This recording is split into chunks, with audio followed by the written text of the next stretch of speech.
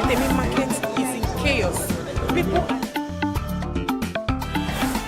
We are national. Those in support of this motion as amended, say aye. Aye. We have taken the vote by default. We are international. Israeli airstrikes. Donald Trump left us the worst unemployment.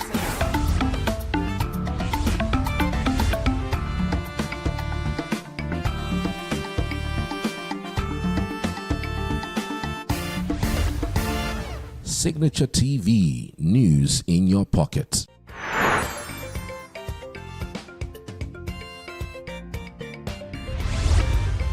Signature TV, news in your pocket.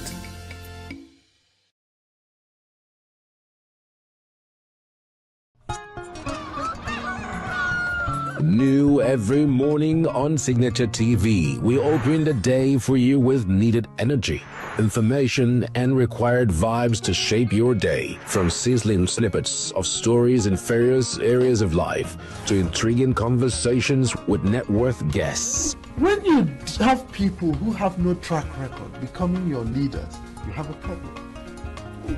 There's no outstanding gratuity when Obi took over from me. I left, in all the accounts of Anambra State, 13.8 billion for him. Your day cannot be complete without Signature Morning on weekdays and Signature New Day on weekends. There is no better way to start your day except Signature Morning and Signature New Day every day on Signature TV.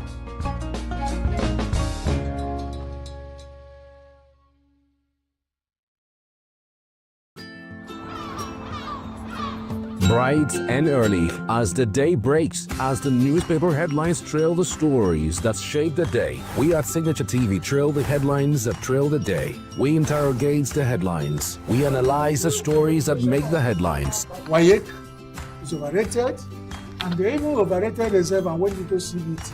They are insensitive of some Nigerian children who have never had what they call CBT. With passion and emotion, we drive the conversation to change a narrative. Let nobody be deceived by Nigerian high level of performing in agriculture export. We are still where we are. Newspaper review on Signature TV every morning on Signature Morning weekdays and Signature New Day weekends. Newspaper review on Signature TV. We do not just review the headlines, we make the headlines relevant to our daily lives.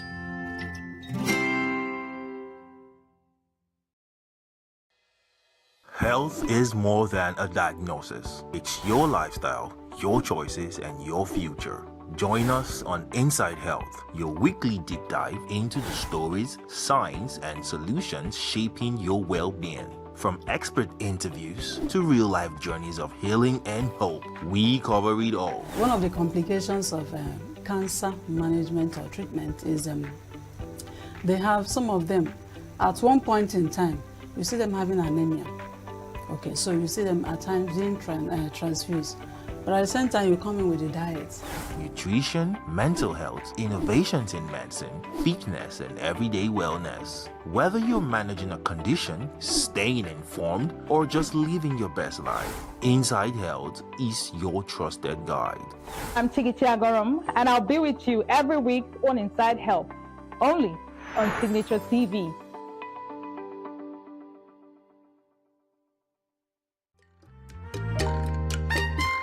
The way we see the world shapes the way we change it. Gender isn't just a checkbox, it's a lens, one that helps us understand the world more deeply and act more fairly. Gender Perspectives, a program for those ready to see more, do more, and be more. Designed to challenge assumptions, ignite conversations, and build inclusive solutions across every sector of society. We are not, fighting the men. We are not saying we are equal in terms of rights.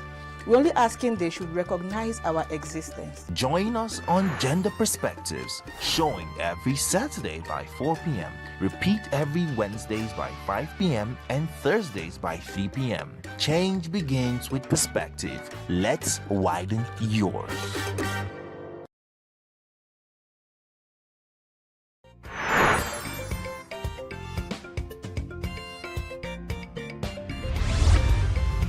Signature TV, news in your pocket.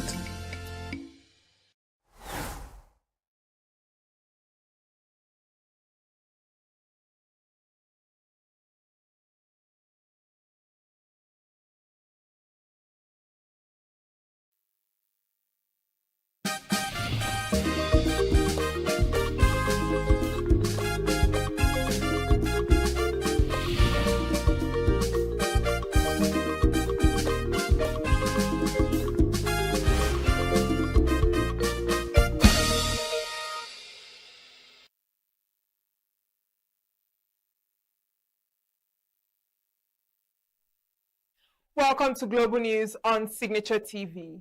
I am Uchenna Chimdi Oluoha. In the headlines, rainstorm renders hundreds homeless in Uduma community, Enugu State.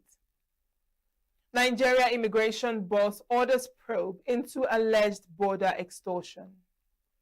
And federal government says US advisory does not reflect Nigeria's security situation. Details in a moment. Every second, every minute, every day, news is breaking. Events occur and there are new developments. At Signature TV, we follow these stories objectively, bringing all sides without bias, explaining the complex issues, breaking down the numbers, and investigating the issues behind the news. Anywhere and everywhere, near or far, wherever the news is, we will be there. Signature TV. News in your pocket. Hundreds of residents of Uketo Duma community in Aniri local government area of Enugu State have been rendered homeless following a devastating rainstorm.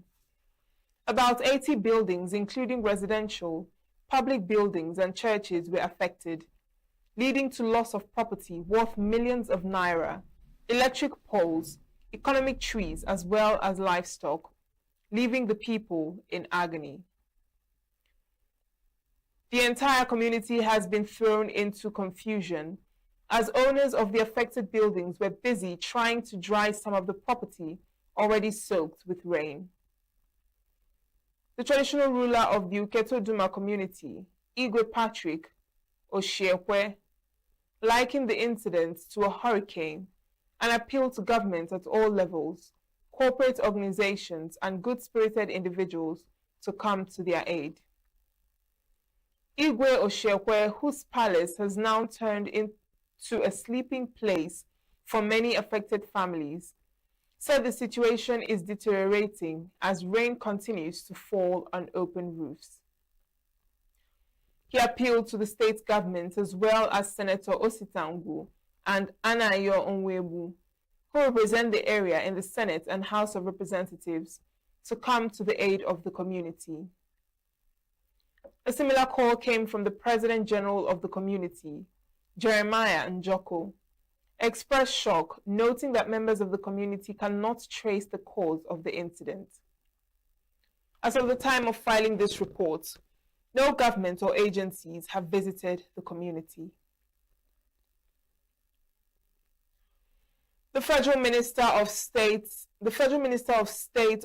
for Foreign Affairs, Bianca Odumegwu Ojukwu, has condemned the growing trend of crowning Ezendibo in foreign countries, describing it as embarrassing. Ojukwu spoke at a meeting of Imobi, the highest decision-making body of Ohaneze Ndigbo in Enugu, said the development has become a source of concern, which is capable of causing diplomatic and communal tensions. She said the government is working with Ohaneze Ndigbo worldwide and the Southeast Council of Traditional Rulers to abolish the practice outside Igbo land. The minister noted that while Igbo associations in the diaspora often organize cultural activities to promote their heritage, the introduction of traditional rulership structures abroad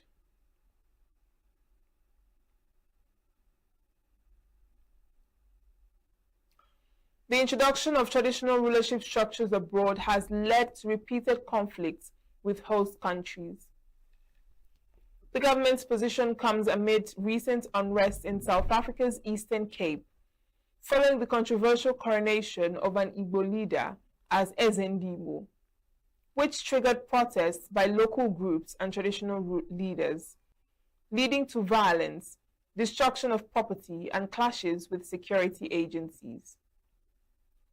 Authorities in South Africa, including the Department of Cooperative Governance and Traditional Affairs, reportedly declared the installation illegal, while local traditional institutions described it as a violation of established customs. President General of Ohaneze, Senator Azutambata, had earlier stated that the Apex Igbo organization would no longer recognize such titles outside Igbo land and plans to communicate the decision to governments and embassies worldwide. The federal government has inaugurated an interagency technical committee to review a proposed $200 billion integrated gas, power, and high-speed rail project, signaling one of the most ambitious infrastructure proposals in Nigeria's history. Secretary to the Government of the Federation, George Akume, while inaugurating the panel in Abuja, charged members to undertake a thorough, objective, and professional assessment of the proposal to guide government decision-making in the national interest. Akume stressed that the scale and complexity of the proposal, which includes multi-phase projects combining gas development, power generation and transmission, and a 4,000-kilometer high-speed rail network, demand rigorous scrutiny. He noted that the government must be satisfied with its technical viability, financial structure, and compliance with regulatory requirements before taking any decision. The SGF said his office had already received inputs from security, financial intelligence, and regulatory agencies, particularly on the project's financing arrangements and participating entities, underscoring the need for a coordinated review. The proposed project is designed to link major economic corridors, including Lagos, Abuja, Kaduna, Kano, and Port Harcourt, with high-speed trains, while also boosting energy supply through integrated gas and power infrastructure. The committee, chaired by the Permanent Secretary, Political and Economic Affairs Office in the SGF's office, comprises representatives from key ministries and agencies, including the Ministries of Transportation, Petroleum Resources, Finance, Justice, and Environment.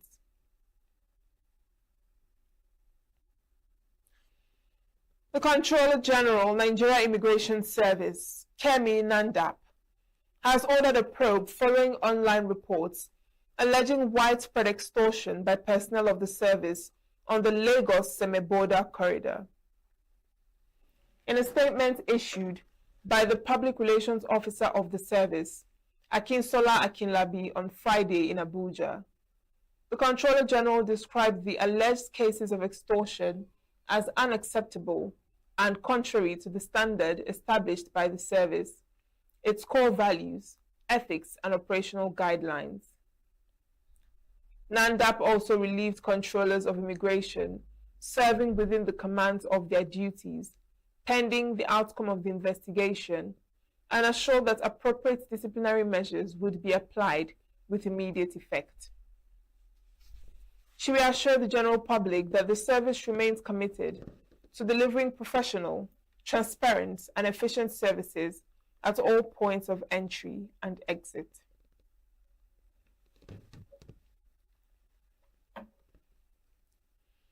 PDP philosopher and thinker, Professor Jerry Ghana, led the national chairman of a faction of the party, Tanimu Turaki, and governor of Oyo State, Seyi Makinde, to a closed-door meeting with chieftains of the African Democratic Congress, ADC, in Abuja. The ADC, whose chieftains hosted the meeting, did not disclose the issues discussed at the meeting, which lasted for over 4 hours. Correspondent Nasir Usman reports.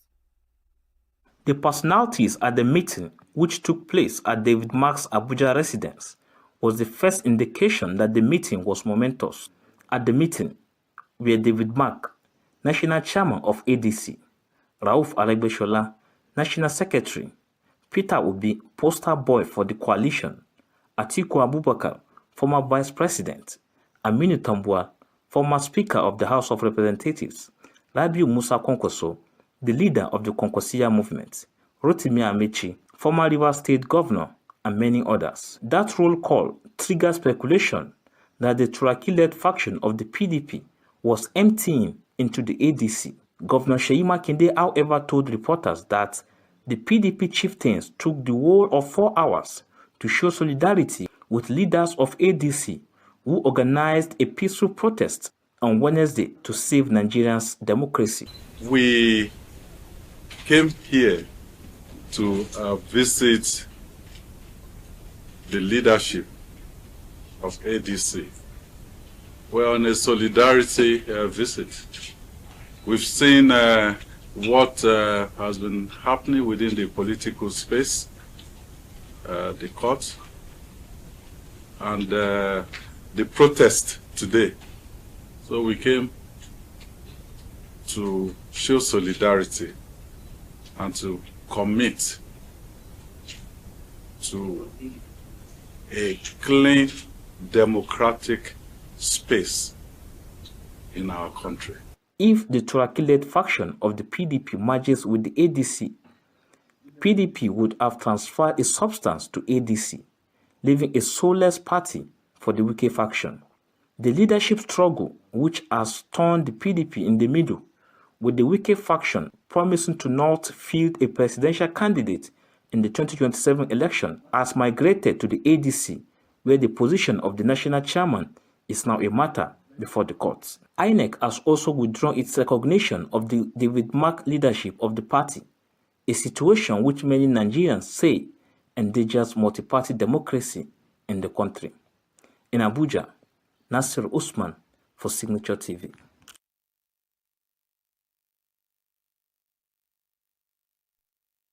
The National Assembly has passed a vote of confidence on Santita Security Services Nigeria Limited, the Nigerian National Petroleum Company Limited, and other security agencies for their role in restoring the nation's oil production. The announcement came at a one-day conference on the pipeline security and crude oil theft, where Parliament also dismissed 3 petitions challenging pipeline surveillance contracts. In recent weeks, calls for the decentralization of these contracts have gained attention.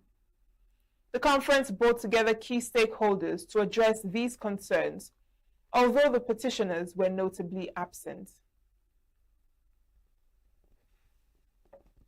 The Joint Committee knows that the petition was not received in the of common militants for peace and unity in the Niger Delta, urgent demand for immediate decentralization, transparency, and competitive procurement in surveillance contracts. The petitioners were duly invited on multiple occasions to appear before the Joint Committee to defend and substantiate the allegations contained in their petition, despite this repeated and formal invitation, including invitation to appear before the Joint Committee today. The petitioners failed to appear on every occasion, offering not valid explanation for their country.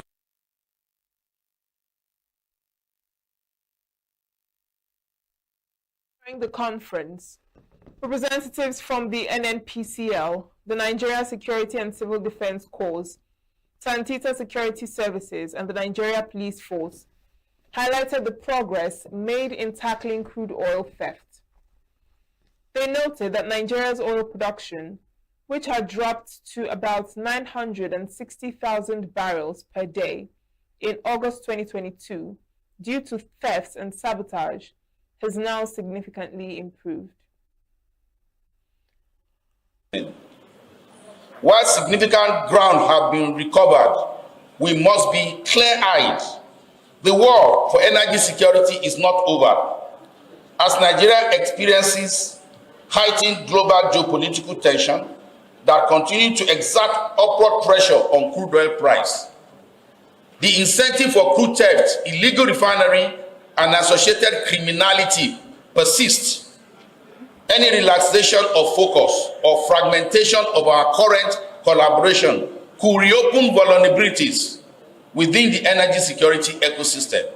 Accordingly, I urge all our stakeholders, legislative, executive, security, regulatory, industry, and community leaders to sustain and institutionalize the collaborative framework that have delivered these gains. One, the pipeline vandalism incidents have dropped by over 40% compared to what we had in the past years. Secondly, we have discovered and destroyed 60% more illegal refining sites, which means we are detecting more and disrupting more. The Nigerian Security and Civil Defense Corps is already mapping out strategy to achieve the 3 million barrels per day towards 2030 as anticipated by the renewed hope agenda of Mr. President. And that has given us the results that we have been earning till today. In 2020, Nigeria was producing about 1.8. At 2021, it was about 1.6. Then in 2022, it dropped to 1.1, including condensate. Then we awarded the contract in August, and we started. Today, we're at about 1.4, including condensate. And we can still do better. Why can we do better? Because we still have short. At the conclusion of the conference, a joint committee moved and passed a vote of confidence on all efforts to safeguard the nation's crude oil production and curb oil theft. Illegal connections discovered and dismantled have increased by over 300%. Volumes lost to theft have dropped from the peak of over 400,000 barrels per day to under 100,000 barrels per day. More importantly, pipeline infrastructure that was previously sabotaged weekly now enjoys longer periods of integrity. Fourth, fiscal impact. For every 100,000 barrels recovered daily, Nigeria saves approximately $3 billion under current prices.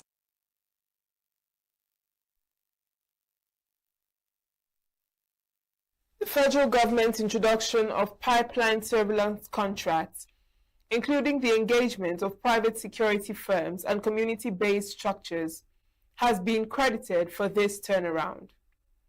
Today, the nation reportedly produces about 1.8 million barrels of crude oil per day, a significant improvement over previous years.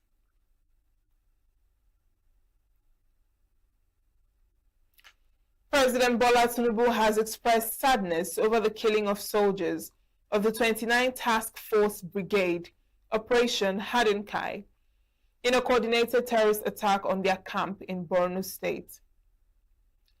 The president also extended heartfelt condolences to the military and the families of the fallen soldiers, urging them to remain strong in the face of the loss.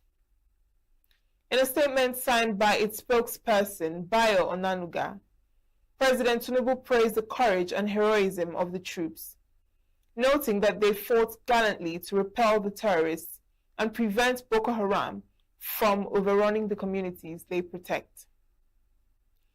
The president urged the leadership of the armed forces and troops on the front line not to be discouraged, but to draw strength from the nation's appreciation of their sacrifices. He equally urged Nigerians and the media to continue to support the military in their relentless battle against insurgency and banditry, assuring that the federal government will continue to work with the state government to achieve total victory and lasting peace. The defense headquarters had confirmed the attack and the casualties which occurred in the early hours of Thursday. It stated that insurgents attempted to breach the facility's defensive perimeter, but were repelled by troops who responded with exceptional courage professionalism, and superior firepower, forcing the attackers to retreat.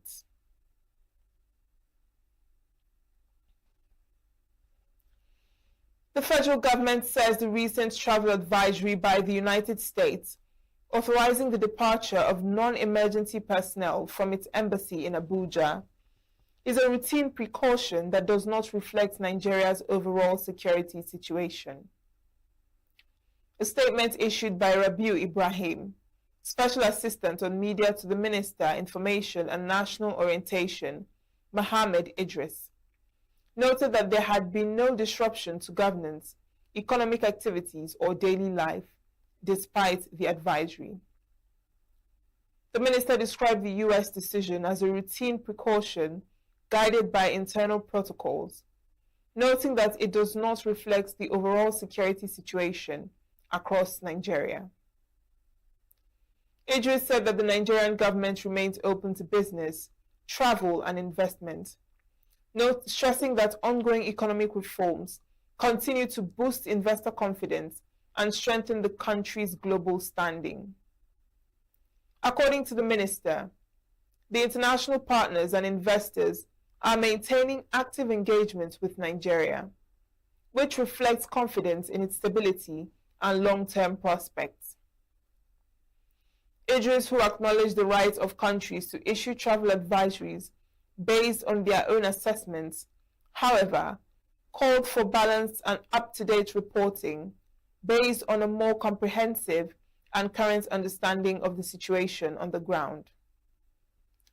The United States had in its advisory cited worsening security concerns as the basis for authorizing the departure of non-essential embassy staff and their families from Abuja, warning of increasing crime, terrorism, kidnapping, and civil unrest.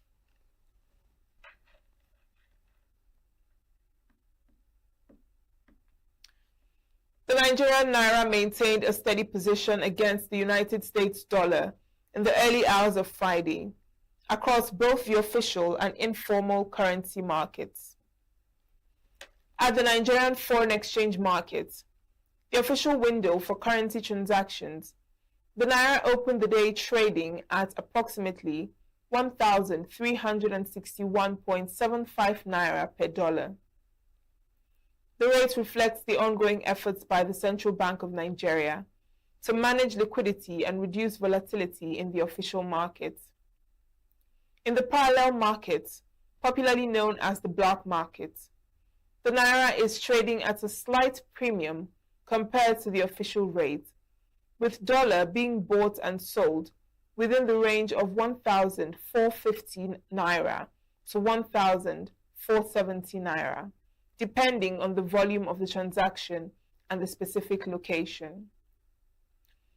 Financial analysts attribute the current stability to a consistent intervention and improved foreign exchange inflows, even as demand for personal travel allowances, school fees, and import bills continue to exert pressure on the local currency. Let's now join Christopher Lele for sports news. The president of the Confederation of African Football, CAF, on Thursday rejected accusations of corruption by the Senegalese government after the body's shock decision to strip Senegal of its AFCON title and award it to Morocco. Motsepe's visit comes at a particular tense time for CAF, following its surprise decision to overturn Senegal's 1-0 win over hosts Morocco in the Cup of Nations final on January 18. CAF cited regulations about leaving the field as it recorded a 3-0 victory in Morocco's favour on March 17. During the match, Senegalese players, head coach and his staff walked off the pitch in Rabat after Morocco were awarded an added time penalty. The Senegalese Football Federation has appealed CAF's decision at the Court of Arbitration for Sport, CAS. The decision has sparked a strong response by Senegal, whose government has called for an international investigation into suspected corruption within the institution. Miriam Mahmood has made history in women's football, becoming the first Pakistani player to reach the UEFA Women's Champions League after helping Wrexham women win the Welsh Premier League title, following her move this season from West Bromwich Albion women in an unprecedented achievement for the sport in Pakistan.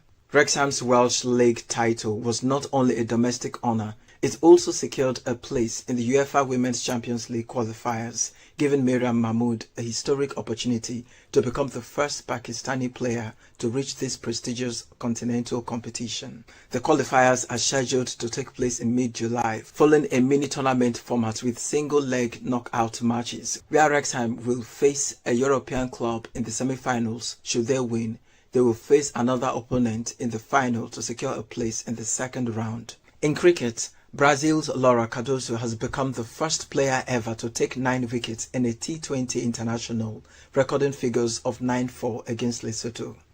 The Seamer achieved the feat in 3 overs as Lesotho were bowled out for 13 in 6.2 overs, clashing 203.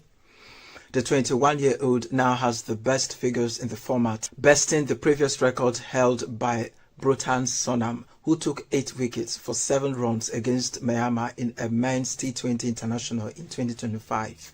Cardoso started her remarkable run of dismissals by taking wickets with 5 consecutive deliveries, spanning last 3 balls of the second over and first 2 of the fourth to leave Lesotho sprawling on 8-5.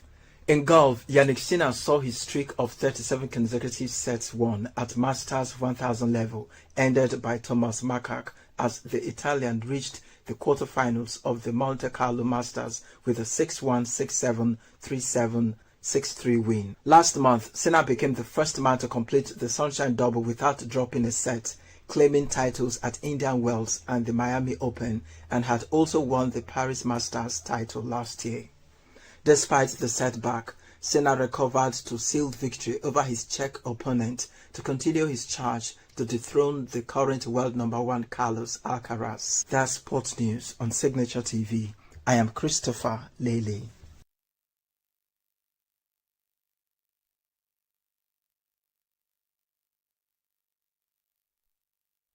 Next is entertainment news with Queeneth Mukunta. Nigerian singer crayon-born Charles Chibueze Chukwu has opened up about his past relationship with fellow artist Tiwa Savage, revealing that he once had a huge crush on her.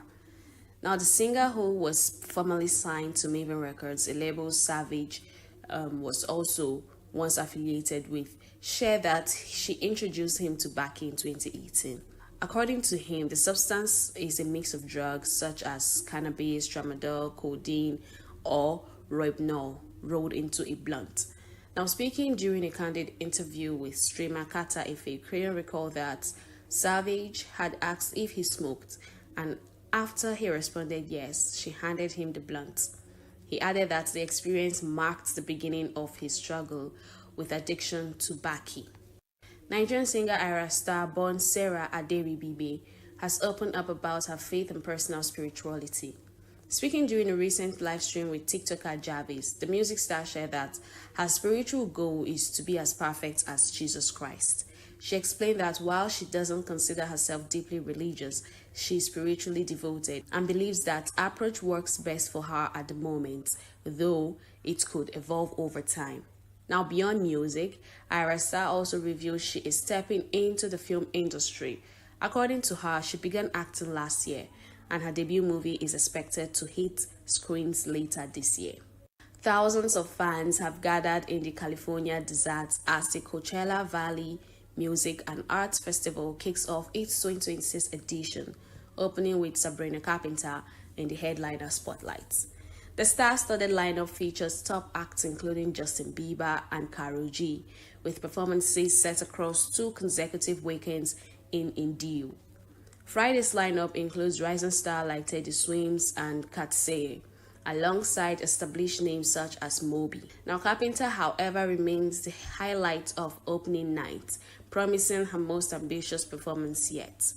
The night will close with Italian DJ Anima, who is set to debut his immersive production, Aidin.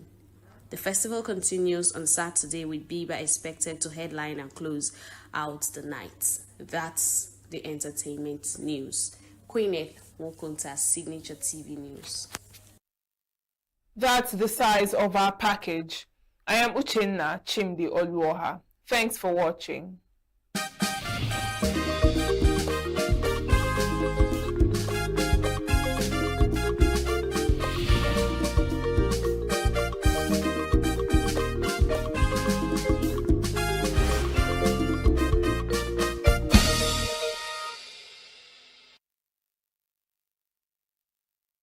Every second, every minute, every day, news is breaking. Events occur and there are new developments. At Signature TV, we follow these stories objectively, bringing all sides without bias, explaining the complex issues, breaking down the numbers, and investigating the issues behind the news. Anywhere and everywhere, near or far, wherever the news is, we will be there. Signature TV. News in your pocket.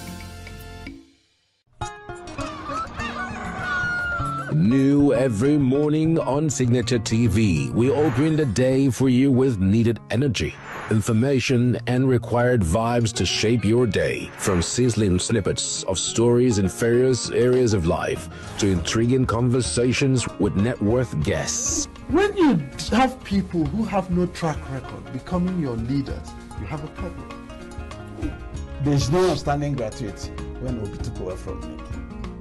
I left, in all the accounts of Anambra State, 13.8 billion for him. Your day cannot be complete without Signature Mornings on weekdays and Signature New Day on weekends. There is no better way to start your day except Signature Morning and Signature New Day every day on Signature TV.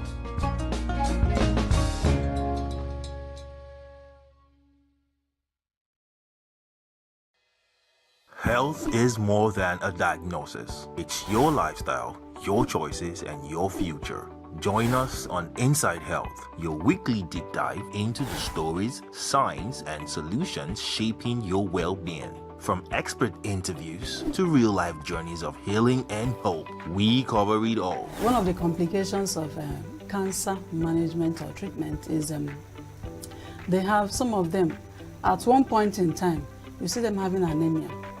Okay, so you see them at times being transfused. But at the same time, you come in with a diet. Nutrition, mental health, innovations in medicine, fitness, and everyday wellness. Whether you're managing a condition, staying informed, or just living your best life, Inside Health is your trusted guide. I'm Tigiti Agorum, and I'll be with you every week on Inside Health, only on Signature TV.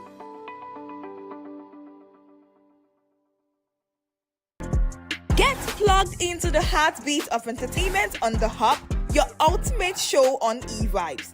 From trending stories and social media drama to top charting music, must-watch movies and exciting moments from the world of arts, we've got it all. Join us for unmissable conversations with your favorite entertainment personalities, plus fun segments every week. I should try harder, so... Okay, I don't know that one.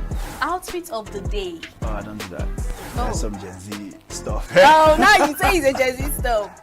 It's everything you love about entertainment, served fresh every week at 1 p.m.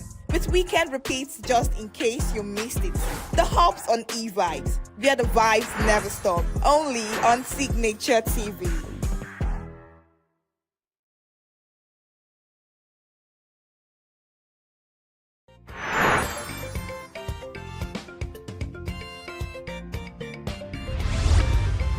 Signature TV. News in your pocket.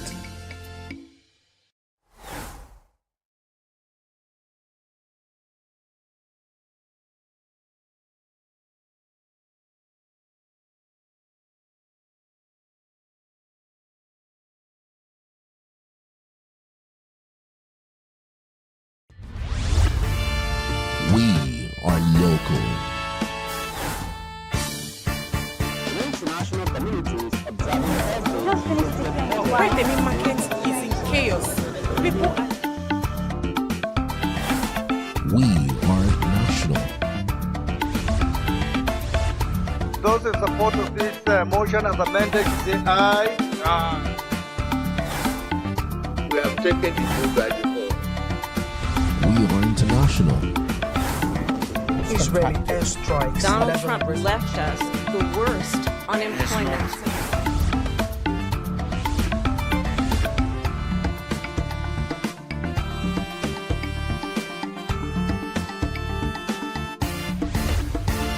Signature TV, news in your pocket.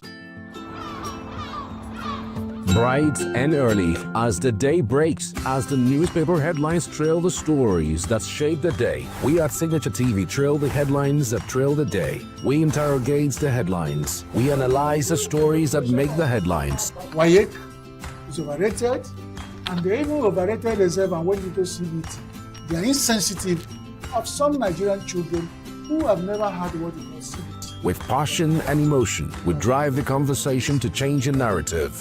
Let nobody be deceived by Nigerian high level of performing in agriculture export. We are still where we are. Newspaper review on Signature TV every morning on Signature Morning, weekdays, and Signature New Day, weekends. Newspaper review on Signature TV. We do not just review the headlines, we make the headlines relevant to our daily lives.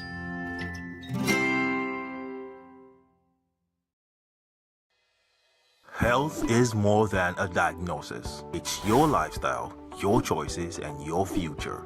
Join us on Inside Health, your weekly deep dive into the stories, science, and solutions shaping your well-being. From expert interviews to real-life journeys of healing and hope, we cover it all. One of the complications of cancer management or treatment is they have some of them, at one point in time, you see them having anemia. Okay, so you see them at times being transfused. But at the same time, you come in with a diet. Nutrition, mental health, innovations in medicine, fitness, and everyday wellness. Whether you're managing a condition, staying informed, or just living your best life, Inside Health is your trusted guide. I'm Chigichi Agorum, and I'll be with you every week on Inside Health, only on Signature TV.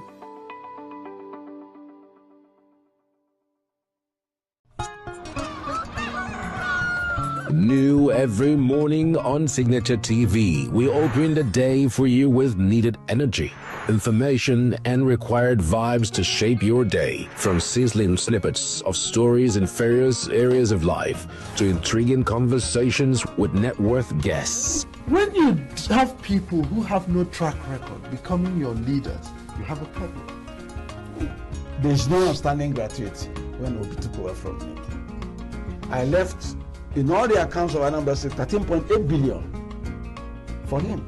Your day cannot be complete without Signature Morning on weekdays and Signature New Day on weekends. There is no better way to start your day except Signature Morning and Signature New Day every day on Signature TV.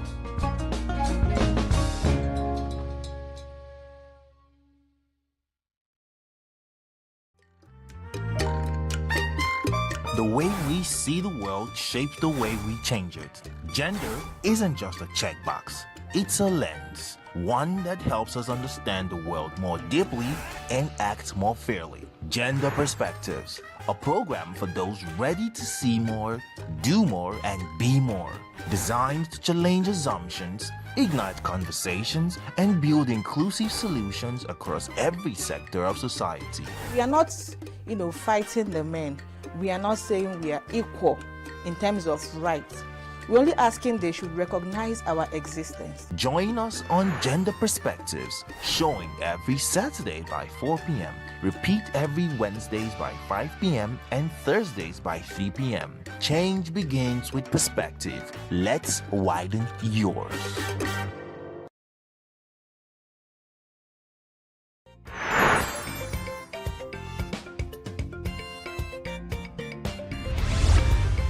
Signature TV, news in your pocket.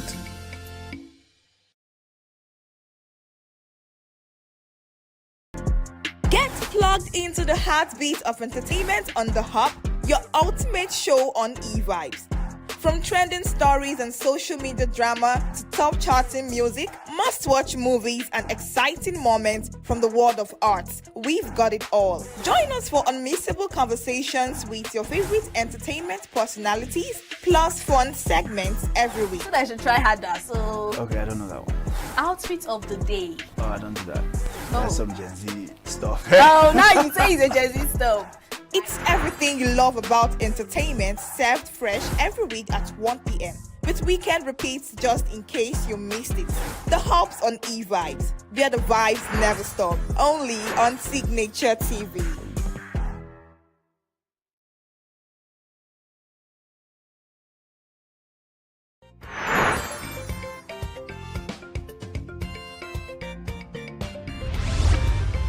Signature TV. News in your pocket.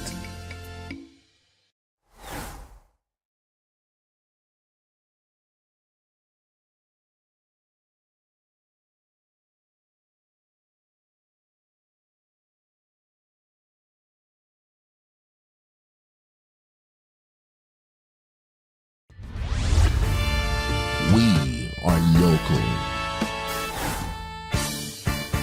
International communities observing every Just finish the Right, the main market is in chaos. People are...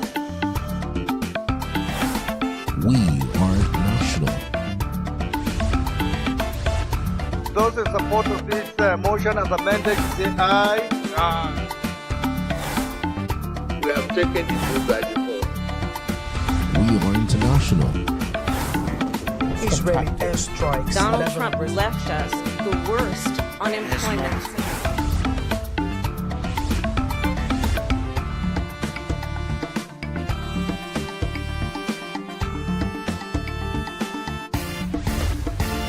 Signature TV. News in your pocket.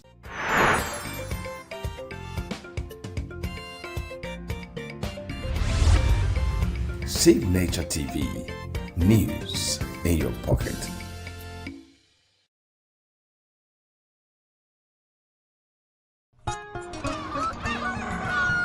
New every morning on Signature TV. We open the day for you with needed energy, information, and required vibes to shape your day. From sizzling snippets of stories in various areas of life to intriguing conversations with net worth guests. When you have people who have no track record becoming your leaders, you have a problem. There's no outstanding gratuity when Obi took over from me. I left in all the accounts of Anambra State 13.8 billion for him. Your day cannot be complete without Signature Morning on weekdays and Signature New Day on weekends. There is no better way to start your day except Signature Morning and Signature New Day every day on Signature TV.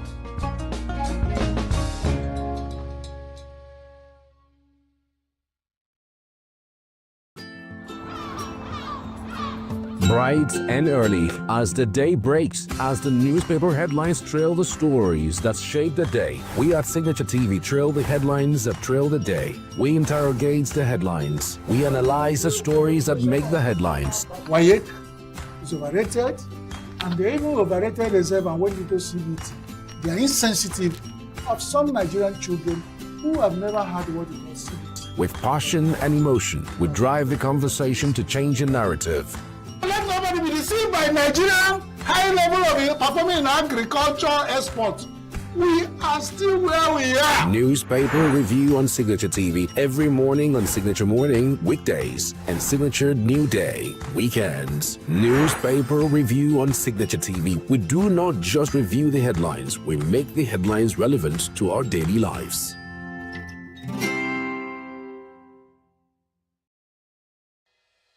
Health is more than a diagnosis. It's your lifestyle, your choices, and your future.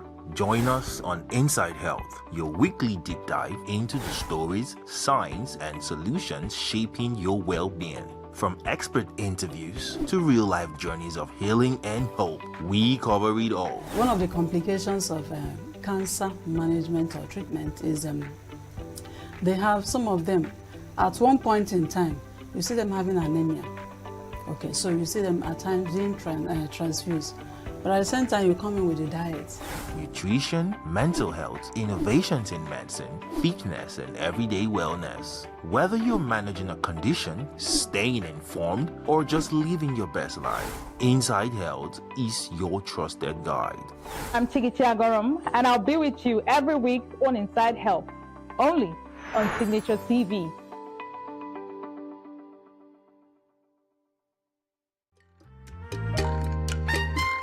The way we see the world shapes the way we change it.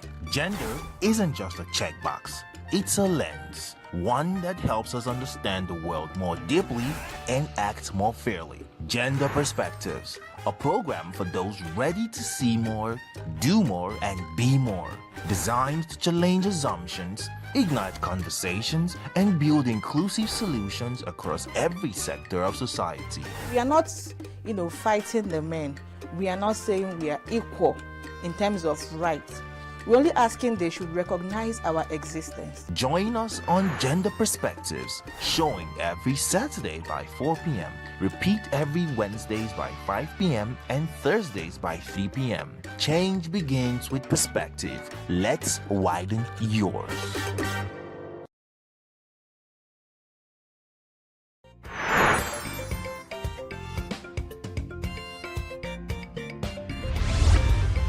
Signature TV, news in your pocket.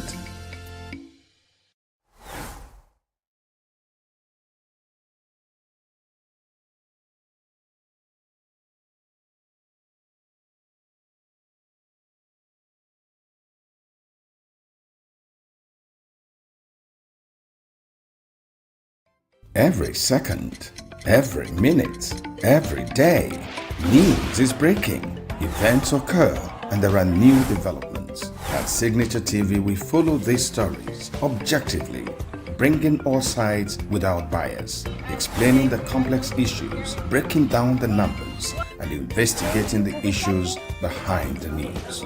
Anywhere and everywhere, near or far, wherever the news is, we will be there. Signature TV. News in your pocket. New every morning on Signature TV, we open the day for you with needed energy, information, and required vibes to shape your day. From sizzling snippets of stories in various areas of life to intriguing conversations with net worth guests. When you have people who have no track record becoming your leaders, you have a problem. There's no outstanding gratuity when Obi took over from me. I left in all the accounts of Anambra State 13.8 billion for him. Your day cannot be complete without Signature Morning on weekdays and Signature New Day on weekends. There is no better way to start your day except Signature Morning and Signature New Day every day on Signature TV.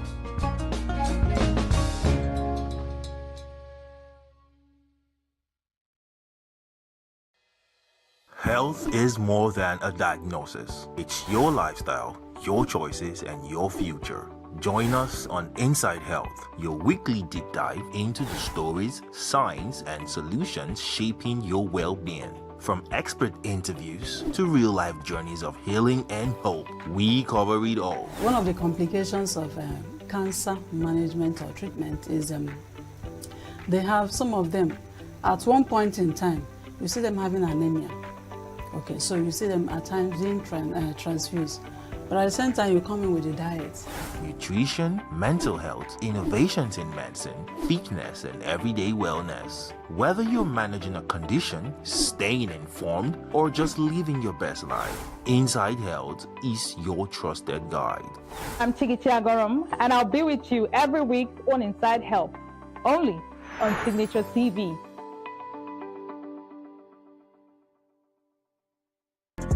Get plugged into the heartbeat of entertainment on The Hub, your ultimate show on eVibes. From trending stories and social media drama to top charting music, must-watch movies and exciting moments from the world of arts, we've got it all. Join us for unmissable conversations with your favorite entertainment personalities, plus fun segments every week. So I should try harder. So Okay, I don't know that one. outfit of the day. Oh, I don't do that. No. That's some Gen Z stuff. Oh, now you say it's a Gen Z stuff. It's everything you love about entertainment, served fresh every week at 1 p.m. with weekend repeats just in case you missed it. The Hub's on eVibes, where the vibes never stop. Only on Signature TV.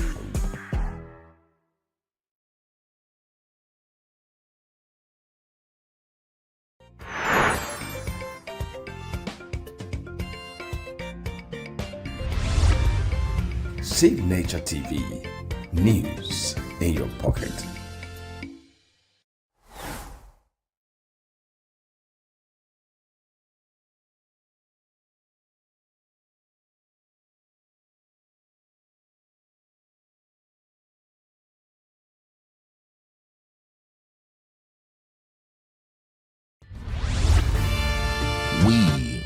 local.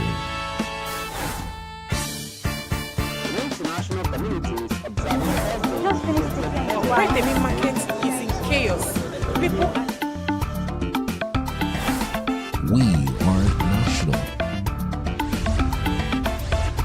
Those in support of this motion as amended, say aye. Aye. We have taken the vote by default. We are international.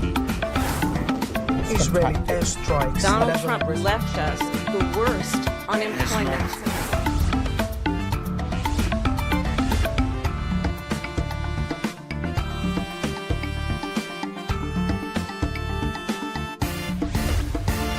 Signature TV, news in your pocket.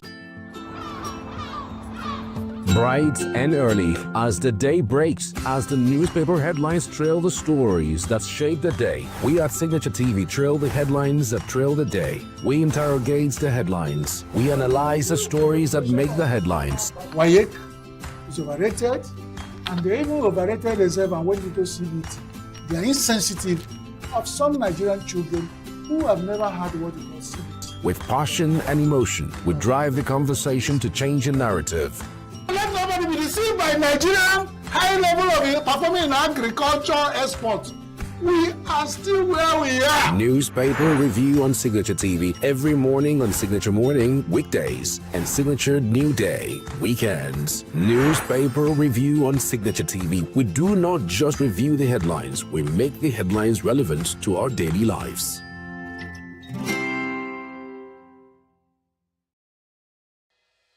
Health is more than a diagnosis. It's your lifestyle, your choices, and your future. Join us on Inside Health, your weekly deep dive into the stories, science, and solutions shaping your well-being. From expert interviews to real-life journeys of healing and hope, we cover it all. One of the complications of cancer management or treatment is they have, some of them, at one point in time, you see them having anemia. Okay, so you see them at times being transfused. But at the same time, you come in with a diet. Nutrition, mental health, innovations in medicine, fitness, and everyday wellness. Whether you're managing a condition, staying informed, or just living your best life, Inside Health is your trusted guide. I'm Tigiti Agorum, and I'll be with you every week on Inside Health, only on Signature TV.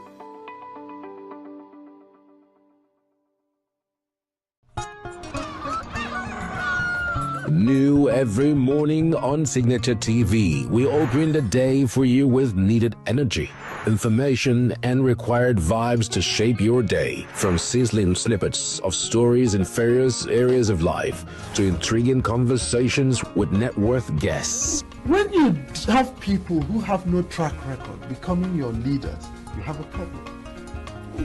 There's no outstanding gratuity when Obi took over from me. I left, in all the accounts of Anambra State, 13.8 billion for him. Your day cannot be complete without Signature Morning on weekdays and Signature New Day on weekends. There is no better way to start your day except Signature Morning and Signature New Day every day on Signature TV.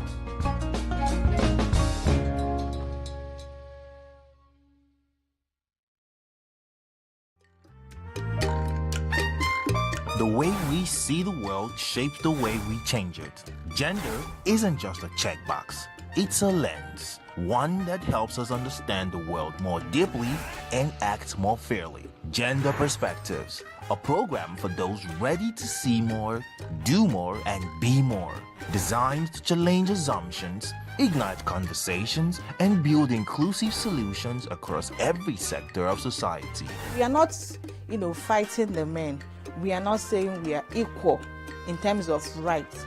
We're only asking they should recognize our existence. Join us on Gender Perspectives, showing every Saturday by 4 p.m. Repeat every Wednesdays by 5 p.m. and Thursdays by 3 p.m. Change begins with perspective. Let's widen yours.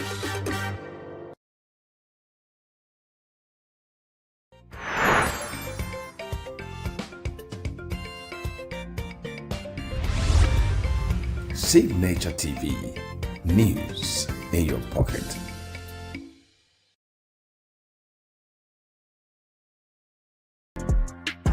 plugged into the heartbeat of entertainment on the Hub, your ultimate show on e-vibes.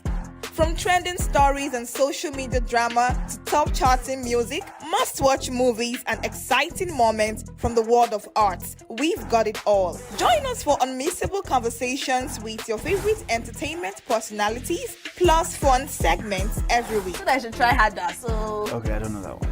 outfit of the day. Oh, I don't do that. That's some Gen Z stuff. Oh, now you say it's a Gen Z stuff. It's everything you love about entertainment, served fresh every week at 1 p.m. with weekend repeats just in case you missed it. The Hubs on e-vibes, where the vibes never stop. Only on Signature TV.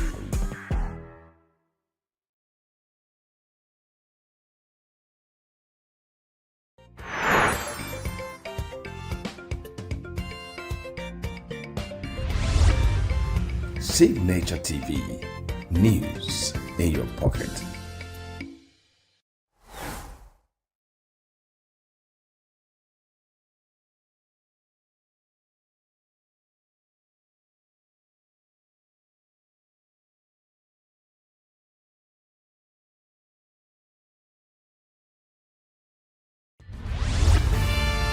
We are local.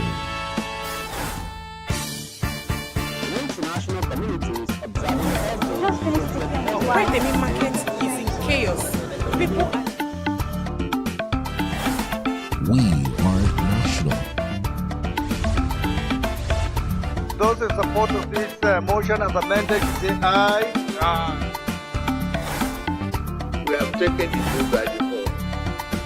We are international. Israeli airstrikes. Donald Trump left us the worst unemployment.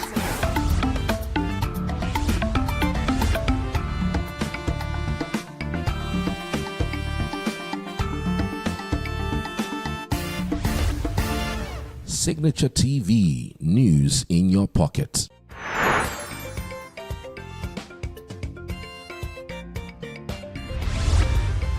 Signature TV. News in your pocket.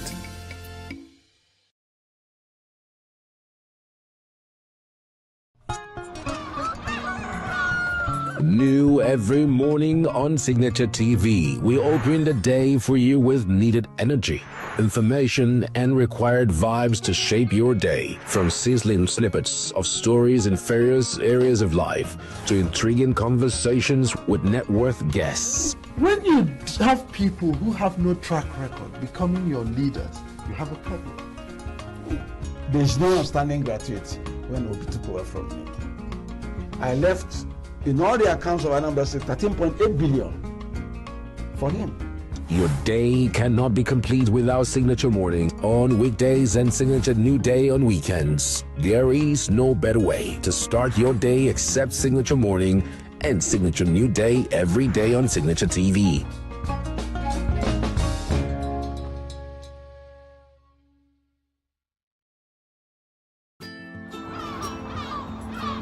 Bright and early as the day breaks, as the newspaper headlines trail the stories that shape the day. We at Signature TV trail the headlines that trail the day. We interrogate the headlines. We analyze the stories that make the headlines. WAEC is overrated, and they even overrated themselves and went into CBT.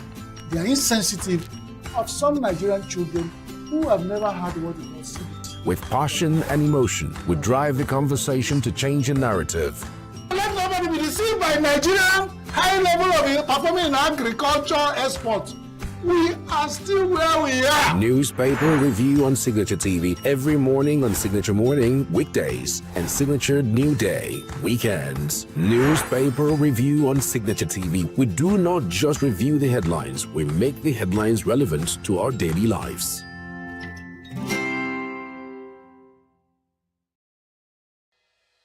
Health is more than a diagnosis. It's your lifestyle, your choices, and your future. Join us on Inside Health, your weekly deep dive into the stories, science, and solutions shaping your well-being. From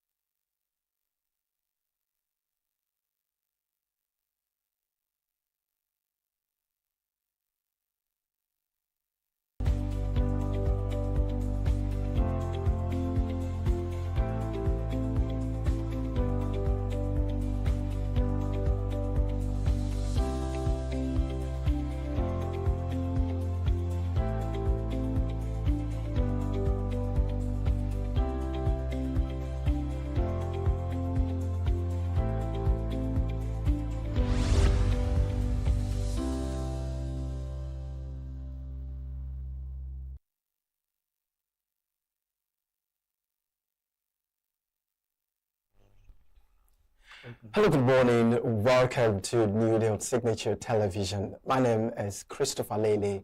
It's going to be an amazing morning, I must say. Okay. Now, before we jump into the program for today, we'll be going straight to the newspaper headlines and what's happening on the headlines. Stay with us. We'll be right back. I'm on air now. So what they do is just try if you feel.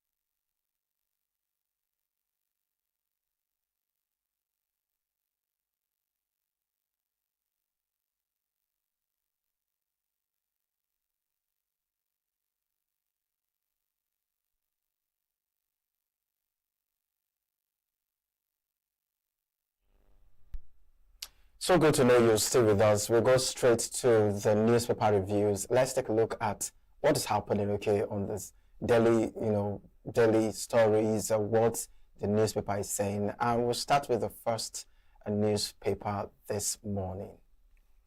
All right, we have with us here is the Vanguard newspaper.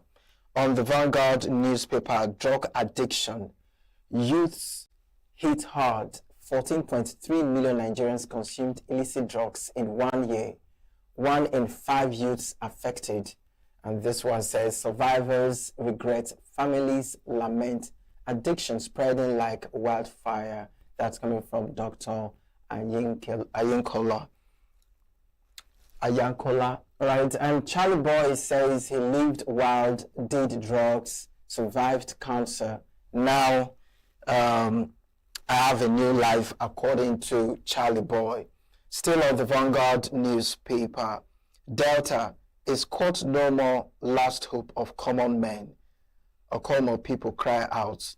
And then the writer here, says, our leaders detained for 2 years without trial.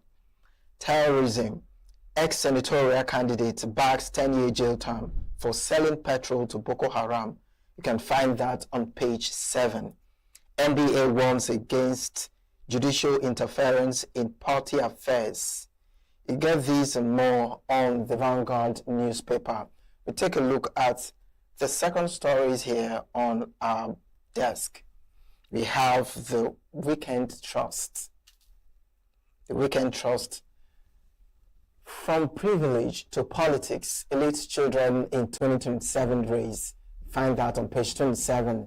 Rainy season, battles before farmers. This is another very, very good and bad time for farmers. INEC postpones voter revalidation. You find that on page 22. Questions, 3.3 trillion naira power bill out can't answer. Questions 3.3 trillion naira power bill out can't answer. How stray bullet killed my 14-year-old niece. That's a sad one. General elections. The ADC push back. Okay, a lot seems to be going on with ADC at this very moment, looking at the elections coming up pretty soon. We'll take a look at the Blueprint newspaper. On the Blueprint newspaper,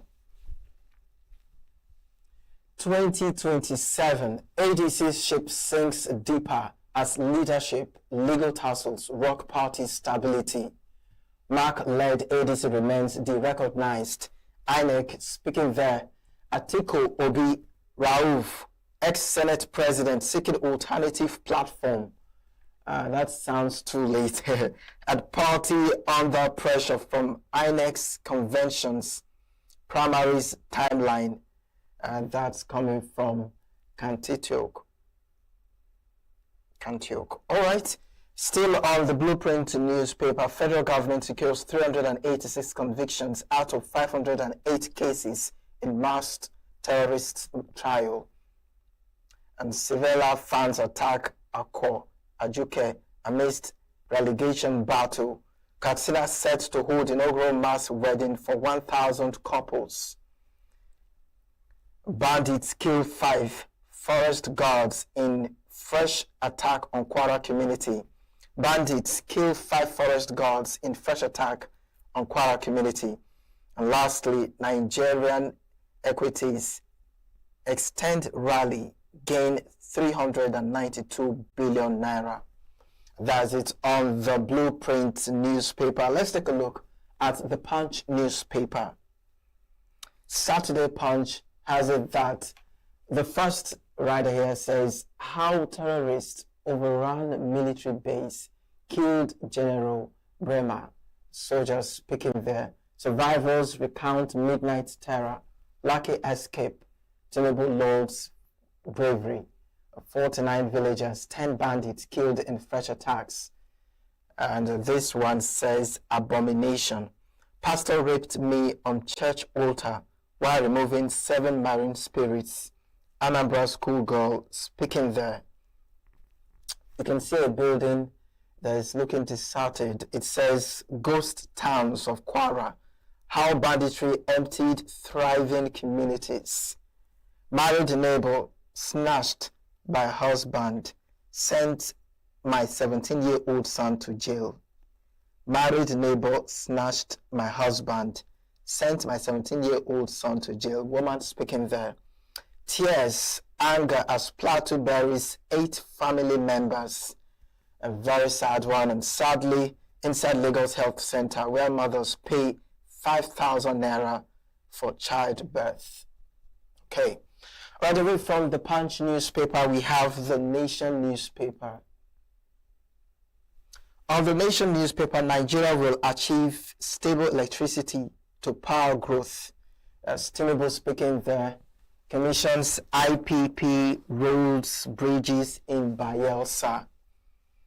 INEC postpones voters' revalidation till after 2027 elections. I take that again. INEC postpones voters' revalidation till after 2027 elections. And the writer says, Amopiton disowns X account. Still on the Nation newspaper, ADC crisis. Mark faction targets PRP, others amidst uncertainty. Writer says, FHC decides leaders' faith Monday. FHC decides leaders' faith Monday. Here's Gombe's suit Tuesday. Confusion shrouds national convention slated for April 14. This one says, I cried in my room when Oyini's wives were deserting him. That's coming from the elder sister. And away from that very story, my ex-deputy plotted to topple me, says Kano governor. Terrorism court convicts 386 in full-day Abuja trial. And the writer here says, ex-senatorial candidate backs 10-year jail term for selling fuel to Boko Haram members. Ex-senatorial candidate backs 10-year jail for selling fuel to Boko Haram members. Deaf autistic girls battle unwanted pregnancies as random men go berserk. All right, and that's just about it on the newspaper review. We have the Oracle right here with us. Madoka, good morning and welcome to New Day. Good morning, Chris, and good morning, people of the world. Welcome to New Day on Signature TV. We are here again to look at the newspaper headlines of things that are happening in Nigeria. Welcome, Chris. Yeah, nice to have you. On the blueprint, we have 2027 ADC, looking forward to 2027, and of course, the deep crisis they're experiencing. And one of the stories here says they're even considering another platform. How does that play out for you? How do you see all of this happening? It's very obvious that the opposition political party leaders, the opposition parties, and all the politicians who find themselves in opposition gearing up for 2027 elections are finding it difficult to the center no longer holds for them. It's no longer at ease, and things are falling apart for them. So, and as usual, they are human beings. As human beings, despite the fact we're not looking at the morals of it at this time, we're looking at the logics, and we're talking about democracy in Nigeria. Anything that will force them not to be part of the 2027 elections is seen as they're looking at as an underdog. Everybody's looking at all the oppositions as underdog. But this has been the culture in Nigeria where a ruling party with this power will always use everything at their disposal to muffle opposition, which is not good for Nigerian democracy. But now, I think into this particular era, we find that is hard hitting. It has never been found this much. I think the level has not gotten to this much over time. So you find ABC, they started very well, and they're putting their house together, preparing for national convention. At that point, they want to do national convention. The INEC letter with some people who I believe are stooges, planted by whatever that is fighting them, are rearing up their ugly head, making it very difficult for them to settle, to concentrate on organizing themselves for that election. It's not good for Nigerian democracy. It's not good for Nigerian democracy. And it can never be good for Nigerian democracy if we continue on this trajectory. And it's dangerous. It's dangerous. When the whole build-up started, we were crying here, why is this so? Nigerians seem to be going to one-party state, and that doesn't seem to be enough. We found out that the ruling party has everything that they needed if it's their political strategy that I won them almost all the governors in Nigeria, won them all the senators, won them all the Federal House of Reps, won them all the governors and their structures in the states. And now somebody will ask, what else do they want? Why not just allow the opposition to breathe? Let them come out. But Nigeria and the world that watching us will look at us as people who to seemingly look like we are practicing democracy. Instead of, there's a way you do this, you get to the point, it become obvious that actually whatever force that is making the opposition not to go for 2027 is powerful and is destructive. That's all I say. Now, with these challenges right now, do you see the likes of Obi, Atiku, and Kwankwaso thinking why joining ADC? No, the idea is that the politicians are like goats. If you pursue goats from the farm, it will go to the barn where they tie the yam. The goat must eat yam or grasses. So they go to where they find those things to eat. And if in Nigerian political system as it is now, everywhere they put head, there will be a problem. They'll continue to seek for alternative platforms because their ambition is to contest in 2027 election. So, Obi, Kwakwanso, Atiku, all of the Amechi, Mark, Aegbesola, and all, they have to keep seeking for alternative platforms that they say the native doctor cures one sickness, but another sickness will kill native doctor. So whatever is the case, they are politicians and they know what they are doing. I am saying that let it be that we have justice. Let it be that we have playing ground, even if it's not level. Right. Because you can hardly find this an iron in Nigeria to find level playing ground. In all things we do, there's no level playing ground. Is the winner takes it all, or the akakaka bajiaka, the stronger hand breaks the other hand. Whatever that is, let there be seen that we have practicing democracy. The federal government have to watch it, because all hands are pointing to the ADC-led government, federal government of Nigeria, that when the owl cries at night and the baby dies in the morning, it's linked. So let it not be that anywhere the opposition put their hand, the people keep asking, why are they afraid of that the federal government, APC-led government, felt, and they're giving us a lot of things they've done. I mean, it should be their selling point. That means maybe to go for the muffling, because the one is left now is to put all the opposition in exile. There's nothing left to be done.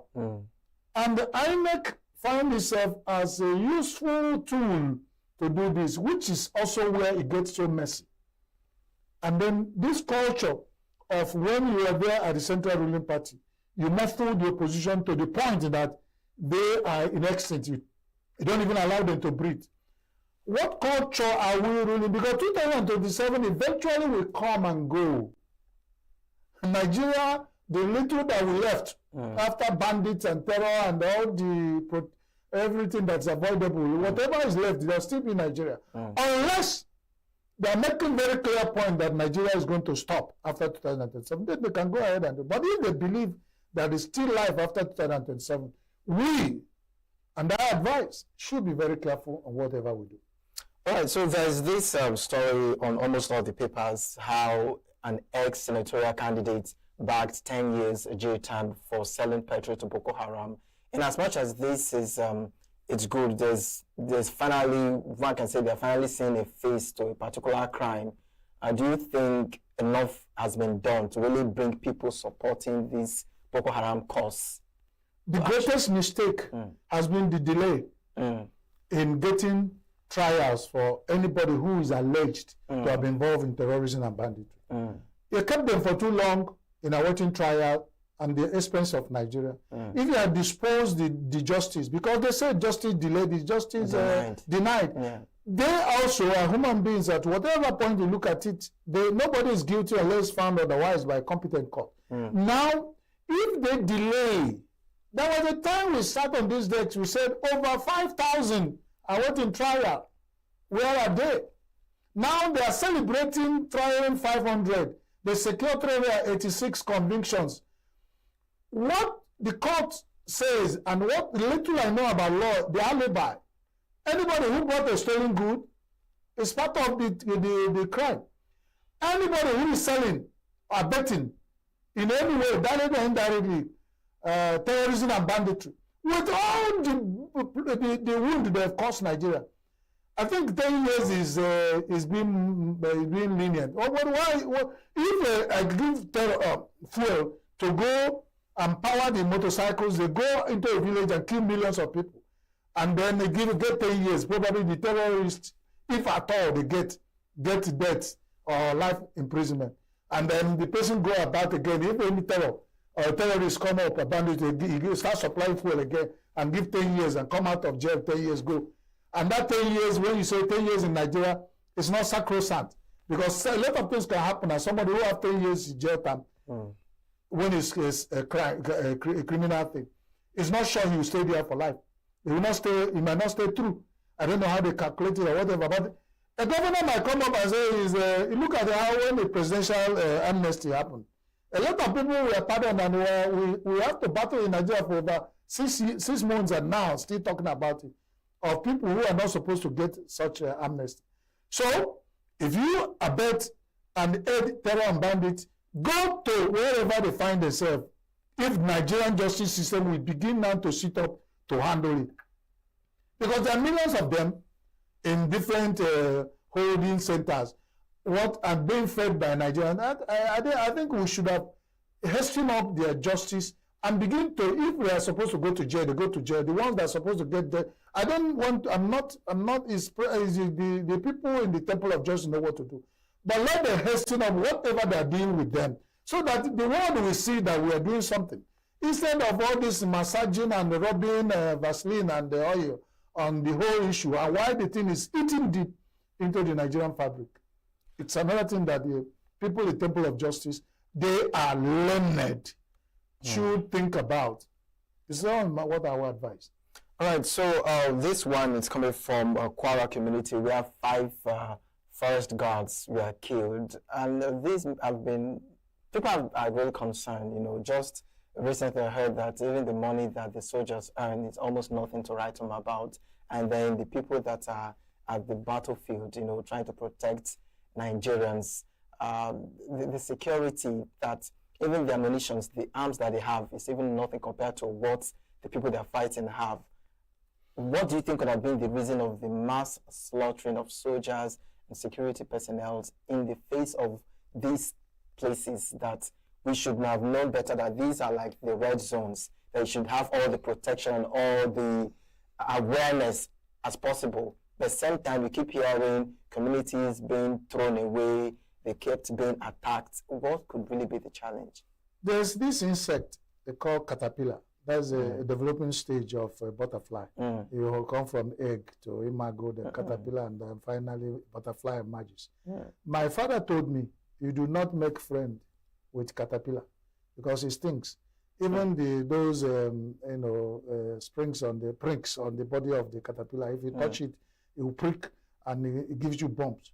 So nobody makes friend with caterpillar. Now, why is Nigeria, that rumor that has not been cleared by the army, even the army chiefs have come out to justify why they are recruiting, they say, rehabilitated terrorists into the army. What can Nigeria do for their girlfriend's son for them to be called Papa? What can you do for your girlfriend's son to be called? How long does it take to rehabilitate a radicalized terrorist and bandit?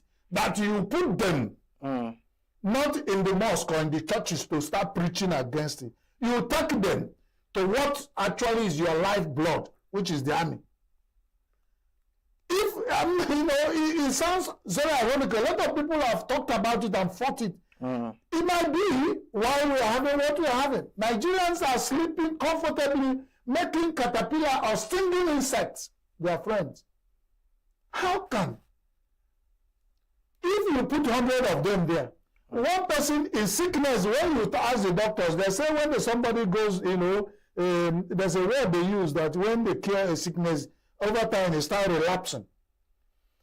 Who said that some percentage of the repentant terrorists and bandits are now relapsing into bandit and terror to become a big wound for a whole camp of army and barracks to be, what they call it, to be, attacked, and generals commanding those places being killed, not one, not two. For them to inhabit a whole community, in the whole of the Kwara, how many army barracks do we have there? And knows that some of them will even write to the communities that are coming, and they still come. Yeah. Now, we're even talking about the forest guards. These are the ones who have identified their forest guards going to the bush looking for where these terrorists and bandits are hiding. So you expect such, pushback. But what happens to the comfortable villagers who are sleeping in their houses, in their villages, or worshiping in their church? They are attacked and cleared and killed, and we are talking, these things keep going on and on and on. So the federal government, celebrating their convictions of God, should have made a very clear statement, very hard one. Because if somebody bites you in the eyes without fear, or bites you in the head without fear, fear of the brain that will come out when your skull is broken, If you want to bite the person at the backside, don't be afraid of the smelly thing that come out of there. Bite. Because these things will, somebody bite you. A baby you are breastfeeding, a baby bite you at the breast and you say, hey baby, it kills the baby. So that the baby will know that what he did is bad. Am I saying it's not only in bandit and terror? In Nigeria, the former vice president of Nigeria, this SAN, was named the man from Lagos, who used to be former commissioner of justice in Lagos State. That was the vice of Buhari. Said that our greatest problem has been not punishing offenders in Nigeria with clear eyes and strict, so that everybody will know that when you do this, you get this. When you do this, a lot of things in Nigeria, people are getting away from committing serious offenses just because of who is their father, who they know, or connections and that. So our justice system is going dead. People know you can do anything and then minus plus 50-50. What the doctors will tell you when they want to do surgery, certain surgery, is you do it. If you had a 50% chances you survive, nothing happens to you. And it's clear, it has happened in Nigeria. We can mention cases that our justice system have been influenced. They close their eyes permanently. When justice is supposed to be blind and hit at anybody, whether it is your papa or your mama, but we are emotional and sentimental with justice. And that has brought our rule of law, brought it to the sand. So it's not only bandits and terror. Nigerian government has not taken hard decisions when it comes to bandits and terror. They are rubbing eyes, Vaseline on the cases, trying to rehabilitate them. But if you use carrot and stick, and then if you rub it Vaseline and to the point your Vaseline finish, hit hard for once, let them know that you are not the only tree, or about more than a tree. It's not the only tree that bears fruit that they press the mouth. Tell them that we also human beings, we are breathing. That what is good for the geese is good for the gander. You cannot be killing Nigerians. How many number of Nigerians have been killed by bandits and terror that when they find themselves into you hold them and you still be rubbing Vaseline and oil for their back side? For what? They look at you as if you are, and this what is happening that is giving them impetus to keep, which day that we have sat down here to talk about headlines that we don't find Nigerians dying. Calculate the numbers of today's headlines that have been killed by bandits and terror. Then calculate the ones who are dying of hunger and hardship and sickness. Calculate of the ones dying by accident and so many things. Calculate by the ones that are doing, so many other things killing Nigerians. And this, for how long? One musician said, now so we go the day. Now this leg, now I'm going to take rich woman. And all the politicians are concerned about 2027. And I keep saying, if Nigeria continue on this trajectory, we might not even find one single Nigerian who will come out for the push in 2027. Because when they're all dead men don't vote. Indeed, dead men don't vote. So that's how far we go on this newspaper review this morning. It's been an amazing time. Thank you so much, Maduka, for joining us this morning. Thank you, Chris, for coming on New Day. Thank you for hosting us today. All right, stay with us. We'll be jumping up for a short break. We'll come back with our first interview this morning. Thank you.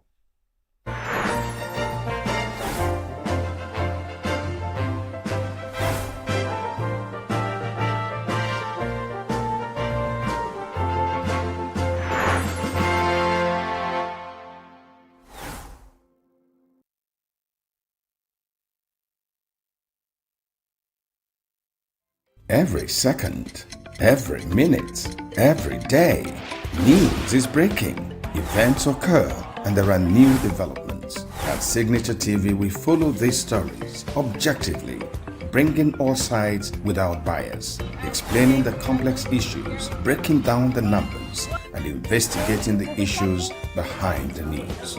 Anywhere and everywhere, near or far, wherever the news is, we will be there. Signature TV. News in your pocket.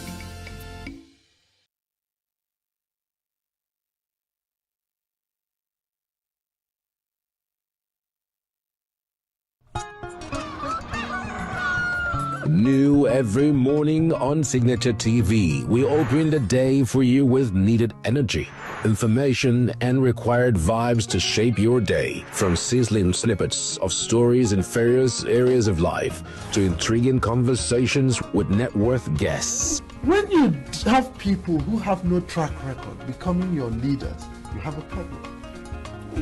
There's no outstanding gratuity when Obi took over from me. I left, in all the accounts of Anambra State, 13.8 billion for him. Your day cannot be complete without Signature Morning on weekdays and Signature New Day on weekends. There is no better way to start your day except Signature Morning and Signature New Day every day on Signature TV.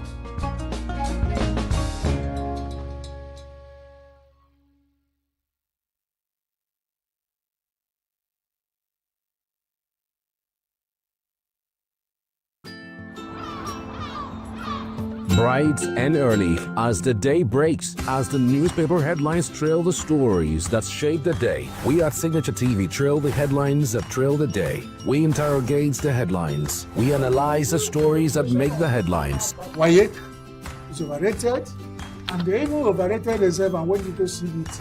They are insensitive of some Nigerian children who have never had what they call CBT. With passion and emotion, we drive the conversation to change a narrative.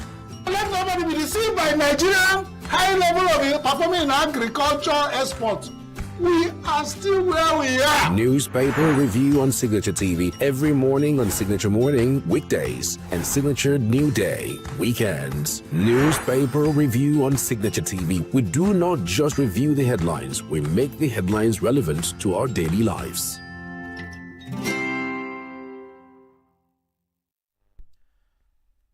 Thank you for staying with us right here on New Day on Signature Morning.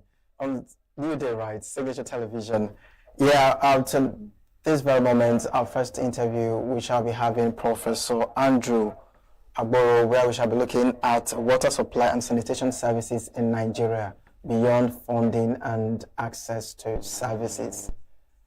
All right, Professor, good morning. Welcome to... Okay, before we have the professor join us, we'll go for a short break. We'll be right back. Nigerian singer Crayon-born Charles Chibueze Chukwu has opened up about his past relationship with fellow artist Tiwa Savage, revealing that he once had a huge crush on her. Now, the singer, who was formerly signed to Maven Records, a label Savage was also once affiliated with, shared that she introduced him to back in 2018. According to him, the substance is a mix of drugs such as cannabis, tramadol, codeine, or rohypnol rolled into a blunt. Now, explain that while she doesn't consider herself deeply religious, she is spiritually devoted and believes that approach works best for her at the moment, though it could evolve over time. Now, beyond music, Irasa also reveals she is stepping into the film industry. According to her, she began acting last year, and her debut movie is expected to hit screens later this year. Thousands of fans have gathered in the California desert as the Coachella Valley Music and Arts Festival kicks off its 2026 edition, opening with Sabrina Carpenter in the headliner spotlight. The star-studded lineup features top acts including Justin Bieber and Karol G, with performances set across 2 consecutive weekends in ENUGU.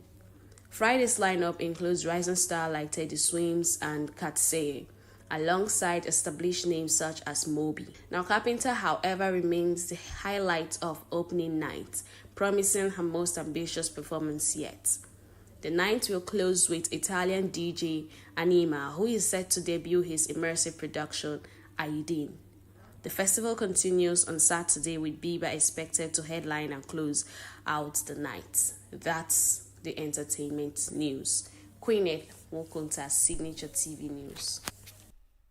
Thank you for still staying with us. We have Professor Andrew Agboro joining us this morning to discuss water supply and sanitation services in Nigeria, beyond the funding and access to services. Professor, good morning and thanks for joining us. Thank you very much. Thank you for having me here. Good morning, audience. Everybody depends on where you're listening from. All right, Professor, let's get to learn from you. These are questions that have been on the lips of many Nigerians. When a water supply system, let's say has been made and it gets bad, who is supposed to fix it, and why do we experience the gap before it's being fixed? Because we've come across different water facilities, that projects that the government, state government, local government, they've put out there, and let's say within a couple of months it will go all right, people will use it, somehow it gets bad, and that's just the end of it. You don't say it's being sorted out anymore. What do you think? Who should be the one responsible to fix it? Yeah, one of the challenge we have, thank you so much for the question. One of the challenge we have is, we want to term it as legal fragmentation, because the 1999 Constitution creates a jurisdictional overlap between the federal, the state, and the local government. And this most of the time leads to a blame shift and poor coordination. The state government has their role to play, the federal government has their role to play, and the local government has their role to play. Even worse comes, they have their role to play. If you want real sustainability, you need to move beyond infrastructure. You must look into long-term sustainability. And in looking into long-term sustainability, there are several indices that has to be considered.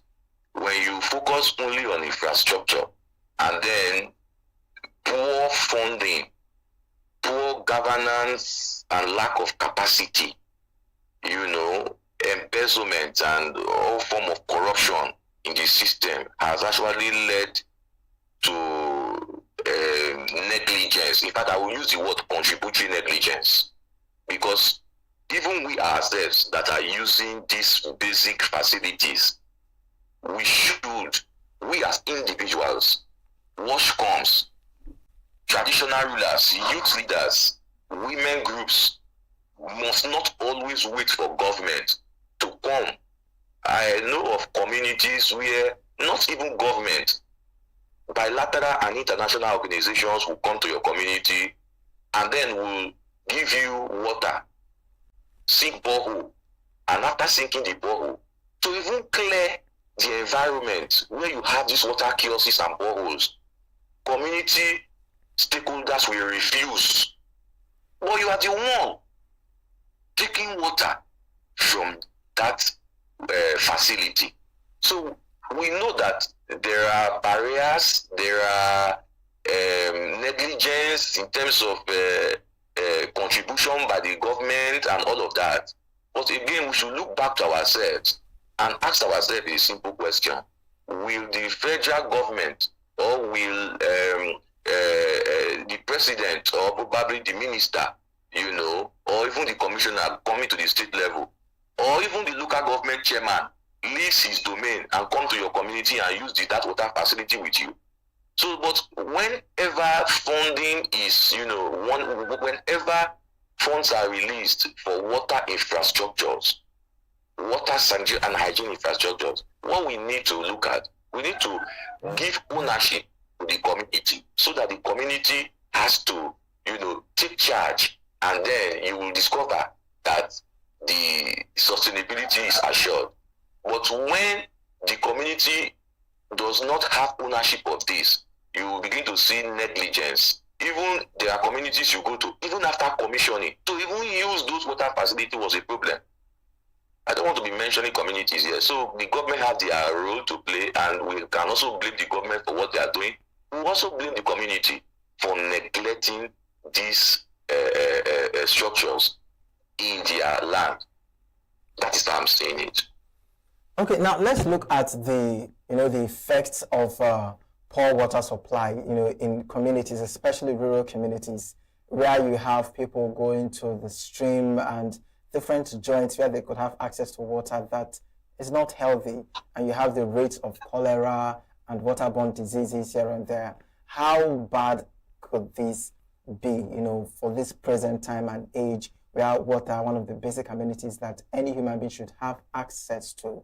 Do you see the government, also, when I mean the government this time around, I'm not just talking about the federal government, I'm talking about both the federal, the states, the local government, is it a fund issue, or is it some sort of not being concerned with the basic needs of the people?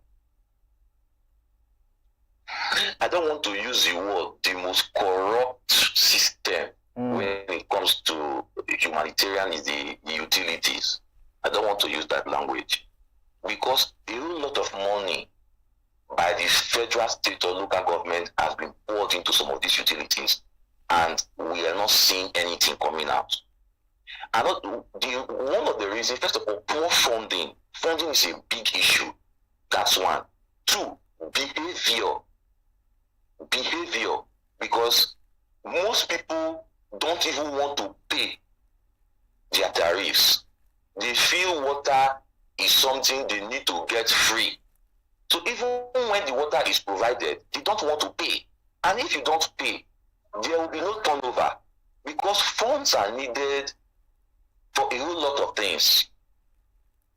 I cannot overemphasize what the funds are needed for in the utilities. So we need to look at that. We also need to look at funding. Even when funds are released, going by the estimates we have today, there are estimates that says that over 40% or 50% of the funds probably may be diverted. What the funds are released for in those utility, they are not used for it. Embezzlement, that is why I talked about corruption earlier. And two, there is poor political will. So it trickles down. First of all, there is poor political will from the government side to look into the basic needs of the people. Like you mentioned, cholera. There are some communities that don't have water, which is a basic facility, which is something, every human being should have. They drink from contaminated water, and before you know what is going, you start having neglected tropical diseases, elephantiasis, schistosomiasis, cholera, and all of that. So the people are suffering.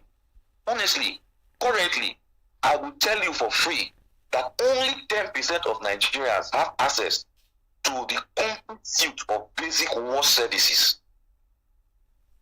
And we will look at this challenge.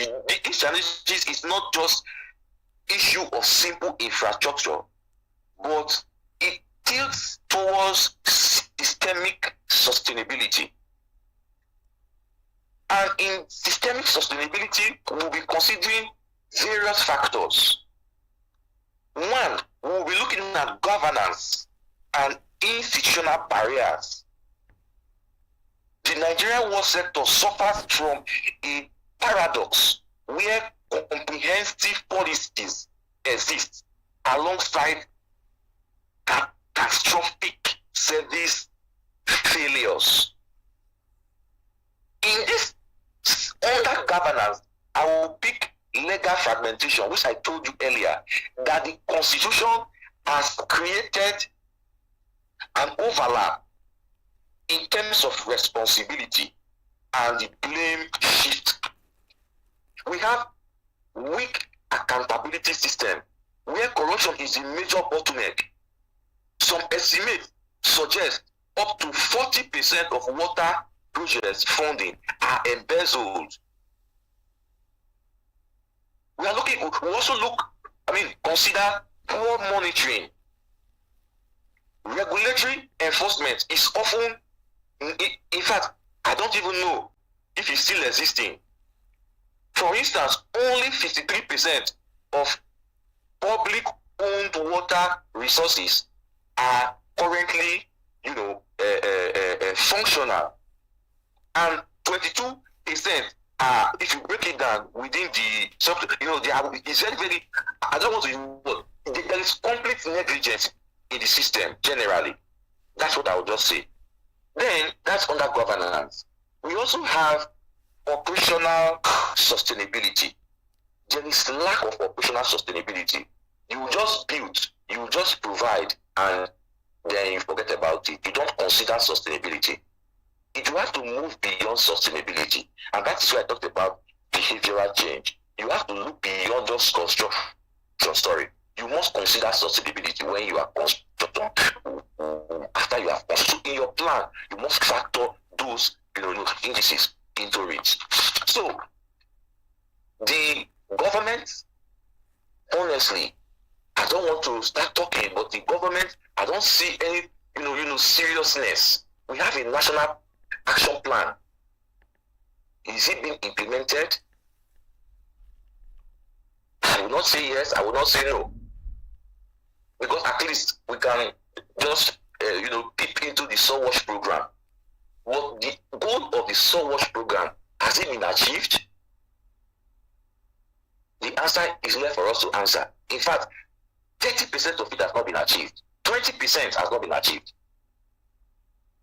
Because we are saying that Nigeria, by the plan, at least 60 million Nigerians should have access to water. And going by what we have now, we don't even have 10%. I mean, 90% of Nigerians do not have access to basic water supply. Okay.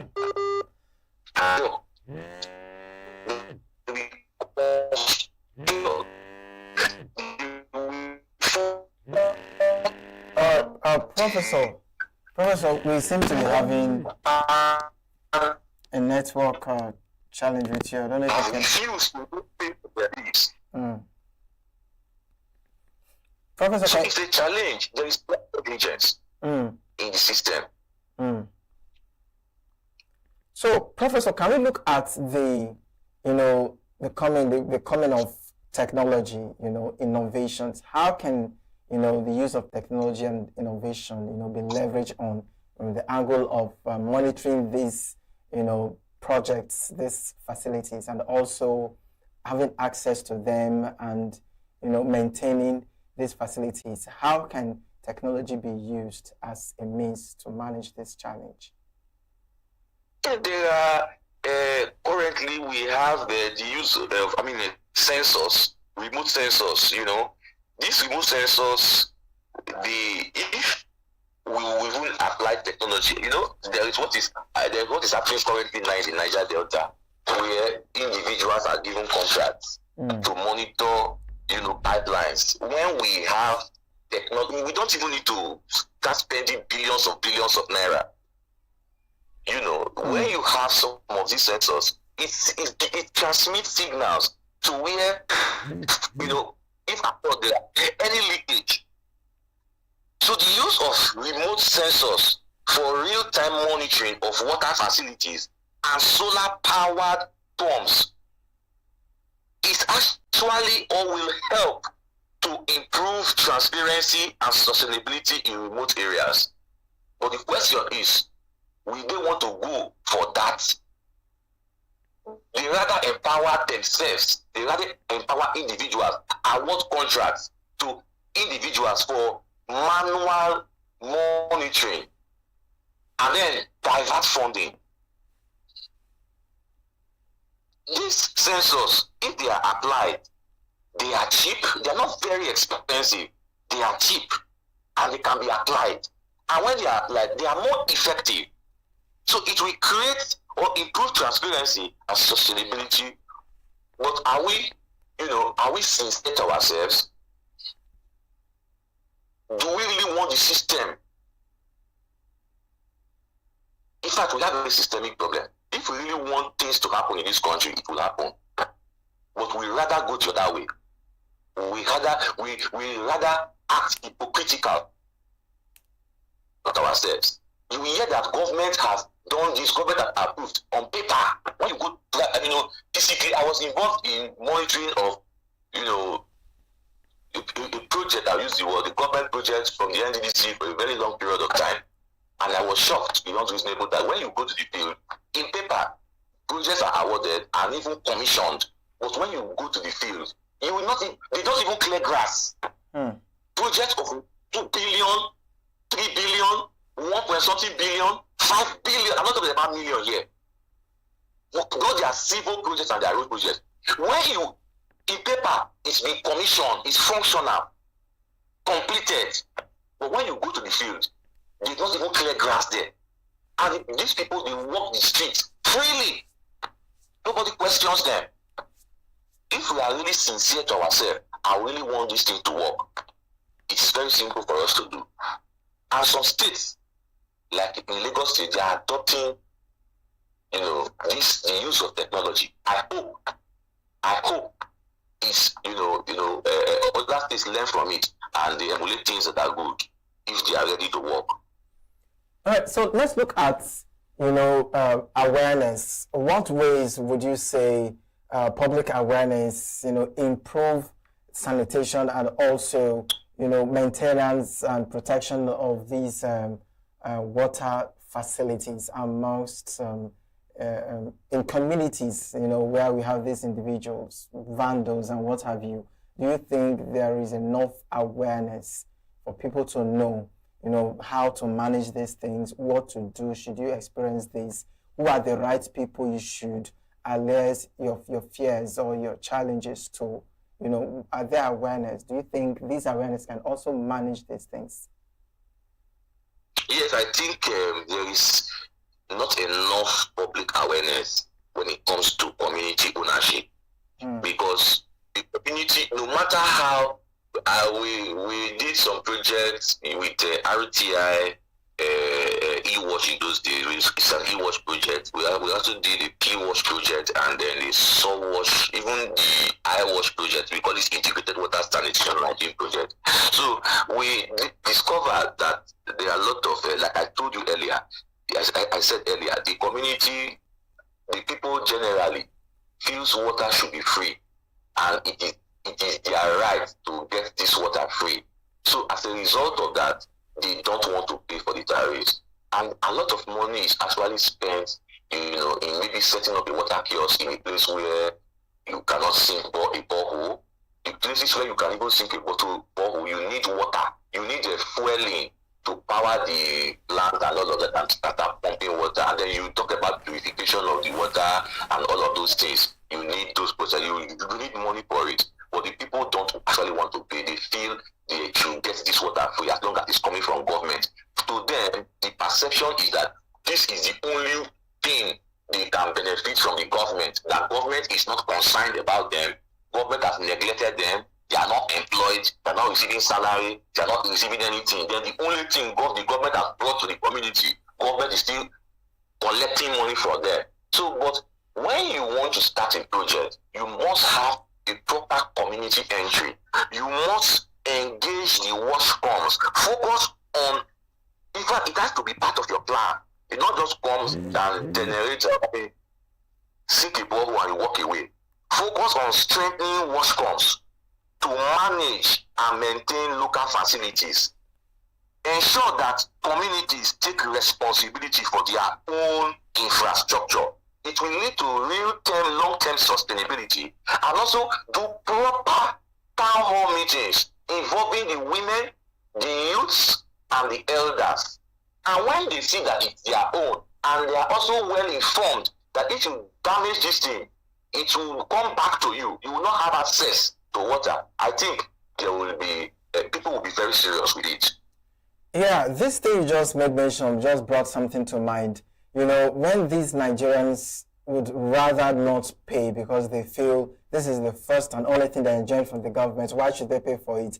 I think another thing that comes to mind is that they feel, corruption is a very bad thing. They feel this thing, the government may not even need the money. It's the people in charge that just want to embezzle. Maybe the government must have asked them to do it for free, but they just want to embezzle. That's why they're asking them to pay. So orientation is another thing to really help them understand the process, how it works, which is very, very important. But what would be your advice, to community members, to those that are carrying out projects? Because there are individuals that go about mounting one project or the other in communities, and it's a sad thing. In as much as they have good hearts to mount these projects to get water for the people, they just put it and the next minute nothing happens. What is your advice for a long-term sustainability to make sure that these projects last and people enjoy them for the longest time? From the planning stage to the completion stage, involve key community gatekeepers That's why I earlier said representation from the youths, the women, the elders, and ensure they are involved in the planning process to the completion process. Structures, community management is very key. There will be proper orientation, through jingles, town hall meetings, town hall sections, IPS, radio programs, and all of that. Then, in establishing that, ensure that facilities are maintained by the users themselves. This will reduce reliance on, in fact, you that is doing it, reduce reliance on external aid for repairs, such that when there is a repair, the community should be involved. So during the process of setting those infrastructure, you need to train community members, that will be, of service when there is, a damage in any of the facility. So you need to consider that. Then proper enlightenment. Let the community know that this is coming from the government, yes, but you are the ones to use it. And for this thing to continue, government will not continue to pump money here. There is need for money. There is need for us to get money to at least buy diesel or fuel. There is need to buy chemicals. There is need to buy, in fact, the consumables and this and that. So if you are not contributing, or you are thinking you're going to get this water for free, when the fuel you are using, let me use fuel for instance, if the fuel finish, where will you get money to buy fuel? So combination will be part of the design to say, okay, for you to get money to buy fuel, you need to pay little of the, but again, communities are not willing to even pay for water that they only get for 3 to 4 hours a day. They are not willing to pay for it. If the water is flowing continuously, yes, that's a different thing. But you come and give them water, so they don't even they are not sure of the system. And even sometimes you will not even have water for 1 week. Then after 1 or 2 weeks, you will come again and you pump water for 3 or 4 days and you go away. And when you pump water, you then ask for money. So the community, because of operational failure, lack of commitment, negligence, in fact, those have eroded trust from the community. So you need people actually that are very dedicated, they are involved from the planning stage, they now understand the system. So you cannot just come and tell them this is what you want to do. And that's why if you bring them at the middle of it and you start bringing external hands, when you depart and you are not able to raise money to pay those external hands, then what will become of those facilities or water infrastructures there? Thank you. And when you just put the message at the middle of it, that is where they will not believe you. But when they are part of the process and they know exactly what is happening, of course, it will be sustained. Thank you so much. Thank you so much, Professor Andrew Agoro. Thank you so much for joining us, to discuss this. It's been a very enlightening time with you. Thank you. God bless you. Thanks, listeners. All right, we'll be going out for a short break to come back for our next conversation. Please stay with us.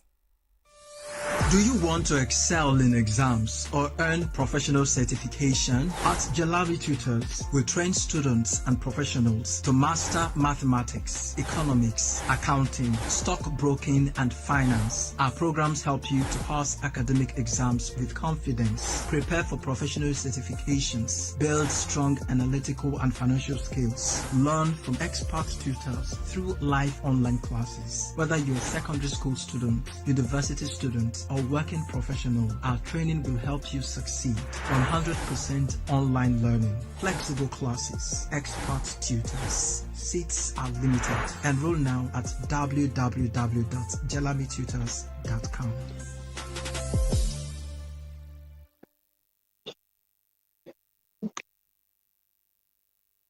The president of the Confederation of African Football, CAF, on Thursday rejected accusations of corruption by the Senegalese government after the body's shock decision to strip Senegal of its AFCON title and award it to Morocco. Motsepe's visit comes at a particular tense time for CAF, following its surprise decision to overturn Senegal's 1-0 win over hosts Morocco in the Cup of Nations final on January 18. CAF cited regulations about leaving the field as it recorded a 3-0 victory in Morocco's favor on March 17. During the match, Senegalese players, head coach and his staff walked off the pitch in Rabat after Morocco were awarded an added time penalty. The Senegalese Football Federation has appealed CAF's decision at the Court of Arbitration for Sport (CAS). The decision has sparked a strong response by Senegal, whose government has called for an international investigation into suspected corruption within the institution. Miriam Mahmood has made history in women's football, becoming the first Pakistani player to reach the UEFA Women's Champions League after helping Wrexham women win the Welsh Premier League title, following her move this season from West Bromwich Albion women in an unprecedented achievement for the sport in Pakistan.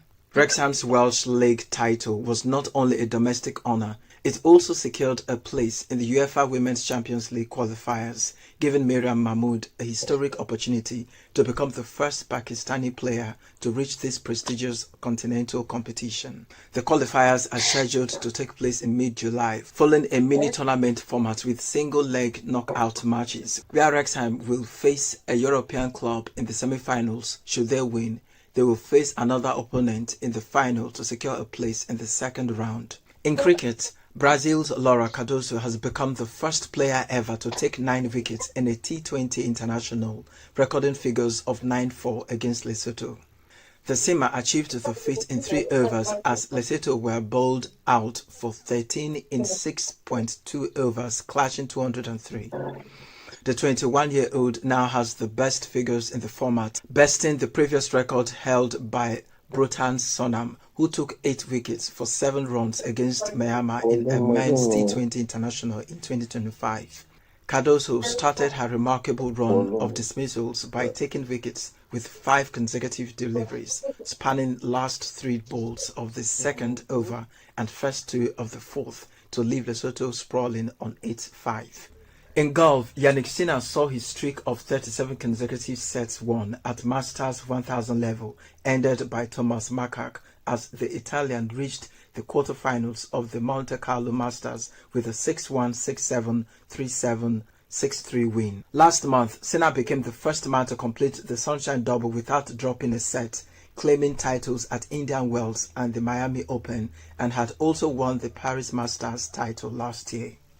Despite the setback, Senna recovered to seal victory over his Czech opponent to continue his charge to dethrone the current world number 1 Carlos Alcaraz. That's sports news on Signature TV.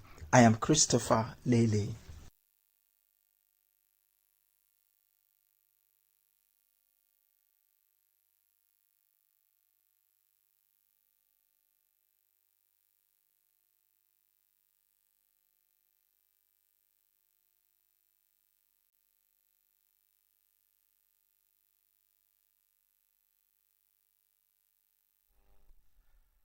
All right, so thank you for staying with us on New Day. It's another time to look into another conversation with our guest this morning. We shall be looking at the need to restore Nigeria's justice system to strengthen governance, and statecraft. These are times that people are really concerned with the justice system and what effect it has on Nigerians. And we have with us this morning via Zoom our guest, Andrew Adai. He is the Director on African Statecraft Institute, Pan-Africanist, policy scientist, politician, teacher, and freedom fighter.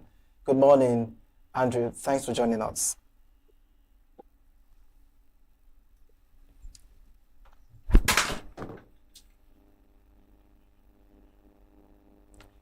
All right, thank you for joining us this morning. Please, how would you rate the way Nigerians see the justice system in this very age and time? Well, good morning, everyone. I'm just trying to see if because the audio is very low.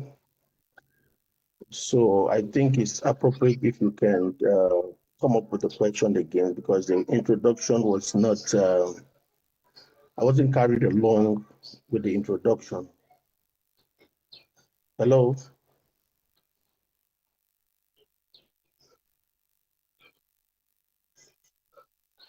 Can you hear me?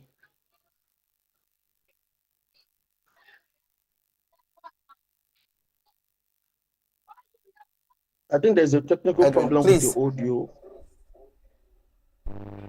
Yeah, I can hear you. Please go on. Okay, can you hear me now? Yes, I can. Okay, so that's fine. What's the question again? I don't know. I can't remember the question. I didn't hear you as at the time you were making the intro. Okay, I was asking, with the present Nigeria now, how do you think they see the justice system? Okay, that's a very, very profound question.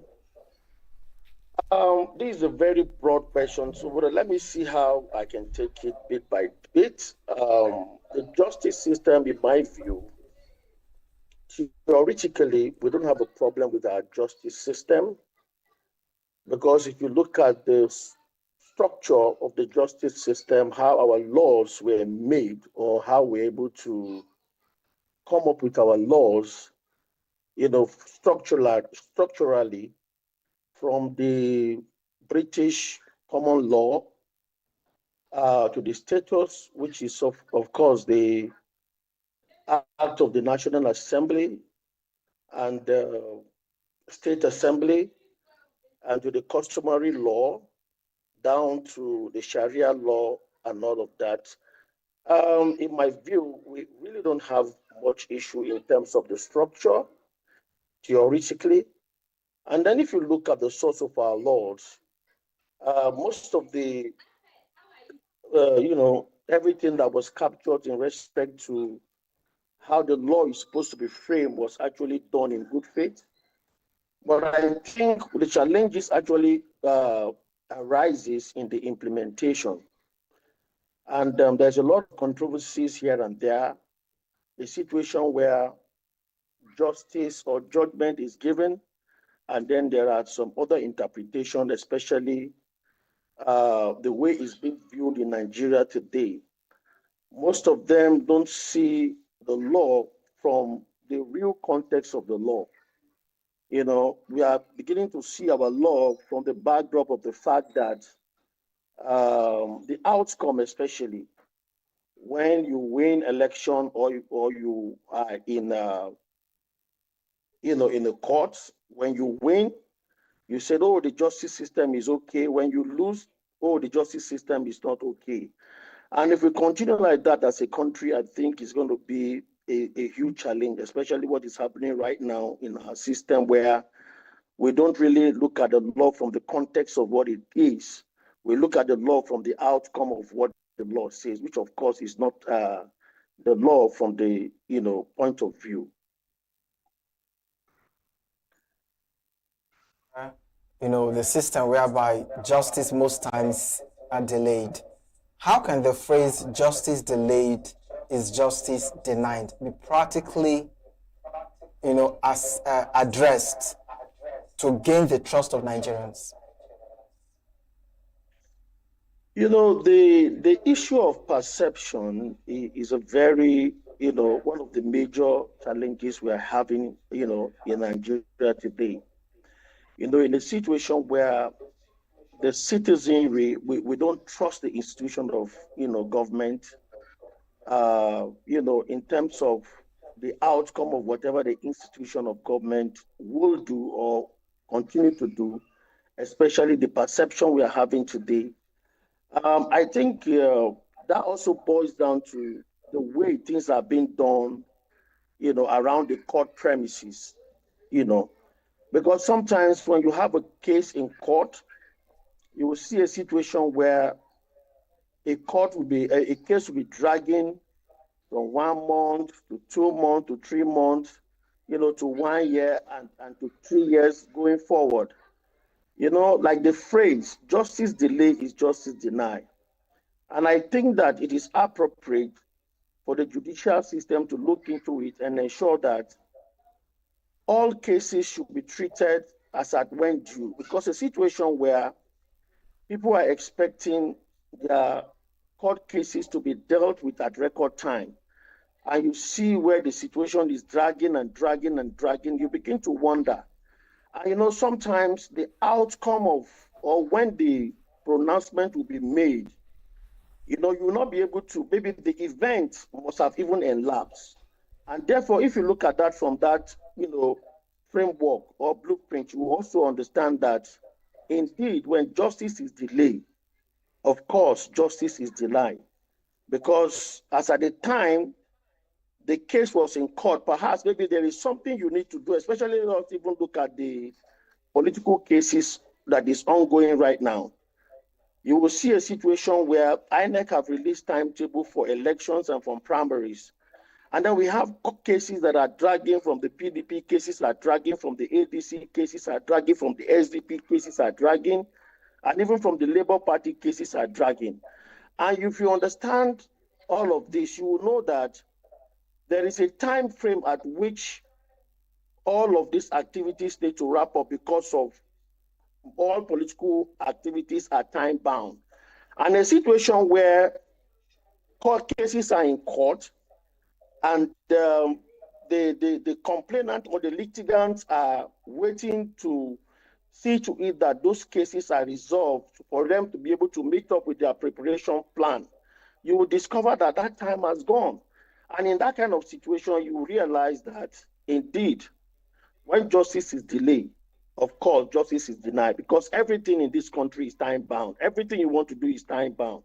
And I think that it will be appropriate if the judiciary will do everything humanly possible to ensuring that everything should be done at record time.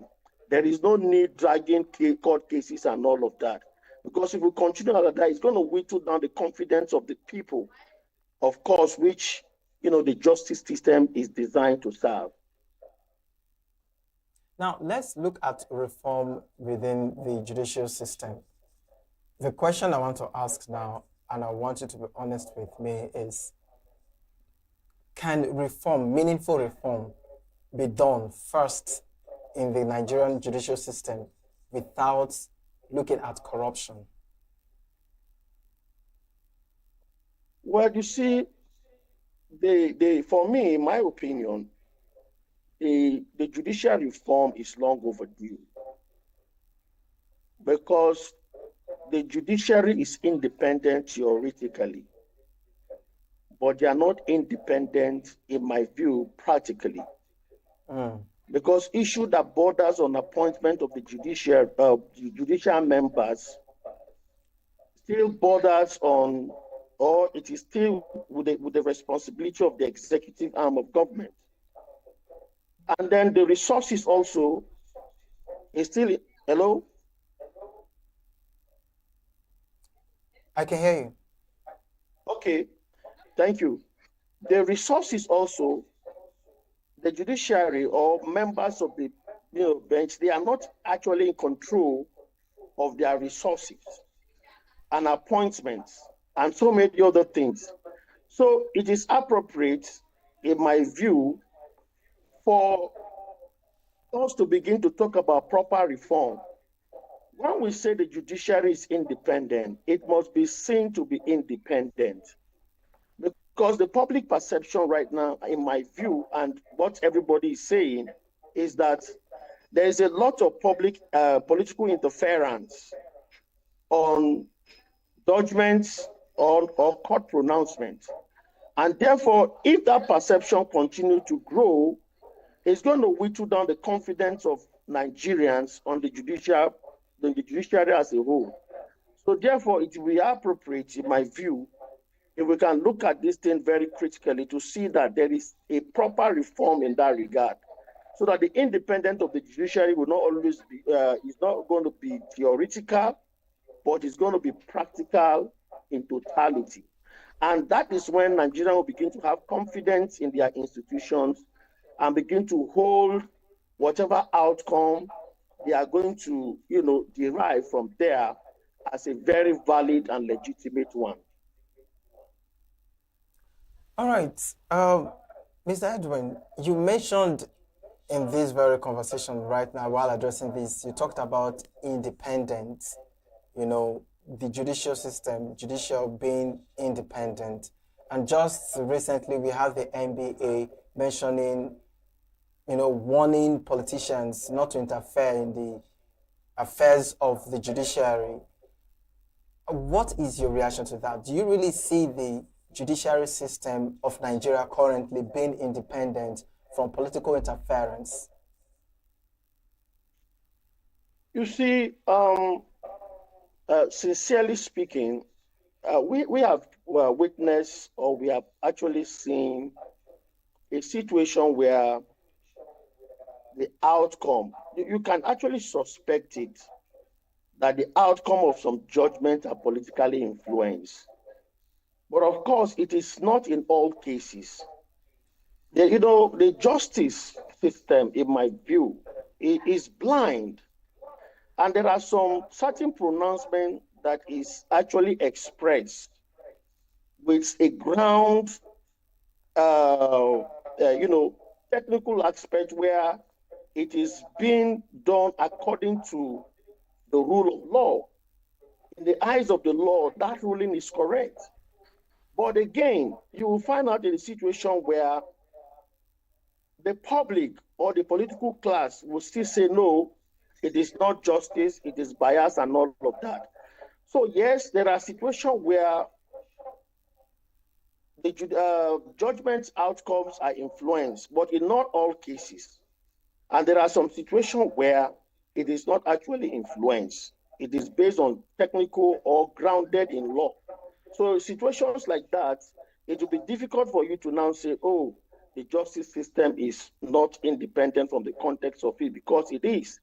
But of course, you cannot take away the fact that in one or two cases, there are some times where political interference are largely, influence the outcome of such ruling or of such pronouncement. So yes, such things are ongoing, and that is why, citizens and people of good faith are of the opinion that it is high time for us to see a situation where, we can have a complete overhaul, where the system can actually be reformed, where the confidence of the public, the confidence of the people will actually be reflected, and then we can now begin to trust our justice system once again. Okay, so let's look at the role that, institutions like the National Judicial Council, right? What role can they play, in disciplining erring judges and also restoring credibility to the judicial system? Yeah, you see, the body is actually, saddled with the responsibility of enforcing discipline in the system. And you see, a system that is saddled with the responsibility to regulate the activities of perhaps the members of the body of benchers, or people who, operate in that horizon. It is very appropriate for them to, engage things as defined by their, institution, or as defined, by their, discipline. And until you begin to look into all of these things, because of course, we have seen a situation where some judges erred. We have also seen a situation where some lawyers erred. We have also seen a situation where, some pronouncements are, done that are politically influenced. And so with all of these things that is ongoing, if appropriate measure is not taken to ensuring that there is discipline, it is going to whittle down the confidence of the Nigerians to uphold the judiciary as indeed the last hope of the common man. So yes, I agree with you that in every, erring aspect, or anybody who errs in that regard, the actions must have consequences, of course. A system that can actually bring about legitimacy, and where people can actually have confidence in the judiciary, is to ensuring that every action must have consequences. Bad actions must come with bad consequences, and good actions must be rewarded. And so until we begin to see a very decisive, actions from the members of the judicial body that are saddled with the responsibility of regulating and controlling the affairs, of their members, of course, we are not going to see a situation where the system will uphold them in good ground.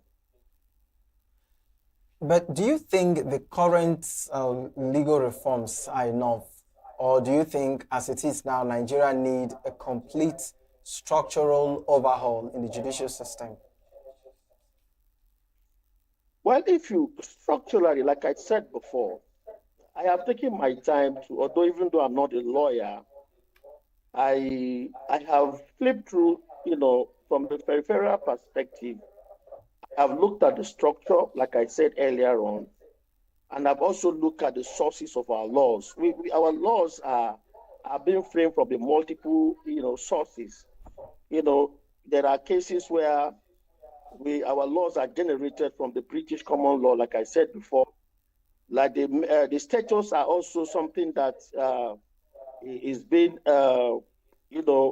made, known through the members of the National Assembly and the State Assembly.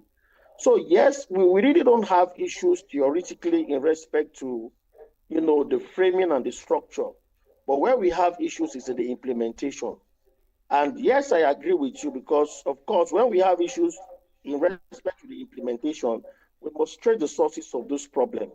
Perhaps how the members of the bench come to the fore, issue of funding, issue of political influences. Yes, all these things are challenges that are well known in the judicial system. So yes, there will be need for reforms to ensuring that the judiciary is properly independent, not just theoretically, but practically, so that they can be in charge of their appointment, they can be in charge of their resources, they can actually be in charge of regulating their activities, so that we don't see a situation where there is an interference from the executive arms of government or there is an interference from the legislative arms of government. The judiciary, yes, I agree 100%, it must be free completely from political interference. Until the judiciary is completely free from political interference, we are not really going to go a very long way. Yes, there must be a reform, and we must ensure that a reform is being conducted in that line to ensure that the judiciary is completely independent from political interference. All right, so let's look at the courtroom now. How can, technology, digitization effectively improve, access to information and efficiency in the courtroom? Yeah, that's a very profound question. The world is already a digitalized world. There is apparently nothing that can be done faster and better, more efficient and more coordinated without seeking the digital support. Yes, for instance, we have a situation in Nigeria where when a judgment is pronounced, you will see that it takes time for the judges to publish, the outcome or the complete communication, of, such pronouncements on record time. You see, with the aid of the technology, we'll be able to see a situation, pronouncement from the court and the interpretation, and even making it simpler. Because sometimes when judgment is being, released, you'll find out that they are based on technicalities. And Nigerians are not very familiar with all these big grammars and all these big words. So with the aid of the digital, support, you'll find a situation where some of these cases and some of these, ambiguities and this homogeneous vocabulary that is being expressed by this lawyer will be broken down in a situation in such a way that Nigerians will understand it better. Because sometimes you see a situation where a pronouncement is made and then it's still subject to more interpretation by the streets and all of that.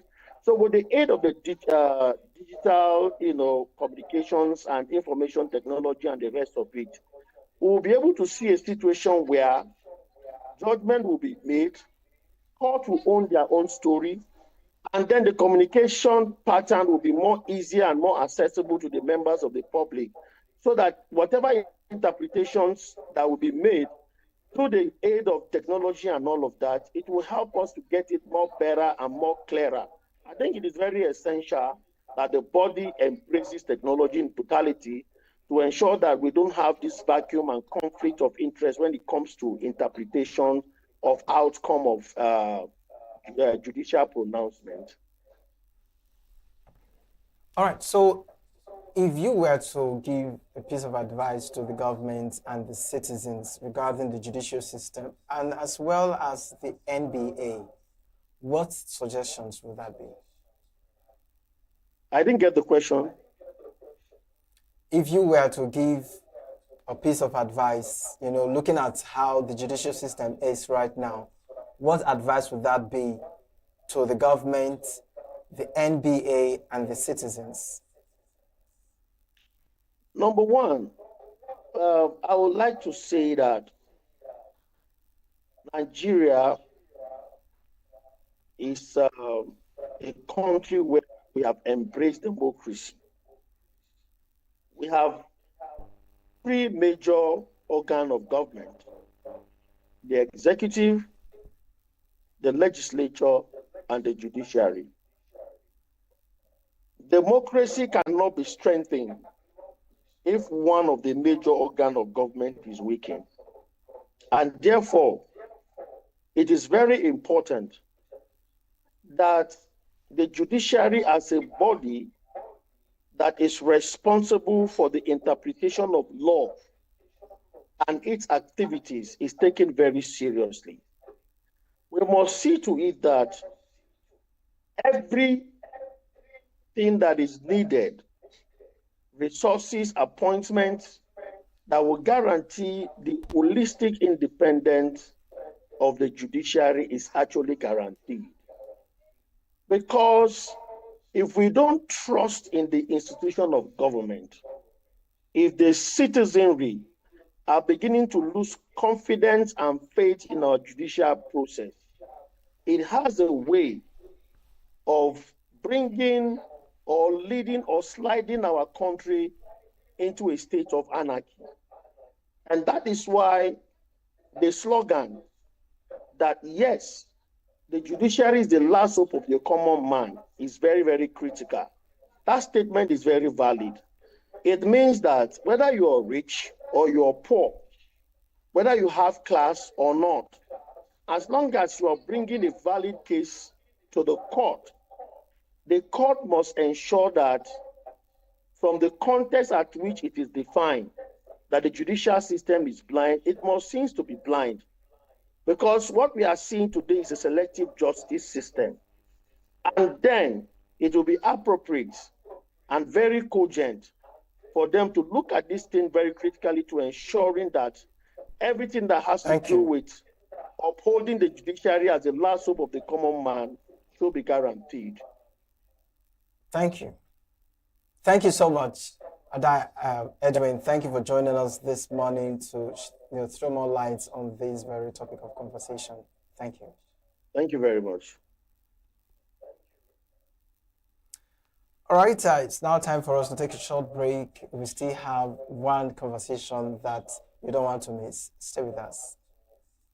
Every second, every minute, every day, news is breaking. Events occur and there are new developments. At Signature TV, we follow these stories objectively, bringing all sides without bias, explaining the complex issues, breaking down the numbers, and investigating the issues behind the news. Anywhere and everywhere, near or far, wherever the news is, we will be there. Signature TV. News in your pocket.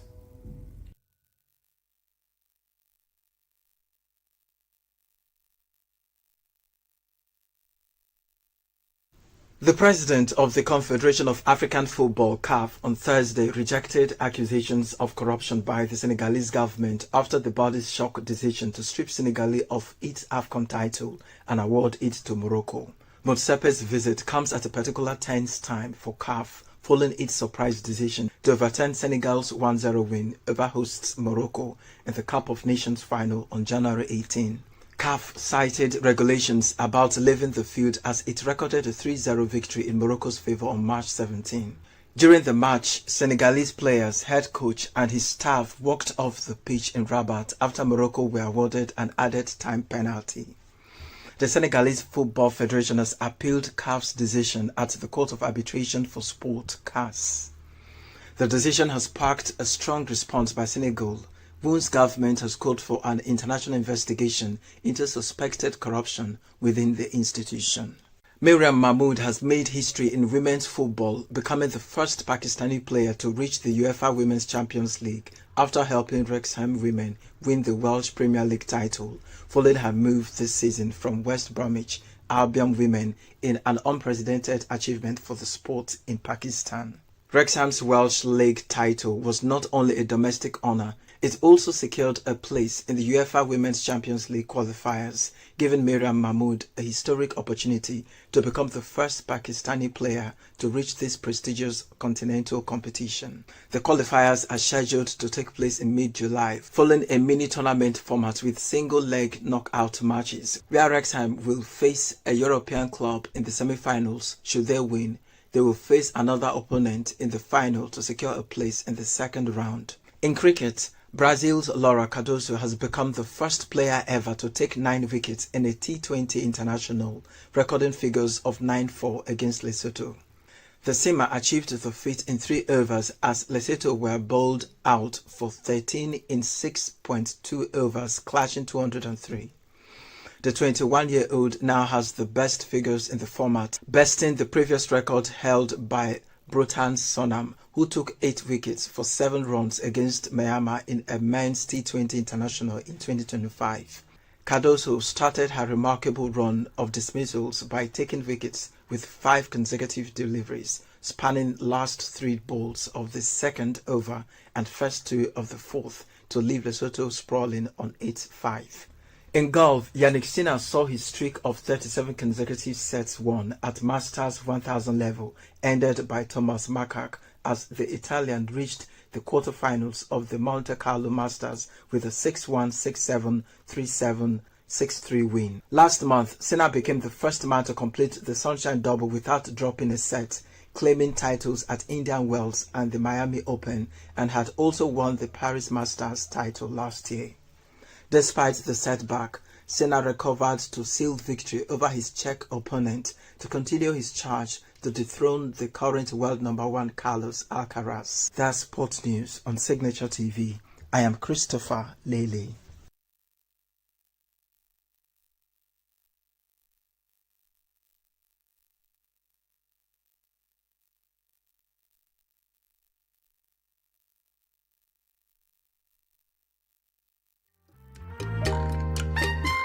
The way we see the world shapes the way we change it. Gender isn't just a checkbox, it's a lens, one that helps us understand the world more deeply and act more fairly. Gender Perspectives, a program for those ready to see more, do more, and be more. Designed to challenge assumptions, ignite conversations, and build inclusive solutions across every sector of society. We are not, fighting the men. We are not saying we are equal in terms of rights. We're only asking they should recognize our existence. Join us on Gender Perspectives, showing every Saturday by 4 p.m. Repeat every Wednesdays by 5 p.m. and Thursdays by 3 p.m. Change begins with perspective. Let's widen yours.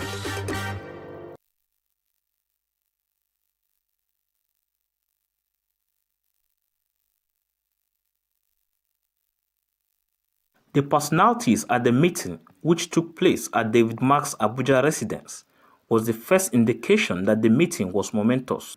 At the meeting were David Mark, National Chairman of ADC, Rauf Aregbesola, National Secretary, Peter Obi, poster boy for the coalition, Atiku Abubakar, former Vice President, Aminu Tambuwal, former Speaker of the House of Representatives, Rabiu Musa Kwankwaso, the leader of the Kwankwasia movement, Rotimi Amechi, former Rivers State Governor, and many others. That roll call triggered speculation that the Turaki-led faction of the PDP was emptying into the ADC.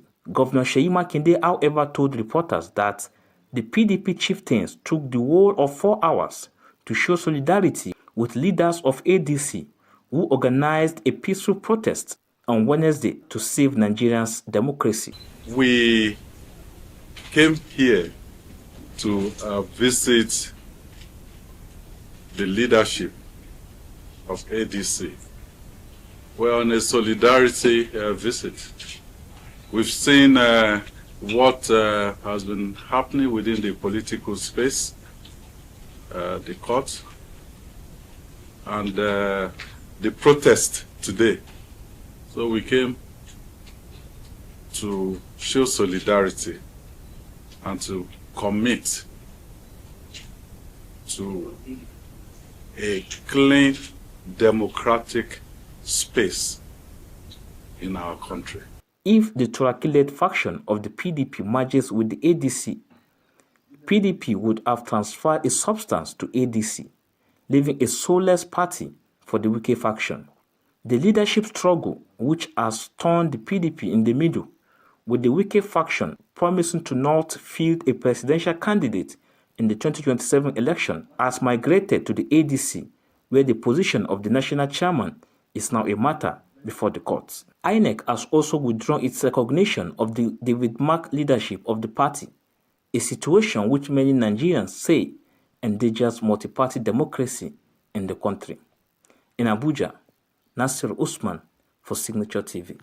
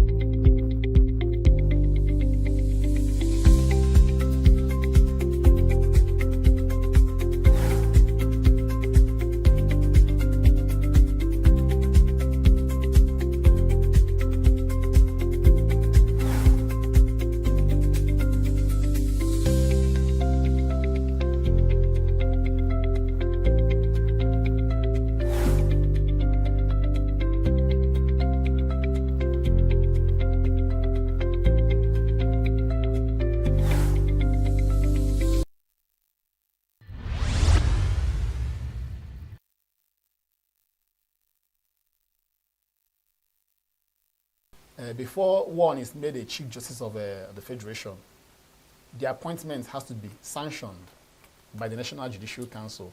And for that to be done, the person has to be deemed to be qualified to occupy that position.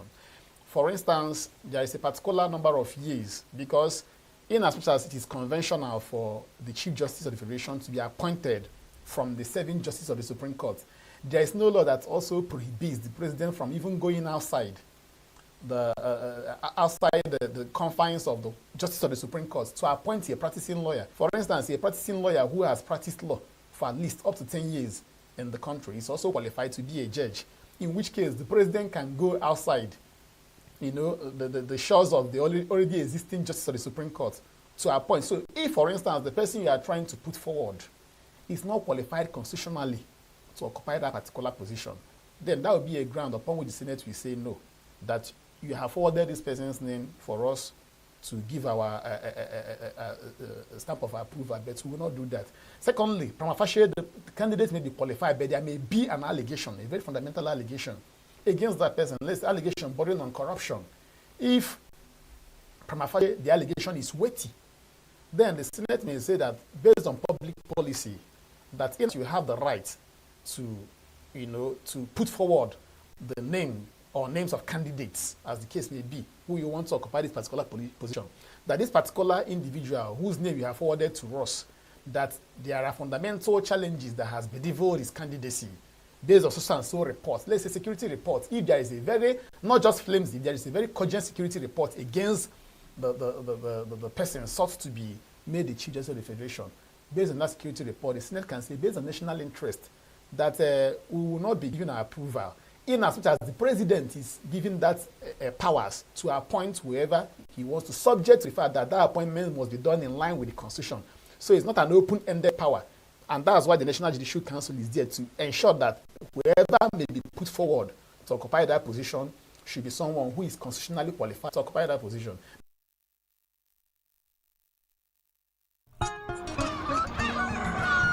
New every morning on Signature TV, we open the day for you with needed energy, information, and required vibes to shape your day. From sizzling snippets of stories in various areas of life to intriguing conversations with net worth guests. When you have people who have no track record becoming your leaders, you have a problem. There's no outstanding gratuity when Obi took over from me. I left, in all the accounts of Anambra State, 13.8 billion for him. Your day cannot be complete without Signature Morning on weekdays and Signature New Day on weekends. There is no better way to start your day except Signature Morning and Signature New Day every day on Signature TV.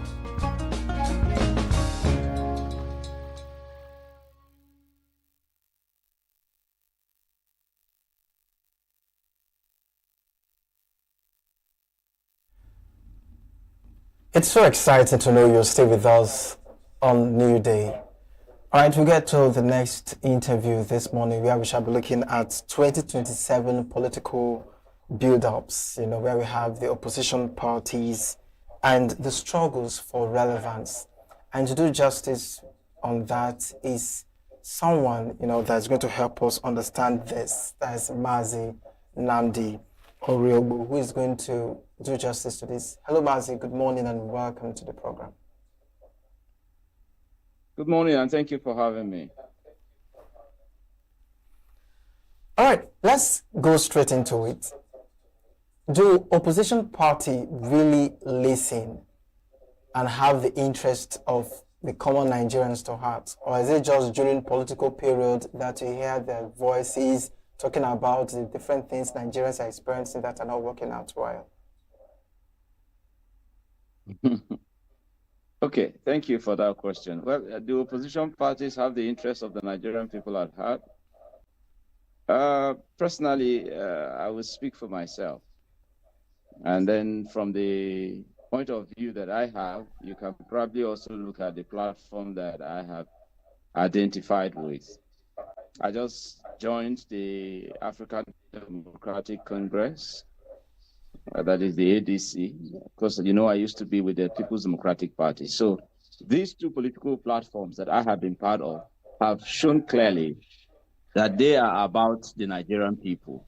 And that is why, because of the situation of the People's Democratic Party, personally, even while being in the party, that's the PDP, I have always angled for the opposition parties to align to form some form of coalition that would help us oust these current ruins that we're faced with. Because the APC government clearly has failed woefully. Since 2015, they came to power. Nigeria kept going down, and the Tinubu administration became the worst that we are faced with today.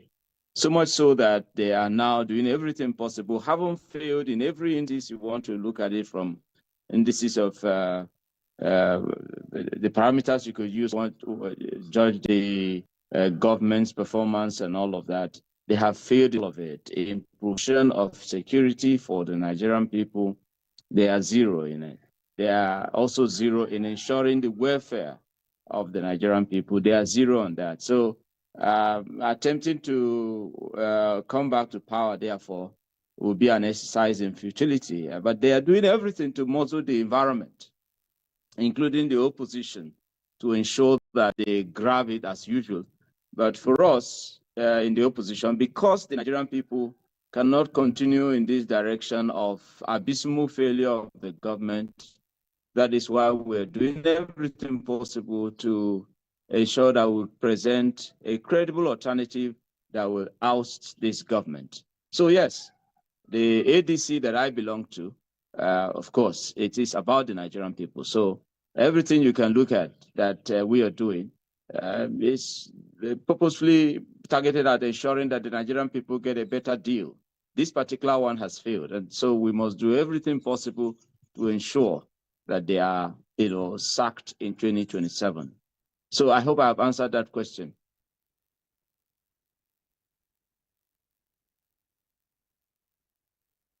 So stick backward a bit so I can get a proper view of you. Okay. All right. Thank you. Now, another thing that I'm concerned about is, I know many Nigerians are also concerned, is can the ordinary Nigerian pinpoint the difference between parties? I mean, the opposition parties from the current party. Because why I'm asking this question is, at some point, the current party gave the promises and all the, the hopeful visions that they expect Nigerians to see, even if most Nigerians are not seeing the supposed hope that the current administration is promising. So what difference can that make to the opposition party, seeing that most of the members were from one party or the other that also failed Nigerians at one point or the other? The people who will save Nigeria will not come from outside. They will not come from up there. They will not come from another planet. They will also still come from amongst us Nigerians. When people say that those in the opposition today, they have held sway before now, and what did they do? The difference is clear.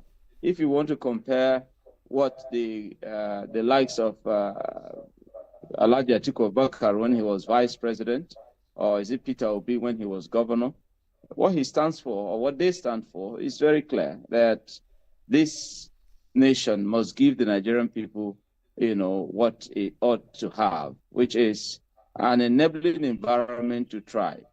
Now, the government in power has failed in every of it, and I'm sure you can attest to it yourself. You are a Nigerian first before being the anchor of the show. So if it was the days of PDP, for instance, if you compare the People's Democratic Party days with the APC days now in government, the difference is clear.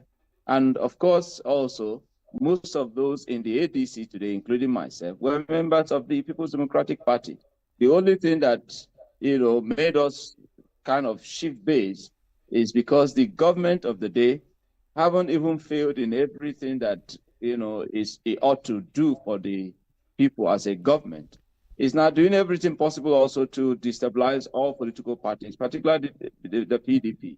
You know what the FCT minister is being used to do in Nigeria today, to destabilize and possibly end democracy in our country. So the difference in what we can bring as an opposition party to the table is very obvious. It's like light and darkness.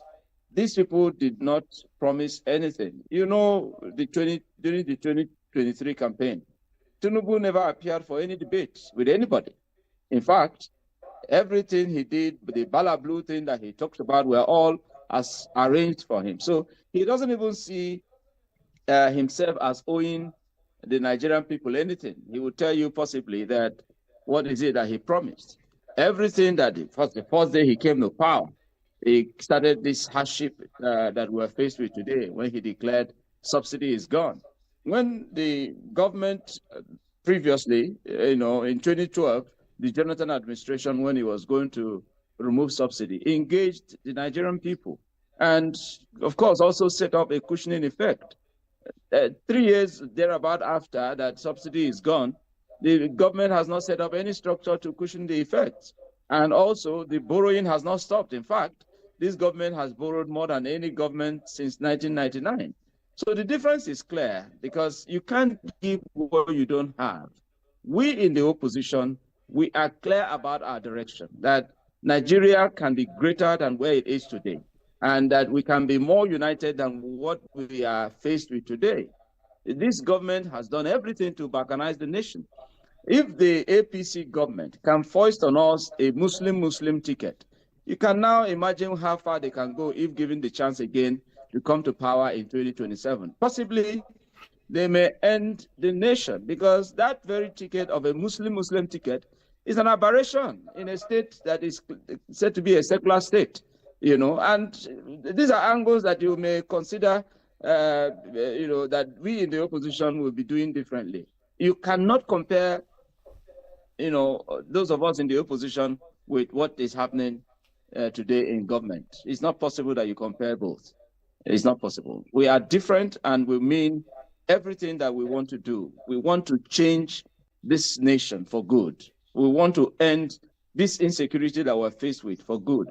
We want to offer the Nigerian people a better economic plan and indeed help us push forward and not take us backwards as the case is today. What we're seeing this government do is tell us to embrace the harsh policies that it has brought about on us while it's living large, and borrowing to service itself and not the Nigerian people. What we would ask Nigerian people would be, is your life better now than it used to be? That is what is important. If it is not, then we have to do everything possible to ensure that this government doesn't come back. All right, one may wonder that with the rate of promises that this administration had, before, getting into power, that maybe corruption will be eliminated drastically, and then there will be electricity power supply everywhere, and possibly, let's say, the rate of poverty must have been reduced, and the banditry and the likes. But even after gaining power, it still looks like all of these things are overwhelming to this present administration. Now that brings me to the opposition parties. If given power now, do they have the practical solution of this very government, or is it just criticisms that they have to offer? No, it can be just criticisms. And if you want to know whether it will be just the criticisms, then give us the chance. If Nigerians give us the chance, it will be clear that indeed we had inflicted on ourselves this pain after all. Listen, if we don't sack APC in 2027, the danger is that APC may end Nigeria. That is how dangerous it is. If you love this country, every citizen should get up and ensure that APC doesn't come back.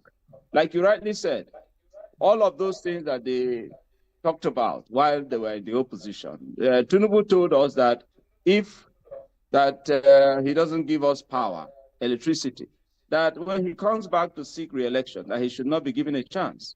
And Nigerians must hold on to that. If you have electricity, then vote Tinubu back to power. If you don't, ensure that he doesn't come back, because by his own statement, we will hold him by it. And then this is a government, for the first time that the democracy came into existence, the villa has been disconnected from the national grid.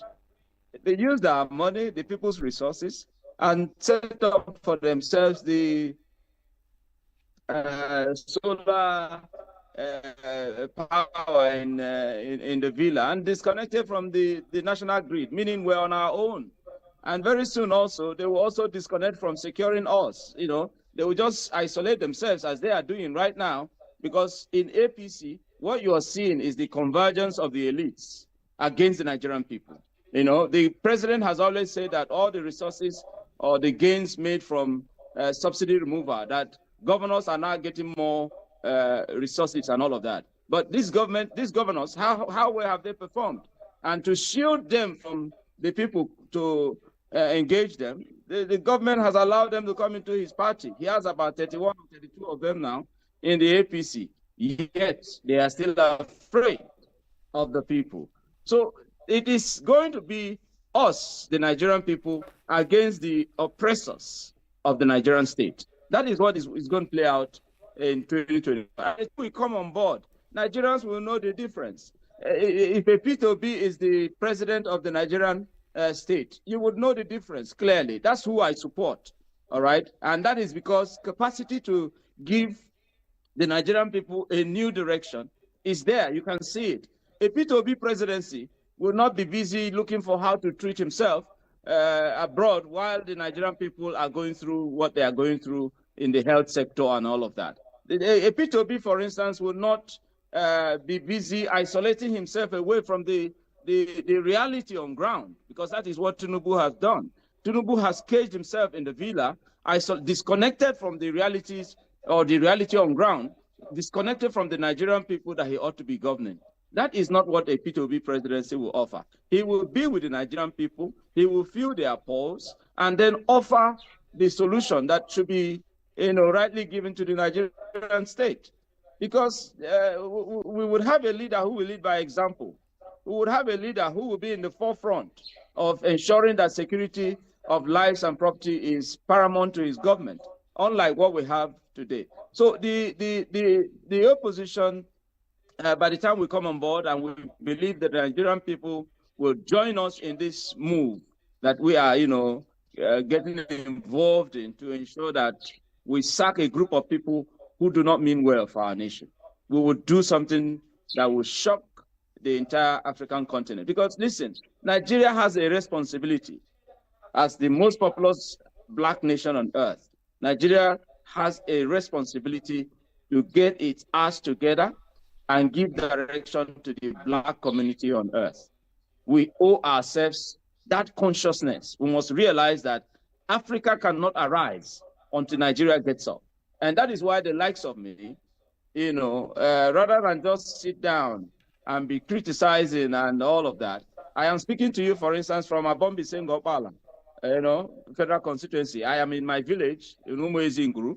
That's where I'm speaking to you from. And I have reached out to my people to give me the chance to, serve our constituency and ensure that we bring the dividends of democracy closer to the Nigerian people, to our people. And that is what most of us are getting involved, in this political environment for.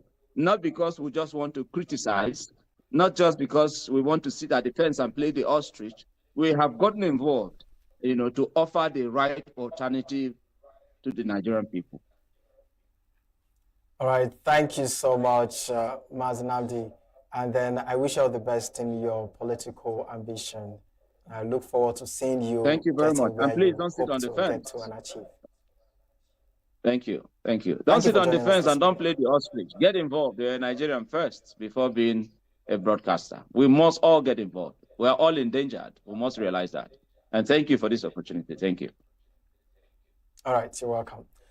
All right, so that's how far we go on today's edition of New Day. It's been an amazing time to do this with you. Next week, of course, tomorrow we also have the New Day from 8 to 10 a.m. Stay with us on this very dial, this very channel, Signature Television.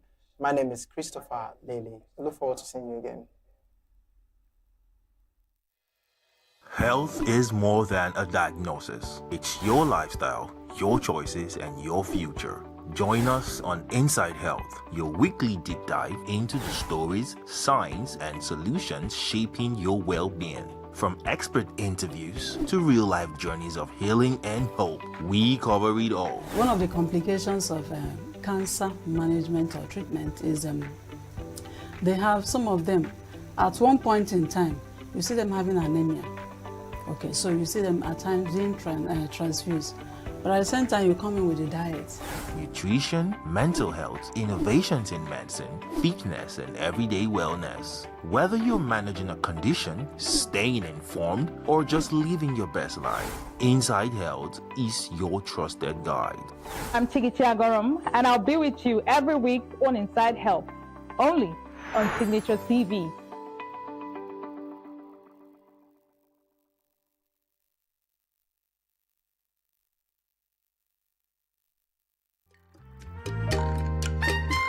The way we see the world shapes the way we change it.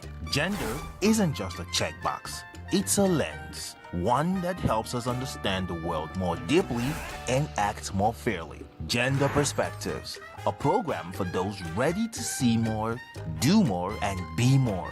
Designed to challenge assumptions, ignite conversations, and build inclusive solutions across every sector of society. We are not, fighting the men. We are not saying we are equal in terms of rights. We're only asking they should recognize our existence. Join us on Gender Perspectives, showing every Saturday by 4 p.m. Repeat every Wednesdays by 5 p.m. and Thursdays by 3 p.m. Change begins with perspective. Let's widen yours.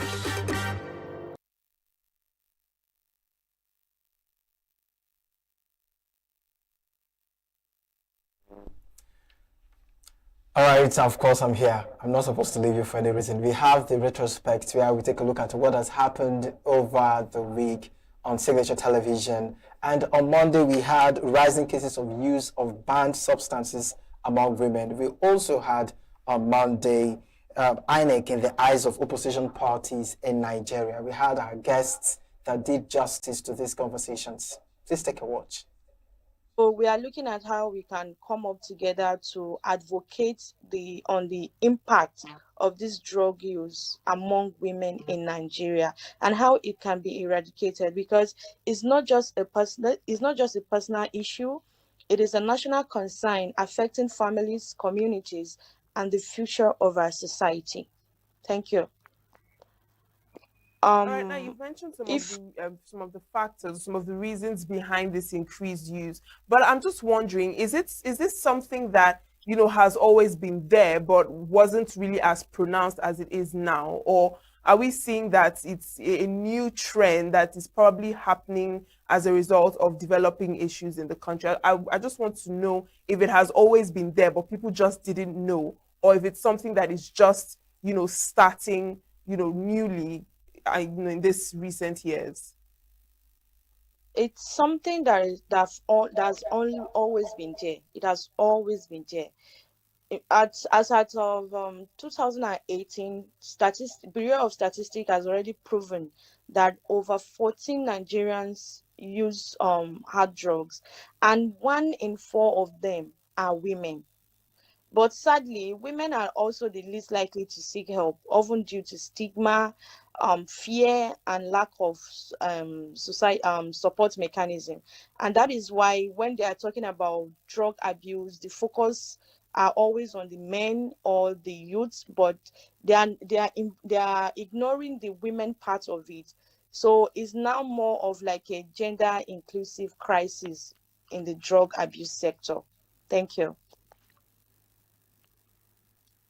Now let's talk about the types of substances that we find women using the most, and also the access to these drugs. So can you like tell us so far in studies and what have you, what types of drugs do we find women gravitating more towards, and why is that, and also looking at the access that they have to these types of drugs? Most women now are mostly exposed or dependent on the hard drugs like tramadol, codeine syrups, and other opioids. And these drugs, they have access to them from, some of them use cough as an excuse to get these drugs. And once they're addicted, some of them has kids.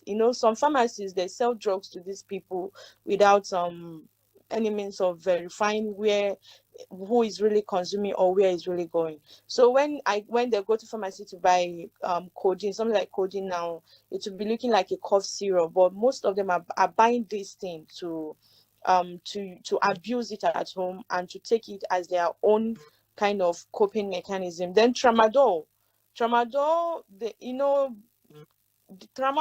used to be very, very accessible before, but because of the laws that have been passed down by the NTLEA, yeah, tramadol is no longer as accessible as before, but still, yeah, they still have their way of getting them, because there are these drug dealers on the streets. There are young people now into drug dealing, selling drugs like tramadols. There is another one. Is what is it called? Sef? Something Refnor or Sifnor. Yeah, those are other names of drugs that are abused by women on the streets. You see them taking it like a sweet. Some will change the color of their tongue to blue. They'll be taking it like is a normal sweet, but all those things that they are taking are drugs. And now if the impact of these drugs on them is that this drug allows them to be more vulnerable. Some it gives manipulators an access to them. They are easily manipulated. Some are even coerced into trafficking. So, which is why at the Association of Female Comrades, we are raising our voices and taking action. And please permit me to use this opportunity to introduce the association. Association of Female Comrades is a network of young women committed to leadership, advocacy, and social impact. So that is why on the 30th of April 2026, we are hosting a national program themed From Risk to Resilience, addressing substance abuse among young women in Nigeria. So the national dialogue will be launched at our headquarters in Abuja. Then the state chapters and the zonal chapters of the association will start taking it to the grassroots to sensitize and tell people what is really going on, because it's not like they don't know that this is going on, but it's always ignored. Because then again, we are women. What the notion is that what harm can a woman really do? What can you what how much drugs can you do? What can you do? Even the crisis that is going on in our country now, a woman that is on drugs can be used to create such crises in our society, because why? They are easily manipulated and they are vulnerable and they can be brainwashed to do anything. And because of the economic hardship, those that are already addicted, they can do anything to get money to get these drugs. They can even kill to get money to buy these drugs to take. So that is why we come up with this idea that, okay, let's start going into our society. We cannot sit down while the country is burning, while the armies are fighting at the war front. This one is something we can do, a little contribution to the national development. So which is why we said, okay, yeah, let's raise the alarm. Thank you. About stigma when it comes to women who use drugs and them coming out to seek help. So I want to know, this stigma, how exactly does it shape the outcome of women who are drug addicts or who use substances, and both those who use substances and when it also comes to seeking help and coming out? How does it shape them? How does it affect them, generally speaking, this idea of being stigmatized because they use drugs? Yeah, let me just say the society that we are in permits me to use that language. We are a society that is being raised based on stigma. When they say when they say this guy is a cultist, your parents wouldn't want you to associate with them. And now,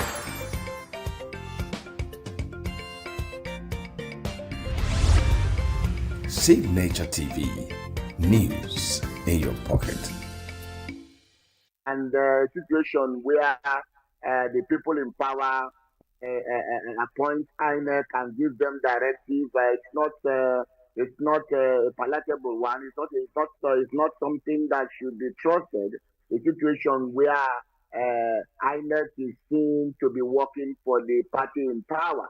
It happened under PDP. It's happening also under APC, not just this government. I think it has to, with a situation like that, will cast doubt on the credibility of anything INEC does. We are of the opinion that it should be independent. At least let us see it to be independent to an extent. But right now, that is not happening. It's unfortunate that almost everybody is complaining, even the people in power. Some of those that they perceive not to be with them, they are also complaining. So it's not a good one at all. At all. We are people are complaining of the referee. Like in Manchester, in the Premier League or in the Bundesliga, and people are complaining about the referee, and nothing is being done. It's not a good one. It's not really a good one for people to be complaining. It casts doubt on whatever that party does, or what that person does, or that INEC does, or that government does. At least let everybody have their say, but let majority have their way. That is usually the saying, popular saying in politics. Let everybody have their say, but let the majority have their way. But it seems not to be so from what we are seeing. Oppositions, everybody is complaining, and we are urging INEC, urging the government. Let's see. I know that before now, elections in Nigeria has been questioned over the years, but you don't have to make it obvious every time. Sometimes if you are going to win, you are going to win. If you are going to be winning the election, you are going to be winning the election. So it's better to make it that we let people have a little confidence. And when people do that, it becomes fine, and everybody is home and dry. All right, so now let's bring it down to the current flashpoint and what is currently happening between INEC and the ADC. Now, we see that very clearly INEC has refused to recognize any faction of the ADC. And the ADC as well, on the other hand, is accusing INEC of misinterpreting court orders, surrounding the leadership of the party. So I want to get your thought. Do you think that INEC has the authority to suspend the operational capacity of a political party in this manner? And just what do you think about the back and forth between these two parties, INEC and the ADC? The truth is that I don't have the details of that suit, that matter. I don't have the details. Assuming I have the details, I would have been able to comment holistically. But as it is now, everything I'm going to be saying will be hearsay and speculation. And it's not very good to speculate for a matter that is sub judice. But again, going forward, talking about what I have read in the papers and all that, the so-called Bala himself, I've seen his resignation letter, but like we know these days, even videos like this can be cloned. Even my video now, my live video can be cloned, and things I didn't say will now be input in my mouth, and I'll begin to say things I did not say with this so-called AI. We don't even know this. Before now, we used to rely heavily. I personally used to rely heavily on the video.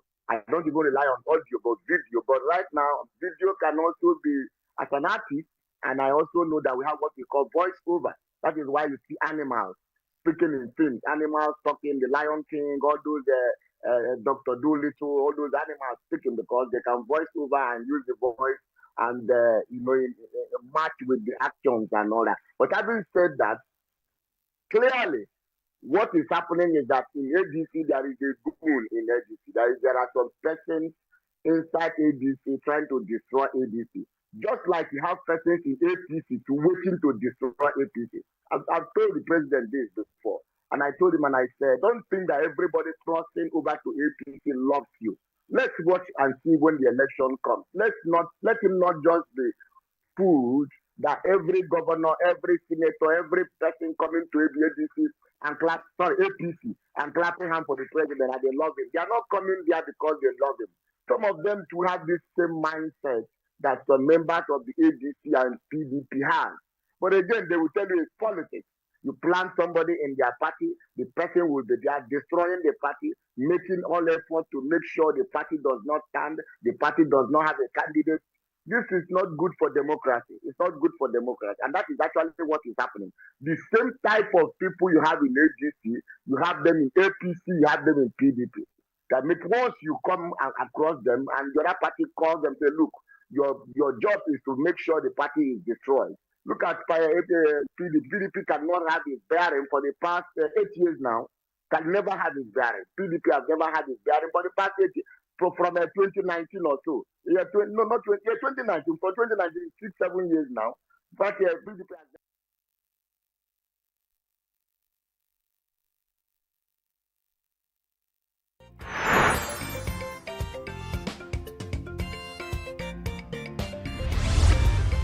Signature TV, news in your pocket.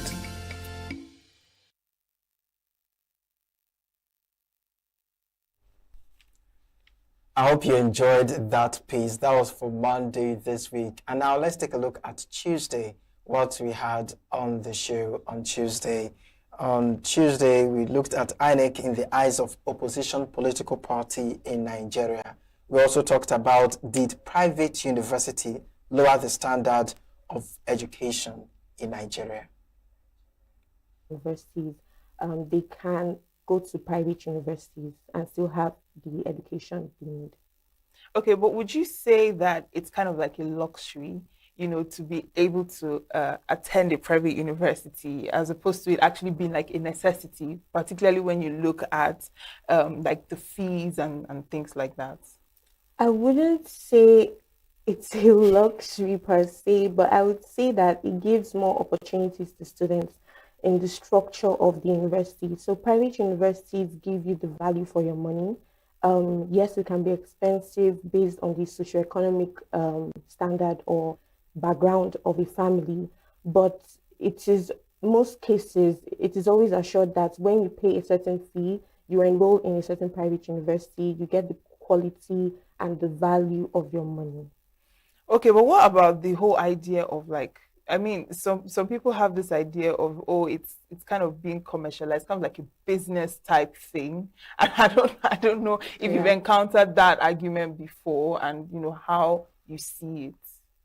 Yes, that is true. People see it as a commercialized field, but the truth is it depends on the university, and it is the job of a university to ensure that they produce employable graduates and they also uphold their standard. So, for instance, in Godfrey University, where I work, they give the value for your money. It's not really luxury. It's actually quite affordable if you compare it with other private universities. We have so many opportunities, not just theoretical knowledge. We don't just impact theoretical knowledge in students, but we also give them practical skills, which will be relevant when they go out in the industry world.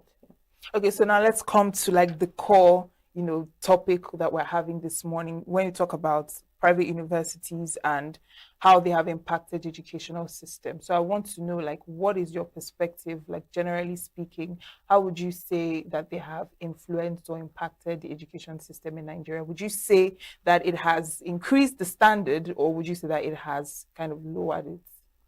I would say it has increased the standard.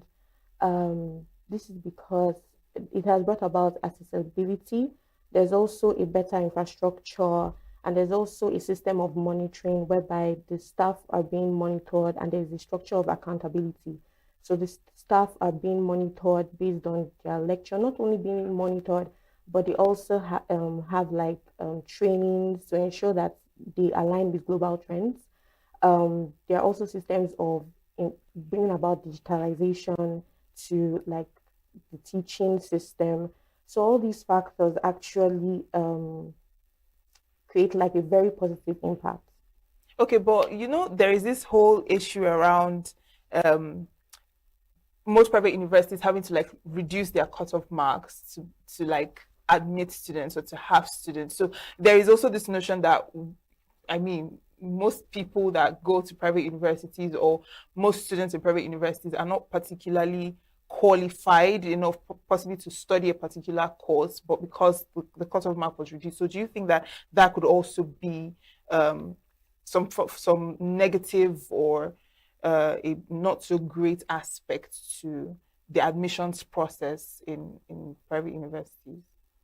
I wouldn't say it's a negative aspect, but I would say it's an aspect that creates opportunities. So it's actually bring about inclusive learning.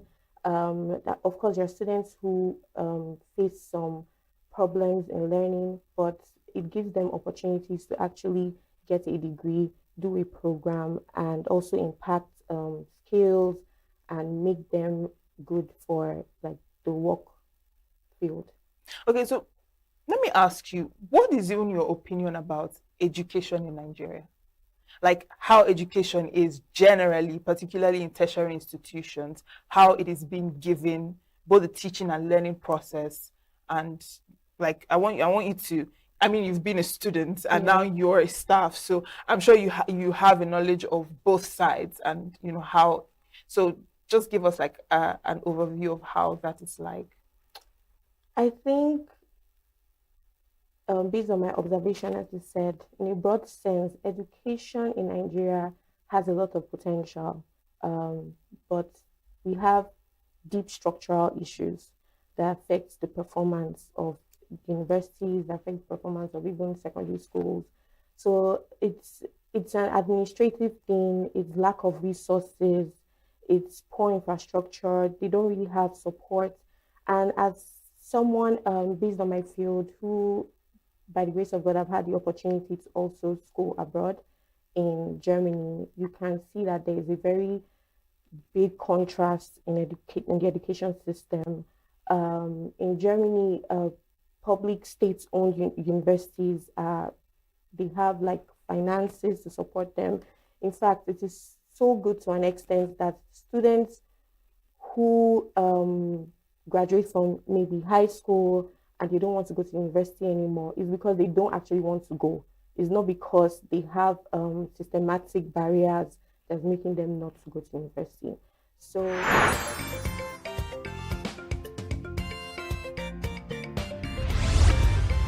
Signature TV, news in your pocket. You will tell me that from that 1990 date, the body called INEC, Nigerians have had confidence in any of them. Talk less of this particular one we have, the Professor Amupiton. The reason for this is not far-fetched. The loss of confidence in INEC is that there is this principle of he who pays the piper dictates the tune. We will keep having this problem in Nigeria until presidents who contest elections, who participate in elections, are the ones that will choose or nominate INEC chairman in Nigeria. Because you cannot be participating in an election as a president or a sitting president, and you still go ahead to nominate who is going to head the old bossman arbiter that we conduct an election that we are participating in. It's like students, organization or union coming together to dictate to JAMB who is going to be the DG of JAMB in an exam they are going to participate in. There can never be fairness. There can never be happiness. There can never be equity. Because the sole appointer of INEC chairman, the head of the INEC body, is the president. And if a man in Nigeria, for instance, I know the Nigerian factor, that the moment somebody appoints me to a position of authority like INEC, I am bound to do the bidding of that man. In other words, I will say a thank you. I rub my back, you rub my back. So I must walk to the whims, caprices, and dictates of the man who appointed me. That is why we have this problem with INEC. Because, like I said, for 27 years of our democracy, Nigerians, I'm asking them this morning to point to one INEC chairman that has received 50%, endorsement from Nigeria. None. So we will keep rigmaroling in this circle until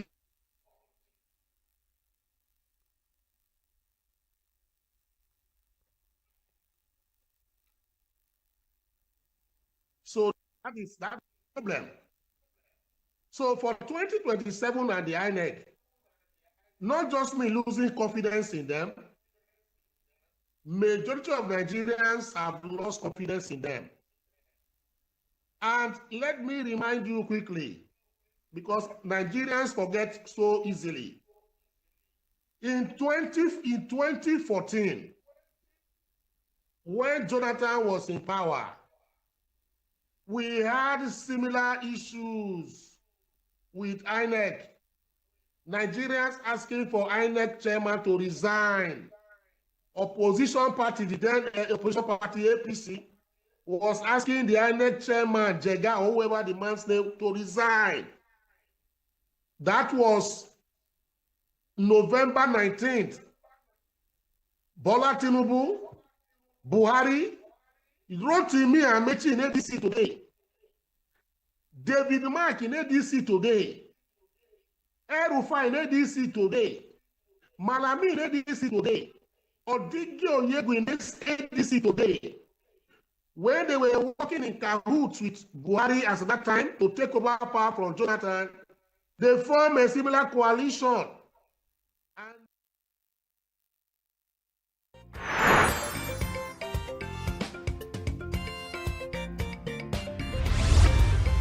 Signature TV, news in your pocket.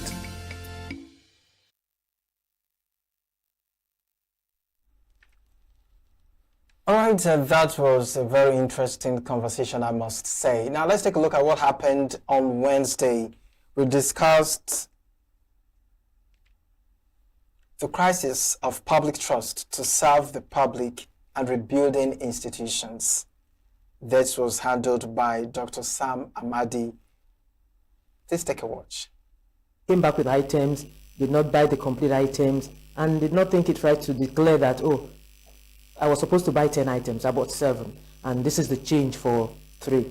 It's gradually erodes trust. Is that, oh, I can't trust you to go and buy something and come back and give me the change. So that's now on a large scale in the society, in the community, government leaders, when there is no accountability, when there's no transparency, when leaders cannot tell you this is this, and you actually believe that what they've told you is what they've told you, then there is a problem. You won't be able to trust what they say to you, because what they say one thing, they say one thing and they do another. And this permeates all sectors. Is it the judiciary? Is it education and all of that? So that issue of transparency, the issue of accountability, those twin problems or twin issues, they have to be tackled. We must have a government or governments at all levels, starting from the local government to the state to the federal government, that are accountable to the people, that would lead. Is not a leadership that says do as I say, but one that says, okay, or do as I do, shows you, declares that, oh, this is what we have, this is what we are using it for, and then the people see it, and then there is trust. Right. Now, she mentioned trust and accountability, Dr. Amadi. So I want to get your perspective. Would you say that this is an institutional problem specifically, or would you say it kind of sheds light to a broader cultural and social value problem? Well, I think it's probably broader, like you pointed out. It's a crisis of value, and it has an element of cultural aspect. The thing is that, it's self-reinforcing. So when institutions don't work, for example, like she pointed out, they also generate a cultural value of people not trusting the institutions, people feeling that this is the way we should do our things. So the institution of law enforcement, if it doesn't work, people may resort to self-help, cynicism, and even encourage to impunity. So the two aspects are working together. The cultural aspects generates the institutional value, and those institutional value they reinforce those bad culture. So in the case of Nigeria, accountability. If leaders don't show the most elementary part of accountability, don't even show accountability, they generate a sense of disconnection for the people, or people, cynical, they don't care, or don't forget government. And so people also behave that way in their own setting. So they also, people say the problem is not leaders, it's Nigerians, but actually leaders create a certain form of social relationship, and people, replicate it in various dimensions. So then the question is, how do you solve it? So oftentimes people say, okay, let's start with a cultural revolution, mindset change, people change, and then somehow it goes up to the leadership. Other people say, okay, if we fix leadership and leaders are accountable and they enforce accountability, then it comes down like rainfall. It falls down, and then the people themselves change behavior. So it's a chicken and egg or chicken and hen proposition, which one comes first? But clearly, impunity, abuse of power, lack of accountability, they all reinforce this sense of crisis of the death of crisis of value and reinforce the crisis of value. All right, so let's look at exactly some of these significant institutional failures that we have that are currently affecting us as a country. Can you talk about, these issues from your perspective? Okay, so let's take the basic one. We have a crisis of basic production of social amenities. Don't even have light, road, water. Nigeria has very high multidimensional poverty, not arising from catastrophes, hurricane, or some kind of natural, force of nature, but basically the total absence of commitment to the various social provisions. So if you look at some local communities, it wouldn't take much to make the roads a little bit, more travel. It wouldn't take much to provide maybe the markets, clear the bushes, pay people, unemployed people. If you pay the minimum wage, even if you pay them less than minimum wage in the local area, they'll be happy to come and clear those markets, clear the roads. It wouldn't take much for government to put community water, not anything sophisticated, even if it's public, push by push, whatever they call it, okay? That's at the level of economic, provision of economic growth. Now, come again to the degree of impunity with security. So how many times have you seen state governments prosecute persons or make effort to catch these, criminals who make the neighborhoods unsafe, and then prosecute them publicly? Again, to talk about rule of law, accountability, budgeting, all the time, maybe you see people, civil society people complain, put up petition. Do you see a robust government engagement to explain? But if you contrast that,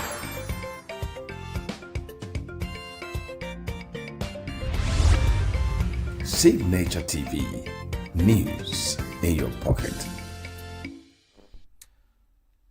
As the 2027 general elections gearing up, everybody seems to be talking about politics, and we had the pleasure to discuss these very hot conversations where we looked at the 2027 build-ups, Nigeria political climate, and uncertainties. Same day, we also looked at the 2027 build-ups, Nigerian political climate, the good, the bad, and the ugly. There doesn't seem to be any clarity in anything. There doesn't seem to be an ordered, developments towards that election. Communication has been very ridden in kind of uncertainties and all of that. So for me, you see stakeholders addressing issues have not bearing at all towards that very critical election. You can see the situation of the opposition. The preparations towards the election is supposed to be in such a way that all stakeholders are planning adequately towards that election, so that we will not have a repeat of failed processes we recorded in the past. But the truth is that there seems to be a spanner in the wheel of the channel, and everybody is running helter-skelter. The election is almost upon us. We are not facing the real situations. We are not facing the issues that bother us. The Electoral Act has its own concerns. The INEC with a new leadership doesn't seem to be, getting things properly, conducted in such a way that confidence will be inspired into those who are participating in those elections. The Nigerian public is supposed to be very, clear. They're supposed to have clarity about every step of the way between now and the 2027 election. But what we are seeing is things that are really immaterial, really, as if there are forces that are against the preparation. We are not even clear whether that day is going to come to pass. But the truth is, it is election, and it is the only opportunity to choose our leaders. So it is of necessity, it will come to pass, and that's what we expect. But our concern continues to grow by the day. And I think our stakeholders will get it right, particularly the independent national electoral election, so that they will not jump into the fray. Rather than preparing for elections, we're interpreting situations that has little, effect on the commission as a body to conduct that election. So I'm hoping that even the opposition will get it right. The ruling party should also continue their governance, even as the election is then, as we prepare towards that election. But if you look at all the handwritings on the wall, it doesn't seem that a lot is happening right, because this is giving the our experiences of the past. Right now, we're supposed to be working assiduously towards that election.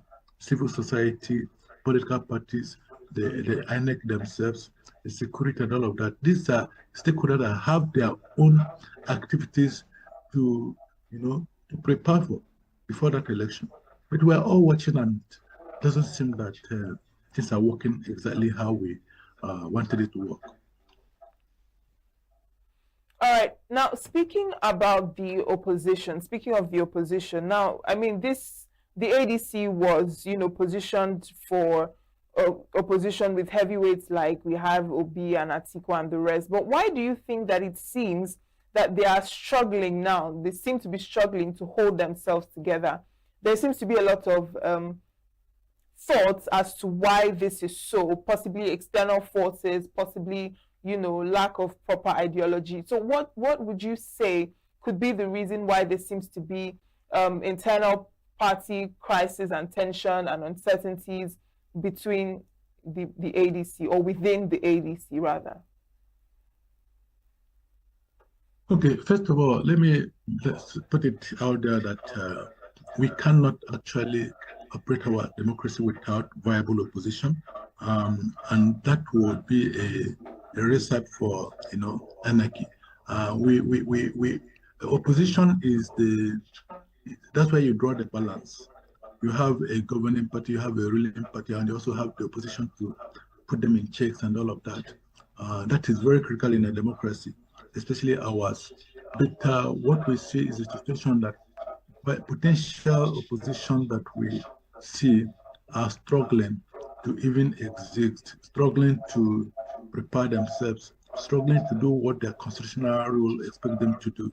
And like I insinuated earlier, we're not too sure where these forces are coming from. But what we think is, and it is not unexpected in a democracy, and it has been voiced by even the the ruling party, that they don't have any explanations. The opposition decide not to, align themselves, or they decide not to conduct themselves properly. It is not their business. They even have opportunity to further, worsen the situation. That is permissible in a democracy. We have heard things like that.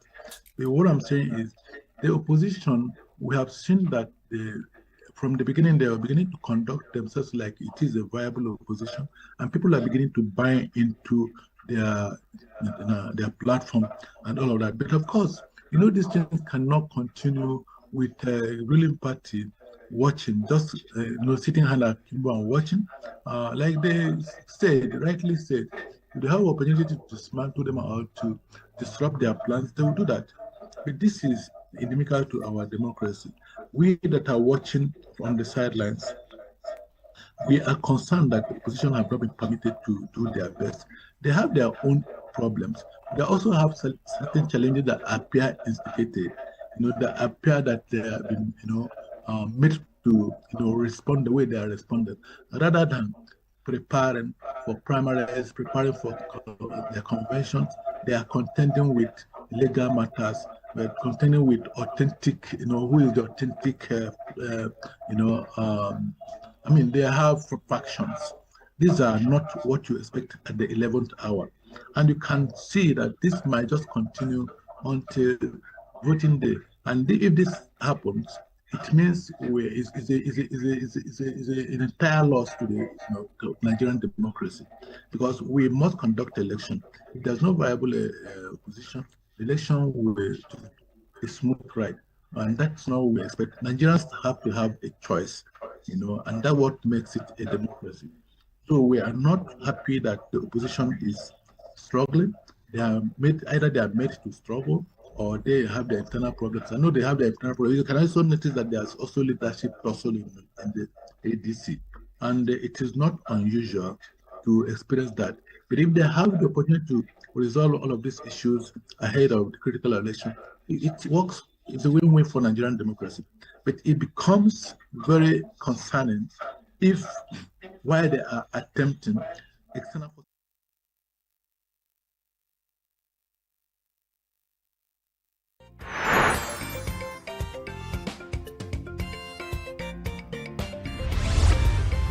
Signature TV, news in your pocket. And we align just for the sake of getting power.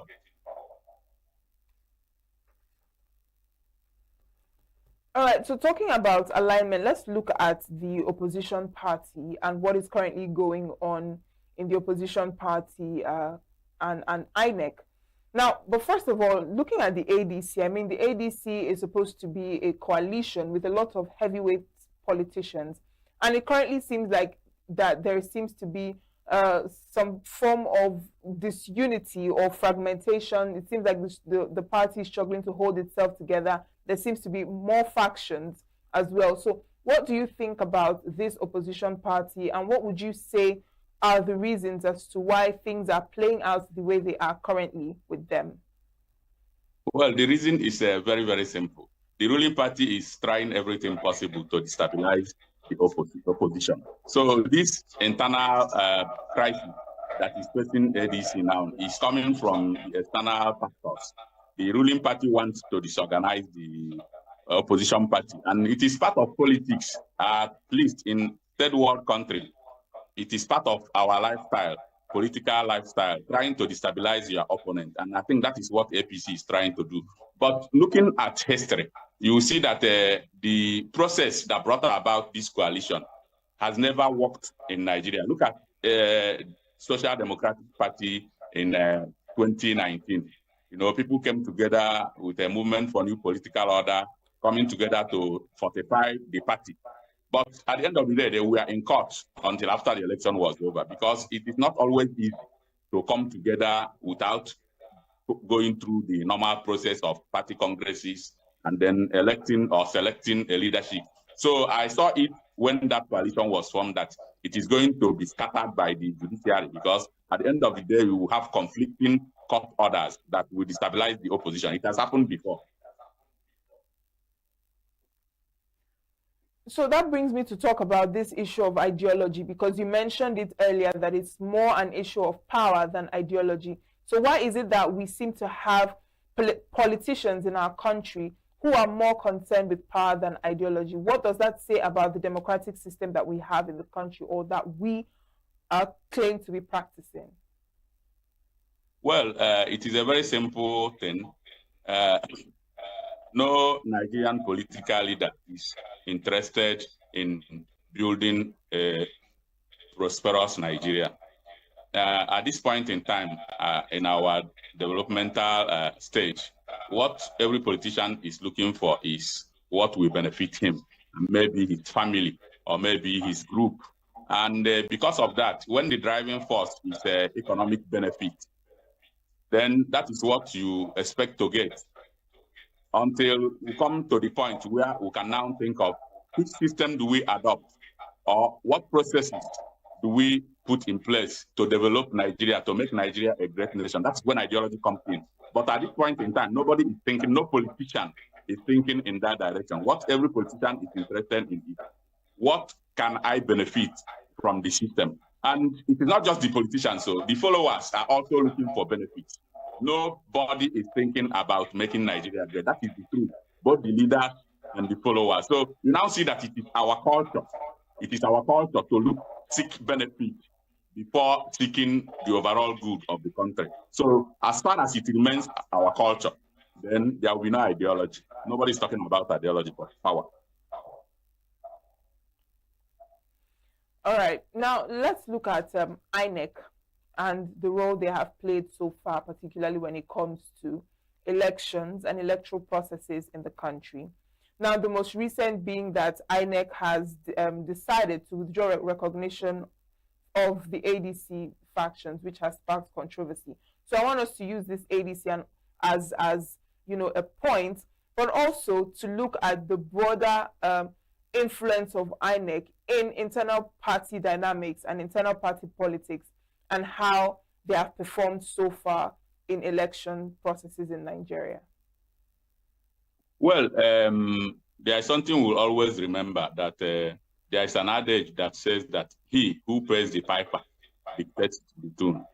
If you look at the process of appointing the chairman of the Independent National Electoral Commission, you see that it rests squarely with the president of the country, who recommends to the National Assembly. And looking at the National Assembly or the Senate arm, you discover that it is always a rubber stamp of the executive arm. So you now see that because the president has an overwhelming power in the appointment, the process of the appointment, then you don't expect the person he appointed to betray him. Let me use that word, betrayer, because it has to be, he has to play the game according to the person who appointed him. It is not an easy thing. If we have a system where maybe whoever becomes the Chief Justice of Nigeria at any point in time becomes the head of the Electoral Committee, you see that we may be able to come to a stage where we have that independent National Electoral Commission, because it is independent in name. So because of that, you don't expect to get much from that INEC. But all the same, Nigerians should stand up to hold INEC accountable. I think that is the state where we are now. We are Nigerians who have to wake up to hold INEC accountable. That's the only way we can change what is happening now. If we don't hold them accountable as Nigerians, then there's no way the electoral system will change. So it has been on in Nigeria. The electoral system has been such that the ruling party controls the Electoral Commission. It did not start today, and I don't think it will end tomorrow. So in your opinion, what would you say that it would take for INEC to be truly independent? Because from what you've said, the independence is just in the name, but when it comes to the actual what is being done, it is not independent. So what would it take then for the INEC to get to a point where it can say it is independent of external forces and can operate within its rights? I think you have to take away the power to appoint the chairman and maybe the commissioners from the executive arm of government. And then we can balance it between the judiciary and maybe the legislature. Because as long as the executive arm appoints the chairman, the commissioners, and you don't expect them to perform, you don't expect them to be independent, And you also know that the budget proposal will have to be approved by the executive arm and then sent to the National Assembly before the money is released to them. So you now discover that the whole thing is entangled. The executive has a hold over the Electoral Commission. So what we want to do, or what we can do to help the Electoral Commission to be independent, is to take away the power of appointment from the executive. Maybe it will rest with the judiciary and maybe the National Assembly. So to that extent, we may have something that may look independent, but it will not be totally independent though, because you know in Nigeria, political patronage is always the key thing in our political system. So whoever has a hand in appointing the chairman and the commissioners will also call the shot. That is our problem. Now, earlier on, we spoke about alignments and defections. But now I want us to talk about defections, particularly when it comes to the ruling party. Now, most of the defections that we've seen, most of the high-profile defections are to the ruling party, which is the APC. And a lot of concerns have been raised by a number of people that Nigeria is moving towards a one-party state. What do you have to say about that? Well, one thing we have to know right now is that this is the first time a core politician is ruling Nigeria. The other people that have ruled Nigeria maybe former military leaders, maybe people that we have to ask into running for president and things like that.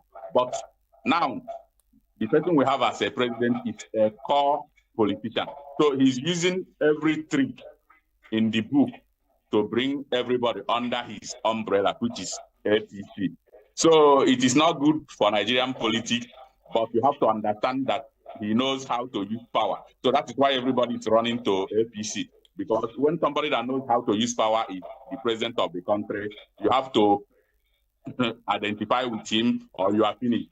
The election in Edo State, the governorship election in Edo State demonstrated just that, because I'm so much convinced from the evidence available that the APC came down with the power of the federal might. They came down with the federal might to Edo State and took over the governorship. So every governor is now trying to align in the interest of peace in his state. So that is it.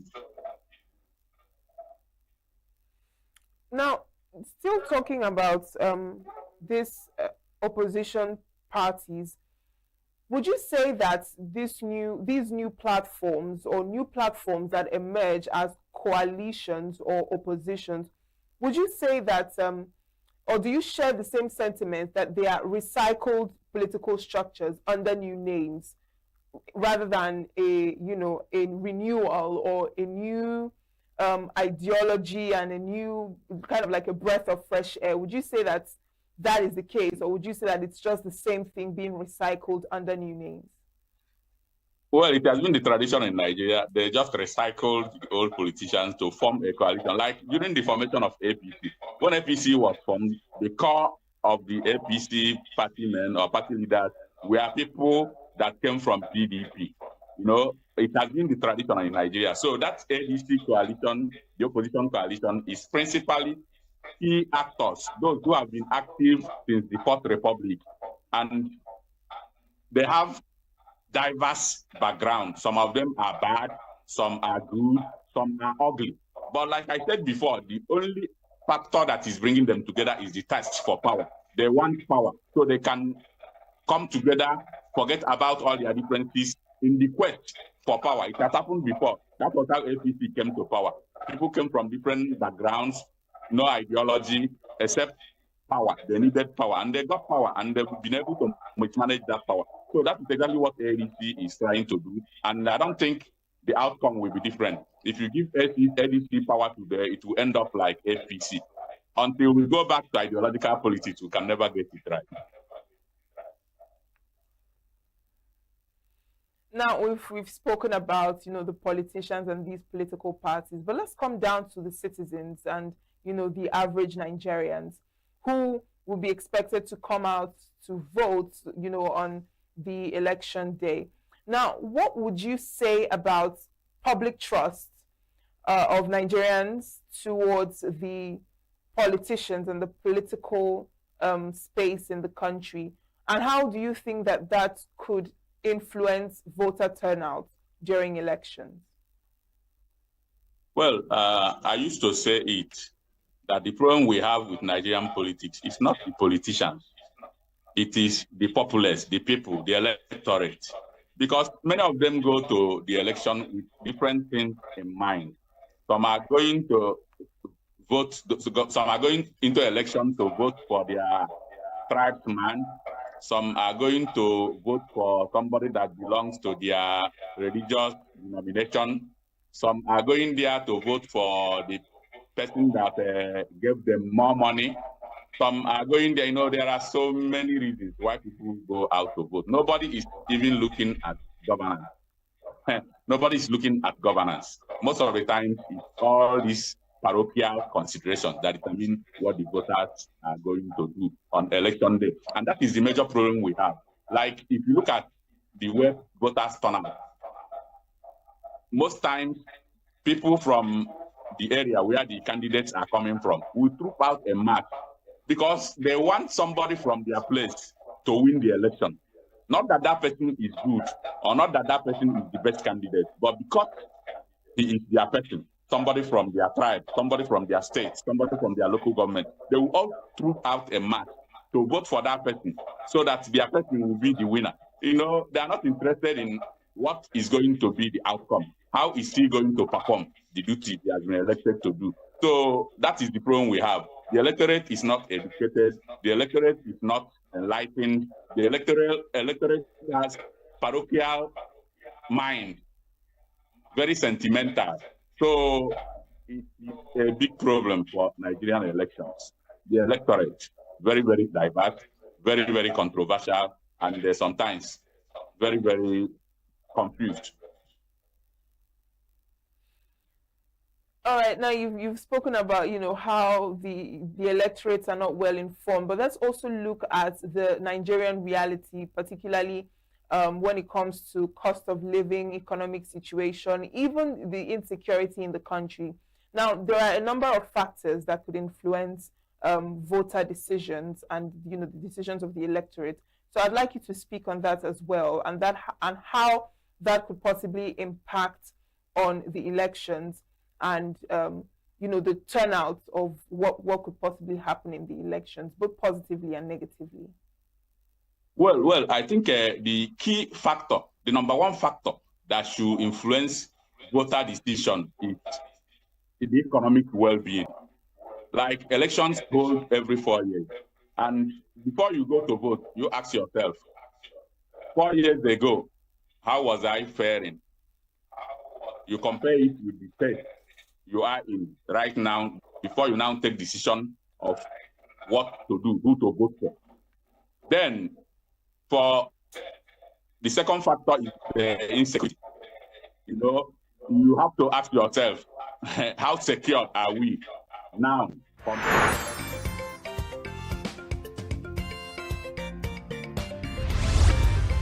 Signature TV, news in your pocket.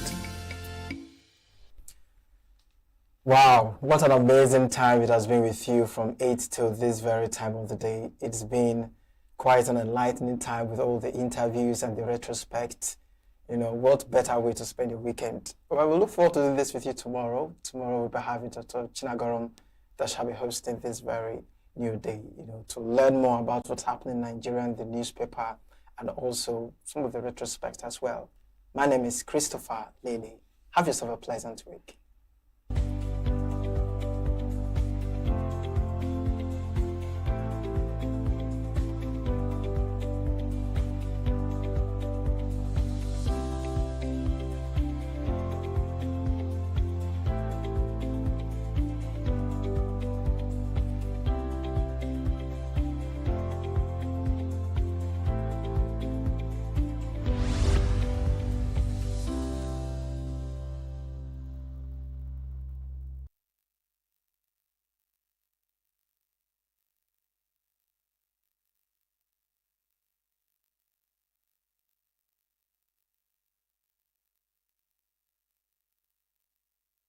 Every second, Every minute, every day, news is breaking, events occur, and there are new developments. At Signature TV, we follow these stories objectively, bringing all sides without bias, explaining the complex issues, breaking down the numbers, and investigating the issues behind the news.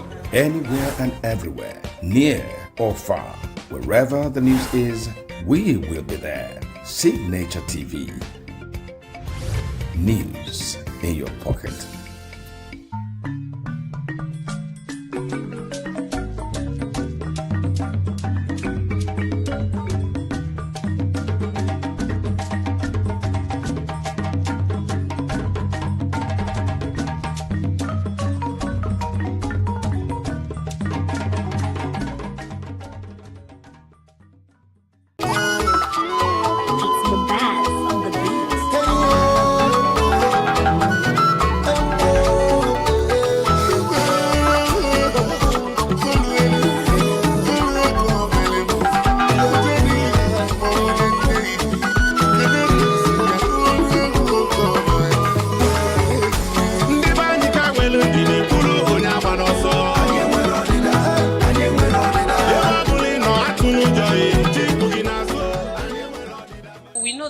Many of us are regular audience at Nkata Umibe, but for some who are coming for the first time, so Nkata Umibe is a flagship program of the Center for Memories. It's a monthly lecture series, a gathering that we hold every month in the tradition of the Igbo people, where we gather together at the village square or under the Odara tree to deliberate on issues that affect the community and how the community can move forward. And, in that tradition, the center decided to open up a platform like that where we can gather every month. And Nkata Umibe started in 2018. Our very first edition was held in May of 2018, and we had Professor Chidi Odinkalo as our speaker, and he spoke on Igbo Kunye. And after Professor Chidi, we've had other very prominent speakers. We've had Dike Chukwumerije, we've had Professor Okendibe, we've had Chika Onigwe, the author, we've had Chika Odwa, the journalist, we've had Divon Chomambanefo, we've had Kingsley Eze, the CEO of Tennessee, we've had Frank Nweke Jr., we've had Chichi Aniagolu. In fact, if I go on to list the speakers that we've had, we will not leave here today. And we're so honored to have our distinguished speaker for today. So I'm going to very quickly just read out a brief profile of him and then invite him to the stage to make his presentation. And as you all know, after the presentation, we're now going to have the Nkata proper, the moderated session. And we also have another wonderful person who will also be driving that conversation. So Larry Ogwego is a Nigerian who believes that ordinary citizens can transform themselves and their nation if they consistently insist on doing what is right. He founded Greater Tomorrow Initiative, GTI, a youth development organization that later gave birth to Human Rights Volunteer Corps. And today, we have the honor of having him as our distinguished speaker to speak on the very important topic, Ndu Mmiri, Ndu Azụ, interrogating the state of human rights in Ali Igbo. Ladies and gentlemen, with a resounding round of applause, please let's welcome Mr. Larry Ogwego as he comes to make his presentation. Thank you. Thank you very much. It's a great honor and privilege to stand and share the podium that has been graced by some of Nigeria's great men and women. When you were mentioning the names of the distinguished speakers that have been here, I was humbled. Incidentally, I've had the privilege of actually attending many of the Nkata Umibe series myself, basically because I'm onye Igbo. And I'm like Nkata gbasara ndị Igbo. But I must start by acknowledging the great work that is being done by Center for Memories. I also love the thematic focus Makonya Ta Nechi. If you do not remember your past, you may not be able to manage your present, and you definitely won't be able to plan for your future. So when that thematic focus was chosen, I don't know how it was done, but I believe it was inspired maka ụnya taa na echi. Ndị Igbo si na onye amara ebe mmiri bidoro maba ya ama ama ebe ọ kwụsịrị. And that actually provides the background for the respect I have for the great work that Center for Memories is doing, Center for Memories. And I wish we would take the work this center is doing a lot more seriously, because we have a rich history. We have a rich history as far from way back, but also have a rich contemporary history as Ndị Igbo. And if we can go back and listen to the Center for Memories and begin to document, study, imbibe, and deploy the benefits of our collective achievement as Ndị Igbo, we will be inspired to do more. So I must salute the center for the great work they are doing. I also want to salute Maazị Hanye for piloting the affairs of this center so well, and our beautiful moderator, the sign language interpreter that held sway when I was talking with the young people. I salute all of you. They are the future of Nigeria. When I was looking at them, I was seeing senators, governors, presidents, and all of those people. I told them when I was taking the picture with them that I want to have a copy so that when you become a governor, if I come to your office and they want to delay me, I'll show them the picture. So I spoke to her when she was in secondary school. Come on, let me see her. So I salute the whole system that seeks not only to have this conversation with us, but also to prepare us for the future. I enjoyed my session with the young ones tremendously, because I have this energy when I talk with them. I know that they represent the future. If you want to know how Nigeria will be in the next 20 years, look at them. And I thank the center for preparing them for a great future. Nigeria won't always be the way it is now. It won't always be the way it is now. With the kind of lessons that are being taught and the kind of questions I got from them, the kind of response I got, I can assure you that what we may not be able to achieve, they will achieve. I have a very simple task, but for me also a very, very sobering task of discussing a well-chosen topic, Ndụ Mmiri, Ndụ Azụ, interrogating the state of human rights in Ala Igbo. When we talk about interrogate, we are talking about asking serious questions, asking questions aggressively about the state of human rights in Ala Igbo. But before that question of the state of human rights in Ala Igbo, there's a very interesting statement, a very interesting philosophical statement, Ndụ Mmiri, Ndụ Azụ. So that statement speaks to the fact that without the understanding of Ndụ Mmiri, Ndụ Azụ, you may not even fully appreciate what we are going to be talking about.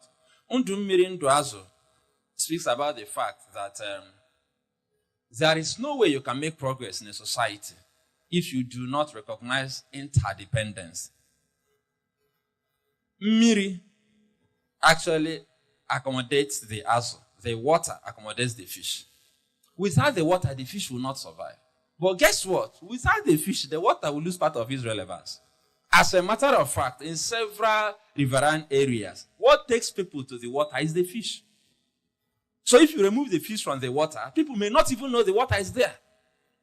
Besides being a means of moving from one point to another, one major reason people go to the water is to get fish. So there is this interdependence between Mmiri and Azu, between the water and the fish. While the water looks like it's more important because it accommodates the fish, if you remove the fish, the water loses a large part of its relevance. And that is what we are looking at today, Ndụ Mmiri, Ndụ Azụ, which speaks to different aspects of Igbo philosophy.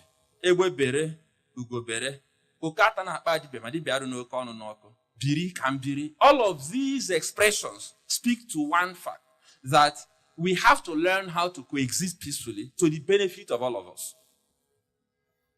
So when you get that background, it lays a foundation for the conversation about the state of human rights in Ala Igbo.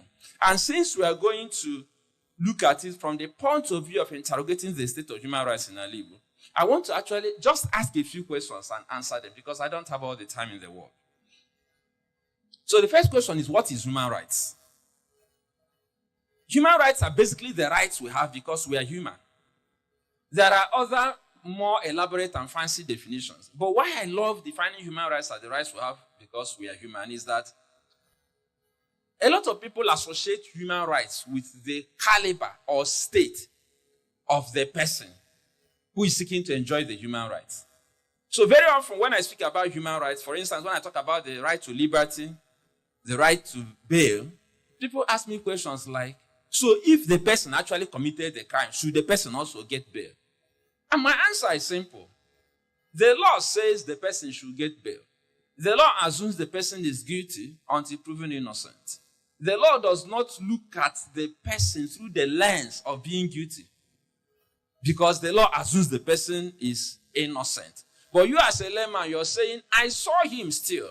He is not entitled to bail. But then the last time I checked, bail is not supposed to be go home and sin no more. Bail is supposed to be go home so that you will enjoy your freedom and be productive. Perchance you didn't actually commit the crime. So what if after all of the detention, the person actually didn't commit the crime?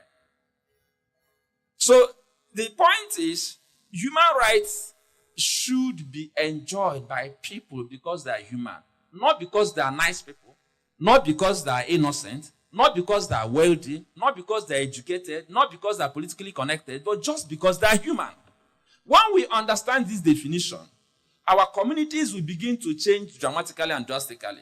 For instance, I've noticed that when you come to a village setting and you are discussing issues around human rights, you notice that people who had a bad reputation will actually not get their rights respected because most people will be judging them based on their past. I don't know if you can connect to what I'm saying. That is, if something gets lost in a certain environment, everybody will look in the direction of the thief. Even if it's not the thief that stole it. In fact, some people actually go to steal something knowing that there is a person who has the reputation for stealing who is likely to take the blame. So they will quickly steal knowing that everybody will suspect the thief, we all know. It happens also that sometimes when we are discussing human rights, people say, not for this one. The things are, see, we shouldn't be discussing human rights here. But the first thing I want to establish is what is human rights. These are rights we enjoy because we are human. It's that simple. And does it mean that if a person commits a crime repeatedly, the person should be entitled to the rights repeatedly? The unfortunate answer is yes. Is it my opinion? No. So why am I so adamant about it? Because that's what the law says. You cannot exist in a democracy without the rule of law. But let me also surprise us. We forget that human rights did not start with 1999 Constitution. Before the white man came, Igbos had the rule of law. That is why in those days, if the son of a king committed alo, the son of the king will banish. You see that thematic focus in several home movies in Nigeria, where there's this struggle between power and dominana. There was the rule of law, even in Igbo land.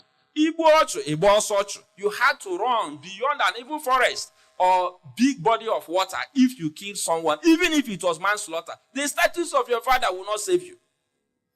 So did we have the rule of law in Igbo land? Yes. Did we have respect for rights? Yes. How do I know? We do not even remember that even women had rights. We always think about the fact, that Okonkwo used to flog his wife in this all apart, so we don't have rights. No, it doesn't work that way. Most of us do not know that there are rights that women enjoyed in the southeast, in Alibo, even before the white man came. I'll give you one example that will surprise some of you. Do you know that it was the right of a woman to have a place to cultivate? It wasn't negotiable, it was a right. I'm not guessing. It's something I researched long ago because at some point I asked myself, these human rights we're discussing, is it so alien? I not only talked to elders, I spoke to a professor of family law. The man shocked me when he started listing the retinue of rights enjoyed by women in traditional Africa. If a woman, for whatever reason, maybe she didn't have a boy child or she was divorced from the husband, was sent back to her family, the family had the duty to allocate her a portion of land to cultivate her ede. It was a right. It wasn't negotiable. Whether or not. I was surprised when I got a list of rights. So what does it tell us? We are not that distant from human rights as we have been made to believe by the white man, that everything good came with the white man. No, we had order also. In fact, our society was so well ordered, we so well respected the rule of law and the rule of tradition that you didn't have to use doors in your house. There was no door in traditional architecture of the Igbo man. We had onuzo, the point of entrance. We had no door. There was no need to lock it. If you went to the market in the good old days, there was no need to actually protect your yam. You had to take some other products home if you finished your business. But you left the yam in the market because the yam was the king of crops. You don't steal yam. Izuji valo. You don't steal the king of crops. So we had rules of engagement. So we are not strangers to the rule of law. The fact that the rule of law has been documented now doesn't mean that it has never been there. As a matter of fact, the rule of law was more functional in the traditional Igbo society than it is today in Nigeria, because today the politicians are above the law. In those days, almost everybody was subject to the law. If you refuse to be subject to the law, Anna will take care of you. Because today, our courts may decide to even sing on your mandate we stand. But in those days, the goddess of Anna will not permit you to desecrate the land. And as long as you cannot live in the air, that's why in those days, you wanted to say something important. You removed your shoes and stood on and said, as you stand on this soil. So we need to begin to ask ourselves, are these things really new? The answer is no. I wanted to lay this foundation before we start talking about issues around interrogating human rights in these modern times. We have not always been the way we are now. We had reasonable respect for the rule of law. That is why, if you notice, people are going back to traditional religious practice in Igbo land. Have you noticed the trend? Have you noticed the trend? Do you know why? Because the system we claim to be operating these days is not protecting us. So somebody decides to sit on your rights. You go to the law. The law is playing games and dying about giving you your rights. So the poor man says what? I don't know if you have been hearing that recently. Because the poor man believes that since I don't have money to fight with you, since I don't want to fight with you in a court that may be biased, let me go to a place where I will get justice. And that begins to tell you that we need to reinvent our present approach to human rights to align with who we were in the past. To respect people's rights without looking at status. Having said that, I'll also ask the next question. What are the different rights we have as a people? There are three major classes of rights. We call them social rights, economic rights, and civic rights. That is economic, social, and cultural rights. Economic rights, social rights, cultural rights. All of these rights have implications. But one of the things we don't think about is that people have cultural rights. I chose to talk about it a little because it speaks to the state of human rights in Igbo. And if we want to ask questions, we should ask hard questions. Why is it that in your village, Christmas is around the corner, people will organize village revival? Am I correct? Our daddy Mumbai just passed on. If not, he may come to your village next to pull down strongholds. And sometimes you burn people's shrines. Let me tell you the truth. When you burn a shrine, you just burn a cathedral that pre-exists the churches you built in the city. Every shrine is somebody's cathedral.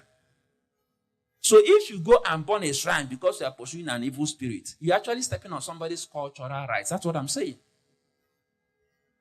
So human rights is not about going to police station or going to recuse somebody from the cell. No, there are several implications. We have the freedom of thought, conscience, and religion. I'm asking her questions today. Why should you go and burn somebody's place of worship without the person's consent? On the assumption that is the person who stopped you from progressing in your village. And that is purely an assumption. You have refused to work hard. You have refused to study hard. And then when you fail exams repeatedly, your father will go and burn somebody's shrine and say the person is tying you. While some people may practice malevolent spiritual practices, there are also several persons who engage in benevolent spiritual practices. But we lump all of them together, Igbo, and we condemn them without realizing that they have a right to choose who to worship, when and where, or to choose not to worship anybody at all, or anything at all. So these are tough questions, economic, social, and cultural rights. I will tell you a shocking story that I encountered as a person I received a report and we investigated the report, and it was true that a young woman was stripped naked from head to toe and paraded in her hometown, not elsewhere. What was her offense? That she brought Ndia Koromaka to their village. Her village was predominantly following one of the conservative Orthodox churches. A priest participated in this show of shame. So an undergraduate who was in UNN at that time brought a fellowship, and they bought land and wanted to establish Oka Korakan at their village. The village conspired, thought she was mental, that we are introducing something alien. She didn't even bring Omenana. She brought another church, another denomination. They, in the course of teaching her a lesson, they stripped her naked and took her all over the town, the village, naked. By the time we got involved in that matter, there was pandemonium. We complained that the Muslims in the north apparently make it difficult for Christians to hold crusades and operate freely. And then we come here, we also don't allow some people to operate freely. So how does that speak to the state of human rights in our Igbo? How can you be pointing one finger at some other persons for persecuting you, and then you're persecuting other persons right in your space? Because we don't understand human rights. So there are different types of rights we have, classes of rights. It's not just about, I just wanted to choose cultural rights to make us understand that this human rights thing is deep. And when you don't allow people to flourish, when you oppress people, you don't get the best out of them. A person who is oppressed cannot be creative. If you doubt what I'm saying, go and check the history of the entertainment industry in Nigeria. Anytime the military takes over in Nigeria, the entertainment industry practically dies, it shuts down. Go and check. Chris Okotie and his colleagues reigned under Shehu Shagare. Go and check the records. The records are there. Once the military took over, all the superstars in music, their career stopped. Because you cannot come to a military administration and be shouting Nigeria, scatter, scatter, Nigeria. You won't sing again. Once certain persons take over power, fear rules the space. Once there is fear, creativity takes backbench. Creativity flows freely, doesn't like to be encumbered. So in any place where people are oppressed, you're actually oppressing creativity and productivity. So the question that we need to discuss next is, what are the rights we should have? Modern day rights. I've mentioned some of them. We have a right to decide how we want to worship, who we want to worship, where, when. But I must also point out that some of the rights that we are going to discuss are not for minors. If you are less than 18 years, there are some rights you shouldn't enjoy because your parents will make those choices for you. So I'm saying it so you will understand. But when you become an adult, you are supposed to be mature enough to make choices for yourself. We have so many rights entrenched in the Constitution. We have the right to life. Nobody's life should be taken without recourse to due process. We have the right to liberty. Nobody should be detained. It's common in Nigeria now, for whatever reason, to detain a human being, sometimes for 6 months, 1 year, and say it for security reasons. No, the laws are clear, very clear about those things. But we choose not to respect the laws because it's politically expedient not to do so.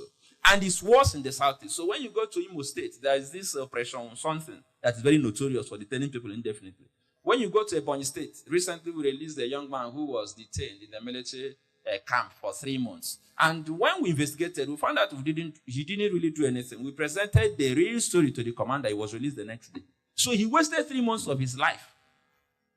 Just wasted it. And nobody said, I'm sorry. If it's abroad, he will pay healthy compensation. Not in Nigeria. He will go and do Thanksgiving because he has been released. He will not be talking about compensation. So we also have the right to be treated like human beings. The right to the dignity of the human person. This is one of the few countries in the world where on a regular we see people sitting on the back of trucks. That is, the policemen will arrest us, tell us to sit down on the back of their pickup truck. You come to the police station, they ask you to sit on the floor.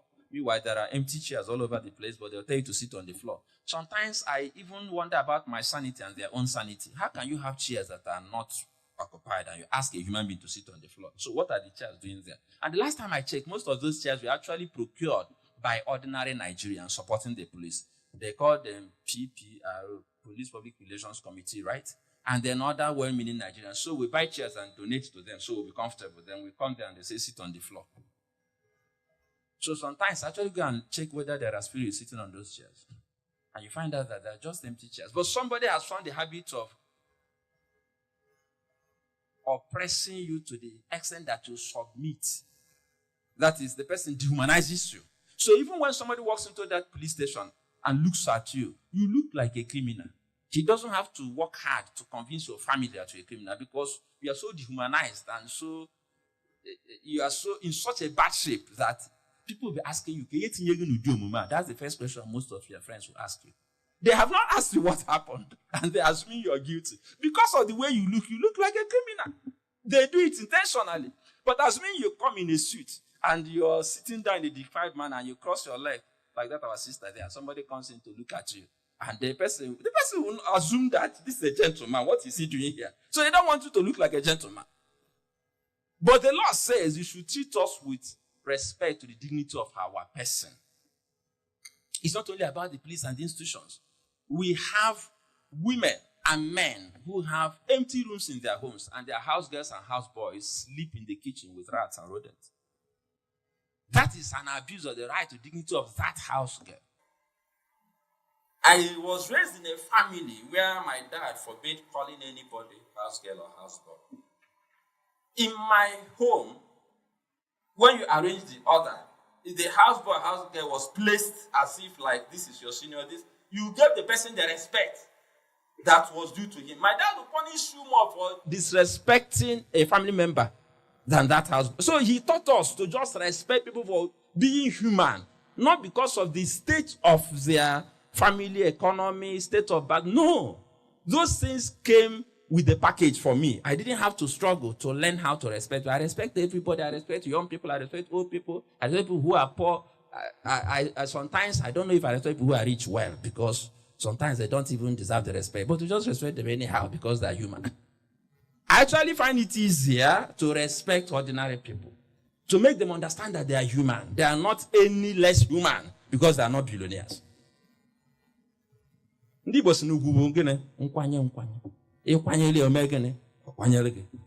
we have lost all that. So we have a plethora of rights, so many rights. Tenants have rights with their landlords. Landlords also have rights. Employees have rights. You don't just wake up and tell an employee you are fired. If you have the guts to say you're fired, you should also have the guts to pay 1 month in lieu of notice. If you have a tenant and the tenant is not quick to vacate the house and not quick to pay you rent, you should be patient. Go to the law. Don't tell me that the law is slow. My dad taught me some lessons. There was a time I had a furniture company and I used to complain too much. All these carpenters, that. My dad said, look, sit down, young man. I sat down. He said, look, if they are smart as you, they will not be in your employment. They will have their own businesses. So your job is to raise them to be who you want them to be, not to complain about them. My dad doesn't talk too much. He will say one thing like the Bible, you can begin to interpret it for yourself. Say, stop complaining about them, raise them. If they are smart as you, they won't be working for you. I learned that lesson. I started training my workers every Saturday.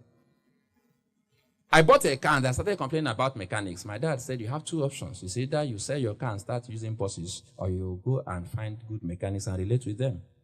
And he said also, I know one day you complain about tenants. It's either you don't build a house, or you build a house and tenants will owe you and you manage them. These things come with a package. So if you have a car, you deal with our mechanics. If you have a house, you deal with the tenants. So you don't tell me, no, the tenants are obnoxious. If you have a house, you have to be patient about evicting your tenants. So there are so many rights, I cannot go through all of them. But what I'm saying essentially is that we must get to that point where we understand that these rights are for human beings. They are not for spirits, and we should ensure that these rights are respected. So the big question for me, the elephant in the room, is what are the worst abuses we are currently dealing with in the Southeast? I would have probably spent less time laying the foundation, because for me, this is the big question. And when I have these conversations, I'm not talking as Onyibo, just talking. I talk authoritatively as a person who has probably received the highest number of complaints of anybody in the Southeast. I have received and managed thousands, literally speaking, of complaints from across Alibo. Alibo transcends the Southeast. So we have a unit of HRVC, for instance, in Asaba. I've received thousands of real reports, real time, from people who suffer abuse. So when people argue with me about human rights abuse, I ask them, what do you really know about abuse? Do you have documented cases? How many do you have? I mean, we are talking about how many years? 17 years of sifting through thousands of complaints. So I've been able to find out how the mind of the Igbo man works when it comes to human rights. I've been able to see the worst of abuses. I've been able to see people who do things that are obnoxious. I've seen a man quarrel with a brother. You won't get this. Quarrel with a brother, the same father, the same mother. And because he felt the brother was giving him trouble because he was educated, this person, educated lecturer, speaks a lot of English. This one, businessman with plenty of money. The businessman got angry, went and loaded a trailer with scrap. You know what scrap is? Scrap metal. Then went to the gate of his brother because issues concerning land. Packed the scrap trailer, used it to block the gate, and removed the head of the trailer. I don't know if you understand this story. That is, he used the trailer truck filled with scrap metal to block the entrance of his brother's gate. So the only way the brother could remove that was to go and get the head of a trailer, come and hook it to that stop, and drag it out of. And then he also left thugs to look after the trailer body to ensure that nobody even hooked it to drag it out. To his brother. I've seen all sorts. So the money God gave him was for the purpose of oppressing, to show his brother, okay, I'm going to put you in your place by using my words to block your gates. That's how cruel people can be sometimes. So what are the worst abuses? N'ala Igbo. The worst abuses we have by far, unfortunately, with the police, ndị uwe ojii, and security agencies. The cases are difficult to manage. And the cases are legion. The first one is monetization of services. Most people don't know it's abuse. So you go to a police station, you want to go and report a case, and they charge you money for reporting the case. You want to go and arrest the suspect, they charge you money for arresting the suspect. And you suggest, okay, I don't want to pay money for you to bring your vehicle. They'll say, bring money for fuel. It's okay, I have a car, let's go with my car. I say, no, we can't go with your car. You have to, okay, let me put fuel in your car. I say, oh, God, you are difficult. That's not how we do it.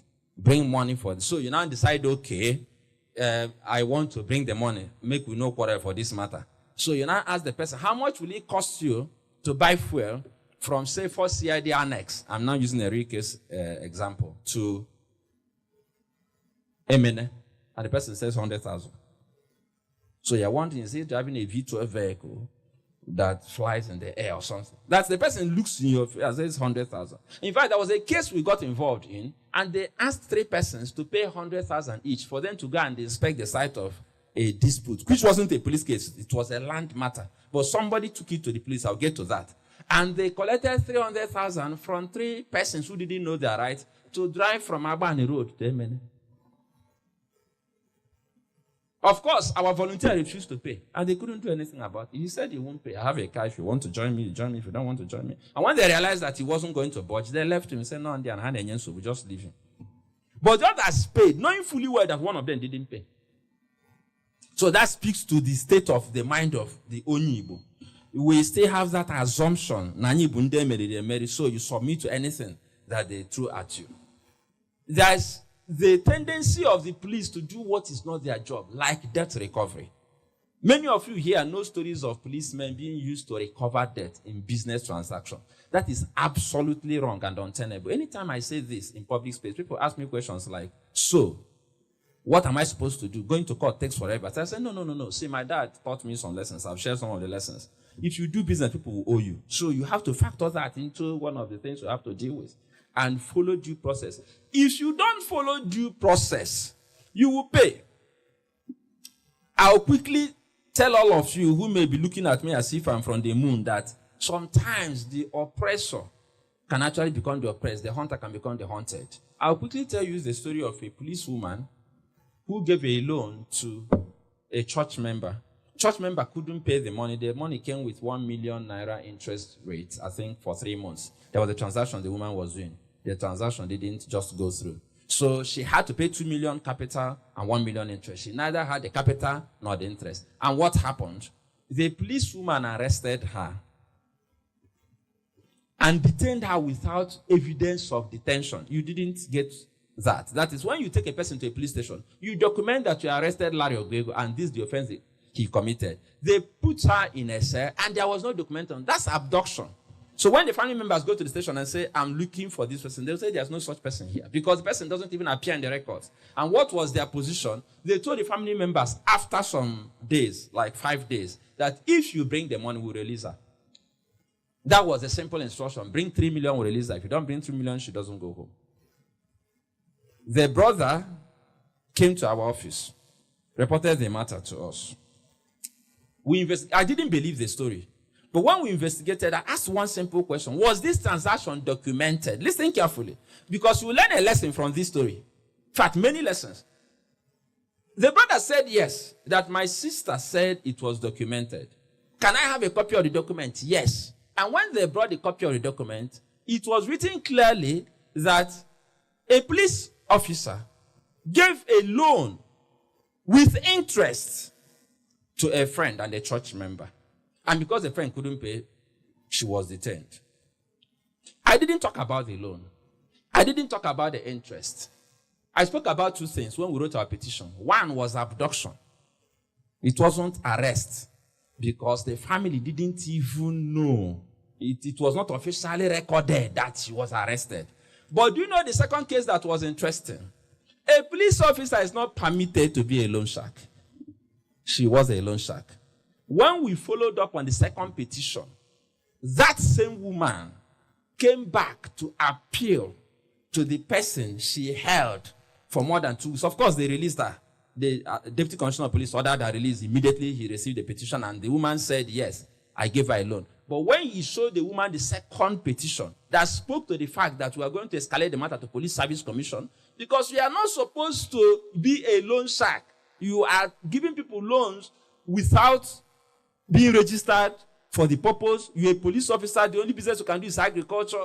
We put our cases in black and white against her. And that woman came to settle the matter. Sorry, but for the purpose of this issue of Ndumiri Nduazu, people understanding that we need to be careful about how we treat people we think are less important or vulnerable. This woman reported the matter to her pastor. That is when she was being harassed. The woman who was owing money. Because she was on the run and reported to the pastor. Pastor brought them to make peace. It was in church, in the pastor's office, that the policewoman arrested her. I verified that from the pastor. How did I meet the pastor? When the policewoman's job was being treated, guess who she ran to? The pastor. What went around just came around. Pastor called for a meeting. And guess what? To release her from the very wicked act she committed, I insisted she should forfeit both loan and capital. She detained somebody for 2 weeks. Now, some of you may be looking at it as if you're a very wicked person. But you see, I explained my rationale. I don't do things arbitrarily. My rationale was simple. I told her you have the option of our submitting the petition, following it up, and going to court against you for abduction and illegal detention. The court may award more than the money we are discussing. You may lose your job. The option is that you forget the money, both principal and interest. She forgot the money. Why did she choose to forget the money? She decided to pursue the money the way most of us will pursue it, without any concern for the rights of this other woman, because she was in a position of power. And then because of that approach, she lost the entire money. Do I look like I'm wicked? No.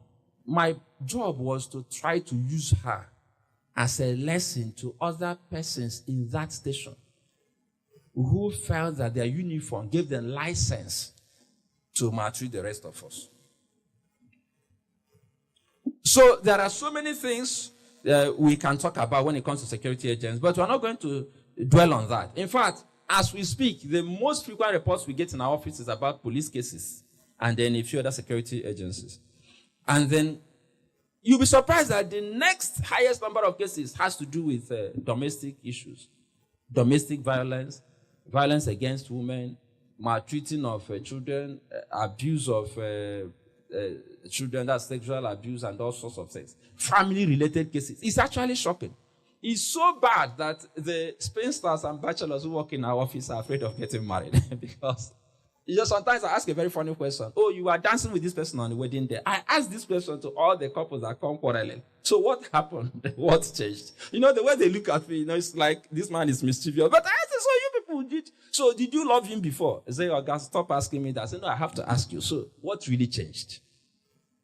But the point I'm making is, when we fight these battles, we fight without rules.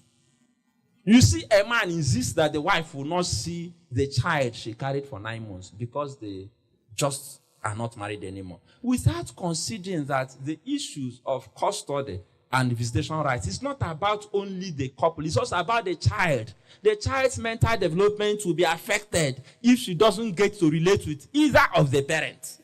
So I take time to explain these things. That it's not just about you. When you two were loving one another, you didn't discuss it with this child. She was somewhere enjoying in the spirit realm. You people making the law of Gapote here. And now you are inflicting this injury on the child. Are you guys okay? Meeting with the child before all these things started. No. Sometimes they become sober. I explained to them, no. Whatever issues you have should not be visited on the child. Family matters. I wish I brought it here, but my time was obviously limited, so I decided not to bring some things. But I wanted to bring some tools. A man wrote a constitution for her wife. Actually wrote it and gave the wife. When the woman gave it, he had the courage to give the wife a copy and held the copy. When the woman submitted, I said it's not true. The woman said it's true. Ask him. I asked the man, a lecturer at Federal Polyoko. The man said, I wrote it. What did he write there? You cannot have visitors from your family. That's they won't not turn to sleep. They won't visit. Your friends cannot come. They were 12 commandments, 12 obnoxious and wicked commandments. None of them made sense. The man actually wrote it and gave. I told the man, do you know that I can actually put you in jail with this? Because VAP law has been criminalized. But people don't know. The man wrote something that could put him in jail and gave the wife and said, this is the constitution of this house. An educated man who actually read law in the Open University. I told him, what kind of lawyer are you going to be? So these are the challenges we are dealing with now, Igbo. Of course, one of the things we have to talk about is government agencies and institutions that deal with us without recourse. In fact, my pain is that they don't even deal with us with the intention to reform us or to help us maintain order. When MOT is looking for somebody to arrest, they are not looking at sanitizing traffic, they are looking at revenue. So they wait for you like a hunter waits for a prey. In fact, I think they even manipulate the traffic light. So you are just driving at normal speed. You just move from green to red, bam. You don't know whether to jump on your brake and somebody hits you from behind. You don't know what to do. The moment you pass, the hunter is waiting. The next, you see the hunters pursuing, and they pursue, overtake, and they recover all. Most of the time. And that is wicked. The job of the Ministry of Transport is to make sure the roads are clear. You go to main market, you cannot pass. You go to different places. Their job is to make the roads clear so that we can enjoy the road, not to pursue us. I told them clearly that Ministry of Transport is not a revenue generating agency. If anybody tells you that person is a liar, there are institutions that do not generate revenue for government. They provide an enabling environment for investors to come, for other revenue generating institutions to now have a lot of business that will now make up for the revenue they are not generating.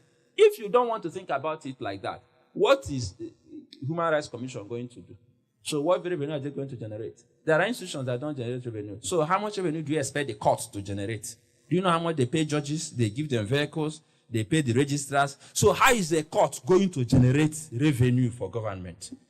There are institutions that create sanity and the environment for things to work.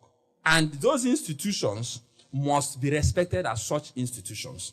If you convert them to revenue generating agencies, you are destroying the way the natural order of things work. Unfortunately, that is what we see in the Southeast. These things may be happening in other places. But it appears to be worse in the southeast. And for me, I will also ask myself one other question that is important. I have to do the rest in the next few minutes because that's what I've been told.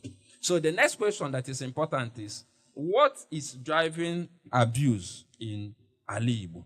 What are the causes? What are the things that are driving abuse? The causes are very clear and straightforward.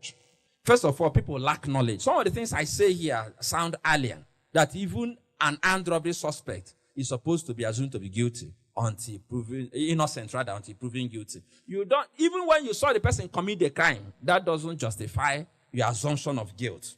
And I'm not joking.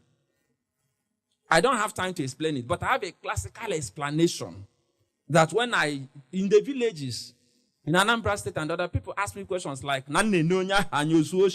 say yes.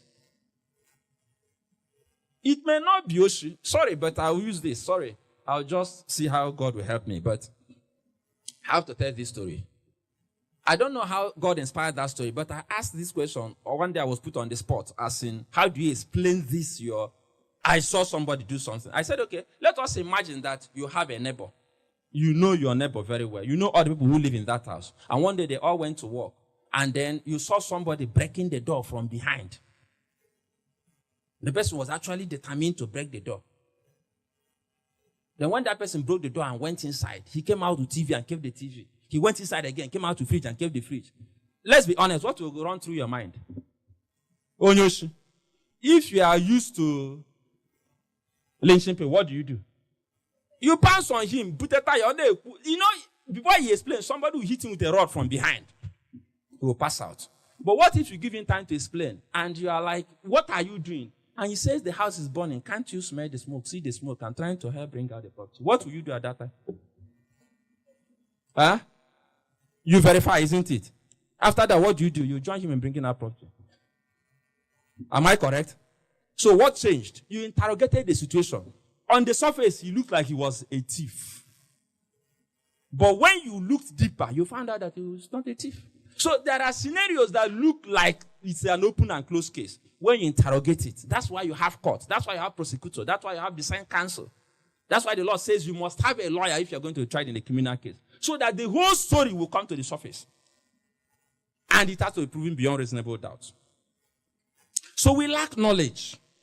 And then we have a culture of abuse that has lasted for some time, driven by impunity. They're feeling that nothing will happen. That I'll do it and nothing will happen. Police will tell you to your face, I'll waste you and nothing will happen. Landlord will tell you, don't worry, he gave me. These are things people will tell you. That statement is driven by impunity. They're feeling that nothing will happen to me if I do something wrong. That's one of the biggest problems in Nigeria. Beside the so-called corruption. In fact, impunity drives corruption because some Nigerians are corrupt, knowing fully well there won't be consequences for the corruption. So impunity is very dangerous. And then we lack courage. When we are abused, even when we know institutions that can help us, people have come to our office and say, let us fight. They'll say, happier. Police. Say happier. If you know how many times I've felt, and I tell them things like, I should leave it because you feel insecure. What of me that's going to fight the battle? They know my office. They probably know where. So don't you think they should be more angry with me? Why are you a coward? Say, okay, you won't understand. Now, Pastor may be not some happier for God. You see, the problem living in for God is that the person may also repent and God will forgive him. He forgives all our iniquities, including human rights abuses. So sometimes I'll tell you, see, take it to the law. Even God expects us to obey civil authority. When people do what is wrong, report them. It's not unforgiveness. You are sanitizing the society. You have a duty to do that. But our spirituality means that, that we can take all sorts. And then, unfortunately, not only that we lack courage, there is institutional support for human rights abuse. We have governments and governors that act outside the law openly. And when they do that, politicians and political players get this impression that they are also immune, so they can act with impunity. Then their friends and family members and associates borrow the same behavior. So before you know what is happening, the whole society is actually emulating bad example, and then what happens is that we are living in a jungle. But one of the worst challenges we have in our Igbo with this issue that money can fix all things, I want to address that just for 2 minutes. The Igbo man has this belief system that money can actually solve every problem. So he can actually kill someone, or so will ego mechie. That's if he spends enough money, the matter will be closed. That is why they are demolishing your houses all over Nigeria. It's not because they are targeting Igbos. An Igbo man is the only person that you will tell, you cannot buy that land. It's on a floodplain. The Igbo man will say, don't worry. No, tell me the truth. And he will start with you that gave him the advice. He will close your mouth with money. You will sell the land to him. Do the documentation. Knowing fully well you shouldn't build there. Then when a pharaoh that doesn't know Joseph comes and demolishes the building, because we are the people who believe that money can do everything. If they have 100 houses there, we own 70. So it looks like we were profiled. But the truth is that we are the people who invest in property, and we are the people who must invest, so we buy anywhere. Abuja, same story. Lagos, same story. We have a sense of impunity that if you have enough money, you will tell him, see, one day, he said, when we get to that bridge, we'll cross it.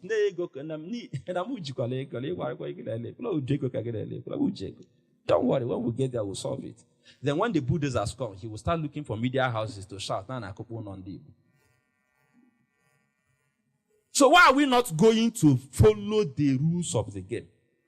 If you build in the proper place and have your documentation, if they demolish your house, they will pay you compensation. They won't even demolish it. So that issue of impunity, driven by the thinking that money can fix all problems, is very dangerous.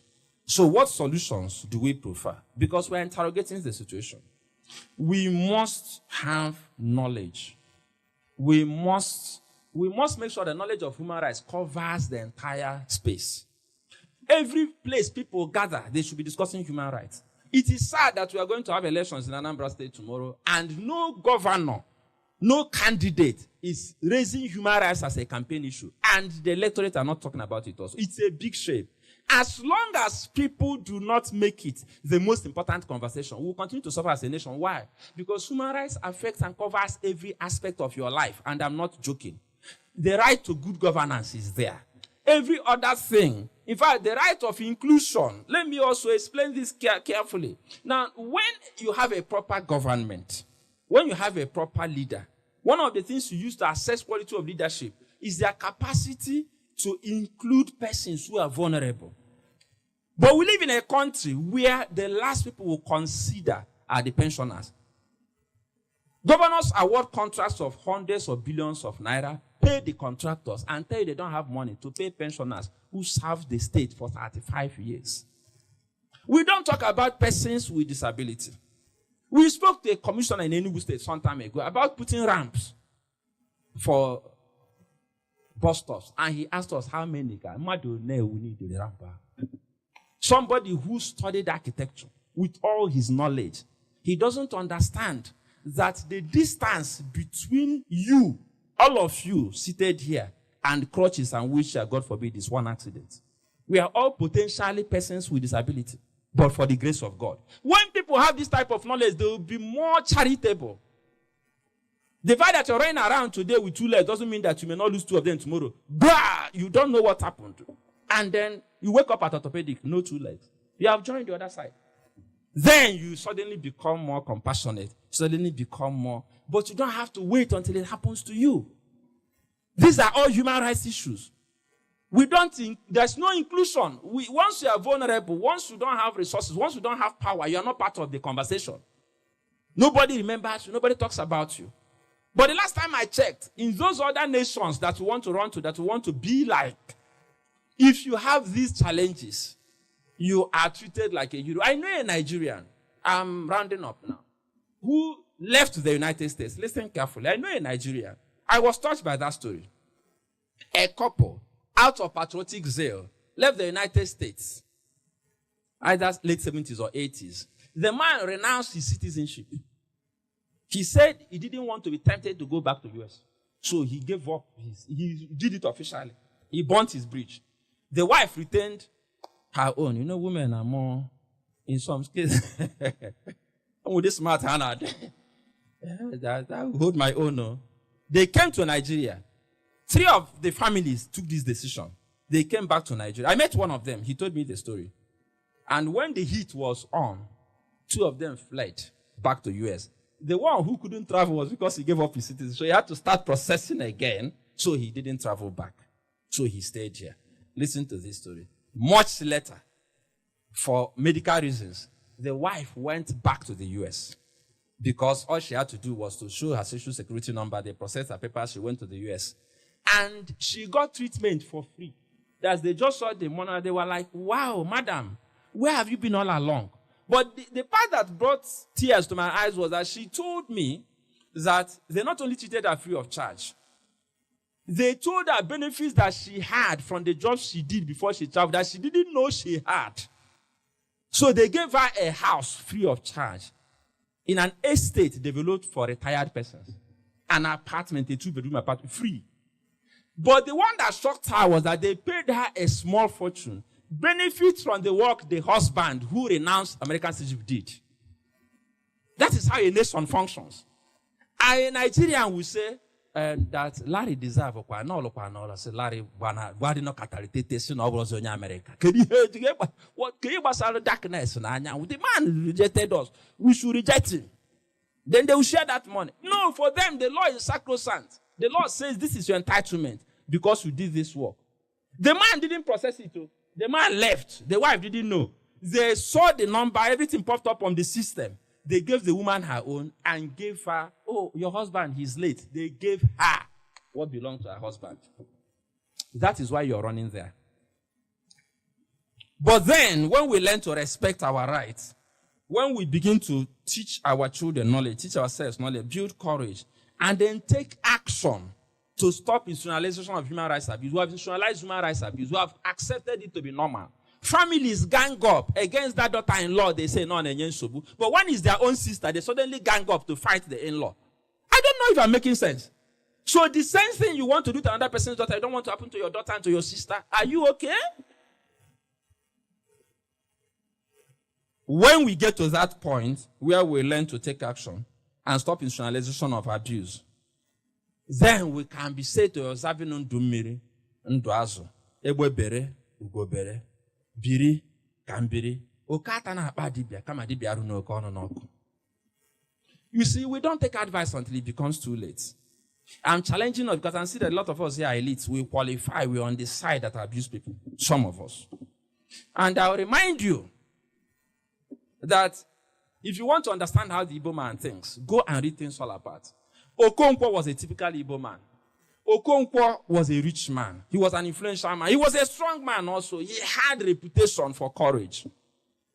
Obierika was a wise man. He didn't have all the things Okonkwo had, but he was a wise Igbo man. Not fulfill its potential for economic dominance. Igbo land cannot fulfill its potential for political participation. Igbo land cannot maximize any. Get plugged into the heartbeat of entertainment on The Hub, your ultimate show on eVibes. From trending stories and social media drama to top charting music, must-watch movies and exciting moments from the world of arts, we've got it all. Join us for unmissable conversations with your favorite entertainment personalities, plus fun segments every week. I should try harder, so... Okay, I don't know that one. Outfit of the day. Oh, I don't do that. That's some Gen Z stuff. Oh, now you say it's a Gen Z stuff. It's everything you love about entertainment, served fresh every week at 1 p.m. with weekend repeats just in case you missed it. The Hub's on eVibes, where the vibes never stop. Only on Signature TV.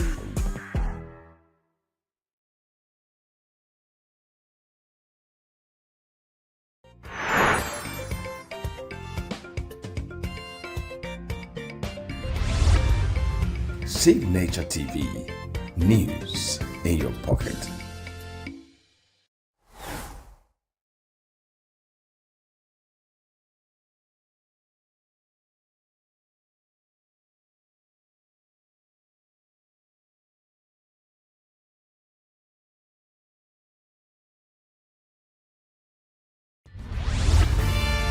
We are local. International communities observing Wait, the market is in chaos. People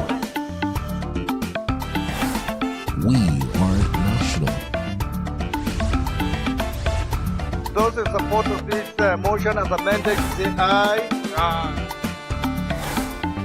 We have taken it through by default. We are international. Israeli airstrikes. Donald Trump left us the worst unemployment.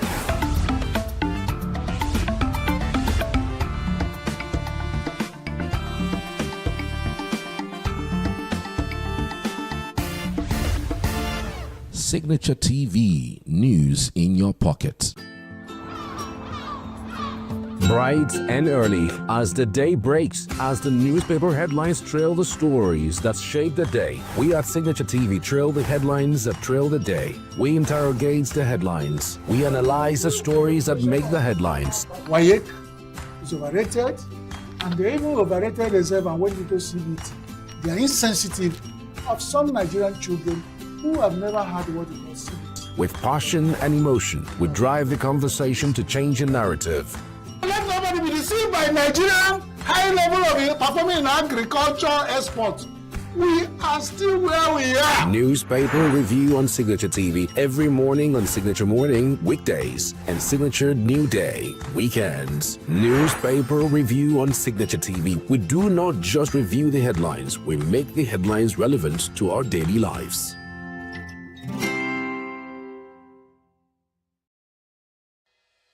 Health is more than a diagnosis. It's your lifestyle, your choices, and your future. Join us on Inside Health, your weekly deep dive into the stories, science, and solutions shaping your well-being. From expert interviews to real-life journeys of healing and hope, we cover it all. One of the complications of cancer management or treatment is they have some of them, at one point in time, you see them having anemia. Okay, so you see them at times being transfused. But at the same time, you come in with a diet. Nutrition, mental health, innovations in medicine, fitness, and everyday wellness. Whether you're managing a condition, staying informed, or just living your best life, Inside Health is your trusted guide. I'm Tigiti Agorom, and I'll be with you every week on Inside Health, only on Signature TV.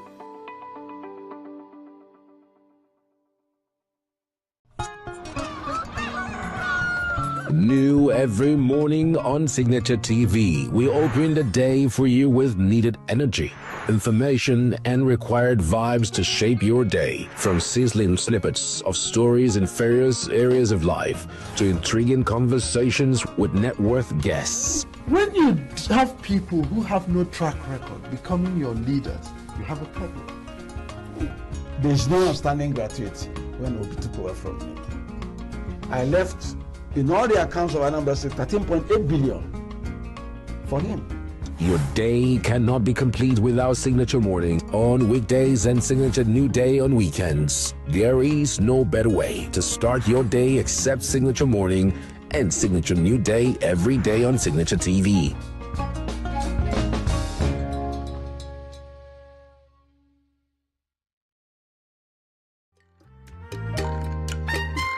The way we see the world shapes the way we change it. Gender isn't just a checkbox, it's a lens. One that helps us understand the world more deeply and act more fairly. Gender Perspectives, a program for those ready to see more, do more, and be more.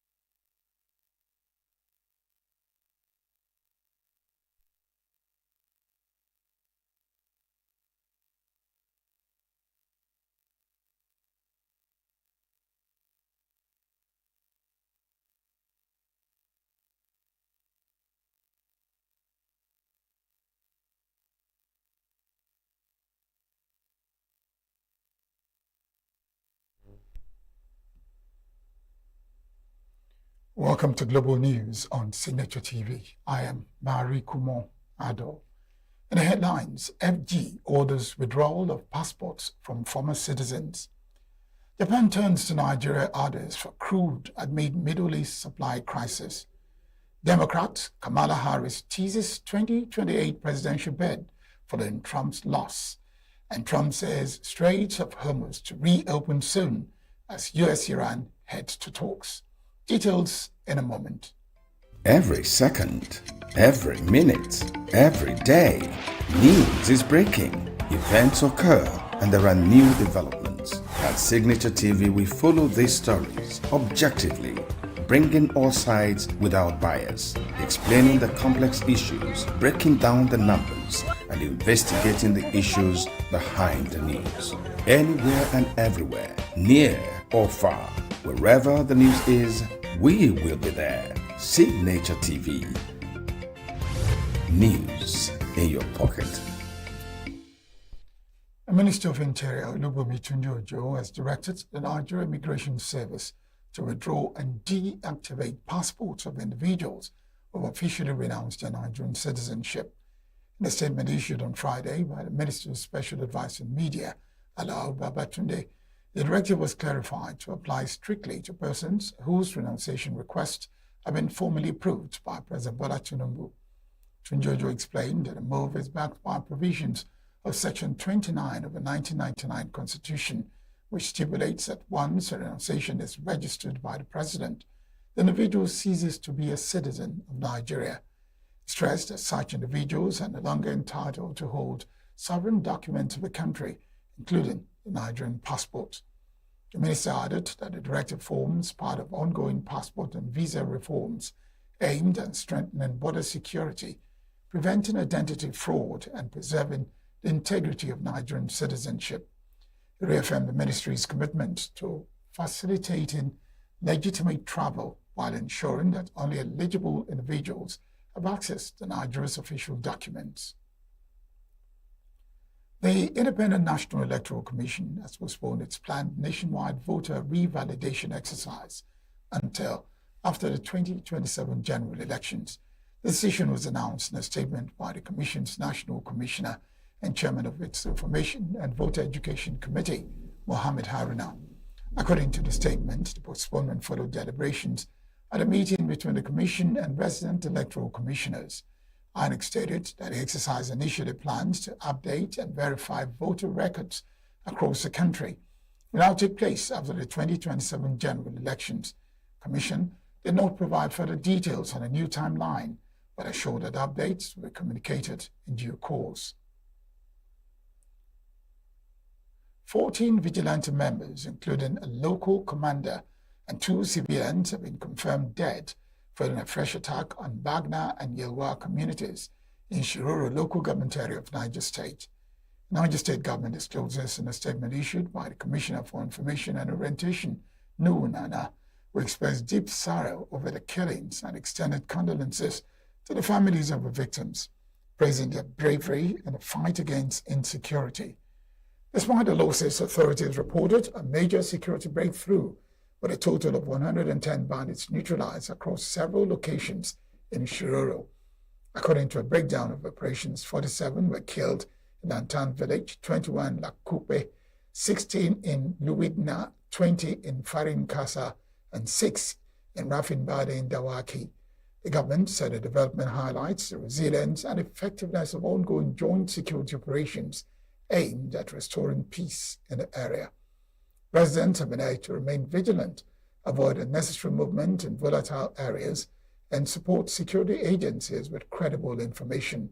The state government reaffirmed its commitment to protecting life and property, assuring that additional reinforcements and strategic measures have been deployed to prevent further attacks and restore lasting peace in Shiroro and surrounding communities.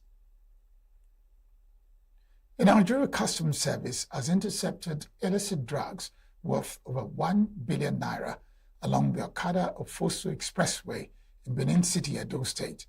The Federal Operations Unit Zone C already disclosed that operatives seized more than 2 million tablets of tramadol and 10,000 bottles of Bacadine codeine syrup in what it described as a major breakthrough in the fight against drug trafficking.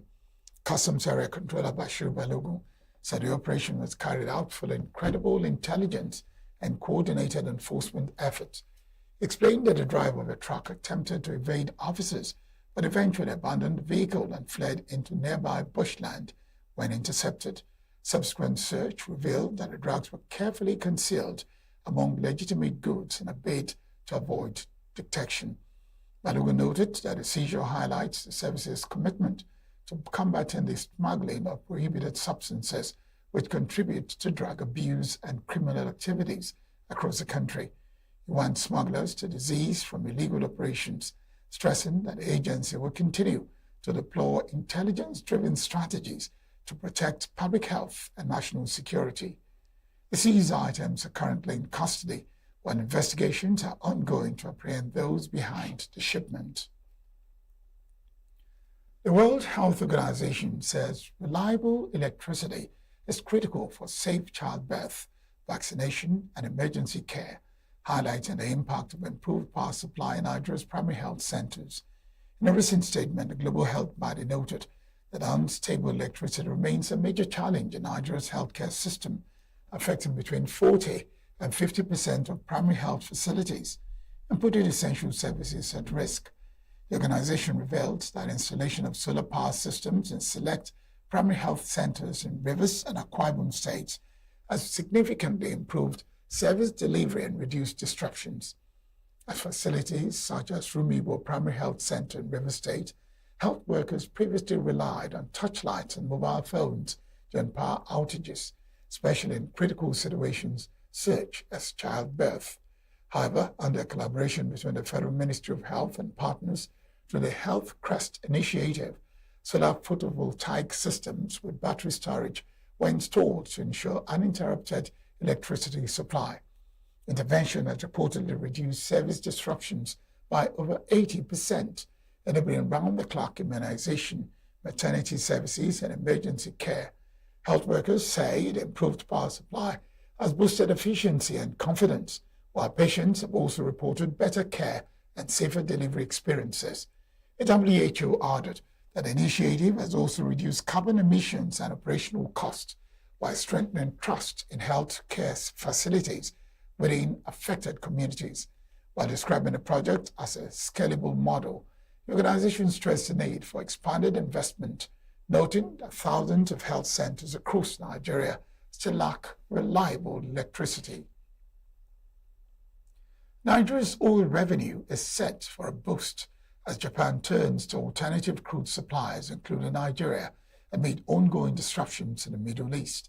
Reports indicate that Japan has reached out to oil-producing countries such as Nigeria, Malaysia, Azerbaijan, Brazil, and Angola to secure stable supplies as conflict in the Middle East continues to threaten global energy flows.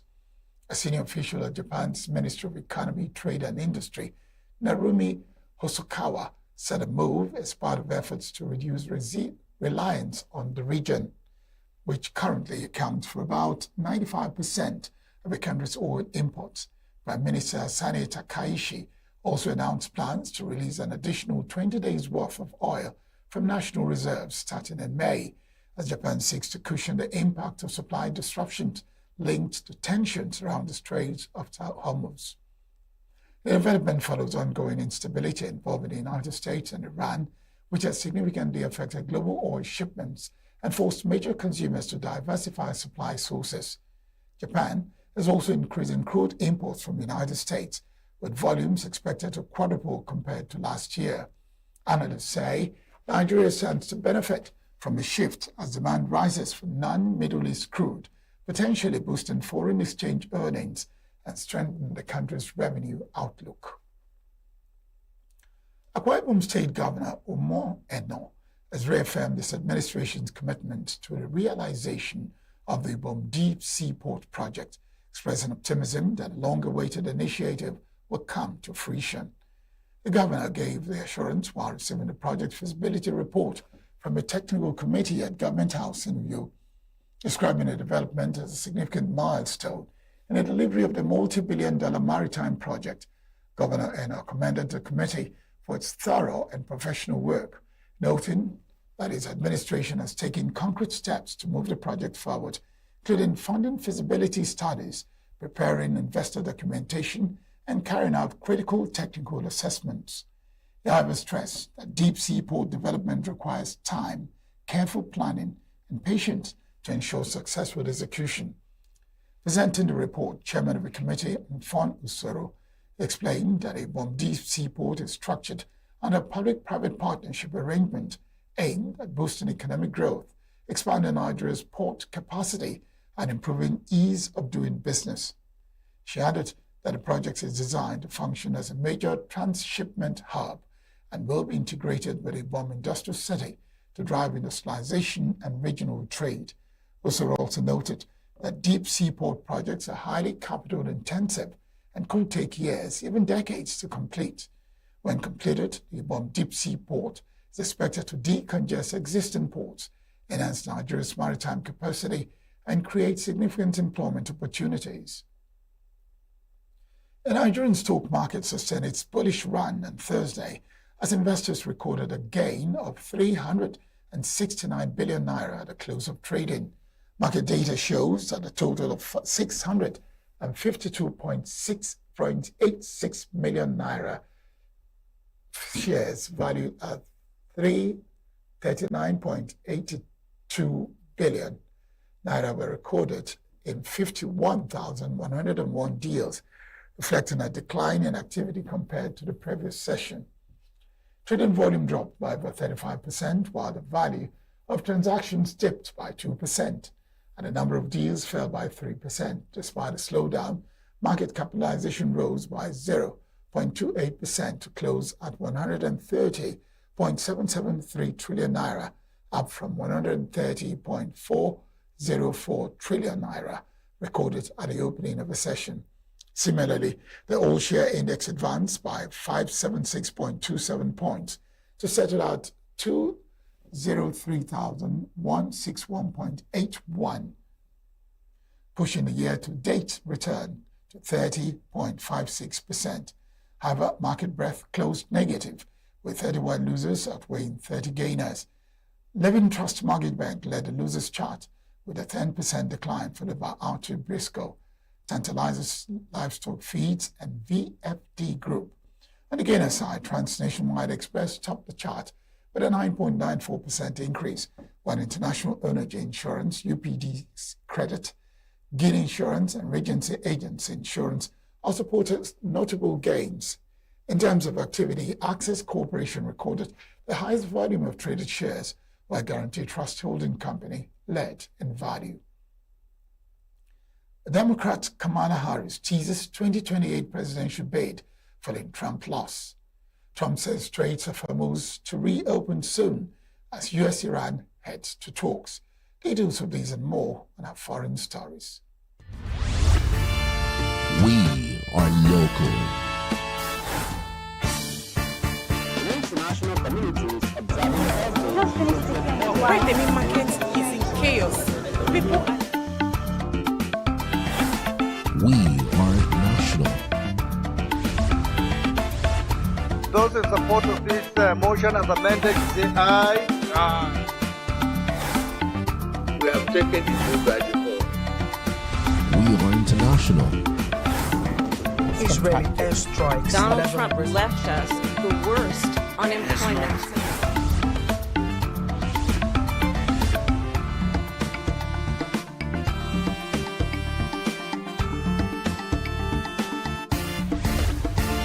Signature TV, news in your pocket.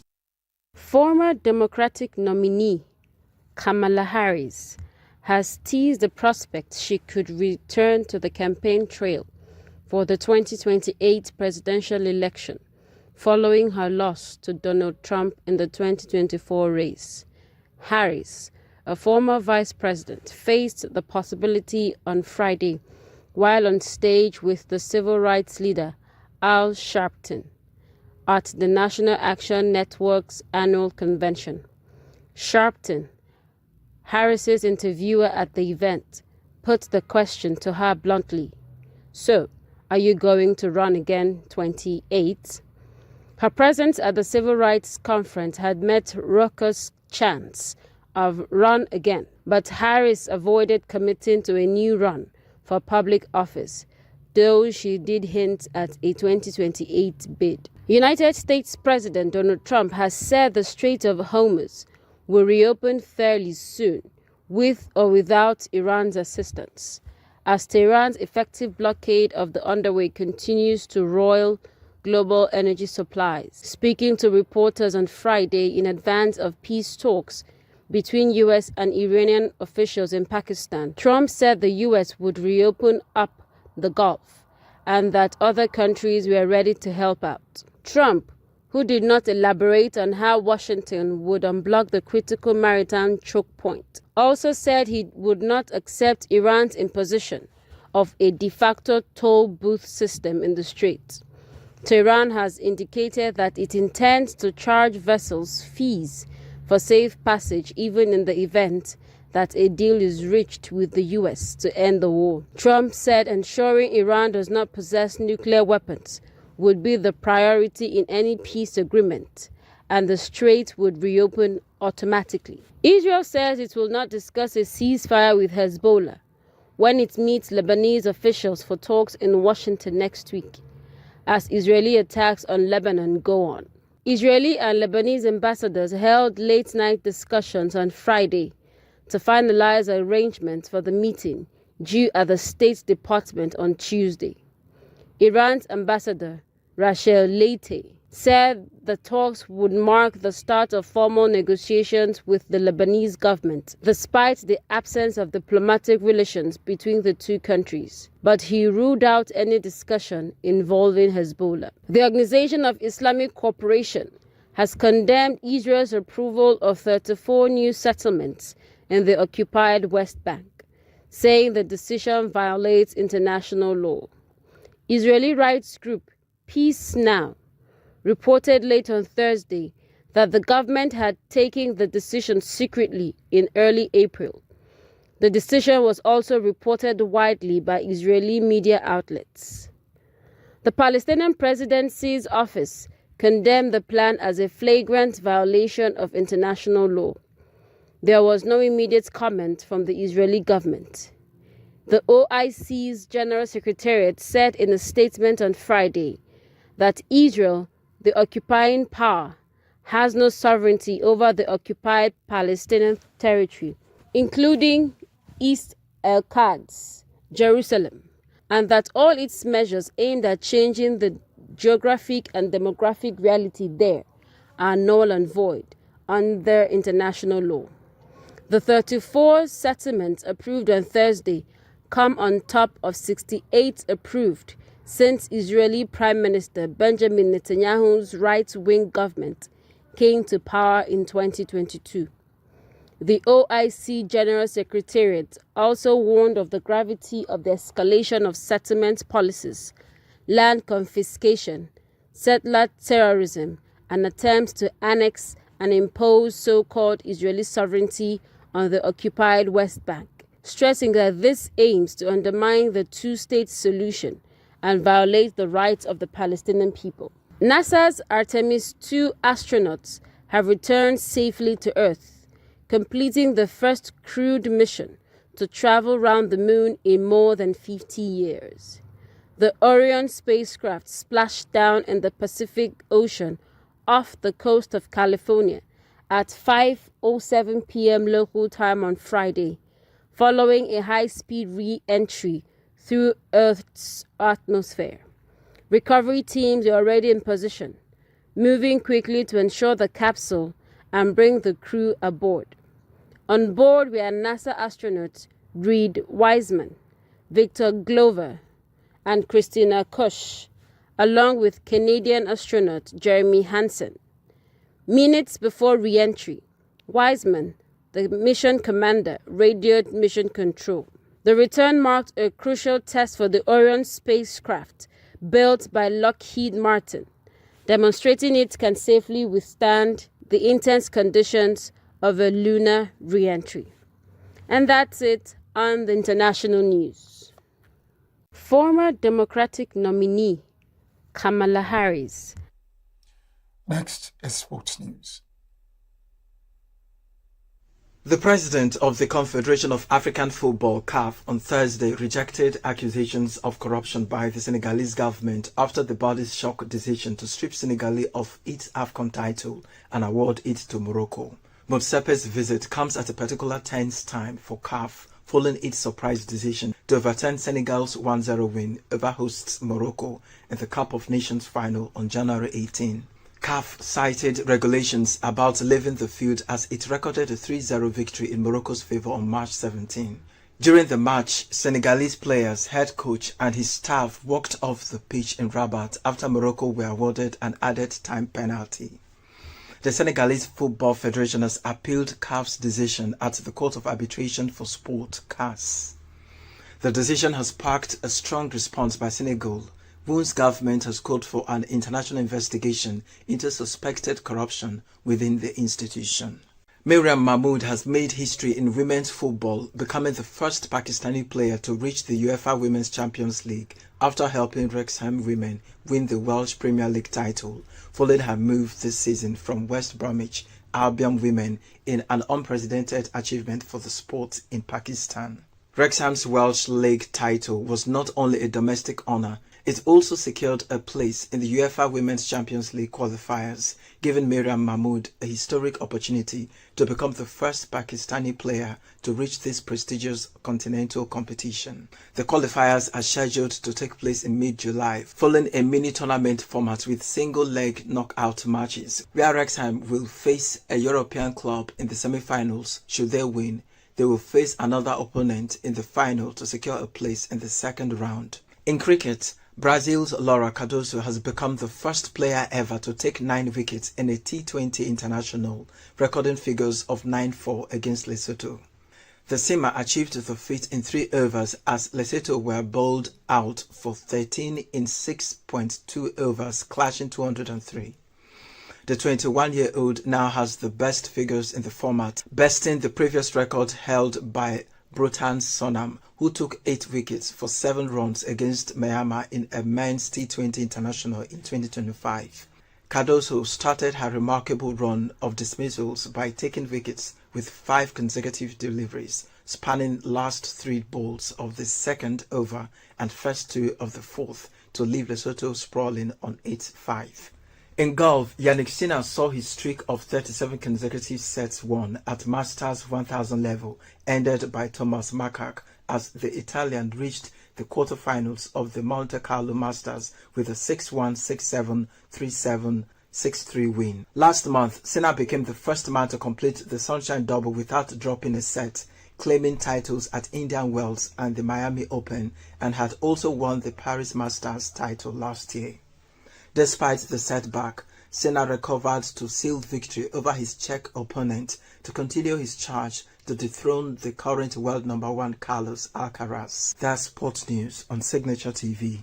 I am Christopher Lele. Let's turn our attention now to entertainment news. Nigerian singer Crayon-born Charles Chibueze Chukwu has opened up about his past relationship with fellow artist Tiwa Savage, revealing that he once had a huge crush on her. Now, the singer, who was formerly signed to Maven Records, a label Savage was also once affiliated with, shared that she introduced him to Baki in 2018. According to him, the substance is a mix of drugs such as cannabis, tramadol, codeine, or rohypnol rolled into a blunt. Now, speaking during a candid interview with streamer Kata Efe, Crayon recalled that Savage had asked if he smoked, and after he responded yes, she handed him the blunt.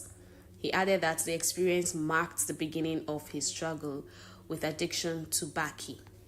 Nigerian singer Ira Star, born Sarah Aderibibe, has opened up about her faith and personal spirituality. Speaking during a recent live stream with TikToker Jarvis, the music star shared that her spiritual goal is to be as perfect as Jesus Christ. She explained that while she doesn't consider herself deeply religious, she is spiritually devoted and believes that approach works best for her at the moment, though it could evolve over time.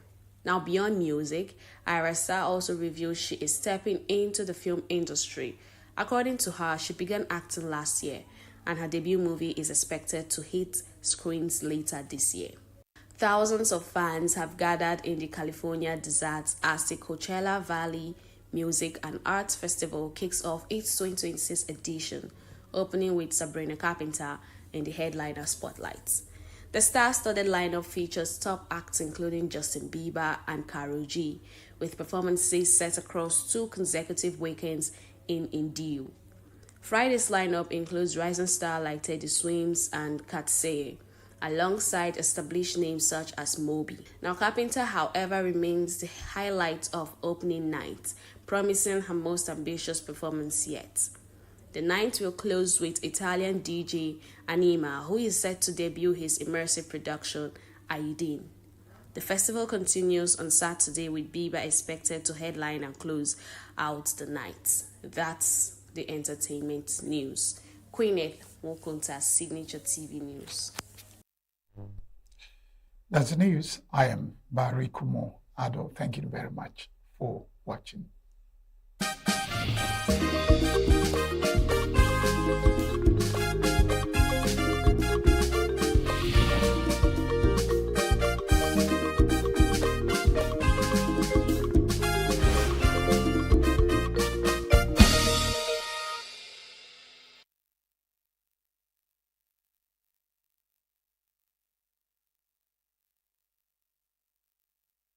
Designed to challenge assumptions, ignite conversations, and build inclusive solutions across every sector of society. We are not, fighting the men.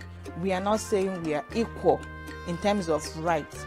We're only asking they should recognize our existence. Join us on Gender Perspectives, showing every Saturday by 4 p.m. Repeat every Wednesdays by 5 p.m. and Thursdays by 3 p.m. Change begins with perspective. Let's widen yours.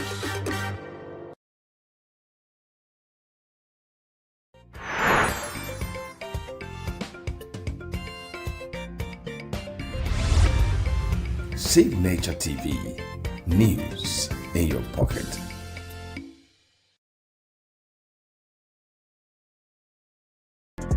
Get plugged into the heartbeat of entertainment on The Hub, your ultimate show on e-vibes. From trending stories and social media drama to top charting music, must-watch movies and exciting moments from the world of arts, we've got it all. Join us for unmissable conversations with your favorite entertainment personalities, plus fun segments every week. I should try harder, so... Okay, I don't know that one. Outfit of the day. Oh, I don't do that. That's some Gen Z stuff. Oh, now you say it's a Gen Z stuff. It's everything you love about entertainment, served fresh every week at 1 p.m. with weekend repeats just in case you missed it. The Hub's on e-vibes, where the vibes never stop. Only on Signature TV.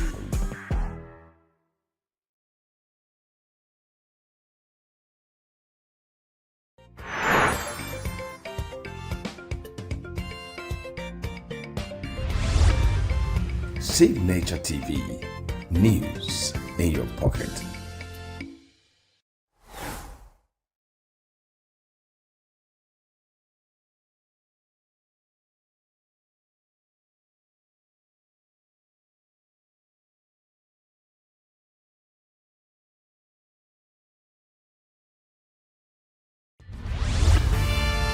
We are local.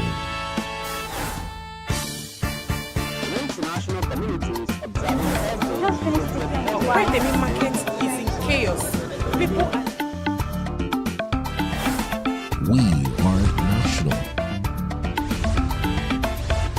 Those in support of this motion as amended, say aye. We have taken the view by default. We are international. Israeli airstrikes. Donald Trump left us the worst unemployment.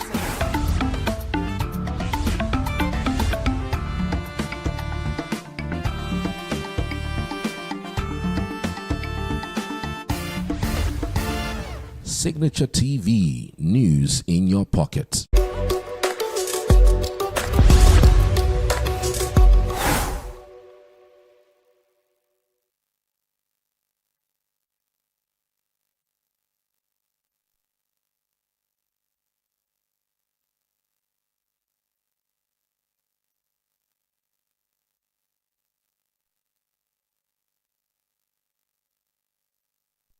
To another edition of Muse on Signature Television.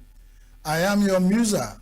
Like I always ask, and giving that title to myself, I hope I am allowed to do so.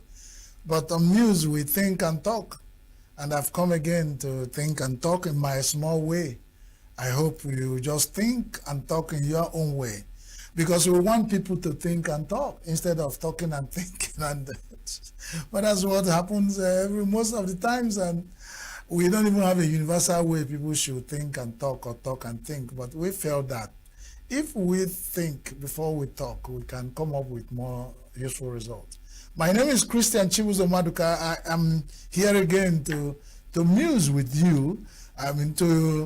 Thanks for allowing me into your sitting room, into your privacy. Let's think and talk over small things that happen in my environment. And you can send us information about what happens in your environment so that we can also think and talk about it. Go to our social media handles. You can see as many as possible: Facebook, LinkedIn, Instagram, YouTube. There are many and all that. But if you want to watch us direct to home, you go to SLTV channel 265. So welcome to today's edition of News. First on the list of things we have to think and talk about today is the Electoral Act. The Electoral Act Amendment Bill that has been passed into law by the President of Federal Republic of Nigeria. A lot of people saluted the rapidity, the quick action that the President gave to, the attention he gave to signing that bill into law. It's brought a lot of things to quietness, solve certain problems. But why are we bringing it up if all the problems have been solved? It's just that it seems that the President solved one problem and created so many. Why is the President who will quickly sign the act into law when a lot of people at the Federal House of Assembly took a different stand and they were coerced into supporting the Senate on that act? And why is it that every issue that has happened in Nigeria has not been given this kind of attention and rapidity? And that's what raised, and people will start asking, is this Nigeria? How come that the President, within minutes, seconds of hearing that, okay, those who say aye, who say no, because I have it, and then the President quickly, because we know we have so many acts that have been going through the National Assembly, passing through first reading, second reading, 5th reading, 6th reading, and they will call and have an addendum, you go back, they drop it on the committee level to go and they re-emphasize, they take it to public hearing and they do, and it comes back, and it has not been solved. Why is it that the Electoral Act becomes so important in Nigeria, even at the point it was signed? It was still not perfect. People will say no perfect law, But when you see boot traps, like some people say, that has been laid in that Electoral Act and the President will quickly sign it into law, it calls for certain, it brings some sour taste in our mouth, and then, but whether you like it or not, the President at the height he stays, the view is very clear to him. He's seen even what you think before you think about it. That's why everybody wants to be a president, because once you get to the position of being a president of a nation like Nigeria, you can see even what people think. You can even tell them, don't worry. At the point I am seeing this, what you are worried about doesn't matter. I'm taking you to a land of promise, of renewed hope, and all. Where you grab it, run with it, where you and Agbado will be so surplus to our youth that they will not agitate again. And that's what we have done. And the first term of that abundantness of Ewa and Agbado is unfolding and rolling through. Whether Agbado and Ewa and all the things that go with it and the condiments are available for Nigerians, is left for Nigerians to talk. Who am I to speak on behalf of Nigerians? That's how I'm just musing, thinking and talking about it. But I'll just say kudos to the President of Federal Republic of Nigeria. You gave that amended act. You gave it a rapid attention and signed it into law. Good luck. We only call that you give such rapid attention to some other things that require not just attention, they require emergency. You know, and I know that security is an emergency in Nigeria. Corruption in the high places is emergency in Nigeria. Impunity, people in office is emergency in Nigeria. We should give rapid attention to all comprehensively instead of doing selective discharge of attention. But you know, my father said you cannot tell somebody, look at how your mouth looks while you are eating your own thing. What we have noticed about Nigerian politics is the winner takes it all. The winner, once the winner steps in there, he begins to dispose things. It reminds me of one, you know, that Scarface, Tony Montana, you know, in the face, Tony Montana, that's that film. He said, when we have our money, we have our own F. You know, it's not broadcastable here. So when Nigerian politicians can kill, do everything and get to a position of authority, they can now begin to dispose things. And it's like, go to court if you can. Recently, in that newspaper today, people were agitating over the timetable for election that has been changed by INEC. By the way, INEC, Independent National Electoral Commission of Nigeria, and the presidency or the spokesperson of the president, and because the president has not come out and said, I didn't say, ask the people, the APC, the Central Ruling Party, ask people, the opposition that are kicking against the timetable, said, abandon the polls, don't come at all if you think you are offended, or go to court. Why are we building democracy that is depend on court for us to? When the court becomes the electorates and the electorates are relegated to the background, we keep going to court. I was discussing with a friend, he was saying the timetable. He just discussed off the screen and said, oh, by this time in 2027, elections in Nigeria will have been forgone. He said, no, they will still be in court.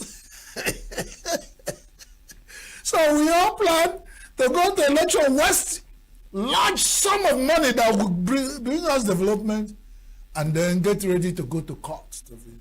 And let's wonder, most of the below courts, the lawyers who handle election petitions have become billionaires over time. You know, after Nigeria, we spent, in 2023, we spent 309 billion to conduct the elections.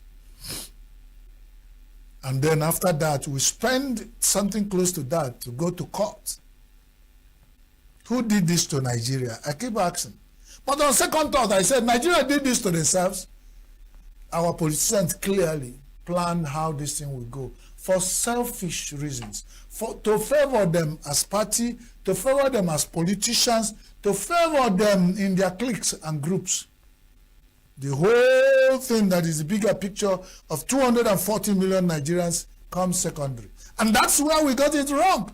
No wonder we have a lot of insecurity issues in Nigeria, and we are asking, how can somebody knock on the door and turn around and ask who is knocking? Nigeria set the foundation for us to have very tense polity. Economy that doesn't work. They were under Agbado, and all the hopes were promised are neither renewed or enhanced. They're actually getting worse. The telecom price tariff is high. The petroleum product that God has given us in abundance under the soil of Nigeria, and we have made the 6th highest producer of crude oil in Nigeria. Nigerians can't even afford refined petroleum products because they're still high.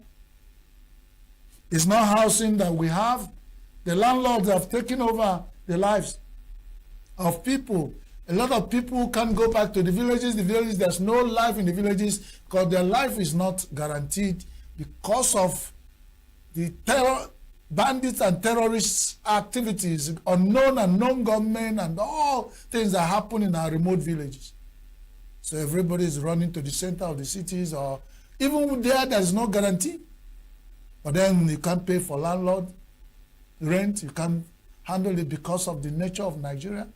So where are we going? Where is Nigeria going? That's the question. Don't mind me, I am thinking and talking. A lot of people know where they are going because they can guarantee their next meal. For me, I am not sure. I know even where my next meal will come from.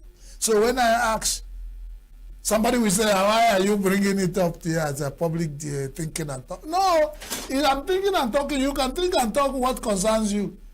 I know I'm going through hardship, hunger, and I can't stop talking about it. Until the day is done, of course, nobody is coming to my attention. You think and talk on your own if you have hunger and hardship bothering you. The politicians are thinking about 2027 and doing horse trading, defection and all. We'll come back to that. But that's it. Let me not just think too much and talk too much about this particular issue. And this is a little I scratch the surface because it can take us the whole year to think and talk. The new electoral act has been amended and signed into law. Congratulations to Nigeria. Remember, any goat that's lying on the ground is lying on his skin.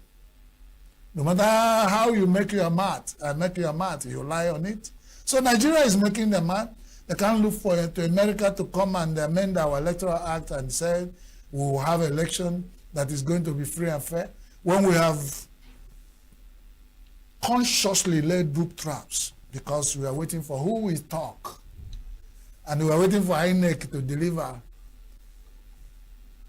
A wrong foundation cannot carry the house. They will all collapse. That's, whether you agree with me or not, there's a little I can say, about Nigeria. Nigeria, we healthy, we move forward. Forward ever, backward never. The next item on my agenda, that sounds familiar if you have attended the Kindred meeting. The secretary will tell the people, speaking English in Igbo. The next agenda we have on the table is state police. Everybody has talked about state police. There's been a long cry that Nigeria should establish state police. Because we are calling for state police, some agree, some disagree. Yeah, that is very common in democracy. But we only disagree and agree on such issues that's only when we remember we are running democracy. There are certain things we agree and disagree. The government will still go ahead, even when the people who disagree are more in number. They will still go ahead to take a decision. But the state police has now become about one of that thing. The federal government of Nigeria, led by the president himself, Mohammed Ahmed Tinubu, Bola Ahmed Tinubu, GCFR, the President of the Federal Republic of Nigeria, has said, I am going to support the establishment and now I'm working on it. He has urged the Senate. He says, Senate, hasten up the amendment of the Constitution so that you accommodate the state police. Federal House of Reps, make up your, submit your own idea. Let's work on it and do quick amendment of the Constitution and have state police. Why is state police not getting the rapidity of attention that the Electoral Amendment Act bill received? But we know that the state police, from all indication, people have called for it. The research is that we are saying we need the state police in Nigeria. Because whatever we think are our fears of not having state police is now minor to what is the advantage of having. Bandits and terror have taken over. But the states in most part of Nigeria has formed neighborhood watch, vigilante groups. Some had gone boldly to come out with almost what is state police, hiding under vigilante service. Their outfit, their presentation, the act that established them, the equipment, and the way they perform their business is perfected the state police image. So what are we still waiting for? Whenever I say this, I mention Amoteku in southwest Nigeria. The Amoteku in southwest Nigeria has as this commander-in-chief as the state governors, and you need to see them in their kits when the kids expect the guard of honor. So what are we waiting for? Why is it that we see things that will benefit this country and we keep delaying on it? I am sure if you do a survey now, the people who will vote for state police will be more than people who do not want state police. Probably the politicians are afraid of state police. They know why. Because they say the man who normally use machete to cut people's head, we hardly allow anybody with machete to pass at the back. So the politicians you fear can remain because you still remain minor. But incidentally, why it's painful is these politicians in position of authority that the people who are taking decision of whether state police will come. The sooner you allow state police to come over, because the people that will vote you seem as if voting you guys into power are all dying away. They're dying. In Kwara, in Plateau, in Benue State, in Anambra, in Imo, people are dying. In Ondo, quite recently, they even went and killed the traditional ruler of a community in his own palace. What are we waiting for state police?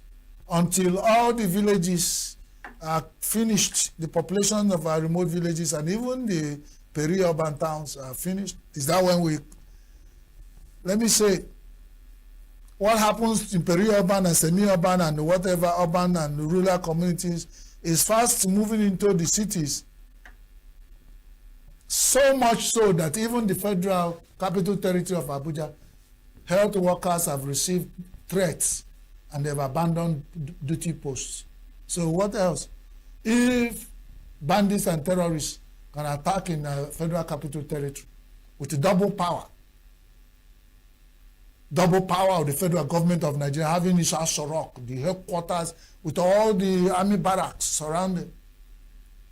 And then we have the federal capital territory on its own ministerial appointment with all the structure. Still, terror and bandits are attacked there. So imagine, if Funefune is like this, how will Funefune be? Imagine what is happening in our remote communities. Are we so insensitive to the lives of our people in our communities? I know there are little things being done, but we are saying it's not enough. Let's add state police to it. Let's see whether, start state police, perfect the ones who have built a good foundation to start state police. Let the Amotekus in southwest Nigeria, let the ESN or whatever the Beagu in southeast be perfected as state police with oversight function of the federal police. Let's see how it works. Otherwise, what happened in recent past, continue in recent future. The population of Nigeria, like I keep saying, is no more 240 million. We are maybe less than 190 now, because over 50 million people have died. Banditry and terror. You say this is highfalutin. Where did I get my figure? I sit down in a platform where I review newspaper headlines every day, and the number of figures I have seen of Nigeria who died of bandits and terror in the last 2 years, it surpassed even this figure. So why should we be living in borrowed, confidence, thinking we're a nation? Some parts of this country are governed by terrorists, and we still claim territorial integrity. When we say some people are coming to help us, we say, are they coming to do what? We have sovereignty as a Nigerian. Remember that whoever marries my mother automatically becomes my papa. What we are looking for at the bottom of any plate of soup, is either fish or meat. We are looking for what will make us to survive. And that's what we are looking for. Please, and please, my dear people, for how long can we continue in sin and grace will abound? Sounds biblical. How long are we going to continue debating about whether state police will be adopted or implemented and our Nigerian people will finish dying. Well, that's about it. Okay, so we have spoken about state police. I mean, a lot of people have called for it. It's timely now. It's key now. It's more than we needed it like 2 years ago, but people are calling for it again now. So when 90 million flies are eating whatever they eat, you can see there's something they see in that you can't stop them from. So if most Nigerians are calling for state police, why not give us state police? I remember one woman near my place when we were talking about the headquarters, that means local government. They were talking about creating new local government, and they explained, the old woman said, if people are talking about a quarter, they said, Mama, not be quarter, na headquarter. Okay, I'll say whether it's quarter or headquarter, give us quarter. We need it. So whether it's state police or state vigilante, whatever, establish it, give it teeth to bite. Let's have it, and because what we did not even test, we can't describe. Let's start maybe with certain states and see the experimental level and see how far we can run with it. That's about it. The next item on our agenda of news is about defections. Defection is the movement of politicians from one political party into another. Defections are willful move of politicians and their group from one party to another. Quite recently, Fintri, the governor of Bauchi, and all his people, is it Bauchi or Zamfara, or wherever he is, has moved with all the structures of his government. Fintri has moved again, just like the governor of Delta State, who started the mass movement of defection. Delta State has gone down in the history of Nigeria, started the history of when a governor moves, all his state government, all the PA, all the state structure will move with him to enter a new party. So Delta started it at the beginning of last year. And all the state governors who have defected followed suit.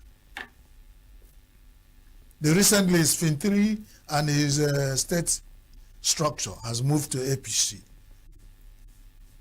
And the APC is come, all you that are heavy laden, I will give you rest, come. Talk about it. If Fintri has left PDP, you now ask, one down, how many to go? And then we come back to say, where are the oppositions? It sounded like a music of that guy from Cross River State that time. I've forgotten his name, but I remember the music. He said, where are the prophets? Where are the prophets? Yes, in Nigeria is going now, we're asking. As Nigeria is going now, we're asking, where are the opposition? Where are the opposition? Who is going to stand against APC and their train of mass destruction of oppositions? Do I say no? They are allowing the oppositions to come in. So it's willingness. But I said, if you describe APC, their structure is, as they move, everywhere they enter. It's either you go to Asorok for a visit, when you come back, you start speaking from different, or you stay, Asorok visit you, and the same, whichever way, either you go to Asorok come to you, your life will never be the same. You must go to join APC. But now I say, what are you asking? Are the oppositions muffled in Nigeria? That's a part of things we have decided to discuss today. But let's discuss all of them into defections. Defecting. We have shouted about defection. Nobody, APC kept quiet. If you come and go to campaign with PDP, and PDP, you promise people everything under PDP, they voted for you and voted for your structure, you created structure of PDP, became the leader of PDP in your state, suddenly you, without resigning, you carry the whole mandate given to you by PDP and all into APC, and we clap for you. This is the leg Namago take Rich Umaya. This is how we build the democratic structure in Nigeria that will stand test of time? Evidently, Nigeria is moving towards one-party system. From what I see, you can see different things. I am using. Please take it easy with me. This way, my little brain. Nigeria is moving into a one-party structure, and that is wonderful. There's nothing left for the opposition to work with. Everything seems to be against the opposition. Some opposition are still in court. The court is still to decide whether they will be deregistered or whether they will be allowed to operate as political party. You count them as opposition. The same court in Nigeria will decide. If they look at you and their face is like, hey, this party, oh, no, you will not continue. You haven't deregistered. If they did not deregister you, they put a timetable by INEC that you'll be struggling to do your primaries. INEC has come with a structure that demands that all the opposition will do their primary election before May. And some of the oppositions are in court. And some of those people suspected that the stooges planted by the opposition party has made those parties not to rest. No center cannot hold in the opposition party, or what seemingly be in the opposition. Because if you ask me, Nigerian politicians are working for one Alhaji. It's one Alhaji that have the kettle that we all heading in Nigerian politics. Why are we deceiving ourselves? Some of the big time politicians are planted in opposition party to serve and make sure that nothing works. And that's what has happened. So where are the opposition? Now, before I go, what I recommend is let us all defect into whatever party we choose as a country. When we go there, we fight it out. It's better we fight under one party than to think we are opposition that haven't no teeth to bite, no leg to stand, no seat to sit. Even before you say you're opposition, you face one trouble or another. And we say this is a democratic society we want to build for this country and the future of our children. Me, I smell wayo. But if you don't smell wayo, take it, give it to me. That is only me that smell wayo. Even my nose could soon become wayo smeller. Well, thank you for having been with us for this session of news. You know, it's always fun when you are thinking and talking. You know, you're thinking and talking. It makes for fun because it's like brainstorming. As one thing, we live in your brain. Another one is, I'm using this thinking and talking not to get too old because, you know, when you get too old, you become a Christian father. If you enter in the neighborhood, everybody is saying, uncle, that's why you know you are old. Anyway, my name remains Christian Chibuzo Maruka, your muser, and it's been my pleasure to have been with you today again. Thank you for having been with us. Go to our social media handles, comment, and share. If you had watched us from direct to home, if there's anything you want us to go, those emails are there, their handles are there where you can comment, and we'll even improve on what we do. Until we come your way again, stay with the rest of the program on Signature Television. May God bless you.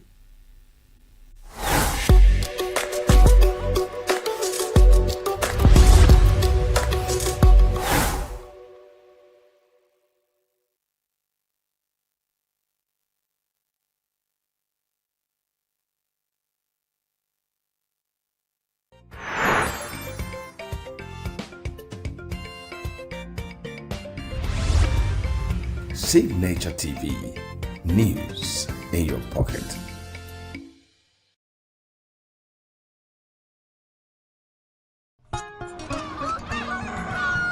New every morning on Signature TV, we open the day for you with needed energy, information, and required vibes to shape your day. From sizzling snippets of stories in various areas of life to intriguing conversations with net worth guests. When you have people who have no track record becoming your leaders, you have a problem.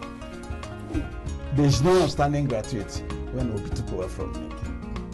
I left in all the accounts of Anambra State 13.8 billion for him.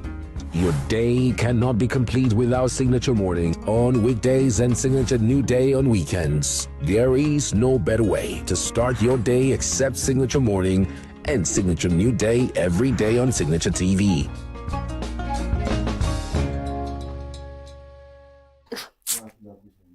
What's in they worry you?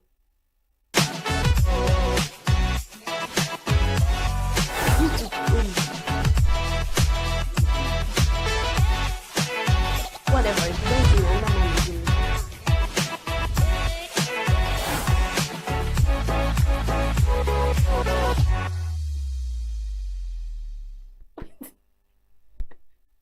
The worry I keep.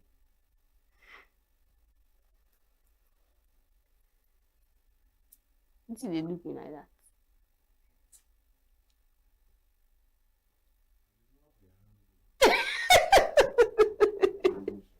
Come and stay with me now.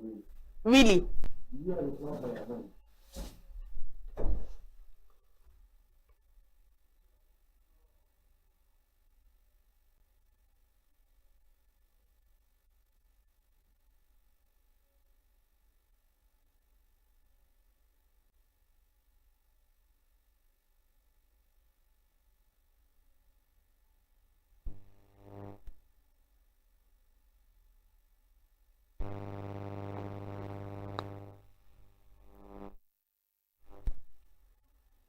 Good day, Nigeria. Welcome to E-Vibes, the entertainment show on Signature TV. I'm your baby girl, Queen Nebokunta. I have interesting stories for you today.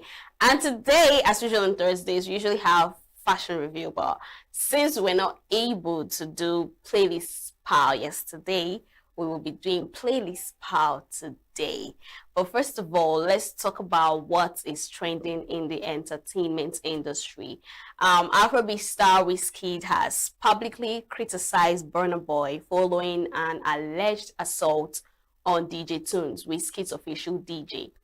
According to reports, DJ Tunes was attacked at a Lagos nightclub on Monday night by Burna Boy and members of his entourage, reportedly for not playing his songs. The incident sparked outrage within the music community, prompting the Nigerian DJ Association to ban Burna Boy's music from playlists nationwide. So amid the backlash, Burna Boy shared a video on social media showing himself dancing in a towel, which many interpreted as a mockery of DJ Tunes. Reacting angrily, Wizkid called out Burna Boy for the incident, criticizing him for allegedly confronting DJ Tunes with a group of about 10 people. He also insulted Burna Boy and mocked the tall video, referencing rumors about his association with American rapper Diddy.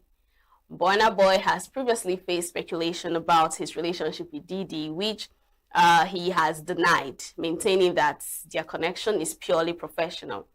Diddy, for his part, was arrested in 2024 and later sentenced to prison on multiple sexual assault charges, which we know about. So this whole drama has been going on for about 2 days now. So I came across the video where Burna Boy is so petty. I came across the videos on X where he was on tour, for real, for real. That was in the morning, and he was dancing and singing, you know, the same way he was, you know, making caricature for Sophia for the whole Lamborghini thingy. And people started making comments about Ogbuefi on the ground. Is it Ogbuefi now?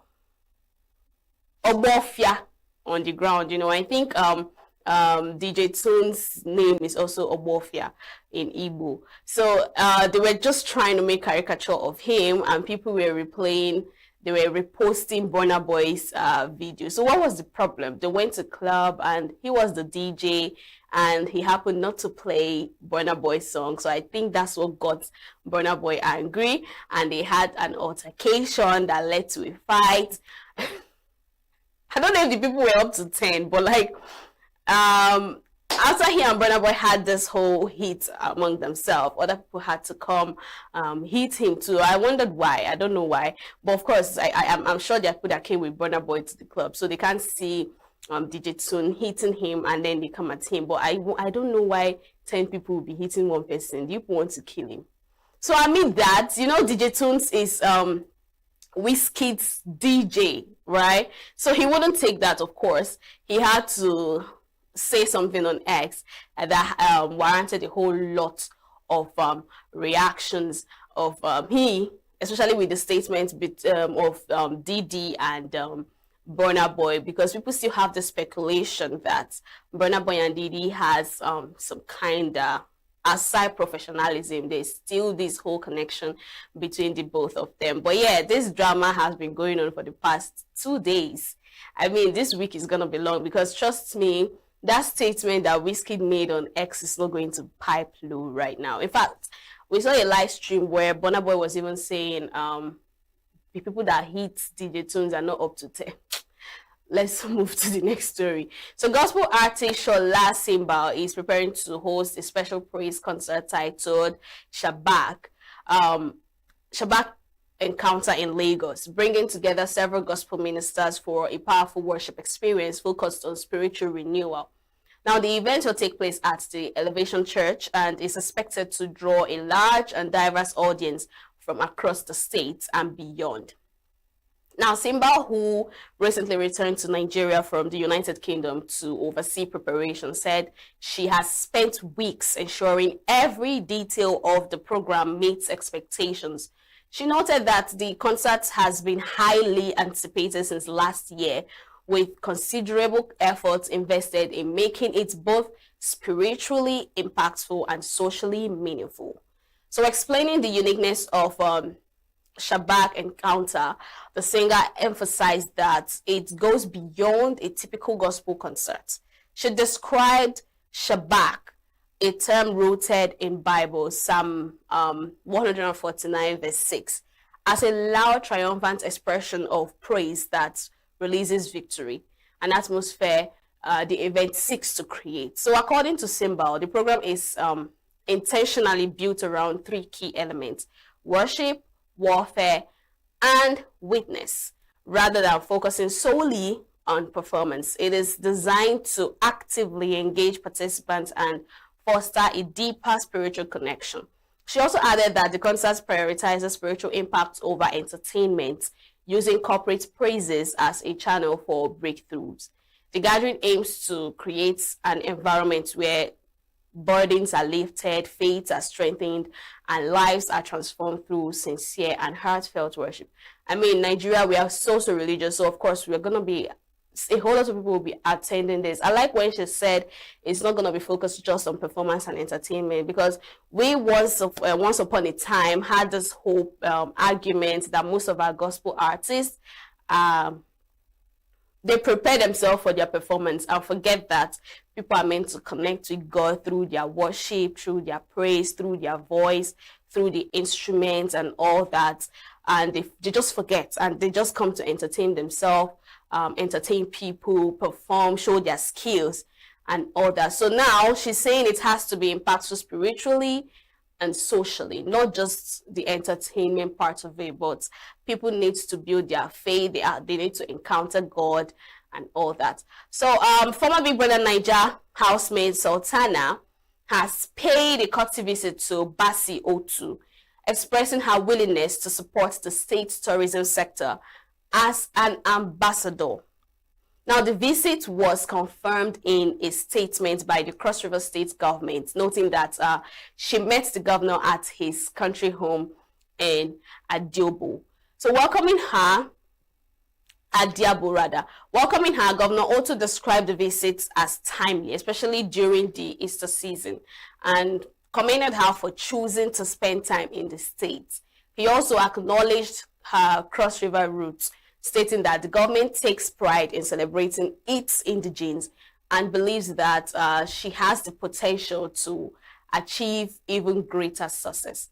Now, the governor praised her performance on Big Brother Naija, highlighting her journey as a reflection of resilience and courage in a highly competitive environment. So speaking on development priorities, also emphasized that the importance of the creative economy and said her interest in promoting tourism aligns with the state's broader vision. He noted that the government is open to collaborate with her to strengthen Cross River's presence in culture, tourism, and entertainment. He further explained that the state is intentionally positioning itself as a leading destination in Nigeria's tourism and creative industries, supported by ongoing investment and infrastructure and cultural initiative. He also assured her of the government's support to help grow her brand and expand her influence. So Governor Otu added that further discussions would be held to formalize areas of partnership and involve key stakeholders in driving the initiative forward.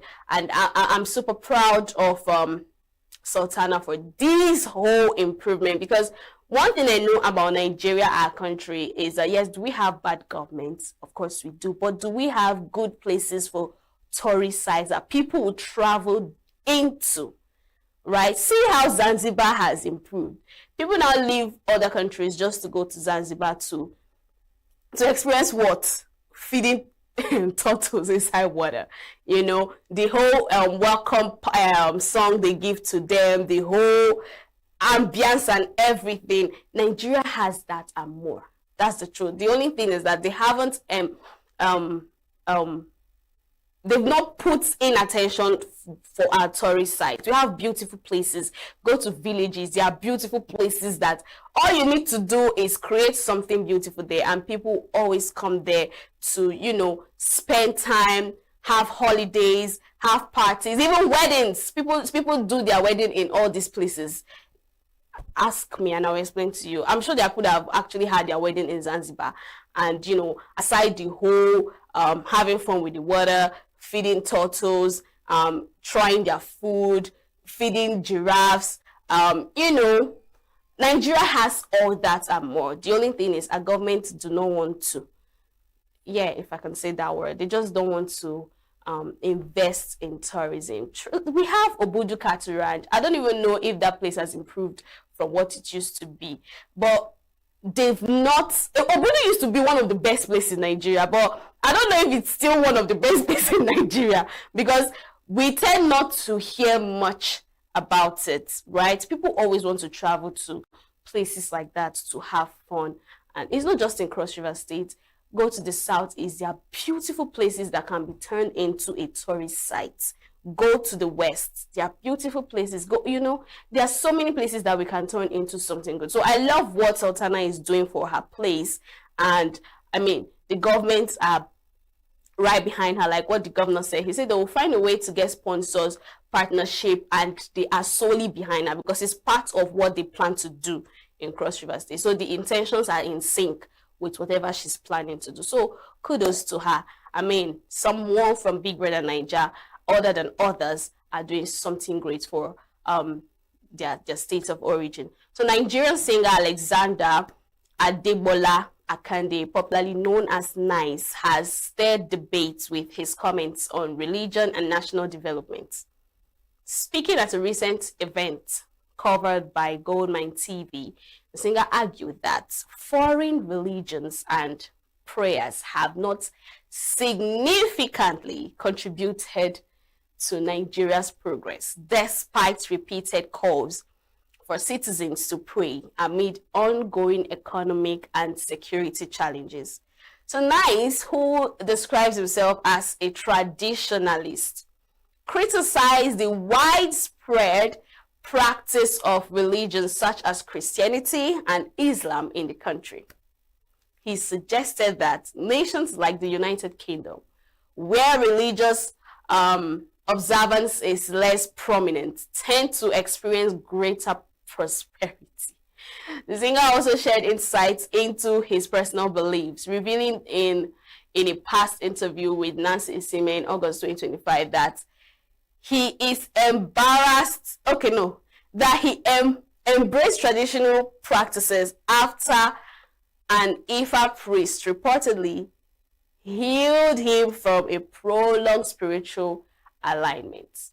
So reflecting on his journey, the Gongaso hitmaker expressed regrets that he did not adopt traditionalism earlier in his life. I mean, people encounter so many faiths. I'm not going to be reviewing that video to you because he was speaking solely in his dialect. It's not an English language. So people encounter faith in different ways. I mean, let's take Paul for instance. You saw how he was stopped on his way to where? To go and cause trouble in another man's land, right? So I think I understand what Nice is trying to say, but I don't even think religion is our problem right now. Is Nigeria too emotional? Yes. Are we too religious? Yes. But it's not, that is not our problem. Our problem is the country, is the government. Yes, whether we like it or not. Are the citizens trying their best to put, okay, fine. If we say Christianity and Islam are the problem, since we are too religious, what are all our traditionalists doing about it? Because I mean, if you say the Christians and the Islams are the problem, fine, the traditionalists should do something that will prove that, okay, the Christians and the Islams are not doing anything to help the economic status of Nigeria. The traditionalists should do something, because I mean, there are so many kinds of religious belief, right? Aside from Christian, Islam, tradition, there is Buddhism, name them, there's so many of them, right? So if the Christians and the Islams are not, nobody is stopping you from performing miracle with your traditional. I mean, if a traditionalist can heal you from a prolonged illness, which means he has the capacity to change the economy of Nigeria. So why is he not using that same power to do the same thing? Okay, let's say possibly they've not given them the power to do that. And I don't think that is the problem. I mean, everyone has a faith, and if you feel like you have the power to change the economy of Nigeria, the security, everything, the basic amenities, the basic things that all citizens in Nigeria need, by all means do that. We should stop this whole shifting the blame to religion. Religion has nothing to do with this, because in other Western countries, they observe their religious belief, Christian, Islam, name them, right? And the thing is, in Nigeria here, we are praying for basic. You see people kabashing for jobs. You see people kabashing for money to buy a car. You see people kabashing for security. You see people praying for ordinary lights that our government, praying for their road to be repaired. These are basic things that a normal citizens are supposed to be enjoying. But no, it's now a misplaced priority, because right now, instead of focusing on the government, we are now shifting the blame to religion. The imams and the pastors, they are not the cause of our problems. Yes, they have the power to pray, right? They are, most of them are the celebrities a whole lot of us see. We call them daddy, we see them as Lord, we see them as the God on earth and all that. Yes, they do. But it doesn't just boil down to only religion, because there's one thing the Bible says, watch and pray, right? And he will bless the works of our hand. You should say a thing and it shall come to pass, right? Ask and it shall be given unto you. We are praying and we are trying to change the situation of it. But it looks like the people at the top, they are not even, it's not in their, I don't know how to put this, but I don't think religion is the problem of Nigeria. It has never been, and I don't think it will be. I will still say it again.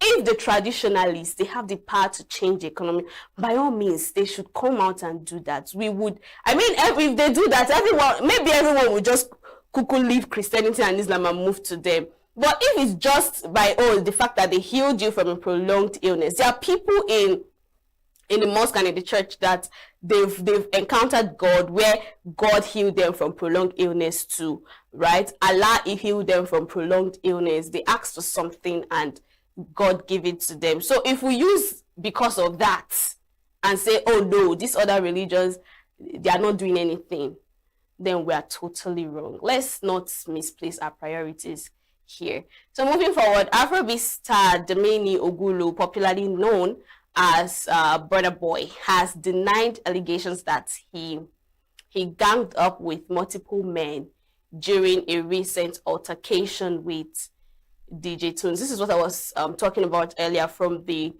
previous the initial story. I didn't really finish the video, but I saw him explaining to some set of people that he's not, people that fought DJ Tunes are not up to 10.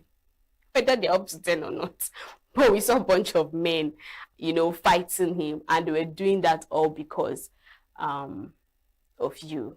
Yeah, they can't sit and watch DJ Tunes doing that to you. But of course, let's see how far this is going to go. I know it will end soon, but we should enjoy the drama. on social media. That's all I have for you on the news segment this hour. We'll go on a short break, and up next is Playlist Pal. So stay with us. Get plugged into the heartbeat of entertainment on The Hub, your ultimate show on eVibes. From trending stories and social media drama to top charting music, must-watch movies and exciting moments from the world of arts, we've got it all. Join us for unmissable conversations with your favorite entertainment personalities, plus fun segments every week. I should try harder. So, Okay, I don't know that one. outfit of the day. Oh, I don't do that. That's some Gen Z stuff. Oh, now you say it's a Gen Z stuff. It's everything you love about entertainment, served fresh every week at 1 p.m. with weekend repeats just in case you missed it. The Hub's on eVibes, where the vibes never stop. Only on Signature TV.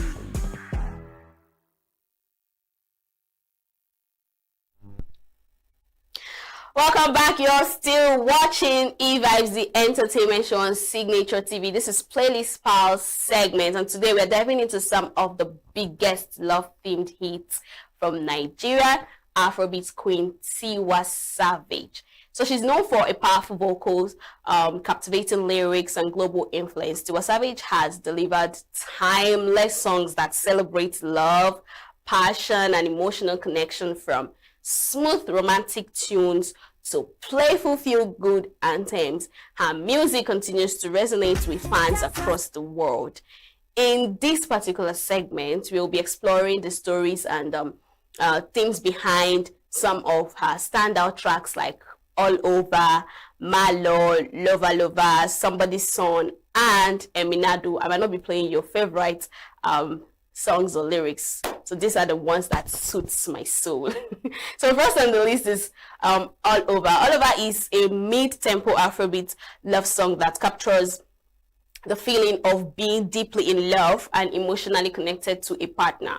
So in the track, Tiwa Savage sings about how her affection is so strong that it surrounds her completely, making her feel joyful, secure, and fulfilled. The song highlights themes of royalty, passion, and admiration as she reassures her partner of her commitment while celebrating the excitement that comes with true love. With her smooth rhythm and relatable lyrics, All Over delivers a warm, feel-good message about romance and emotional devotion. So listen to it. We must settle this thing tonight. Yeah. Come, let us catch some feelings for night. Yeah. And if you tell me, say make up hello, hello. I don't go waste time, but to do like so. Hello, hello. Everybody me Joe, this love. Yeah. This loving, no be chop and go. Hey, but because of you, I get to go strong.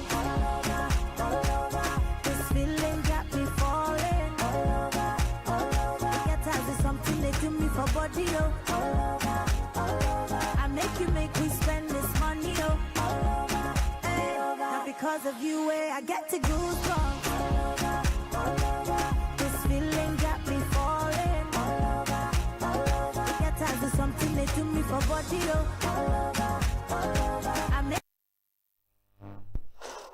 Yeah, so up next is Malo. This one is one of my favorites, not my favorite. So this one was sung by Tiwa Savage and Wizkid. So Malo is a smooth, laid-back Afrobeat track that blends romance with a carefree party vibe.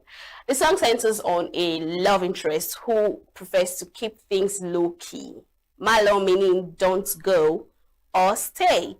While I'm sure most of you do not know what it meant. While expressing desire, attraction, and emotional connection, Tiwa Savage and Wizkid deliver playful, flirtatious lyrics over a mellow rhythm, creating a sensual atmosphere that celebrates love, intimacy, and living in the moment. Listen to it. Whiskey, do you want mama? Make it animals to tingle. This guarantee I never see you. My pressure, the high got me down, whoa, whoa. My girl, hold on to me, yo. Never ever leave me for crash, oh, whoa, whoa. Girl, you they make me shiver, oh. Girl, if you leave us over, oh, with you I get no allow. I want day with you forever, oh. Robos casca, if no be you, then tell me who. Them go sempe, nobody messing with my boo. Robos casca, if no be you, then tell me who. Robos casca, nobody messing with my boo. My love, Joe, you give me love I never see, oh. My love, Joe, your love means so much to me, oh. My love, Joe, you give me love I never see, oh. My love, Joe, your love means so much to me, oh. I mean, if you don't love Tiwa Savage, I don't know what is wrong with you. You need to check on yourself. She's a queen and more, right? So up next is Lover Lover. I love this one too. Maybe because Dr. Mighty was part of it. So Lover Lover is a romantic Afrobeat song celebrating love, admiration, and emotional connection between partners. Tiwa Savage and Dr. Mighty exchanged heartfelt lyrics. I wish I could play this one till the end, but I can't. Expressing devotion, passion, and the joy that comes from being in love. With its catchy melody and danceable beats, the track combines playful flirtation with deep affection, creating a feel-good atmosphere that highlights the beauty and excitement of romantic relationship.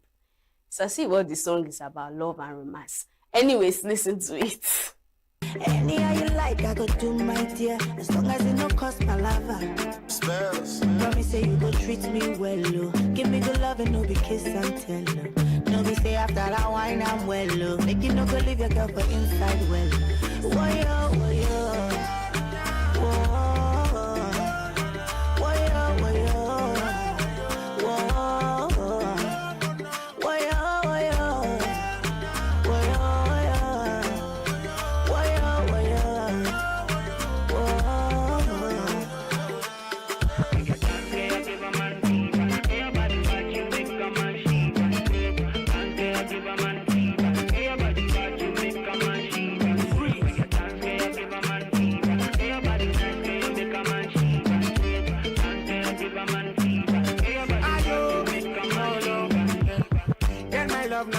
Don't be dice. This your love is sweet of paradise. You can't tell me you don't like that one now. Of course you will. So this one suddenly turned into an anthem. Somebody's Son. She sang it with Brandy. So Somebody's Son is a heartfelt Afrobeat pop ballad about unspoken love and admiration. So Tiwa Savage and Brandy explored the bittersweet feelings of loving someone who belongs to someone else, expressing longing, tenderness, and emotional vulnerability. The song blends smooth vocals with a gentle rhythm, creating a soulful atmosphere that captures the complexity of love, desire, and the pain of unfulfilled romantic feelings. It both intimate and relatable, highlighting emotional honesty and the power of heartfelt connection. So listen to it. Sorry, I'm not sorry. I like a really boy yourself. Should I try again? But now my heart is still the pain me. Oh, come ole coco. Shabi show me meroni, Ronnie. Tired of getting it wrong. This won't be another heartbreak song. Yeah. Somebody song go find me one day. I don't dare wait, don't stay too far away. Somebody song go love me one day. I don't dare wait, don't stay too far away. Somebody song go love me one day. Yeah. Somebody song will find me one day too. But why you go con the love person we belong to another person? So this one is so interesting because this one is old. So she sang this particular one with Don Jazzy titled Eminado. Eminado is a playful romantic Afrobeat song that expresses deep affection and admiration for a lover. Tiwa Savage sings about being completely captivated by her partner. Oh my God. Praising their charm and the strong emotional bond they share. So with Don Jazzy adding a light-hearted and catchy vibe, the song blends flirtation, devotion, and joy, creating an upbeat and feel-good anthem about love and attraction. I'm sure this song was created when she was still with her ex-husband. Okay, let's listen to it.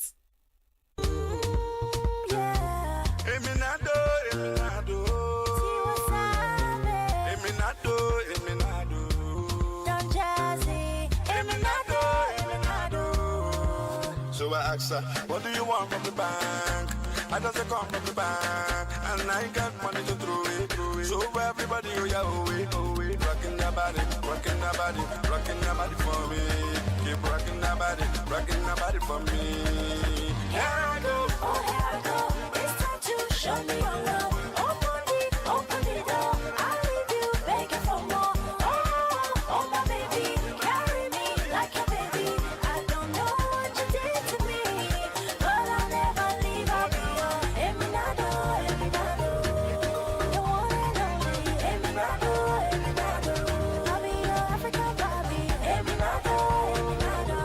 You'll be my six-pack logo, Eminado, Eminado. Tell the other, oh, we tell the other it's nothing, baby. See how young they look. Look at Don Jazzy. All right. I'm so sorry I'm not playing most of your favorites, but that's all I have for you on Playlist Pal this hour. We'll go on a short break, and up next, an interview we had with Slow Dog. You don't want to miss out on these, so stay with us. Get plugged into the heartbeat of entertainment on The Hub, your ultimate show on eVibes. From trending stories and social media drama to top charting music, must-watch movies and exciting moments from the world of arts, we've got it all. Join us for unmissable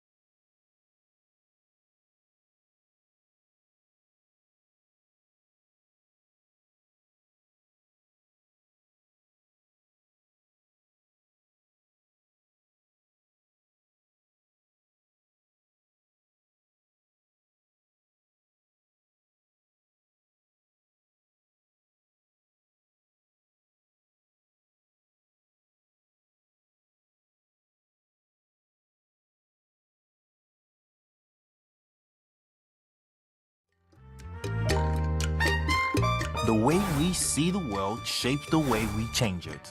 Gender isn't just a checkbox, it's a lens. One that helps us understand the world more deeply and act more fairly. Gender Perspectives, a program for those ready to see more, do more, and be more.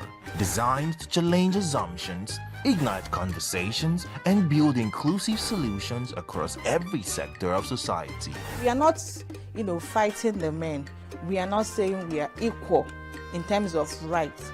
We're only asking they should recognize our existence. Join us on Gender Perspectives, showing every Saturday by 4 p.m. Repeat every Wednesdays by 5 p.m. and Thursdays by 3 p.m. Change begins with perspective. Let's widen yours.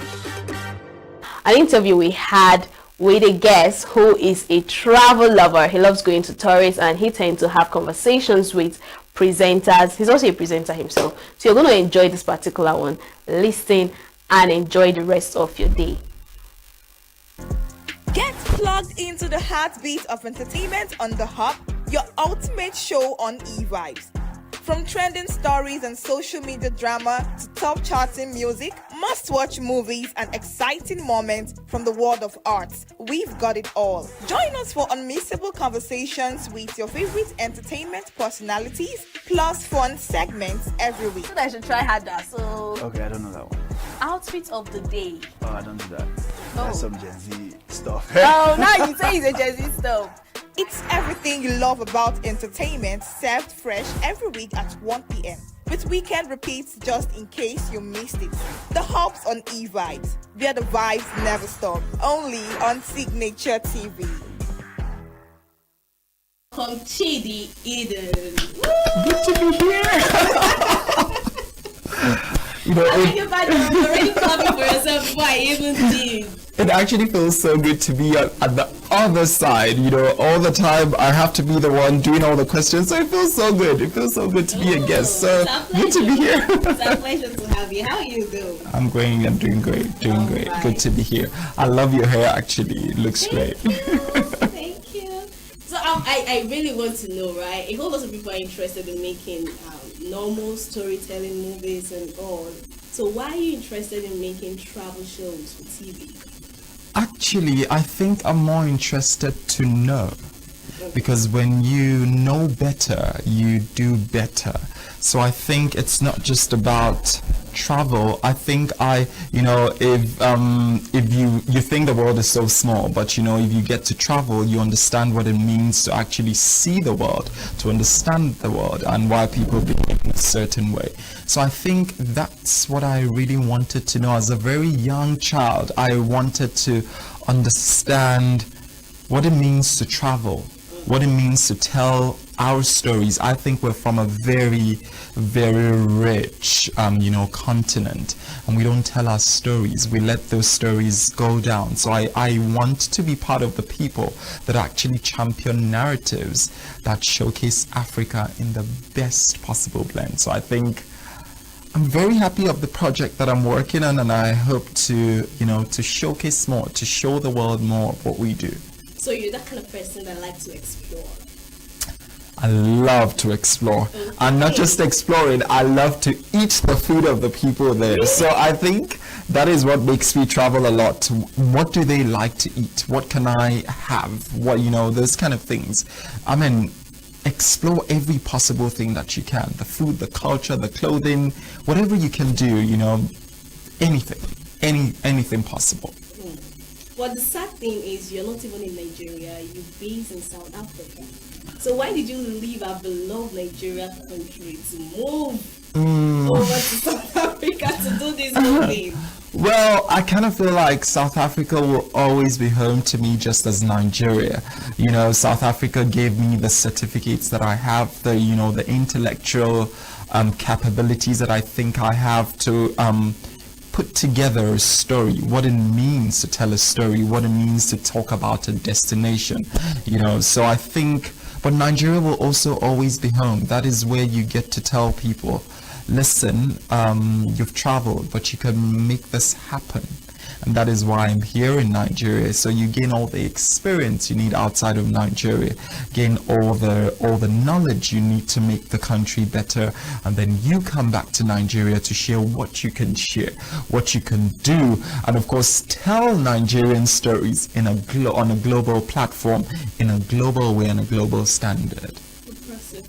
I think that's one thing I like about this whole travel thing, because I'm very particular about exploration.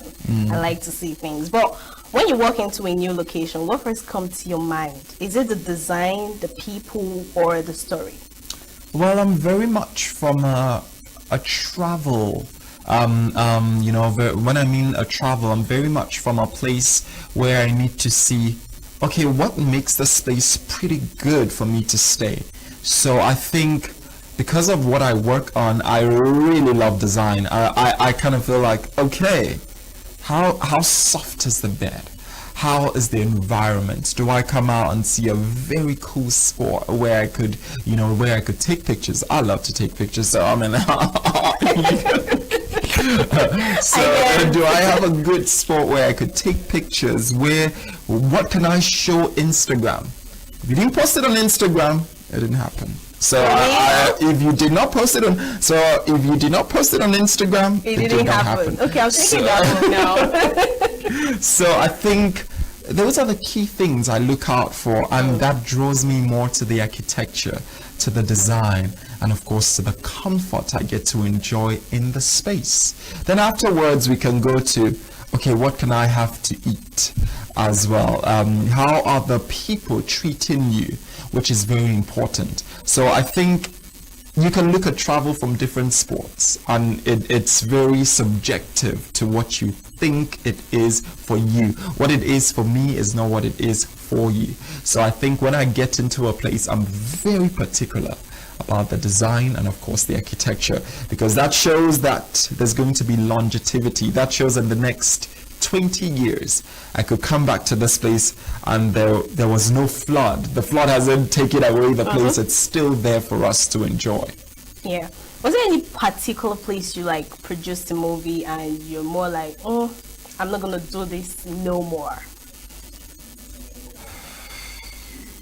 Do you want my honest view on Yes, that? please. Yes, please. Okay. It's not that I don't want to go back there anymore, but I feel like it's the circumstances surrounding actually working there.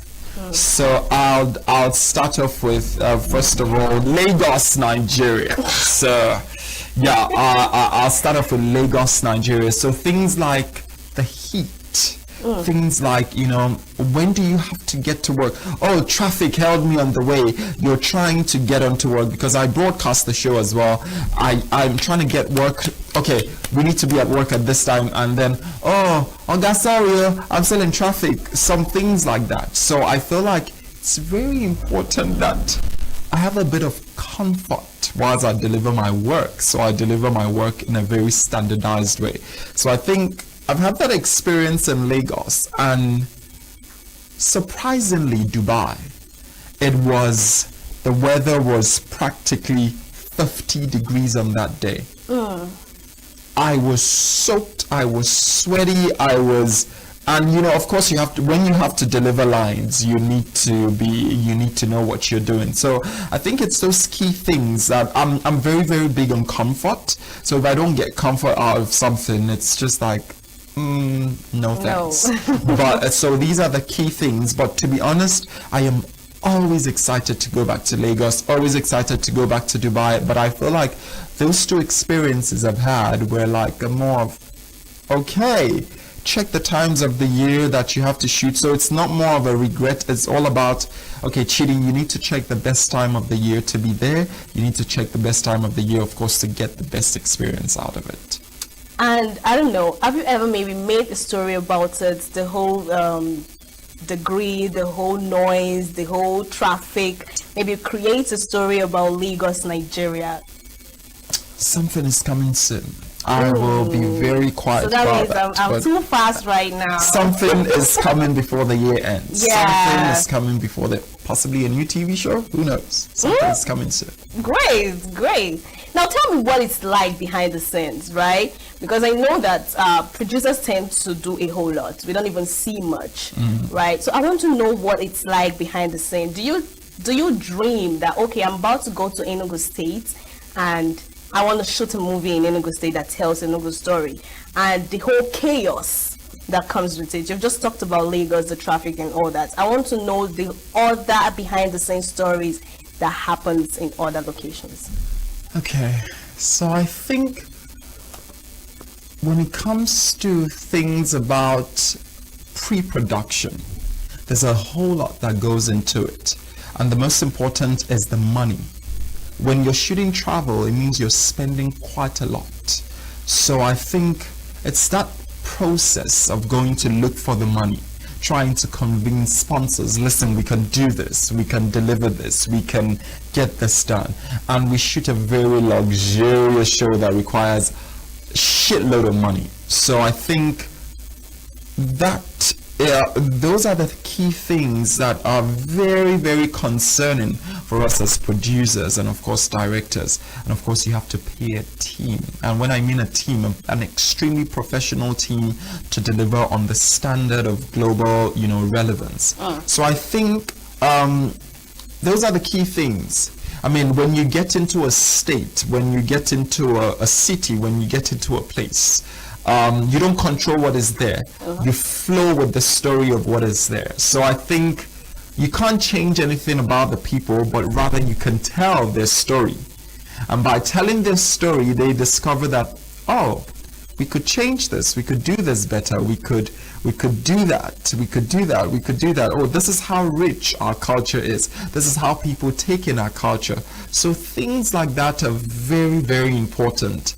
Then you get into the production itself. So the production itself is what everybody sees, and that's the exciting part, where you get to see a finished product. You get to see the presenters maybe in New York. You get to see the presenters in South Africa, in Montague. You're seeing them taking pictures with a big brand. So you'll be like, I want to be like this person tomorrow. But you gotta be careful what you want to wish. What you need to be a bit careful, because it takes quite a lot to get there. But it's hard work, and it's something that is definitely achievable. So you want it, you go for it. Impressive. Now, you know, most movies tend to teach you different things, maybe morals, discipline, confidence, and all that, a whole lot. But travel stories, I want to know what in particular. Would you say that it influences people to explore the world and, you know, try new spaces? I'll tell you something that I know that travel has done to people I know around me, and of course to me. Travel teaches you that you can do it. I can tell you that is what it teaches you. You can do it. You can be in that space, because travel is one place you can be in an aircraft and see the president. Normally, you wouldn't see you can do it. Travel is that thing that teaches you that when you walk through a first class in a plane, you're like, I need to be here tomorrow. And you find yourself after traveling, getting back home, you're like, that already, the aircraft experience already has changed your mindset.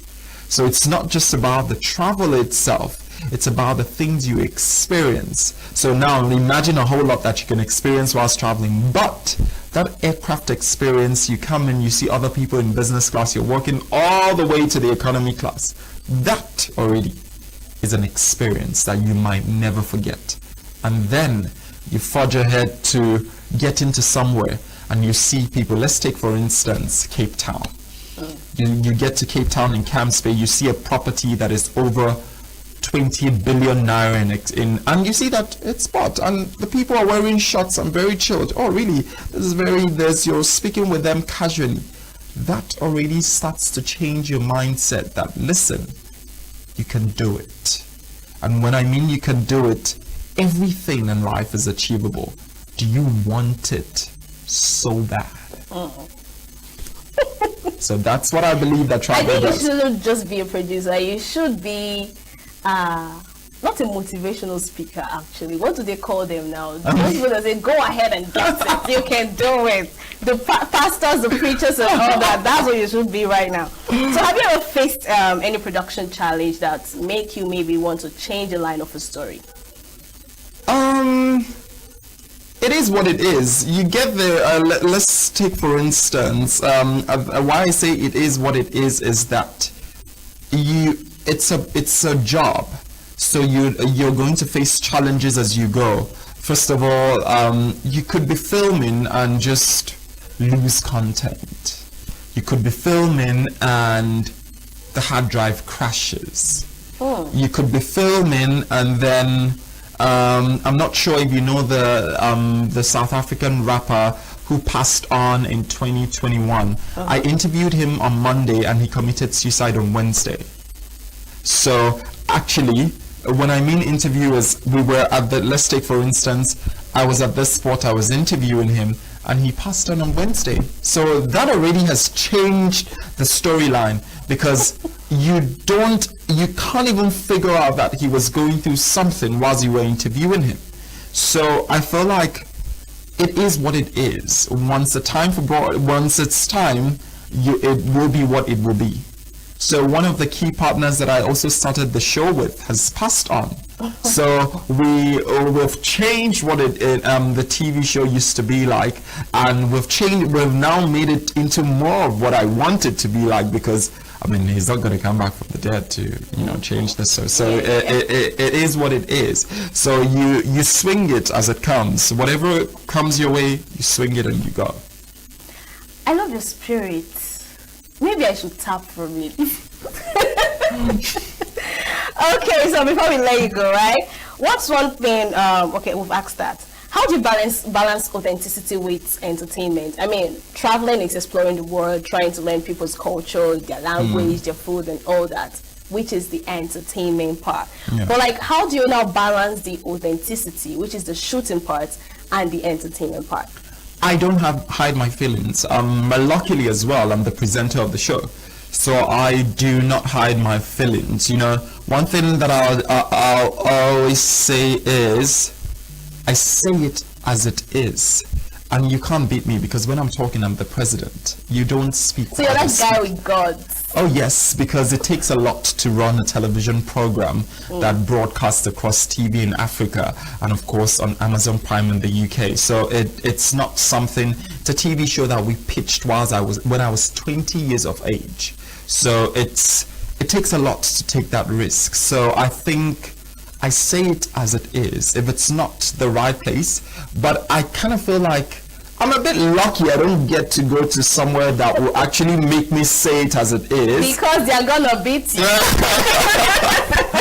Well, we have a very, very strong behind the scenes team that scouts a very amazing casting director that, once she says, okay, Chidi is not going to like this, you don't waste your time. So she knows what I want, and she goes for the very best. So it's always, oh shit, this place is super cool. This place is the most amazing place I've been on earth. So she knows what I want. She knows the key pillars of the show, and we go for it. Not that we're not looking to explore things that are a bit, relatable to the grassroots, but it's very important that we stand where we're out to show Africa in the best possible way, to elevate African media. So we find out that the whites come to Nigeria to tell a story. They're in Makoko. They're going to places the children are hungry. How about showcasing Ikoyi? How about showcasing Banana Island? How about taking a trip to Obudu Cattle Ranch? What happened to places like Guzape in Abuja? Well, those key things. So how about showcasing those places? Why can't you show Africa in a limelight that actually brings tourism, that actually brings investment to us? So I kind of feel like our job is to do, to fill up that loophole where people are not showcasing the right things about Africa. And that is why we will always go for the best. So me having to say it as it is actually in the best way that I'm saying it. So no negative vibes. We say only the right things. High five. I like that. Actually, I like the whole hour, the authenticity, the guts and all. What did I say I'm going to take home now? A whole lot. If it's not on Instagram, it didn't happen. Yes. So tell your stories on social media. Very important. We're in a social media age. Your phone needs to be constantly active. And when I mean constantly active, not being active that there's an accident, you're trying to take a picture. But what I mean so that is... trends. Join TV. Well, that trends too, but the question is, on what grounds? Okay. So it's very important that you make memories for yourself, because you gotta make time for enjoyment. On the days of nonsense, it just comes naturally. So whether you like it or not, challenges are going to find you. Whether you hide yourself in the room, it's going to knock and come in. Even if you say come in, even if you don't say come in, it's going to come in. But the most important thing is that you make out time to share memories. So you make out time to look back at what life has been for you, and that keeps you in your grateful bag. Wow, Chidi Eden. I enjoyed this conversation. I wish we had so much time, but we are out of time, and the next show is meant to come up. So thank you so much for joining me for this conversation, the whole exploration, the whole motivational quotes, and everything. I do love it. High five again. Thank you very much for having me. I hope to see you guys pretty soon. All right, the show has come to an end. Join us same time tomorrow for more conversations like this, interesting segments, and trending stories in the entertainment industry. Follow all our social media platforms. Join us same time tomorrow at channel 265 on SLTV.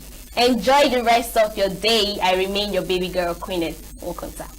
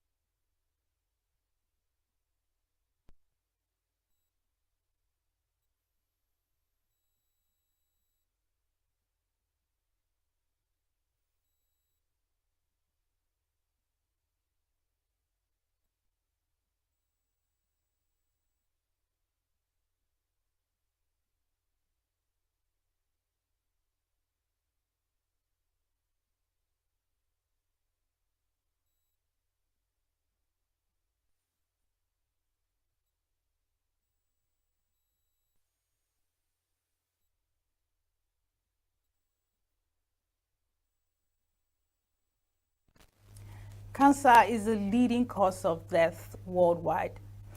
Now, the World Health Organization reports that over 10 million people die annually because of cancer. That is as of 2023. Now, our topic for discussion today is understanding cancer, environmental causes, and of course, how it affects people differently.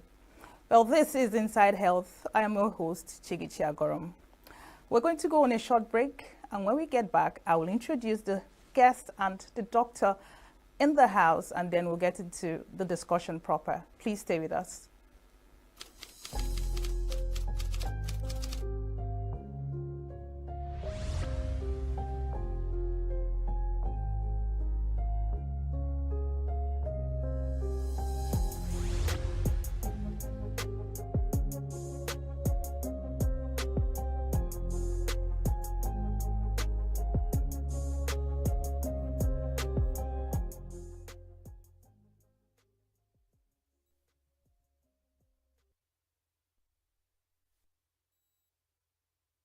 Every second, every minute, every day, news is breaking. Events occur and there are new developments. At Signature TV, we follow these stories objectively, bringing all sides without bias, explaining the complex issues, breaking down the numbers, and investigating the issues behind the news. Anywhere and everywhere, near or far, wherever the news is, we will be there. Signature TV. News in your pocket.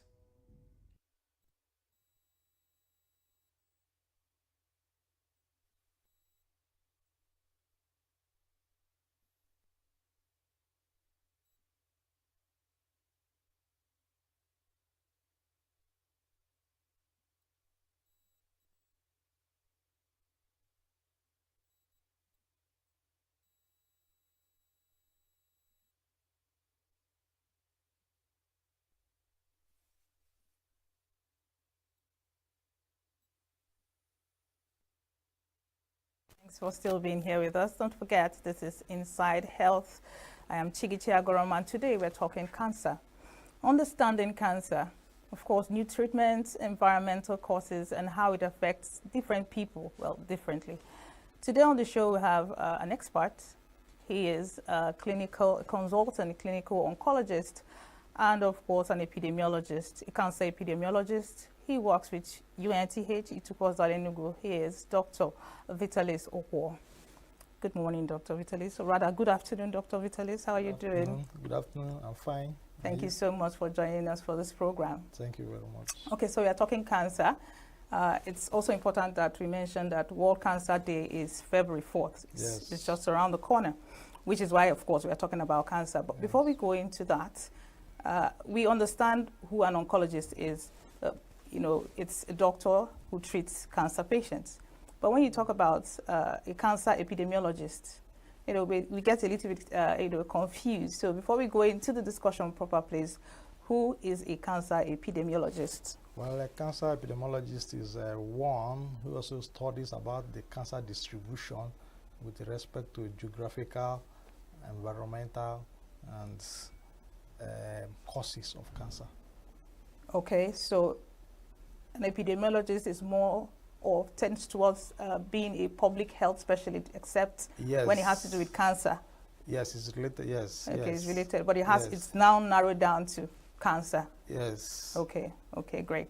So before we go into that, also, it's important that I tell you that let's try and use lesser medical terminology so that our the viewer will understand exactly what we're saying.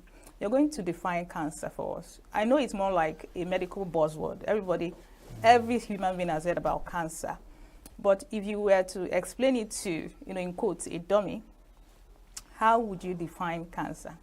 Well, it can simply be defined as abnormal growth in the body that continues to grow irrespective of the body control mechanisms. The body has a way of checking the growth in the system, but the body has a system of checking growth in the body. Let me put it that way. But when there's a growth that kind of resists that control mechanism. Okay, we were taught in biology that the body is made up of systems, organs, then cells. Now you're saying the body has a way of controlling the number of cells per time. Yes. Okay. But we also taught that cells body sheds cells after a while, maybe cells that are one-off. Yes. Now explain to us how the body controls the number of cells when it tends to shed some cells after a while. Okay, let me just use an example now. Assuming you have an open wound. Maybe someone had an accident or had an open wound. That wound is expected to, after some time, to grow and cover, kind of normalize, and you start seeing hairs growing back in that area that there is wound. But a situation where the wound there continues to grow flesh, and flesh continue to come out continuously without stopping, or the ulcer there continues to develop and be eroding inside continuously, that is ways the cancer can present.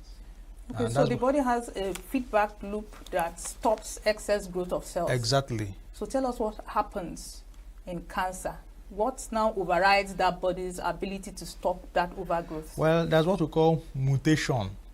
You understand? Like, that growth mechanism can now be altered when there is mutation. Now is a kind of the genes now become altered. Those other injury, there are so many factors that can actually affect that, and it can be as a result of even the genetic own or the environmental. You can even use example sun exposure or trauma, so many things which we may talk later. But if these things now happens to the cells, and the cells is now disrupted in such a way that the repair mechanism is now damaged, it now loses that control. So if it starts growing, it cannot have control So it will just continue growing either upward or inward, depending on the location. So cancer is one of those non-communicable diseases that has eluded a permanent cure. Come again. Cancer is one of those non-communicable diseases that has eluded medicine in terms of getting a total cure. To a reasonable extent. You're going to still shed light on that, whether it's true or not. Yes. It is also the reason, or part of the reason, why medicine has not been able to come out with specific causes of cancer. Yes, for some kinds of cancer, like cervical cancer, Kaposi sarcoma, we know that they are caused by viruses. But then there are other cancers that we can't place our hands on the cause. You just mentioned mutation.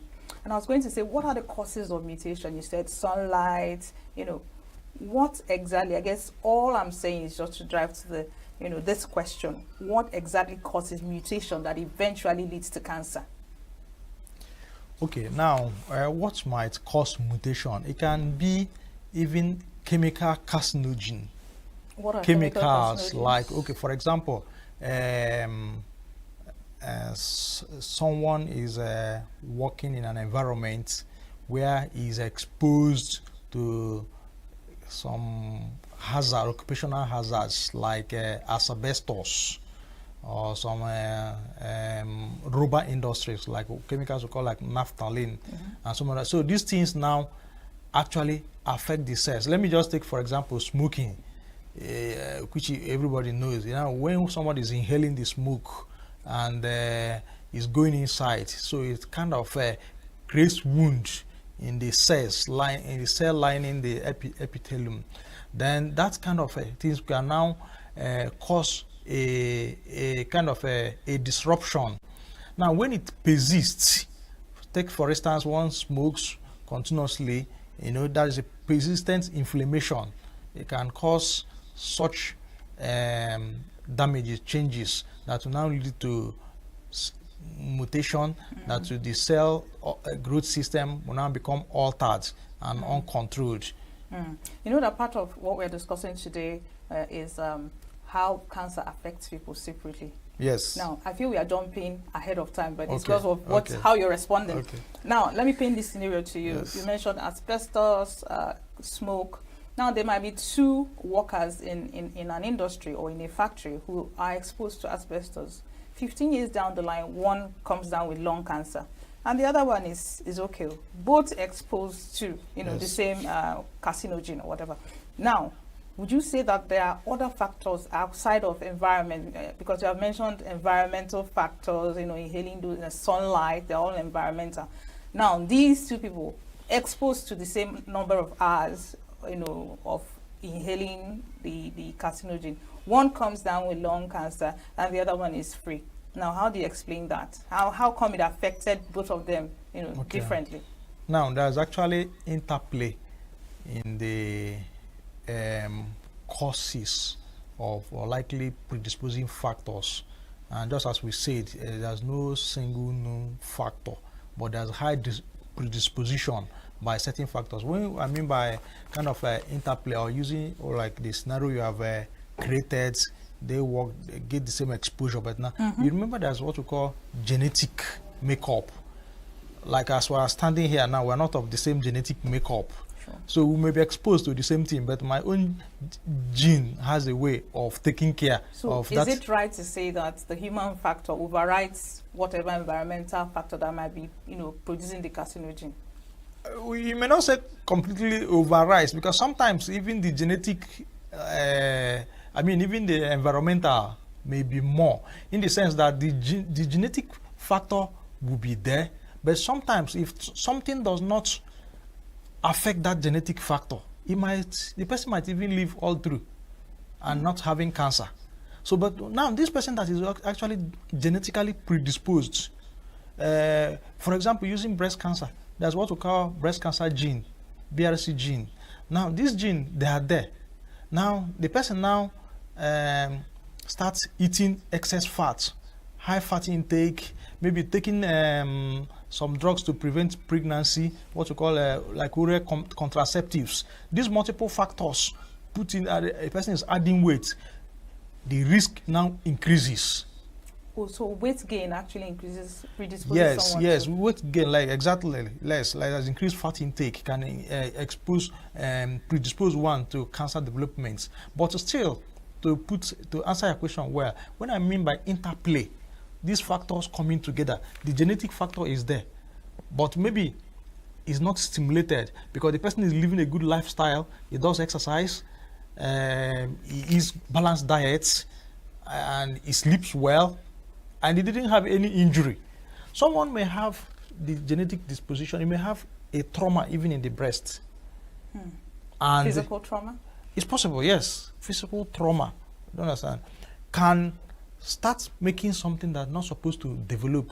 It will start developing if the person has the genetic factor in the person in the body. But if it's just like the person doesn't have the gene, somebody can even have what we call there are some small growths we call fibroadenoma that can develop, and you remove them, and they can even stay for a long time without turning into cancer. But some of these growths in people that already have the genetic factors like that BRC, if you don't remove them, they can easily do what we call de-differentiation and turn to cancer. Right. So that is like an interplay. All right, we're going to still discuss the types of cancer and how it affects different races, because there are some group of people that are known for this particular kind, and others as well.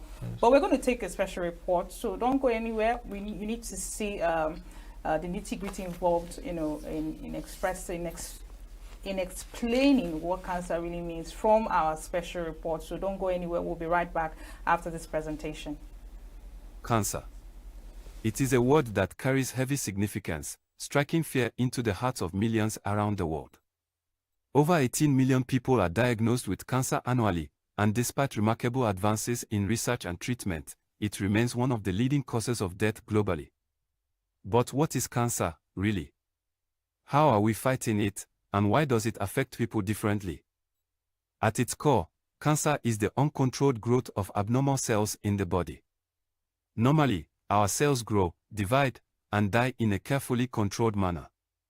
But cancerous cells bypass these controls, multiplying unchecked, often forming tumors or spreading to other parts of the body in a process known as metastasis. Yet, cancer is not a single disease. There are over 100 types, each with its own characteristics, risk factors, and challenges.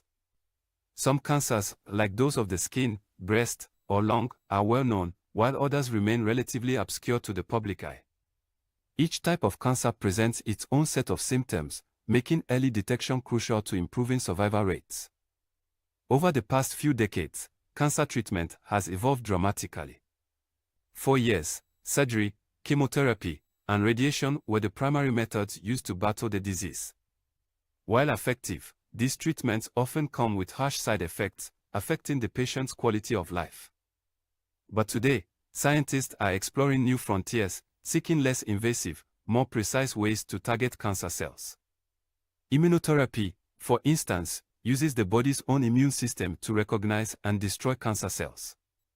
Targeted therapies focus on specific molecules involved in cancer growth, reducing damage to surrounding healthy tissue. And gene therapy holds promise for the future, potentially correcting the genetic mutations that cause cancer. These treatments are changing the way we fight cancer. In fact, survival rates have been improving steadily over the past few decades. According to the American Cancer Society, the overall cancer death rate in the US has dropped by 30% since the 1990s. Yet, not all cancers respond equally to these treatments. Each person's experience with cancer is deeply personal. Genetics, lifestyle choices, and even environmental factors all play a significant role in how the disease manifests and how it can be treated. Two patients diagnosed with the same type of cancer may receive vastly different outcomes depending on a range of variables. Environmental factors are a critical piece of the puzzle. Tobacco smoke, industrial chemicals, and pollutants in the air and water all contribute to the development of cancer. The link between smoking and lung cancer is well established, and other environmental factors like exposure to certain pesticides, asbestos, and UV radiation can also increase the risk of cancer. But it's not just industrial exposure. Even the food we eat, the air we breathe, and the chemicals we interact with on a daily basis are factors we cannot ignore. Some researchers are even exploring the role of our built environments, such as urbanization and modern living, in contributing to rising cancer rates. Cancer doesn't only affect the body, it affects the mind, the spirit, and the entire family. The emotional toll of a cancer diagnosis can be immense. The fear, the uncertainty, and the profound changes to one's sense of normalcy can leave lasting scars. But as treatment options become more personalized, the ability to manage cancer and live a full life afterward is expanding.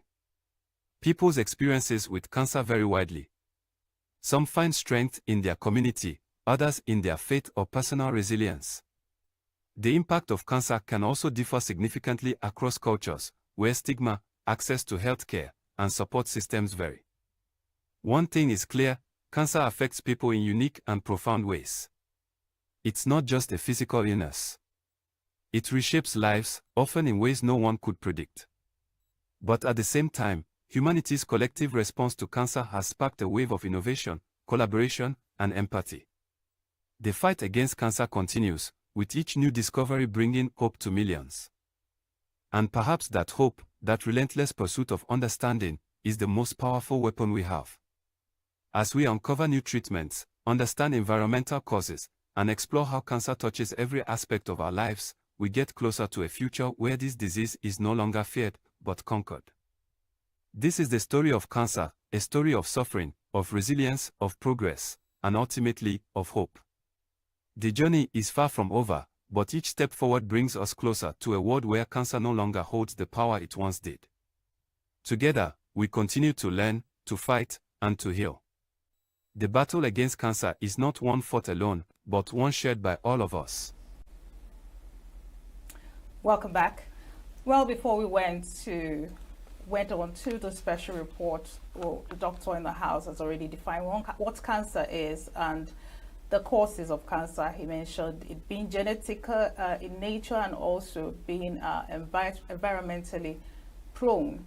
However, doctor, are there other, predisposing factors to cancer other than, because you mentioned genetics, an individual having the gene cancer, if I'm permitted to use that phrase, and secondly, you mentioned environmental factors. For example, an individual being exposed to carcinogens, pollutants, smoke, and carcinogens. Now, are there other predisposing factors aside these two that you've mentioned? Yes, there are many others. For example, infection. What kinds of infection? Even HIV, virus infection. Let me say virus infection. There are some, what we call HIV or AIDS-defining cancers. That is, someone that has HIV will most likely present with this type of cancer. So that's what we mean by the AIDS. In every race, both blacks, yes, Caucasians. it's common. It's common among them that maybe you see this person that has HIV. That the virus, human immunodeficiency virus. Yes. Now, it's because of the immune suppression. Do you understand? It helps to give rise to certain cancers developing in the body, like cancer of the cervix can be one of them. Kaposi sarcoma can be one of the cancers that can develop in people that have HIV. Then even what we call lymphoma. There are different types of lymphoma. You can have the one in the brain called CNS lymphoma, or you can have some high-grade lymphomas. So lymphoma is there, skin cancer, cervical cancer, and Kaposi sarcoma. There are other ones that are also related, like cancer of the anus, anal cancer. These cancers are common in people that have HIV. Now, there are people that cancer that have common in people that have the virus causing that is hepatitis. You have hepatitis B, hepatitis C. These are viruses, and they can trigger cancer of the liver. because of chronic inflammation, and to result to cancer, what we call a hepatocellular carcinoma. That's cancer of the liver. We can also have this, even the human papilloma virus, which we have all known, talking about the vaccine, is a cancer that can cause cervical cancer. It can also cause cancer even of the penis, and even some head and neck cancers. So there are so many as a result of maybe viral. It can even have some bacteria too, because infection generally can have the bacteria, it can have the virus. So the bacteria on like Helicobacter pylori has been disposed to cause cancer of the stomach, and that's gastric cancer. They can also have even protozoa parasites can also help also dispose to other cancers. So infection generally. And how do they even do this thing? Sometimes there's a relationship between infection and even immune suppression. So like I've used about HIV as an example. So the immune system become low and now weaken the body system to defend. So that's alteration in the defense mechanism, and it makes the body to be prone. So apart from the infection, you can also have other factors like diet. What do we actually eat? Some people drive joy in taking maybe high meat, low fiber diets. All these things can predispose one to cancer. For example, formation breast cancer, excessive intake of fat, excessive intake of processed meat, then excessive intake of something like maybe not really diet this time, but maybe what we call oral contraceptives, some drugs too can cause it. But other cancers like even diets, like even diet also rich in fat can help develop colorectal cancer, cancer of the colon.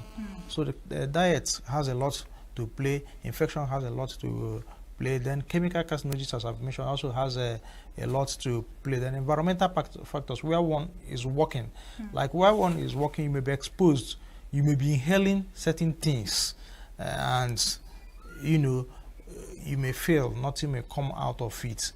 Sometimes some will have cancer developing as a result of those exposure to environmental factors. So even increased sugar intake has also been linked to cancer. Exactly. So it goes to say that everyone is predisposed to cancer. Sure, everyone is actually predisposed, because this cancer can occur in any part of the body. Sometimes you see people, they can either have in the breast or maybe even in the legs, skin cancer, even in the head, different part of the body can do. So everyone is prone, and one has to be watchful and has to be monitoring living good style and the screening. We'll get to that in a bit. Now, what are the most common kinds of cancer that we find in this part of the world? Okay, well, this part of the world, the most common cancers we have breast cancer, cervical cancer, prostate cancer. Well, it actually depends. Maybe like in men, prostate is more common. In females, breast cancer is more common, followed by cervical cancer. Then both of them can have colorectal cancer or even anal cancer, cancer of the anus, very high. Even head and neck cancer, you can see a lot of patients having tumors developing in different parts of the head. They have what described as nasopharyngeal carcinoma, oropharyngeal carcinoma, anal cancer, oral cancer. So they have different cancers, or this environment, as I mentioned: breast, female, cervical in female, prostate in male. Then both of them actually share have high incidence of colorectal and even head and neck cancer. Head and neck cancer actually even more common in men. I was actually hoping you would mention lung cancer, but I'm surprised. Lung cancer is actually there, but not as high as you said that this environment. Yeah. This is because of environment, so that's why I'm not. Is higher maybe in Asian countries. In Asian countries, lung cancer becomes the first. Then breast cancer. Is there a particular lifestyle that is, driving it? Now, like what people lifestyle one and exposures, and even those things we mentioned like infection. There are some people that live across the Nile that they can have predisposed to having eating certain things like what we call a protozoa or parasite, what we call schistosomia. You can drink it from water, and it can cause cancer of the bladder. So the environment and the people over there in the Asian countries, they are more exposed to some viruses we call Epstein-Barr virus, and this thing can help in developing head and neck cancer. And also the smoke is higher over there, so you can develop a lung cancer more common than this our environment. So based on environmental classification. Yeah, there's an important word that you mentioned in the course of your explanations. You mentioned tumors. Now, are tumors cancers? Not every tumor is cancer. You can have tumor. But what are tumors first? Tumor can also be described as abnormal growth, generally abnormal growth. But tumor can have a limit of growth. When it continues to grow unstoppable, then you can describe it as cancer. But when there is still a tumor, and after some time it remains, like you can see sometimes you can see a growth in somebody, even in the skin, that can be there for even 20 years. It can be, just call it a tumor. But those ones are called benign. They're not malignant. They're not cancerous.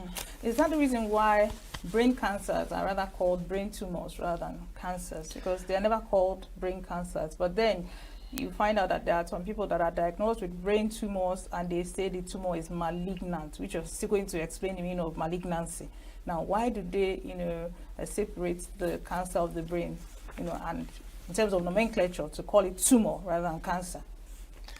Well, I think something is that the society is actually used to describing most growth as tumor, So it's not. It depends on the level of exposure and the knowledge of the person. Will now start classifying it, whether it is malignant or whether it's metastatic, or depending on the level. But most tumors, generally, most growth, people say it has a tumor. It can even be in the brain. It can be, because even that brain tumor can be malignant. So tumors are generally defined or classified into two: benign and malignant. Benign simply means they can grow and remain there without invading, without infiltrating the borders. For example, a tumor inside maybe like this biro will occupy the whole of the biro, but it's not bulging out, it's not infiltrating. But the one that has the capacity, the potential to grow across the cell wall and start invading, those ones are called the malignant. So because they can now move from that, they can move outside that organ environment and start spreading to other places. So we can describe them as a malignant. But those ones that remain one place, that normally they are usually benign. But all of them can be called tumor. Okay, so let's talk treatment, because it's a very vital part of our conversation. Okay. Now, we listened to the special report, and of course we saw where they said that the original or the normal treatment options are surgery, chemotherapy, radiotherapy. However, it was stated that these therapies, they are not the best because they are not able to single out normal cells from cancer cells. Now, tell us, let's focus on prostate and breast cancer, right? at what point would you recommend what sort of therapy? For example, I'm guessing that you don't recommend the 3 at the same time. So let's, talk about breast cancer. At what point do you say, okay, chemotherapy can deal with this, okay, maybe radiation can do this, or maybe surgery should be able to do this? At what stages? Now, the real aim of treatment is to get rid of the cancer from the system, from the body. And often, the best way to treat a cancer, especially for early stage cancers, because I think it's better I put it this way, it depends on the stage. Yes. Because that's the there level. Are like 4 different stages. Yes, you have stage 1, stage 2, stage 3, stage 4. Stage 1 simply means it's still very small and is localized in that breast. Stage 2 means it has started growing towards the armpit. At what stage generally are we able to diagnose? Not that we don't have the capacity, but at what stage usually do patients present, and then the cancer is able to be diagnosed? At what stage generally? Your question is not very straightforward. The patients can come anytime, But I'm with any saying, stage. given our knowledge and our attitude, most patients don't present early. Yes. Now, do we have more patients presenting at the first stage or the No, second we don't have stage? more patients presenting at first Okay, stage. that We was the don't have question. patients presenting at second, stage 2, stage 3, and stage 4. But most of them Why is stage that? 2, Because stage the 3. cancer is it doesn't show signs early enough for the patient. to Yes, start it running to the hospital? there are so many factors. One can even see something and ignore it because he doesn't believe it can turn to cancer. One can actually feel that there's a growth, but you feel that it will resolve because he has been having so many growths in the body, or that sometimes Disappear resolve on after its own. themselves, So after the some time. tendency is to wait to see whether that thing will go, and when it doesn't go, it can be also economic situation. Okay, where to go? You don't even know where to go, and maybe when you go to a hospital, they now tell you to open a folder and they charge you. So they just try to be managing it. So that is part of the problem. Most of them don't present in stage 1, and they present like stage 2 or stage 3. And again, presenting in stage 1, those that present in stage 1 actually are people that go for screening. That's voluntary screening, like on your own now, you want to go and do body checkup, do some investigations. When you pick something very small, that is when they pick it in stage 1. But those that, because it has shown, it has started growing, feel it by themselves, they usually stage 2. All right, Dr. Okwo, we'll go for our Vox Pop to find out what the people know on the streets, how much they know about cancer. Do take a listen. It's an illness. It's something that affects, if not significant parts, certain parts of the human body. It's not a death row. Cancer is not a death row. It's not something that should stigmatize you as a person. It's just something that you get to know about yourself. So cancer is just something that helps individuals more enlightened about their body. Because let me use Nigerians for example. We are not usually sensitive about our hygiene, personal hygiene, how we relate with people, our social life. It's just something that, God forbid, if anyone should have it, it enlightens you more about yourself. You begin to treat yourself better, top up your personal hygiene. The last time I checked, the government in current budget budgeted about billions of naira in the health sector, but cancer still is not a pronounced illness in the country today. Let's not forget that there are international organizations like the UNICEF, the World Health Organization, that come down to these African countries and help enlighten people more on these diseases. Regardless, the government still needs to do more. One of the things that causes cancer or that brings out the outgrowth is as a result of our diet. Our people are now so much concerned with synthesized food other than natural food. That's the little I know about cancer.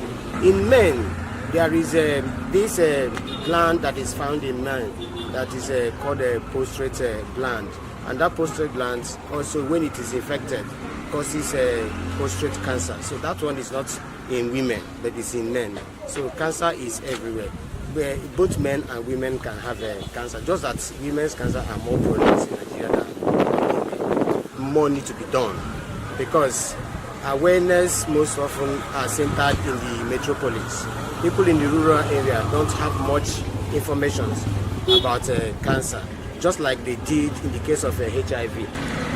Yes, I think they are right, because I have people around me who are working in the hospital, who are medical experts, who are complaining that women are dying of breast cancer, vaginal cancer, of many things. And I have seen some whom I knew who suffered breast cancer, later died. And in fact, I believe that it is true. I think I'll say I know a lot about cancer in the way that mostly affects women. Let me not be like one-sided with somebody. I've mostly known cancer with like maybe breast cancer, women, and most times I see it's like women having like cancer, they have to cut their hair and stuff like that. I do know a lot of people too that have like a lot of men that have cancer too. Maybe I don't know, maybe I'm always looking to mention. Like, because I feel like there's even more information about things like HIV and AIDS in the society than cancer. People know about cancer, yes, but I don't think people know about cancer to the point where like it's enough. And, maybe there are like studies, there are like organizations. Maybe there might be some organizations that I may not know. But like I feel like there could be more to be done, for the success, We're still discussing understanding cancer, the treatment, environmental causes, and how it affects people differently. Now, Doctor, before we listen to what people had to say on the streets, which you will agree with me that they have a little bit of an idea of what is going on. Yes. However, we're talking about treatment options of the different stages. So please go on with that response. Okay, like the treatment actually depends on the stages, as I've mentioned. Okay, taking for instance breast stage 1. If you have breast cancer at stage 1, the treatment option is usually surgery. Now you have different types of surgery, and at this point you are not targeting to remove the whole breast, so you can do lumpectomy or wide local excision. That is, you excise around that area. But the thing there is that even before you do all these treatments, the first thing usually to make the diagnosis. And how do you make the diagnosis? Diagnosis is made by using a kind of there's a special needle called through-cut biopsy needle, okay, to pick a sample from the tumor and test it to confirm that it is cancer.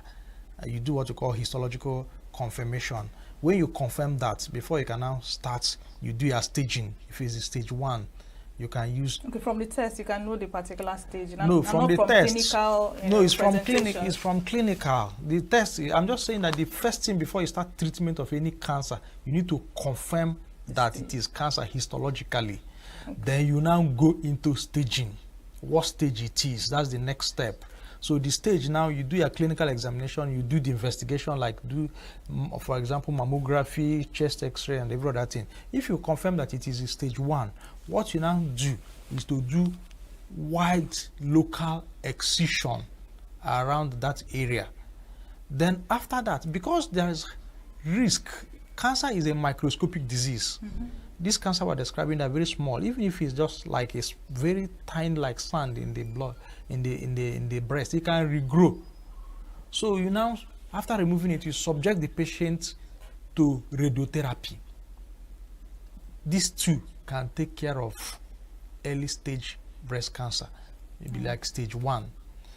Now, in some cases, you may not even go for radiotherapy if we are sure that you have done your necessary investigation very, very well, and you do a wide local excision. How do you, what is normally done is that if that tumor or that is removed, or they excise the tissue, you subject it to another histology, what we call a frozen section. You subject it a pathologist will come and look at the cells in a microscope and confirm whether there is any cancer cell there or not. These are the procedures. But it's when it has passed that stage 1, maybe the cancer has extended to the armpit, to the axilla, then that's stage 2. Now, if you are doing surgery to remove stage 2, and you are trying to do a local surgery, you are not going to succeed because there's already, the tumor has extended beyond the area you're going to operate. So you'll be looking at how you can treat that area it started and the area it has spread to. And for you to do that, that comes the need to start chemotherapy. And what is this chemotherapy going to do? Chemotherapy will now do what we call downstaging.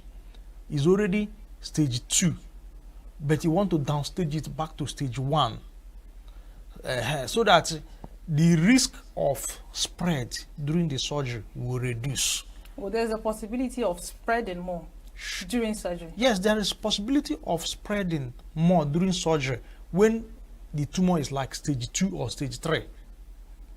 It can, you know, as we are cutting the blood, the cancer can deposit another place. It can spread from what we call hematogenous, spreading through the blood. It can spread through the lymph node, the lymphatic spread, or even direct contact. So now what you do is that for stage 2, you try to give chemo to downstage the tumor. Even if it is a stage 3, or you reduce the tumor size before now going to the surgery. Then after doing surgery, you now subject the patient to radiotherapy. Radiotherapy is so important that almost more than 50% of cancer patients in this region, should even be more than 80%, should undergo radiotherapy after surgery.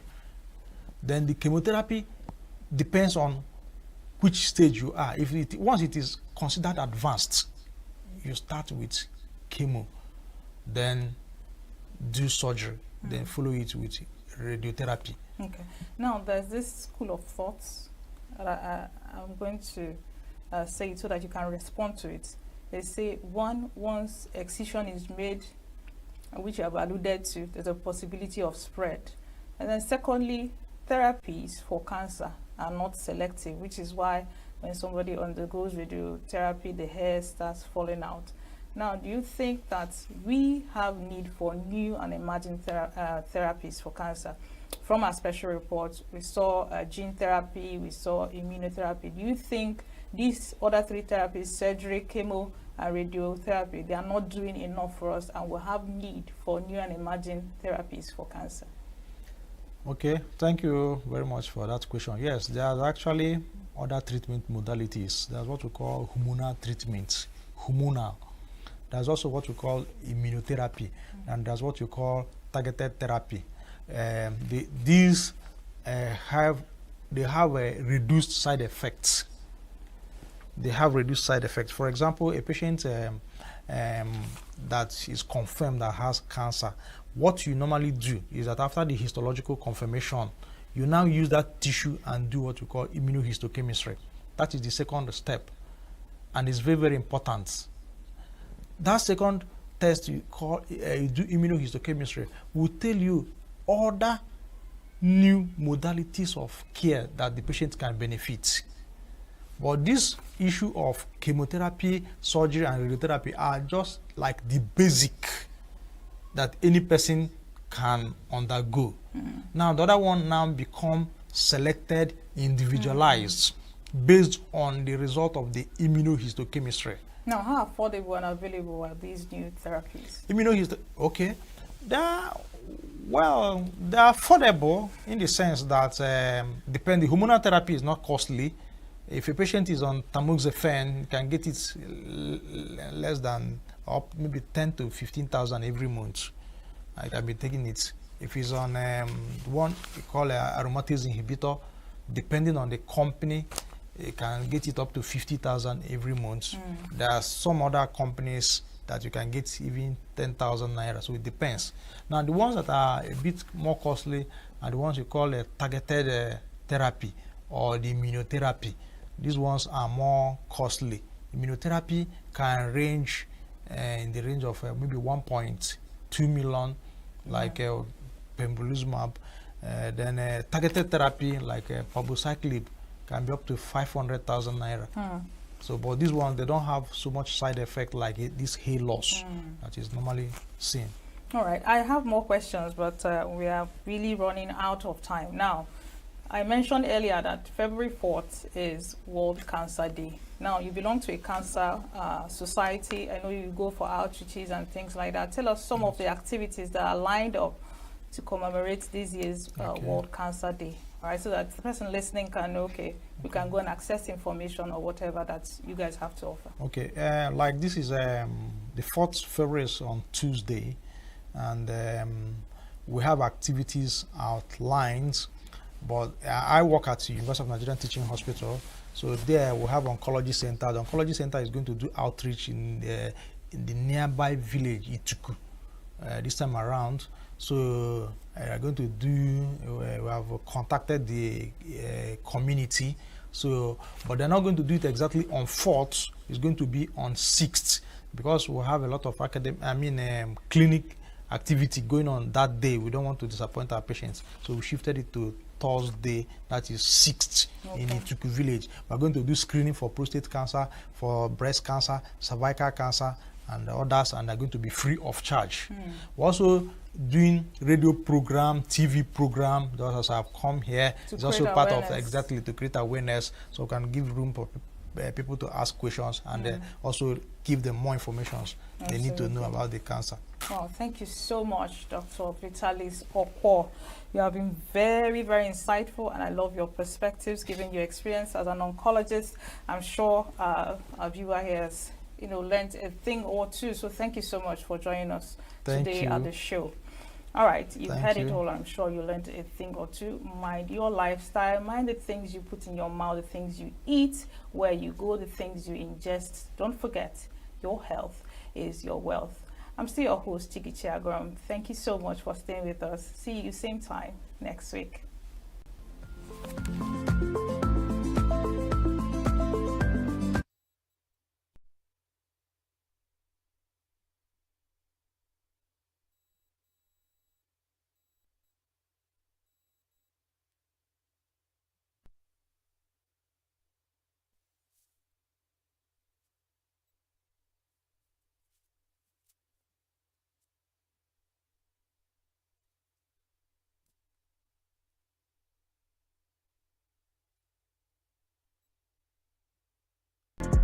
Get plugged into the heartbeat of entertainment on The Hub, your ultimate show on e-vibes.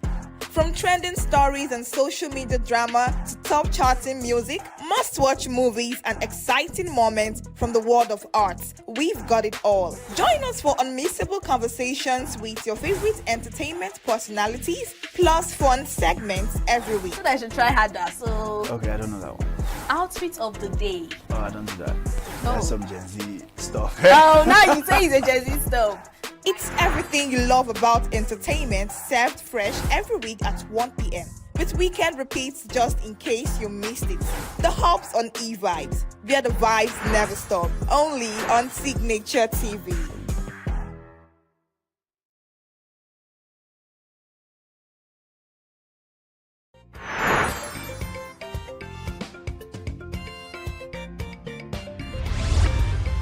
Signature TV, news in your pocket.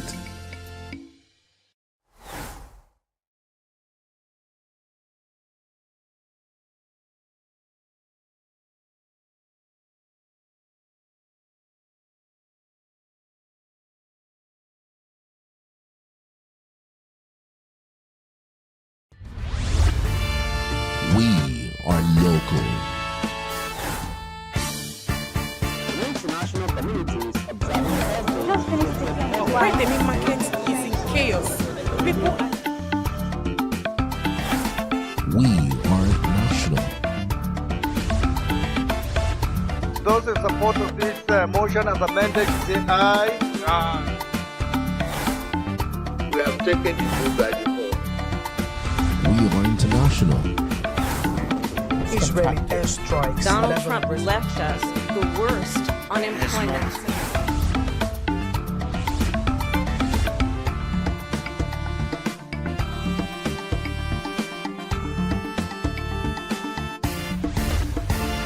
Signature TV, news in your pocket.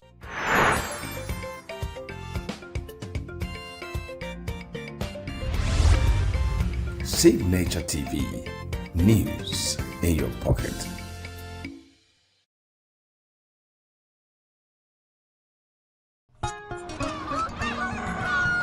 New every morning on Signature TV, we open the day for you with needed energy, information, and required vibes to shape your day. From sizzling snippets of stories in various areas of life to intriguing conversations with net worth guests. When you have people who have no track record becoming your leaders, you have a problem.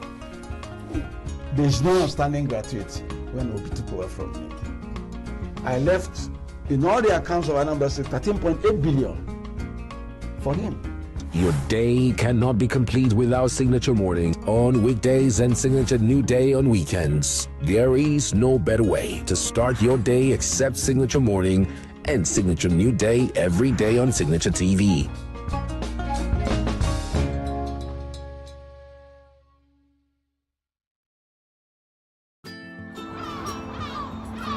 Bright and early as the day breaks, as the newspaper headlines trail the stories that shape the day. We at Signature TV trail the headlines that trail the day. We interrogate the headlines. We analyze the stories that make the headlines. Wyatt is overrated, and they even overrated themselves and went into CBT.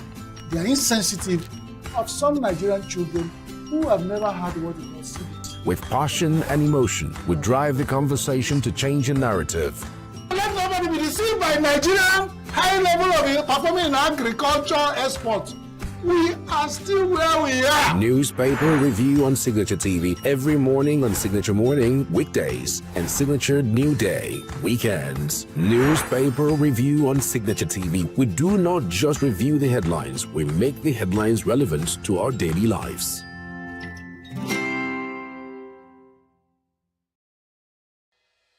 Health is more than a diagnosis. It's your lifestyle, your choices, and your future. Join us on Inside Health, your weekly deep dive into the stories, science, and solutions shaping your well-being. From expert interviews to real-life journeys of healing and hope, we cover it all. One of the complications of cancer management or treatment is they have some of them, at one point in time, you see them having anemia.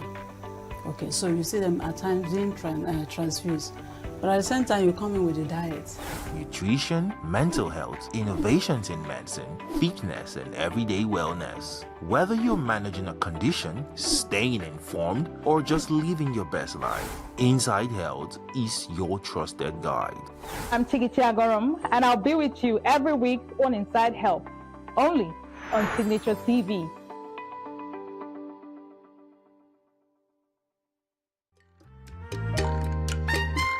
The way we see the world shapes the way we change it. Gender isn't just a checkbox, it's a lens, one that helps us understand the world more deeply and act more fairly. Gender Perspectives, a program for those ready to see more, do more, and be more. Designed to challenge assumptions, ignite conversations, and build inclusive solutions across every sector of society. We are not, fighting the men. We are not saying we are equal in terms of rights.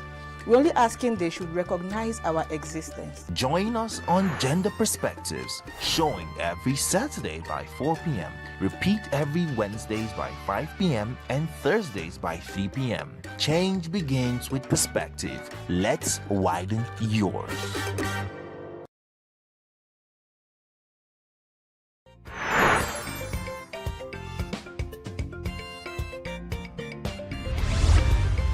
Signature TV, news in your pocket.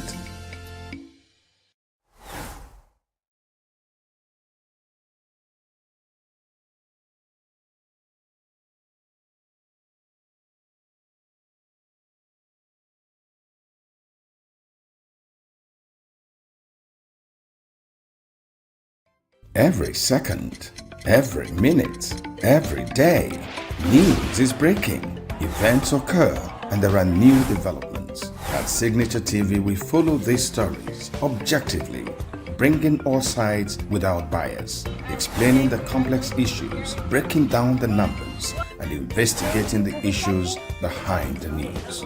Anywhere and everywhere, near or far, wherever the news is, we will be there. Signature TV. News in your pocket. New every morning on Signature TV, we open the day for you with needed energy, information, and required vibes to shape your day. From sizzling snippets of stories in various areas of life to intriguing conversations with net worth guests. When you have people who have no track record becoming your leaders, you have a problem. There's no outstanding gratuity when Obi took over from me. I left in all the accounts of Anambra State 13.8 billion for him. Your day cannot be complete without Signature Mornings on weekdays and Signature New Day on weekends. There is no better way to start your day except Signature Morning and Signature New Day every day on Signature TV.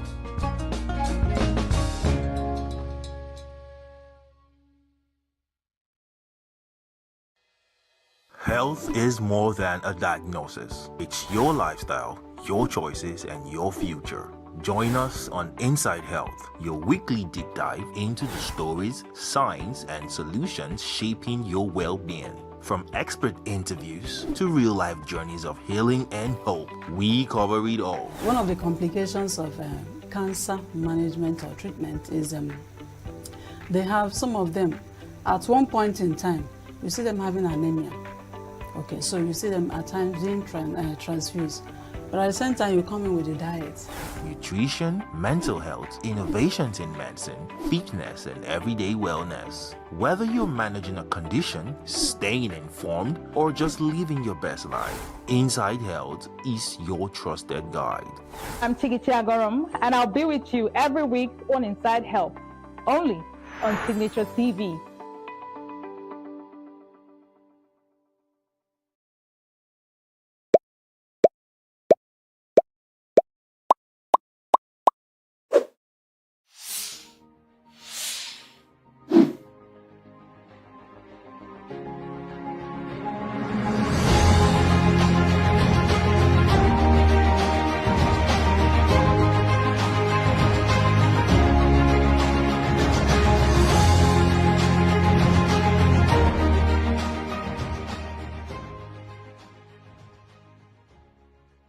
Ladies and gentlemen, welcome to another edition of Development Discourse. My name is Patrick Okibo, founder Next Year. Next Year is a public policy advisory firm. We're focused on solving Africa's complex problems. Development Discourse is our platform for unpacking many of these issues that ail the continent. Today, we're going to be discussing the trouble with Nigeria. You see, Professor Achebe gifted a lot of things to the world. You know, most of his books, Things Fall Apart, Arrow of God. And my guest today is a keen, ardent follower of Achebe. He peppers many of his discussions with quotes from many of these books. I think his favorite, maybe Arrows of God. But today, the book we're discussing, or we're going to use as our jump-off point, is a small pamphlet, The Trouble with Nigeria, where Achebe really gifts to Nigeria an analysis of what is at the root of our challenges. And that will be our jump-off point. But just to a quick introduction of my guest, he was a Minister of Aviation under President Jonathan. He was Corps Marshal of the Federal Road Safety Corps under President Obasanjo. He holds several degrees, a master's from George Mason, another certificate in marine and port administration from a university in Singapore. He has a certificate as well from Oxford University, a bachelor's from my alma mater, University of Nigeria and Soka, ENUGU campus.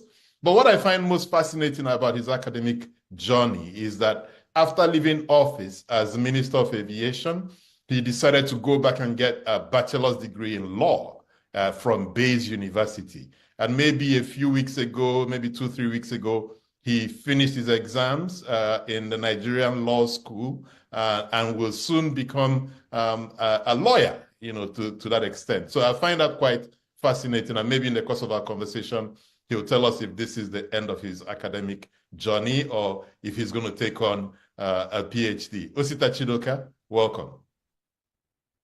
Thank you very much, Patrick. My pleasure to be here. Good. Excellent. And so let's go back to The Trouble with Nigeria. I mean, it was published by Fourth Dimension Publishers. I know your relationship with Ato Nwankwo, who I had the pleasure of meeting once in your company. I wonder if you ever met Achebe in your dealings, especially as an Enugu boy. Did you ever run into Achebe? Oh, yes. I went with Ato Nwankwo to Onitsha Bridge to wait for Chinua the first time he came to Nigeria after many years of sojourn in the US after his accident. And we met him at the Niger Bridge with Ato Nwankwo, escorted him to Ogidi, and then went back to Enugu. Second time was his 70th birthday with Chief Ojo Made, where we went for his 70th birthday at Bard College, where he was teaching at that time. The Iroko on the Eagle was the theme. Yes. And I had the rare pleasure of meeting him more closely and also meeting the world's greatest writers. Nadine Godima was there, Ngugi wa Thiong'o, Wole Soyinka, name them, all the Africans of the African Writers series, and then American writers, what's her name, the Black woman who wrote Sula. Yes. So, yes, Sula, I've forgotten her name now, but she was there. And we had an interesting 2 days at the Bard College, just going through Chinua's literature and all of that. Interestingly, Ato Nwankwo made me buy a land in Emene, Enugu. The land was allocated to Chinua Achebe, and he felt I would like to have that land since it was up for sale. So that's my interactions with Chinua in person and over time. I was so happy I met him before he eventually passed on. And I was one of those, him and the family gave the right to bring Arrow of God and Things Fall Apart on stage without paying anything to the company in London who has the rights.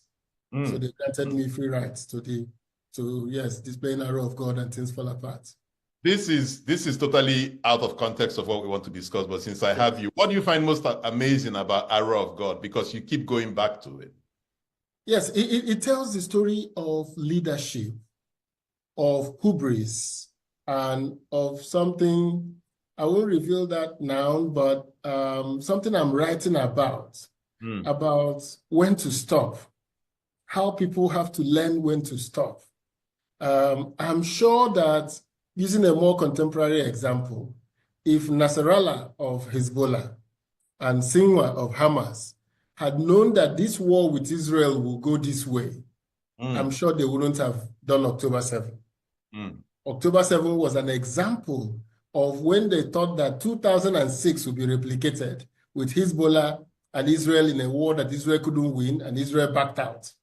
But since 2006, Israel had retooled, penetrated the organizations, had information, had even bombed, planted bombs in their pagers and walkie-talkies. That's how far they had penetrated the organization. If the organization had known that, I'm sure they wouldn't have done October 7. So sometimes in life, we need to know when to stop. So Arrow of God tells the story of Ezolo not knowing when to stop. Even though he was angry with his people, even though he was a wise man, but he didn't know when to stop. And that again is the trouble with Nigeria. When leaders don't know when to stop, when to say pull back and review the strategy and think about the wider goal and the bigger picture. But hubris is something that always plagues us. And this is probably a good place to segue into the main core of our conversation today, which is the trouble with Nigeria and what we can do about it. In that small pamphlet by the same title, The Trouble with Nigeria, Achebe starts with that opening sentence that the trouble with Nigeria is, simply and squarely a failure of leadership. I like how he encapsulates it in one sentence, but you and I know that life does not come fully packaged that way. Yes. Is that a good summation of our problem? And if yes, how? If no, what are the other ramifications that simple, clean, beautiful sentence may have missed out? So it's I think it was a strong simplification of the problem. But Chinua Chinua arguments are quite valid if you read through the book. Yeah.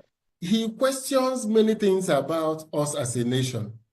So for instance, yesterday I used it at a conference where I spoke.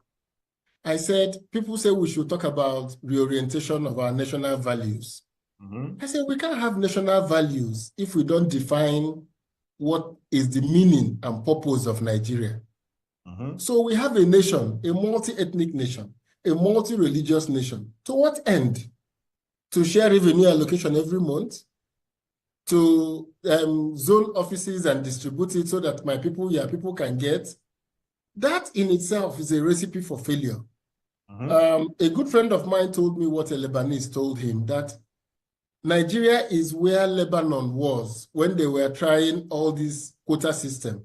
One Christian, one Muslim, one Shia, one Sunni, one Maronite Christian, one this. And today, Lebanon is ungovernable. It's an ungoverned space because it was a gradual deterioration. So a nation must have purpose. And Chinua said, why did we choose unity and faith as our national motto? Because unity is not a good in itself. You can be united to rob a bank, which is a bad thing. And you can be united to build a hospital, which is a good thing. Why can't we have concepts that are not available for dual purposes? Because when we talk about justice, there is no other way to use justice. So I think that his book, very small book, but really raises the right questions about it. Now, the solution that is purely the problem of leadership is one of the issues. We haven't had an enlightened leadership that looks at Nigeria and says, where do we want to go? Who are we? Why do we even have this nation, for heaven's sake? What is our story? Because the Americans founded their story: life, liberty, and the pursuit of happiness. The French said fraternité, égalité, brotherhood. They said it. The South Africans talk about Ubuntu. So what is the idea of Nigeria? It can be for unity and progress. United for what purpose? Progress to where? It can be for faith, unity and faith. Faith in what? Because you can have faith in God, which can be a good thing if you are religious. You can also have faith in your juju, which is in your room. And if you are not a juju maker, then that's not a good faith. You can even have faith in things that are inanimate or animate. So what is the faith for? So it goes back that the trouble with Nigeria is the lack of that thinking, which you may ascribe to leadership. Okay. It's a critical part. How is it that even after 60 odd years, we're not able to really come up with this unifying ethos as a nation? How is it that if Chinua told us decades ago that our problem is leadership, how is it that we haven't been able to attack and deal with that problem? Indeed, how did this failure of leadership become a thing in the first place? So again, I come back to the concept of what is the purpose of a nation? Because you see, if you do not define the purpose and mission of a nation, then anybody can be a leader.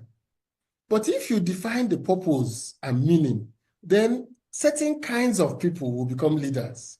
Okay. And then the institutions will be built around protecting and deepening that purpose and mission. But if the mission, and this is where I said that Nigeria's history is a history of romanticization of the past, of a failed past. 1960 to 1966 was not a successful period. That constitution of 1963 was not successful. It led us to a civil war. It created problems. It created the Western region problem. It is in correcting the Western region problem of declaring state of emergency that the 1979 Constitution now says, and 1999 repeated it, no other way to rule Nigeria except as prescribed by this Constitution. So when Obasanjo appointed sole administrator for Plateau State, it was wrong. Our Constitution has no room for suspending elected rulers. So we have no such rule. So the idea that we are a work in progress that we need to define. So let me start by being a little practical. In 1960 to 64, we created one region, Midwestern region. So the people in the Western region, those of them senior officers, they are left to the Midwest. Midwest had a lot of human capital. So they moved to Benin to start a government. And we had Osadebe as premier. But by fast track to 1967, Gowon moved us to 12 states. So Biafra was at war, but meanwhile, the 12 states took hold in the other places. So people that were not yet trained in the bureaucracy, that didn't yet quite have no reason, went home to their states to become permanent secretaries, directors, when they should have been assistant directors in Kaduna or in Enugu or in Ibadan. So now we dissembled to 12. And then the military after the war decided to bring this revenue allocation system that funneled cash to these 12 states without a concomitant need for revenue from the states. So the capacity to develop revenue, the institutions were now built around distribution. So from 1970 till date, our states are built around distribution of resource, not accumulation of resource, not the generation of resource. When we went to 19, 21, and then 36, you can imagine what has happened to the manpower recruitment for 36 states and 774 local governments. So when we talk about Nigeria failing because of leadership, we haven't also looked at what I call the structural problems that has weakened capacity. Then the second one is what I call the post-Civil War consensus. Let us create a Nigeria where no part can withdraw from Nigeria or can levy war against Nigeria. So there was a calculated effort to weaken the states so that the federal government can be strong enough, the Leviathan, to hold everybody in check. Therefore, if you generate power, we transfer it all to Oshobo before we share it to the rest of the country. If we have minerals, the federal government drills it for all of us and shares the revenue. So as the federal government grew in capacity, it continued to widen its capacity that the states. So now you go to every state, they say, we need a federal university because the federal government is usually the biggest employer in every state.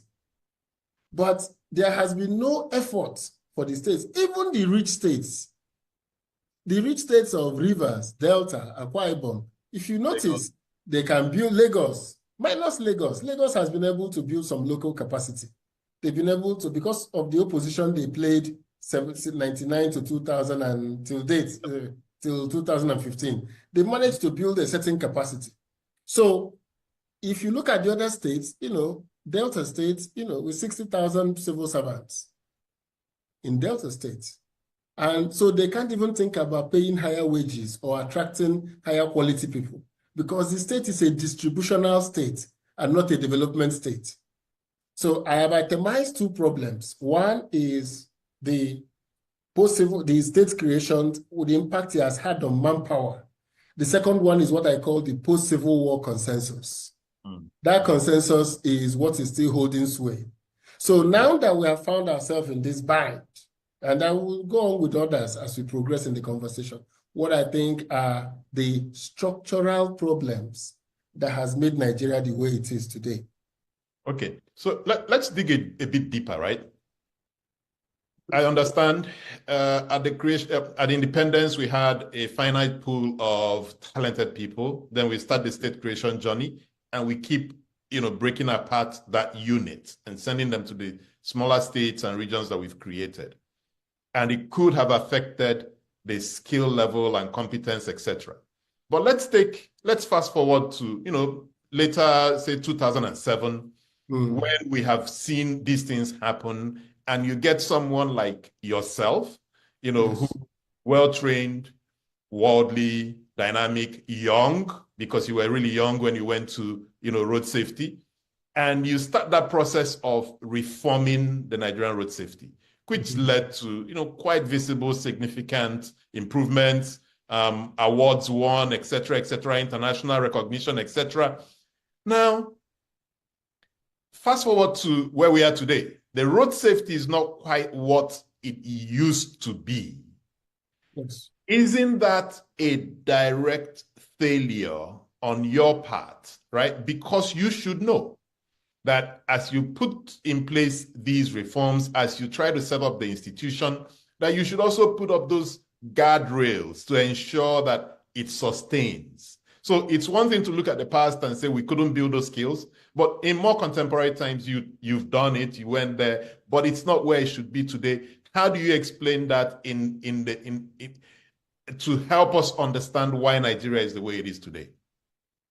So I'll give you two examples of efforts to institutionalize reforms. The first one is something we call the excess crude account.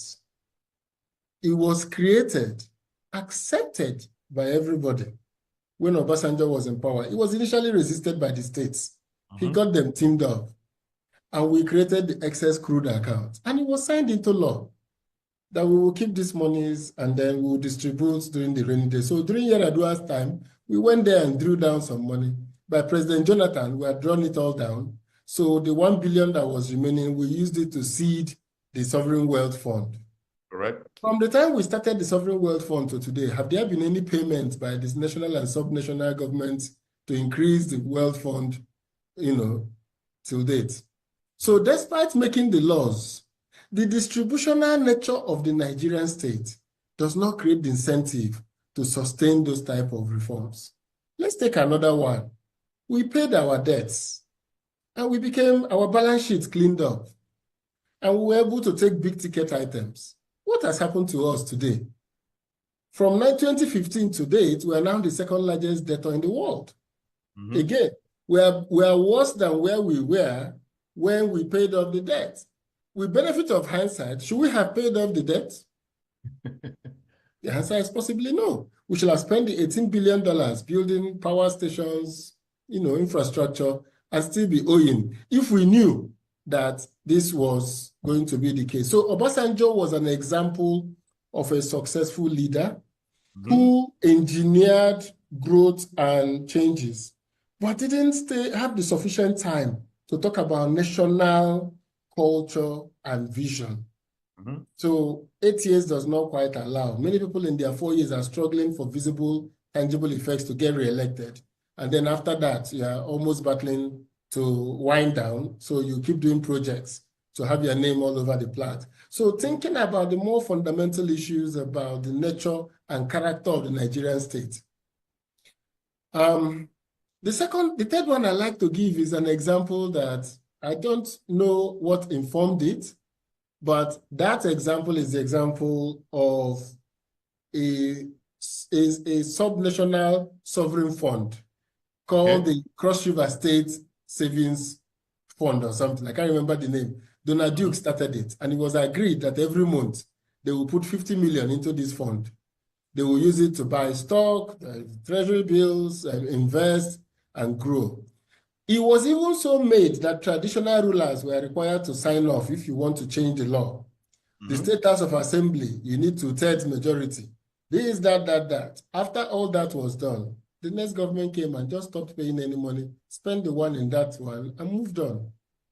Nobody in Nigeria has remembered that there was a state who had a plan for a wealth fund. So what could have been done differently? What could Donald have done differently? What could you have done differently mindful of the way our political economy is set up, right? Mindful of all these issues that, benefit of hindsight, how could you have ensured that that bureaucracy that started evolving, at the road safety, that it could have sustained, 10, 20 years later, so we become a very efficient, well-run bureaucracy? In the case of federal road safety, I think we have even had more successes with it, in terms of that most of the things I put in place are still there. In terms of people still do computer-based testing for promotion. There's proper promotion examinations. I wrote the story about 5 of my different staffs emerging as deputy corps marshals, because in a competitive situation, they win. So in that competitive situation, they won, one from every zone. They were all 5 people who have worked with me. So no matter, unless you jettison that process, because we altered the DNA of FRSC by bringing in ISO 9001 and making it part of the civil service rules. So we put it in the conditions of service. So now FRSC officers can actually challenge any process that is put in place that doesn't go well with them. But beyond processes and things is a far more serious issue about vision, about what is the purpose of this organization and how do we continue to achieve its goals. So my goal was that it was going to transition to a regulatory organization, working with state motor vehicle departments to handle, the states will handle enforcement on their state roads, driver's license, number plates, and the centralized data is together with FRSC. So there will be Last Mile Lagos, Trace in ENUGU, Anambra State Traffic Service, ENUGU, and all of the 36 states with their motor vehicle administration, and FRSC managing the federal highways and regulating these other bodies under a single policy. Doing that will require substantial political capacity to get and I got it approved by the National Economic Council, the state governors and the vice president as chairman. I got it through to National Assembly, even the plan to amend FRSC law to give us that regulatory power and to unbundle what was coupled in FRSC, because Nigerian lawmaking is always about establishment without purpose. So I tried to reframe the law to set our national goals for road safety, and then have an agency called the Federal Road Safety Commission, and then compel it and now give it the role to manage states, to coordinate states in providing, because there is no way a central agency in Abuja can man the roads in Obosi, in Umpo, in Ikotepene, in Yangoji, it was going to continue to grow into a humongous bureaucracy. Like the Nigerian police, it has continued to grow without end. So we needed to rethink that image. Now, again, it brings us back to the fundamental issue. We need to rethink our distributional state into a development state. We need to walk away from the 1970 post-Civil War consensus. And we need to rethink and reimagine the idea of Nigeria so that our institutions will be incentivized. We'll come to that point. We'll come to that point because I think there's something ongoing in Nigeria today that could, provide us an opportunity to explore those issues. But I want to stay on politics for a little bit.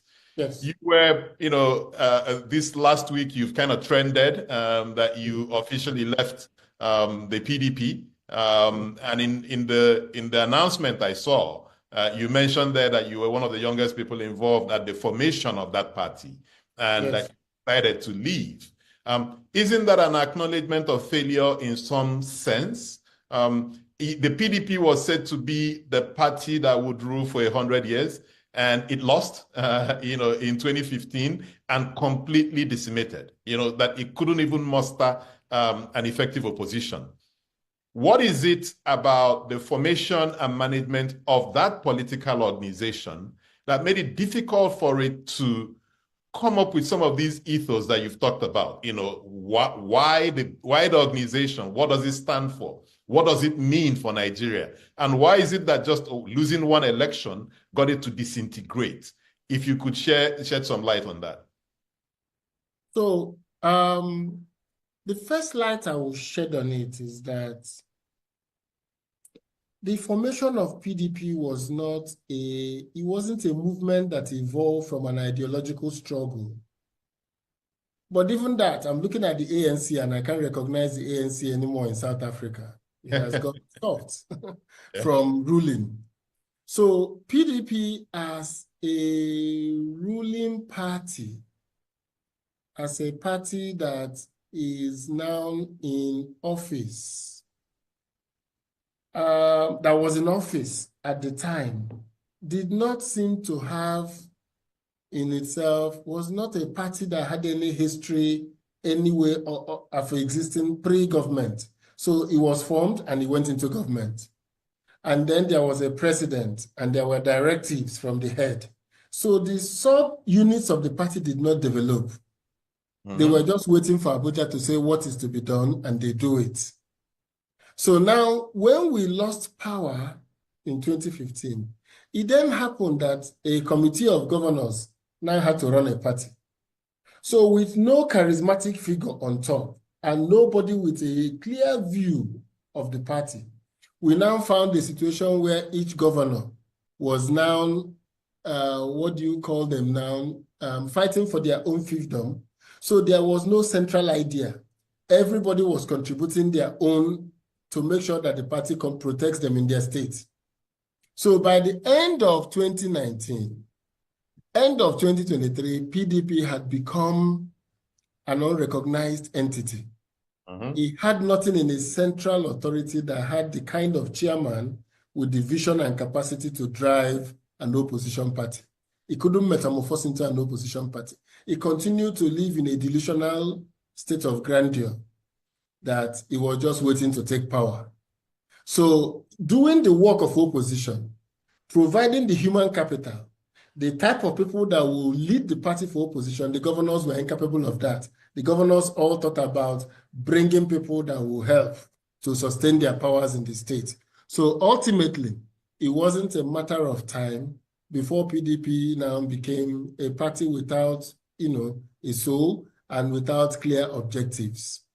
So because everybody thought of it as a part of a whole. I think that's where the party is now. So because of that, and I think it will also happen to the APC because it was formed and it went into government by 2015. So it's going to, anytime they lose power, they will have this crisis of sub-units that have no strength, that have no capacity on their own to go and look for members, that have waiting for Abuja to send money for election. So they will just sit down and wait. And once there is no charismatic figure who takes it over and tries to run it, support, it will go into the kind of moral and visionless crisis that PDP is in now. So the problem of Nigeria is now deepened by the absence of political parties to drive the changes.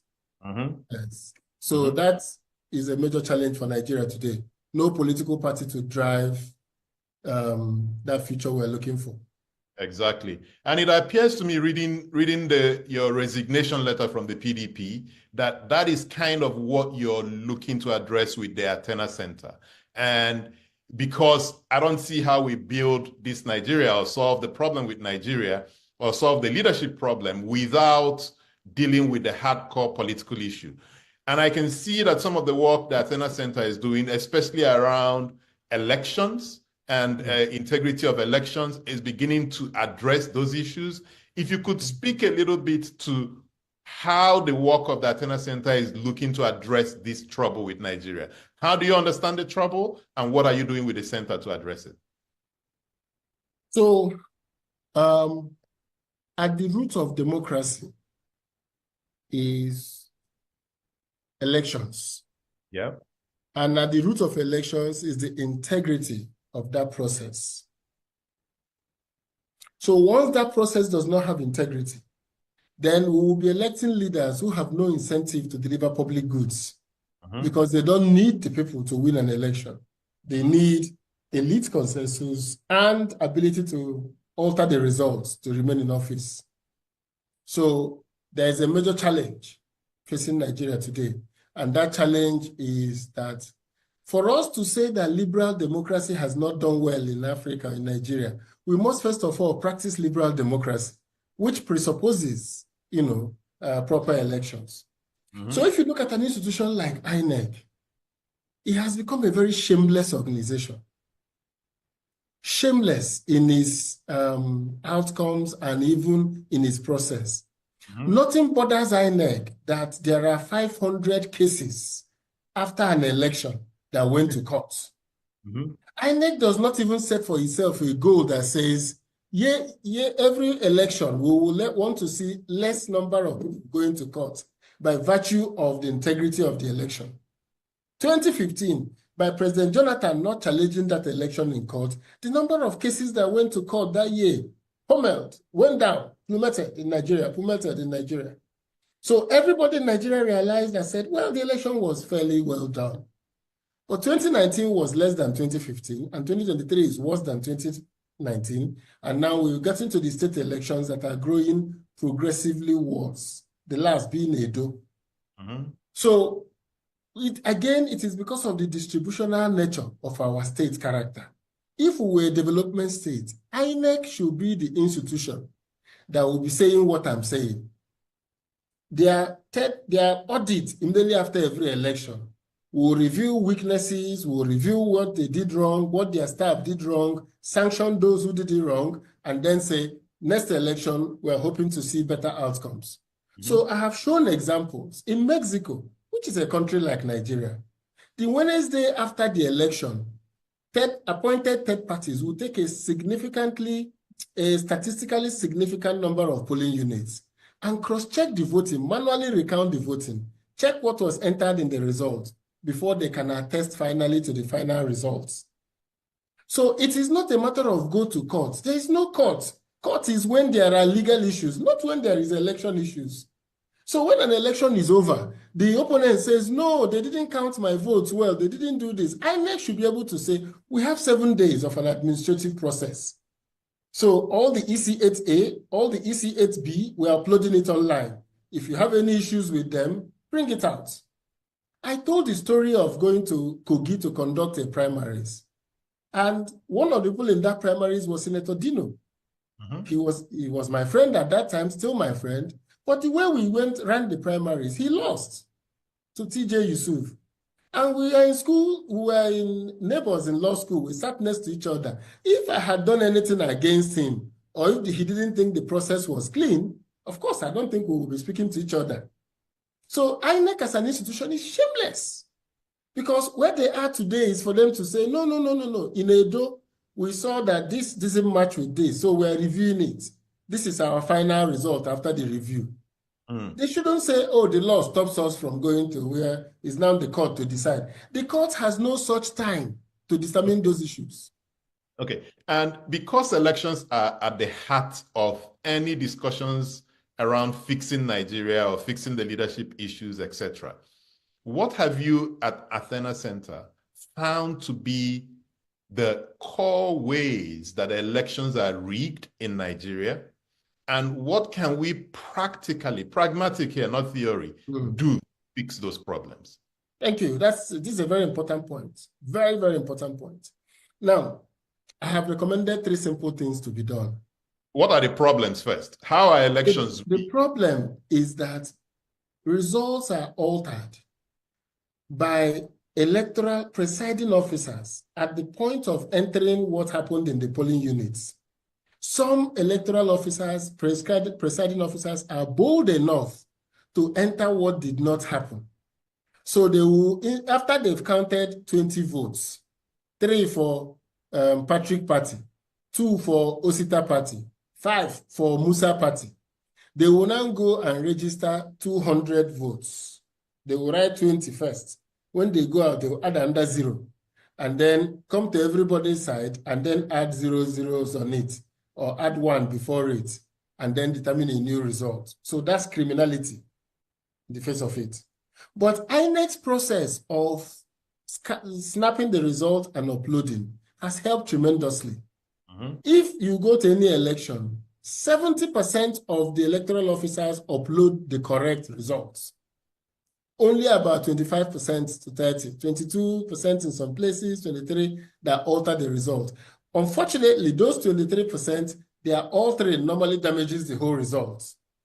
So first of all is the parties must have strong agents, and the citizens must hold the INEC officials responsible at their polling unit, enter the correct result, snap it, upload. All of us will take our own snapshots and we go. So at the polling unit, it's easy to compel them to do that which is right. Now, what we also is that because governors of people come from a particular area, people in their area are willing to allow the results to be changed to favor their own. So that can be an issue. So what then happens is that after that election process uploaded, then we get to the ward collation. At the ward collation, the officers there again alter the results to favor the candidates that INEC is working for. So it is at the ward collation that the more egregious acts of subversion happens. So sometimes results are fully rewritten. Some are cancelled to reduce the opponent's vote. Some votes of the opponents are reduced, and one of the favored candidate votes are added to him. So the reason is that INEC does not upload the EC8B. So nobody has visibility. From that point on, we enter a dark hole. We don't have visibility again on what happens at the ward, the local government, until we hear the final results. So we think that the people at the ward, that is the place that we should do what we have been canvassing for, which is an audit. The electoral officer comes back with the votes. He comes back with the papers, used, unused ballots, EC8A field, and the beavers. So the electoral officer, the collation officer, is required to look at the beavers and confirm the number of people that were accredited. He is required to look at the EC8A and then enter the results in the EC8B. If he sees any anomalies, he's also empowered to cancel that result and say, this result has been altered. The accredited is more than what is on the beavers. So it is at that point I am saying that we should buy 8,800 scanning machines so that when the results are brought there, the ballot papers are scanned. It will confirm fingerprints. It will confirm valid fingerprints without revealing the person who voted. And we are going to then enter the results as from the EC8A. And they will upload it. So when you finish every word, you upload the EC8A. Now, before we get to that word collation, INEC used to allow the beavers accreditation numbers to be on their website.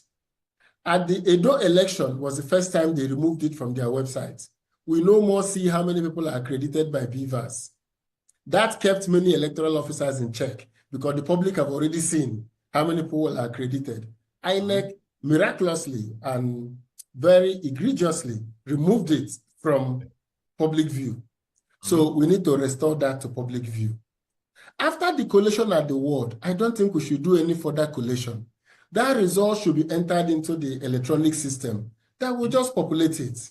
Yes, so we can sit down, everybody can call the result. If you're a senatorial candidate, it will aggregate the local governments under you and announce the results. If you are a senatorial House of Rep candidate, if you are president, it will aggregate and announce the state results. So we will remove 2 levels of collation and go straight that the polling unit result is only thing that matters.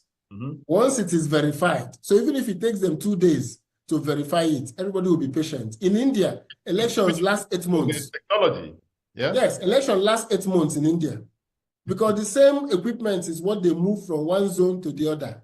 So they couldn't have bought 800 million people vote in the elections. So when they finish here, they move it to the next place. So the election is just going on. Results have been tabulated. Immediately you finish the electronic voting, third-party auditors just sit to confirm that what was entered and the EVM are the same. So they do that together with the voting so that when the result is announced, then that's final. So now, that for me is the 3 simple steps to take now. 1, keep the visibility of the EC8A, put the visibility of the beavers online, how many people, even at the end of the election, once it synchronizes fully with the back end, INEC should upload the numbers from each beavers. With the number of the beavers, electronic number of the beavers, the number of votes is accredited, upload it together with the ward result. At the same time, upload the EC8B of the ward collation after it's done. Allow for the word collation to be the center for authentication of results and for third-party review. So NGOs, churches, mosques, everybody you can select people in every ward to be present and to certify that what was done transparently, and these are the results of the election. And allow the scanning to allow people who question the results to be able to allow access. Look at the ballots, go and verify. If there's any issue, come back to us. But INEC should be the first body to make sure the elections are proper, not the courts. Just to push this one more time, an idea for you, and tell me whether it's feasible or not. In one of your Attorney Center reports, you mentioned names of electoral officers who falsified with evidence, who falsified the election, right? Mm-hmm. Shouldn't we be doing a divide and conquer here? Let's say that, INEC, probably working for some Lord and Master, difficult to reach them. Shouldn't we pick out some of these individuals who probably collected little monies or whatever to commit a crime?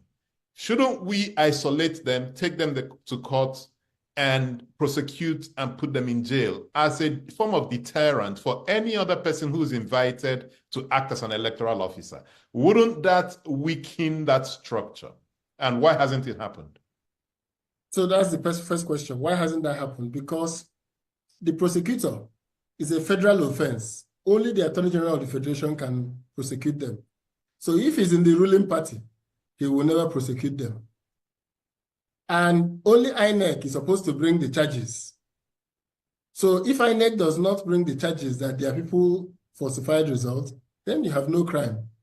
So again, it is the amending of our laws to ensure that, political parties and candidates in an election can take civil action against electoral officers who falsify results.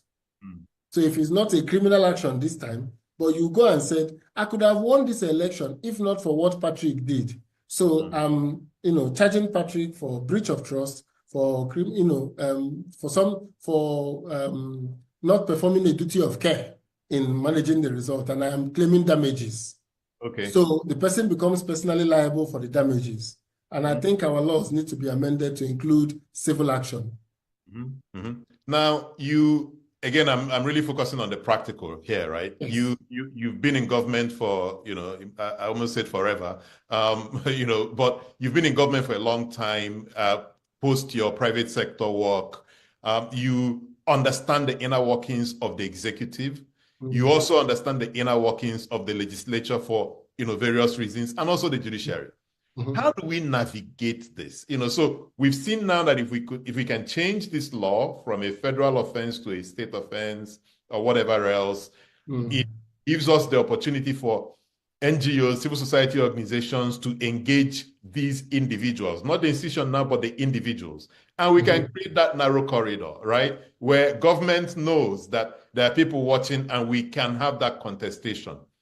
How do we navigate that? Why would the National Assembly pass such a law if they are direct beneficiaries of this system that is broken? How do we change the incentive system to get them to do it within this assembly? So, you see, the problem in Nigeria when it comes to electoral reforms have not been the legislature. Actually, our legislators have done so well every time in writing laws. Then our judiciary will suddenly now, find a loophole and escape from the law. So if we propose, as I'm proposing to them, and I'm engaging the National Assembly, to say, you all are politicians. So criminal offenses require you to get a fiat from the Attorney General. It requires the Attorney General to prosecute, or we can mandate INEC to prosecute. But if INEC is working in tandem with their agents, they will not prosecute. So why don't we create a civil option? We can take a civil suit against them and say these people conspired, damage the process. So we can get fines. And if the judiciary is serious, they will impose very strong fines against them so that the people will know that, it's costly to go and tamper with election results. So I think we can build that coalition. I've been proposing that we build, one of the challenges in Nigeria today is the despair and the feeling of people that nothing can be done. Exactly. And that feeling is a very dark one. So I have come up with the idea that we need to build a coalition of hope. A coalition of hope of those who think that Nigeria can still work. I don't think there is anything wrong with Nigeria as constituted. I just think that we have a software code that needs to be recoded. It is designed, the design is a problem. It is designed as a distributional state. It's not designed as a developmental state. So if we can redesign, and it doesn't have to happen in one go. It doesn't have to happen in one go. That's why I'm going to read the tax bill carefully before commenting on it. And then but you have to comment, even if you haven't read it, because that's a question I have. Because I think we're seeing that, redevelopment of that software code, with the tax bill. That President Tinubu has really taken on the key elephant in the room, to say that the way we collect our resources as a people and distribute it could be the reason why we are unproductive. We should go back to getting people to eat what they kill. And if you can't kill it, then unfortunately you will die. And if you don't want to die, then you do something to fix it. So although you haven't read it, I need you to comment on the philosophy of it. So that's what I'm saying. I cited it as an example of the possibility of realigning the code. And we may not achieve it in one go. I think nations are work in progress. It's a case of push and pull to keep inching towards the success. What I haven't seen is the philosophical redefinition. You see, when this president changed the national anthem, I've been in the vanguard of the call for the old national anthem. I've always believed we should go back to it. So when he went back to it, everybody was happy. I was happy, but I was sad. Because I didn't think it should be smuggled back into Nigeria through the National Assembly. I thought it should have been the subject of a robust national debate. So that when we say those words, it will have meaning to us. When we say to build a nation where no man is oppressed, it will be a mantra for the new Nigeria. I thought it would have given us the opportunity to canvass why we want to build a nation that we will keep a banner without stain and hand it over to the next generation. When we say that though tribes and tongues may differ, in brotherhood we stand, it will have meaning. Just singing it will not create it. It will have been a question of saying, let's rethink ourselves. This is a diverse Black nation, a home for all, a nation where we give opportunities for everybody to grow. That is why I have cited the example somewhere that a governor can go and pay $700,000 to an American international school for his children to go to the school over the next 10 years. And didn't see that the joke was on him, that you finished running a state and you couldn't build a school that your children could go to. So, and the fact that you could pay an international school in the country, let's even say you don't want to build it in Kogi, why didn't you build a school in Abuja where your children can go to? So, and I just opposed him as a governor, Governor Yahaya Bello of Kogi, with a businessman in Anambra called Ernest Azudialo, who is the founder of Next Oil, who went to Okija, his village, and built a Jesuit Loyola college called Gonzaga. This is his private money. But he thought that the children of Okija needed to be given an opportunity to get to where he is. He decided that of all the efforts he has made, one of the things that can uplift the people of Okija is to give them quality education.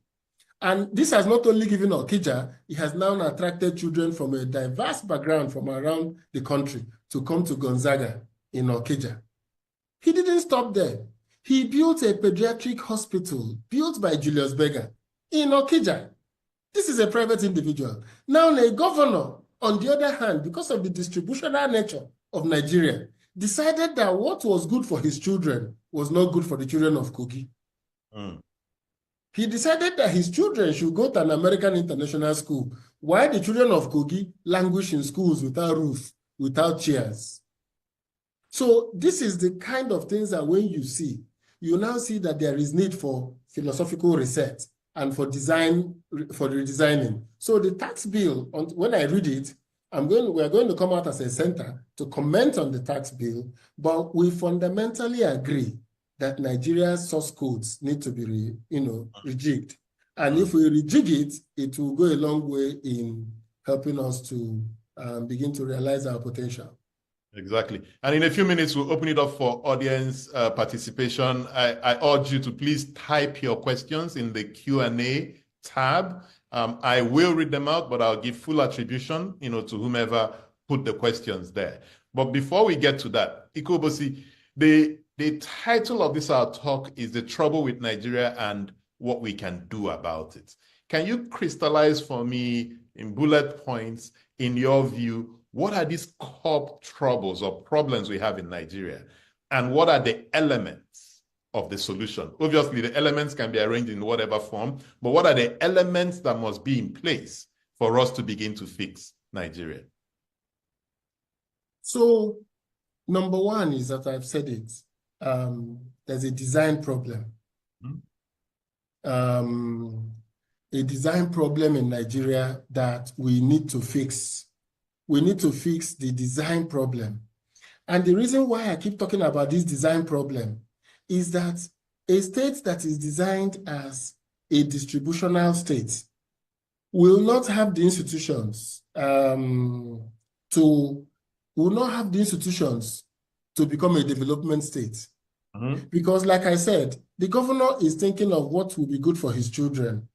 And he's not thinking about how that will save the children of Kogi. Because like I said, he's in a distributional state. So we need to figure out, how to redesign Nigeria. And in redesigning Nigeria, we have to understand that nothing is wrong with Nigeria. Nigeria is not an exceptional state. Nigeria is working. I want to tell the young people every time, the country is working. And I'll give you an example. You go to University of Nigeria in Nsukka, the hostels are overcrowded. The school is dirty.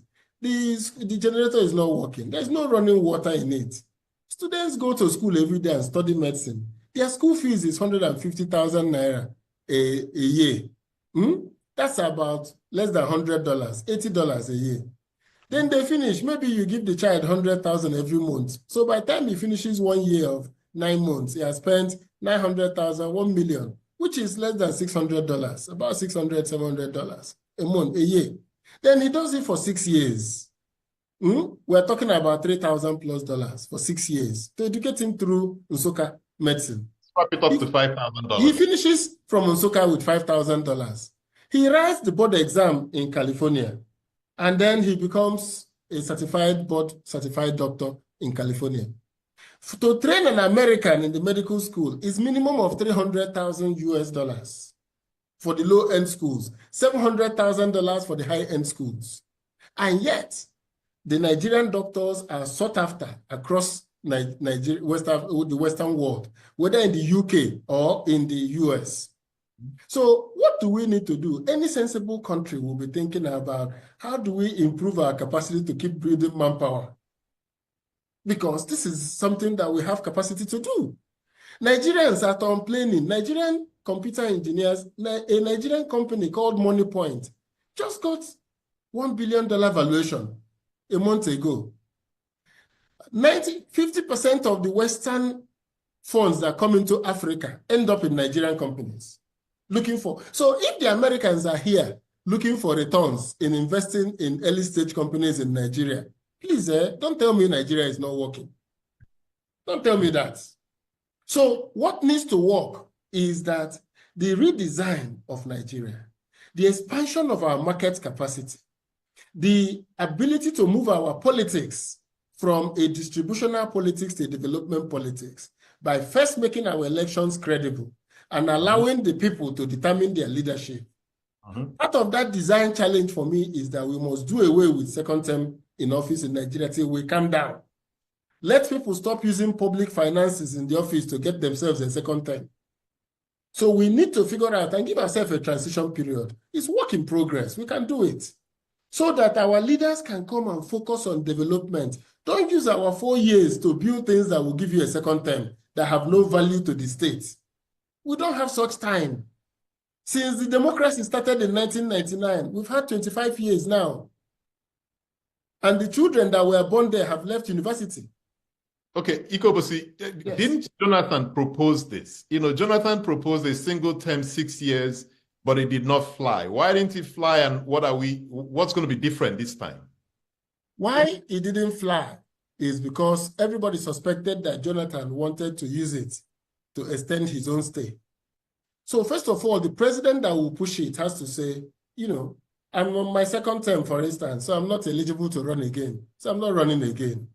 So we need to do this because we just need to get a broad elite consensus. When we define the meaning of Nigeria, then our institutional design will be to begin to make it possible for Nigeria to thrive. We need to begin to make it possible for Nigeria to thrive. And part of the ways to make it to thrive is that the institutions will reflect our national hopes and aspirations. So when we say we want an educational system that will produce 1 million people over the next 10 years that have this type of skills, then every state can key in into that vision. Every private and public universities can key in. When we say that we want a situation where our production of oil, our national resources, will come not anymore from just selling oil, but from our capacity to, not just from selling oil, but from our capacity to produce and export. Let me ask you, if you think about cocoa now, we're exporting cocoa in Nigeria, and part of what we export in that cocoa is the fact that our export of cocoa is done by people selling at the farm gate to people who buy the beans and export. Now, if you go beyond those, think about a state now deciding, I'm going to pay the price of the beans at the gate.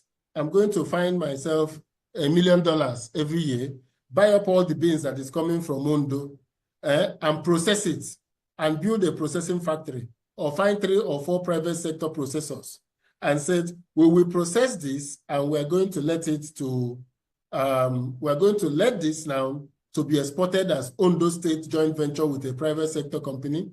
So when we export the cocoa, we can make about $4 million from cocoa butter and powder. So the state of Ondo State is earning $4 million. Out of the 1.5 million they have invested in buying cocoa, another 800,000 in processing, or 1 million. So there's a profit already of about $2 million. Just using those numbers to give an example. Why are we allowing our farmers sell it at the farm gates? You know, instead of thinking as a development state, how to make that thing to be something everybody will look at it for. How to make it what everybody can look at.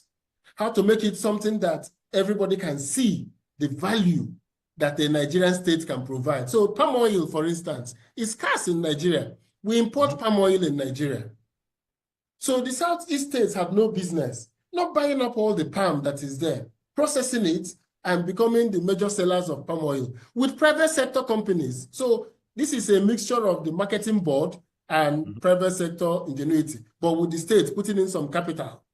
So the idea I'm proposing is that what Chinese people have done, taking what works and making it, cascading it from the local levels to the higher level.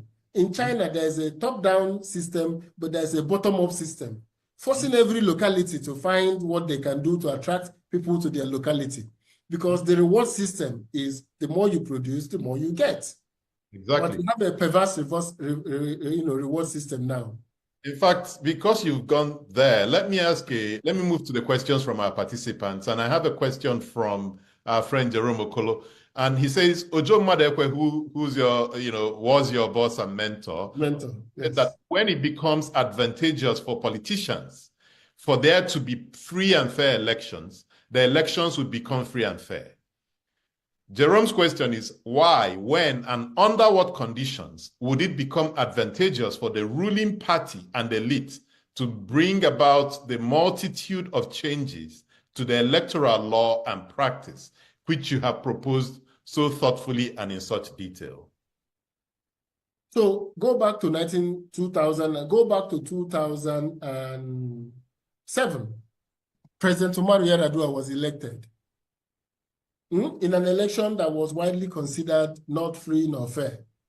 He came to Eagle Square and said, the election that brought me to power was not a credible election. What did he do next? He set up the Justice Uwais Commission that brought wide-ranging proposals. While it was being done, he died. President Jonathan took over from him and went and took a member of the Justice Uwais Commission, Atahiru Jega, and made him INEC chairman, and introduced all the technological systems that made it that PDP lost an election. Now, how APC have behaved since they got that power, including Saint Buhari, who was a tragic ruler for Nigeria, how they have behaved, have removed incentive for any politician to want to do any such thing. Now, instead of Nigerians praising Jonathan for building the system, what Nigerians are now saying is not a man. He should have doubled down. Can't you see how the people in Rivers rewrote the results? Can't you see how the people in this place rewrote the results? So now being good has not been incentivized by Nigerians. Conducting an election that you lost is now seen an act of being a sissy and of not being a strong man. So what is at stake today is that there is no mass, what I call consensus to push for the politicians to give what they currently do not have. So if I were to propose, Ojo is right in saying when it becomes advantageous. What we should be talking about is how to force the politicians for it to become advantageous. So President Yar'Adua did it from the top. And I can see that the masses haven't even responded nor recognized that even the beavers we are talking about today is a product of Umaru Yar'Adua's insistence that we reform our electoral process. So what needs to happen now is to build this coalition of hope with a single agenda to bring back our elections. Single agenda of a coalition of hope. And I'm hoping that I will find like minds to come together. Let's push this one agenda. He said, in our third answer of our national anthem, he said, "Oh God of creation, grant this our one request." Just one request. Help us to build a nation. So I'm asking Nigerians, let's not think about the economy. Let's not think about state creation. Let's not think about our divide. Let's think about, oh God of creation, grant this our one request. Help us to credible elections. Because you've gone there and because of what you said earlier on, a friend of mine reached out when they saw the flyer that I'm going to be talking to you, and they said, why are you talking to Ikobosi? After all, he's the one that convinced Jonathan to hand over to Buhari when every other voice in the room said he should hold on. I reminded him that it was the right thing to do because there would have been bloodshed, right? But because you've raised this idea of a coalition, I have a question here from Eze. Very deep thoughts, Ikobosi, and indeed Patrick for asking thoughtful questions. My question, we see how those ruining Nigeria are united, while those who want to push Nigeria forward are focused on individual efforts. When will the likes of Athena Center, Fix Politics, SPPG, etc., come together in a credible collective action?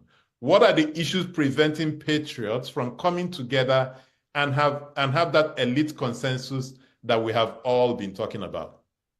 That's a direct question. I always tell people, first things first. Everything has to come in tandem. The Black Lives Matter movement was not made up of Brookings Institute or Heritage or other left-wing think tanks. So there is a role for everybody in this. There is the role of the thinking. That thinking that makes it possible for people to understand what the issues are. That thinking that creates the evidence for action to be taken. If Athena has been planning to form a coalition first, we won't have time to double down in our office. It takes us roughly 4 weeks of writing INEC, receiving the report.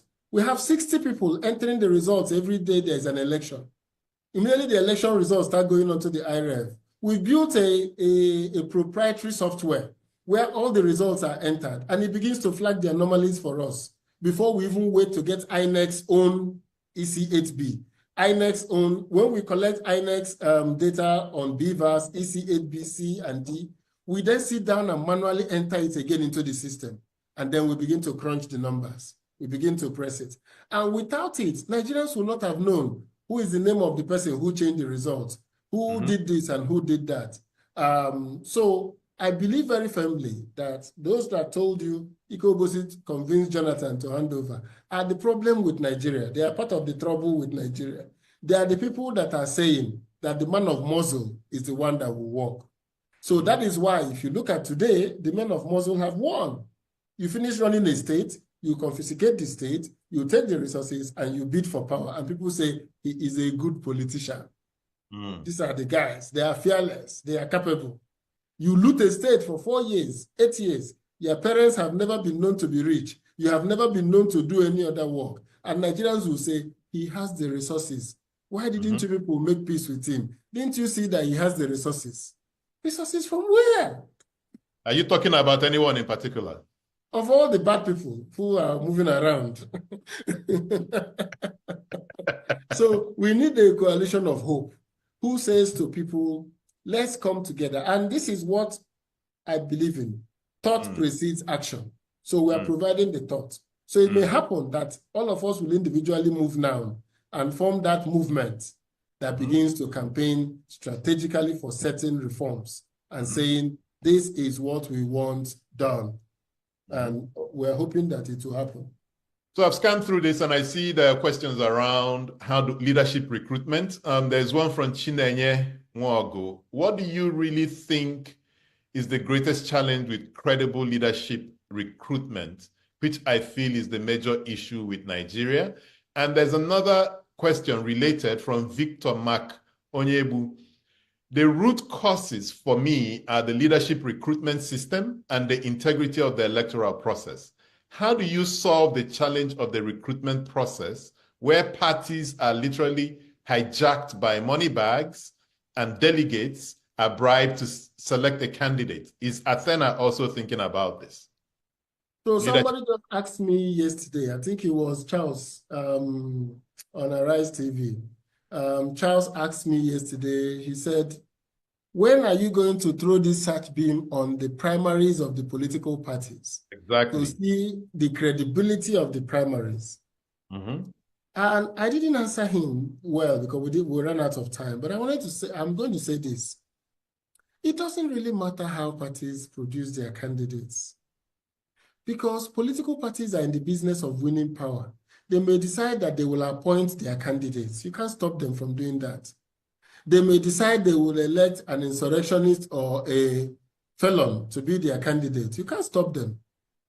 So what is at stake is that if the electorates, and I'm going to warn people about this, even if our elections are credible and the elections are free and fair, it doesn't mean we are going to elect the right people. Because Nigerians can gather on election day and elect a reformed criminal. We have elected a reformed Democrat before, supported by credible thinking Nigerians.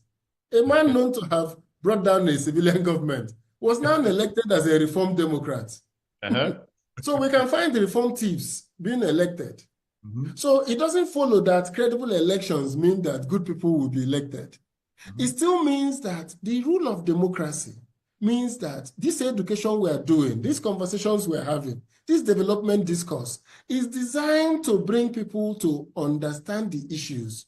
I mean, it is interesting to see how powerful that podcasts have become in America, that both Kamala and Trump ended up attending podcasts more than they interviewed with mainstream television stations. That Joe Rogan had more influence on the election than even Fox TV. And Kamala is blamed for losing the election because she didn't go to Joe Rogan's podcast. Yes. I mean, so you can see how powerful. So when people see us doing this, that's why I support this program. I share this development discourse because it is the spread of this thought, the education of the mind that will ensure that even in a free and fair election, in a credible election, that we do not end up electing thugs. Because people can just finish and say, it doesn't matter. I can tell you, Buhari got substantial votes in northern Nigeria, and I don't even think they are rigged. I think the majority of Nigerian northerners believed that Buhari was the solution to Nigerians' problem. Not just northerners. I'm talking of 2019 election. not 2015, 2019. Yes, okay. By 2015, the whole of the country believed it. They reformed Democrats. So there were many Southerners again and many elite people who didn't vote again for him in 2019. But in 2019, he amassed 11 million votes from the area we call Northern Nigeria. So when you look at elections, the credibility of the election allows the views of the majority, like has happened in America, to prevail. It allowed the views of the majority, like happened in Brazil, where Bolsonaro won. So how to now remove those demagogues from power requires a strong coalition from the people who think otherwise. Without a strong coalition, they will likely not remove an incumbent whose views, no matter how bad they are benefiting some people and impacting some people positively. So many questions to get through, so we'll see if we can make it a bit faster. There was always this question on values reorientation, on, maybe educating Nigerians to have a view on what Nigeria should be, etc. Where do you fall on that? Is there any nation that develops without having these values orientation? Is it a prerequisite to national development? So I go back to my fundamental thesis, that once we haven't defined the purpose and meaning of Nigeria, we can't have national values. We can't start buying fuel for a car that we haven't bought. Let's buy the car first, and then we can buy fuel. I believe that our national values will flow from the meaning and purpose of Nigeria. What are we a state for? And I don't think that people who ask that question, I think, are talking about dismembering Nigeria. I think the issue is that the nature of Nigerian state now, the low quality,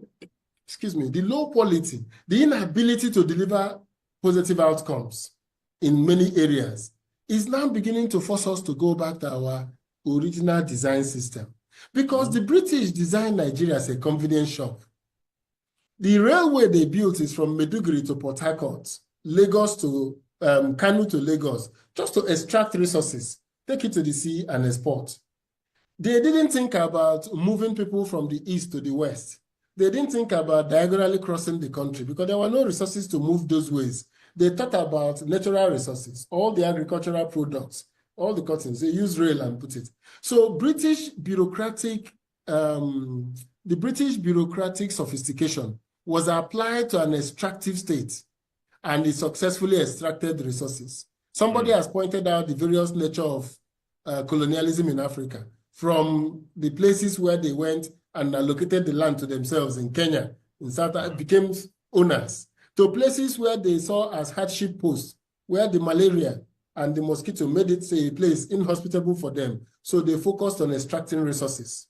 Now, unfortunately, the people that inherited the British colonial system continued the extraction without the efficiency of the British bureaucracy and without the vision. The British bureaucracy did it for Her Majesty's treasury.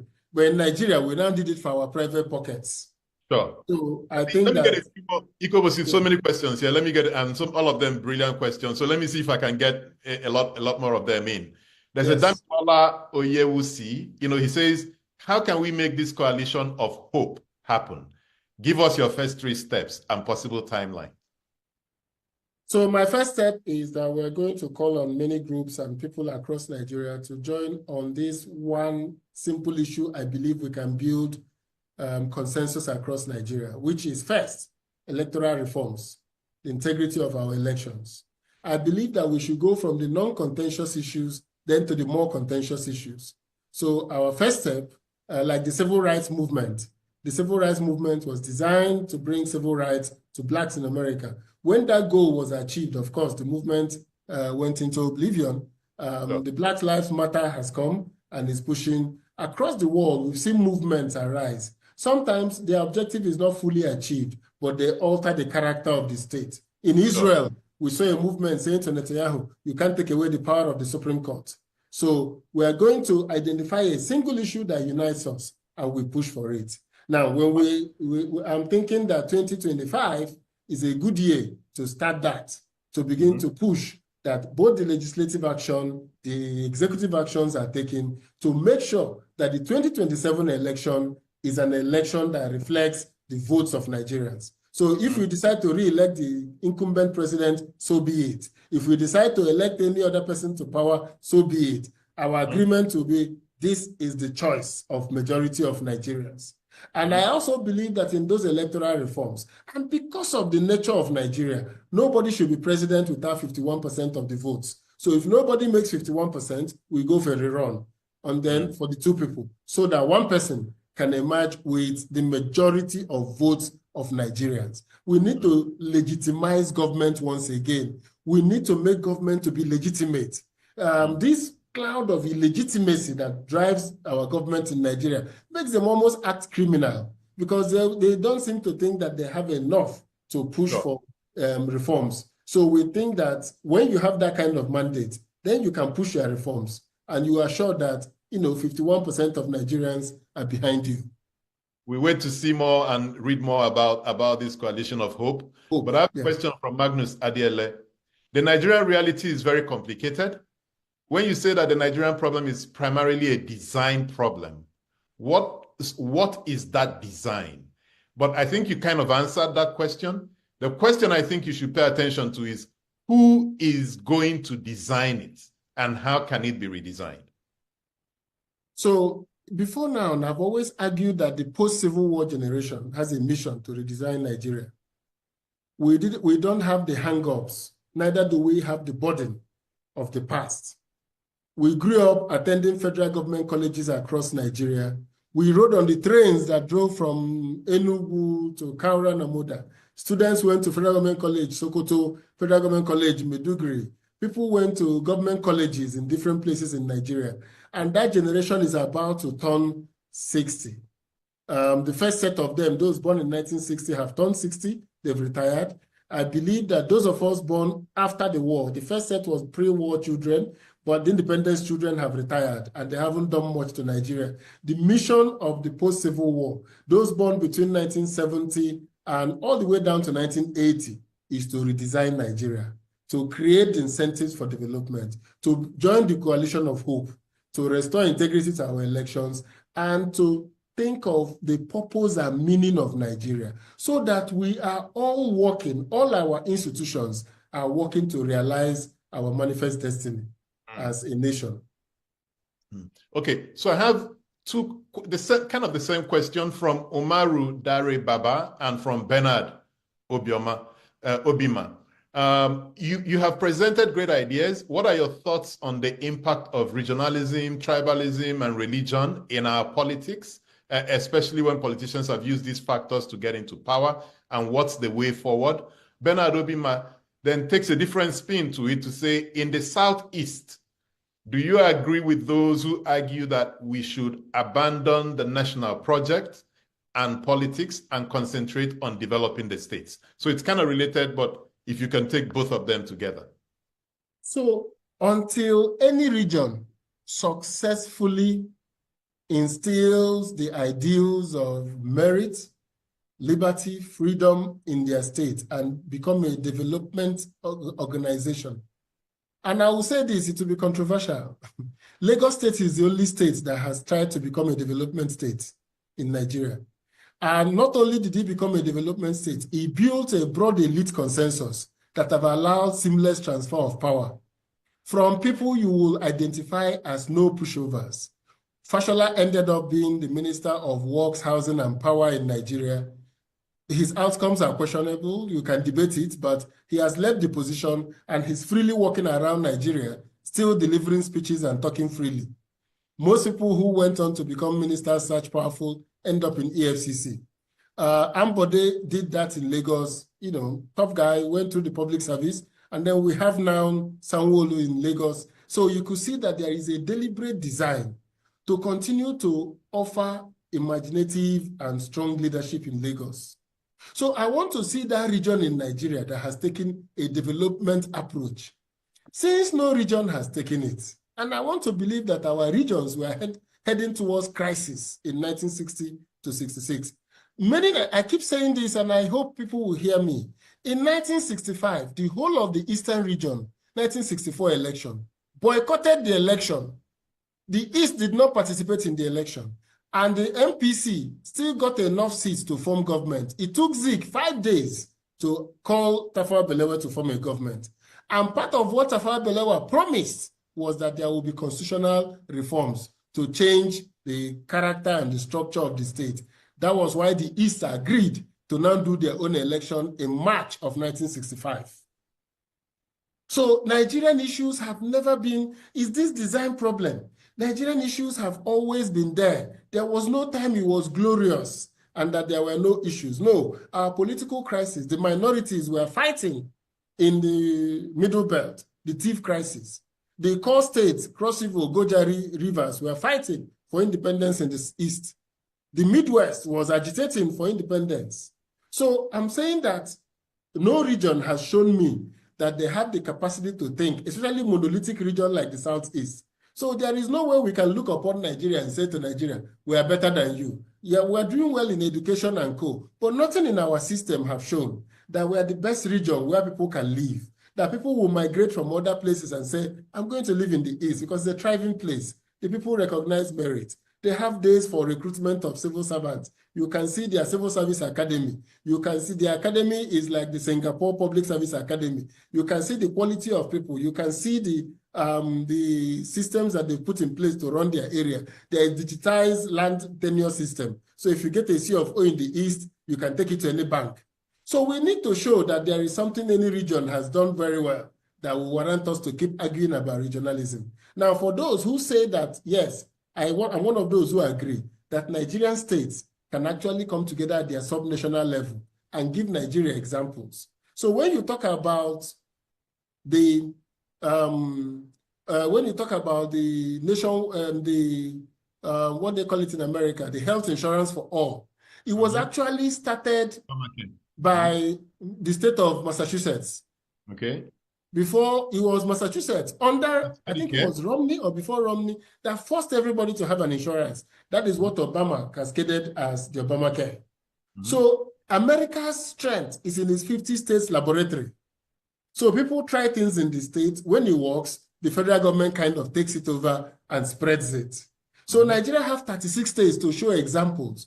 The unfortunate thing is that each governor has struggled to bring somebody that they're bigger than so they can control the person, and each state has been going down one step after the other. But we're hoping that one or two states can rise to show that example that the nation can copy. I have a question that should be a natural follow-on to your last comment, but let me go to a different question before I come back to that. There is an anonymous attendee that says, another trouble with Nigeria is lack of patriotism on the part of the leaders and the led. What practical ways can we use to reignite the spirit of patriotism that reminds us we are all stakeholders responsible for the smooth sailing of the ship called Nigeria? There's no such drug to take and become patriotic. Patriotism is not a disease that you can, or a vitamin that you can inject in people. Again, it is about our national consensus. No, but there's some practical things, Ikobosi. For instance, set up the unity schools to solve a particular problem, right? Yes. To bring people together. There's some practical ideas that we can use in getting people to become more patriotic. So that's what I'm saying. The federal government colleges then disoriented again because it now became an avenue for the elites to move their children to federal government colleges. Permanent secretaries, directors in the civil service now started having slum to bring people. After a while, that failed woefully. The National Youth Service was designed, in fact, 1970s was our greatest effort at social engineering to provide national unity and to promote patriotism. But what is happening is that so long as a state is of an extractive nature, of a distributional nature, when the people that finish going to all those things will go back to their states and argue that it is the turn of their own people to produce the chief engineer in the ministry. Every time they produce chief engineer, it has always been from the other side of the state. So it is our turn now to do it. Why are people who went to National Youth Service coming back again to still plead those things? Why didn't they settle in the states where they did youth service and rise to become permanent secretaries? Because of the distributional nature of the Nigerian state. So I'm saying that the practical steps that can be taken is to fundamentally just have that agreement on what is the purpose of Nigeria. So if our purpose is to build the greatest Black nation, to create opportunity for our best and the brightest, to create an opportunity for justice, equity, not unity and freedom and faith, to create that minimum quality, a nation where no man is oppressed, then we can then now begin to design our institutions. To know that every Nigerian will say, for the money I got from look at what I told you about University of Nigeria at 100,000. That is a huge subsidy from the Nigerian state. But the Nigerian state has never said to anybody, the cost of us training you by the allocations we pay is actually 7 million naira, but you paid only 1.2 million. Nigerian states have never shown that there is benefit to being Nigerian. Because if you go to Ahmadu Bello and graduate from there, man, you collected, even compared with Bayes University. I went to study law in Bayes. I was paying 2.5 million a year. In my time, I paid 10 million to graduate from law school, from Bayes University. Now it's 3.5 million, 4 million now in a year. And this same law is what they are doing in ENUGU for 125,000. Just imagine, even if you use Bayes as a denominator, 10 million and 1 million for 1 year. This is the subsidy Nigerians are receiving from the Nigerian state. But the Nigerian state haven't been able to say this to Nigerians, articulate it, that despite our weakness, we have continued to deliver some value. Ikobosi, I'm running out of time, but I must get to this question that really puts you on the spot. And it's from Chukwuebuka Obele. He has a two-part question. The first one is, how soon can we expect Athena Center's input on the proposed tax bill? But the one that puts you on the spot is, he says, are you still interested in governing Anambra State, especially and considering that the perceived zoning favors Anambra Central, where you're from, to succeed Governor Soludo? So those are the two questions. So the last question, Athena Center will come up with his report. I'm not the only person in Athena Center. So they're looking at it, and once we're ready, we'll make it public. We'll take our time just to be sure. We are not partisan, so we don't care what people will think. We'll just make our position known. So we will. Yes, I'm interested in ruling Anambra State. That's my answer. But you left, your last statement said that you're leaving partisan politics. Isn't that a contradiction? For now. For now. Yes. And hope that if we reform the electoral process and if we rebuild Nigeria, I will reconsider my position. But if Nigeria is as presently constituted and elections is as presently done, that you can go back and redo the beavers and you can rewrite the results, I will not bother. I have a question here, maybe my last question, from Maureen Idozu. Do you plan to engage international development partners as part of this process? How do they account for their support to the electoral process, considering the overwhelming irregularities, controversies, and what do you think about situations of such altering results as demonstrated by INEC officials? So basically, are you going to work with international development partners, especially given seemingly poor track record of their support and the outcomes that we've seen? Definitely, we would like to work with them, but I'm one of those who don't think much about international partners in terms of, I like them because you get the opportunity of getting 100-country experience. If you work with the World Bank, if you work with so many, they have experience from across the world, we can share knowledge. But I think that the dirty job and the lifting is a Nigerian work. Despite all their support, if we're not ready to coalesce and lift, we'll end up just having all those people who, at the end of the day, the international partners, they will leave Afghanistan, they will leave, and they will come back as do-gooders to give us aid. So I think it is our job primarily. But yes, we will enjoy their expertise and the funding if need be, but I think basically it's our work. Nigerians must come to the consensus that it is time to change course. Exactly. Ikobosi, thank you so much for your time, and the insights and the great knowledge you've shared with us today. And to the listeners, just to say that we're coming up to my last development discourse for the year, and it's going to be in 2 weeks' time, December 18th. And it will be with Professor Peter Lewis, and it's the theme is on reinforcing the guardrails, institution building, and Africa's development. Same time in 2 weeks' time. And once again, thank you for always joining us. And I hope this has been a fruitful experience for you. Ikobosi, thank you so much. Thank you. I appreciate it. Thank you so much. And well done on the development discourse. Keep at it. Thank you. Thank you much. Get plugged into the heartbeat of entertainment on The Hub, your ultimate show on eVibes. From trending stories and social media drama to top charting music, must-watch movies and exciting moments from the world of arts, we've got it all. Join us for unmissable conversations with your favorite entertainment personalities, plus fun segments every week. So I should try harder. So Okay, I don't know that one. outfit of the day. Oh, I don't do that. No. That's some Gen Z stuff. Oh, now you say it's a Gen Z stuff. It's everything you love about entertainment, served fresh every week at 1 p.m. with weekend repeats just in case you missed it. The Hub's on eVibes, where the vibes never stop. Only on Signature TV.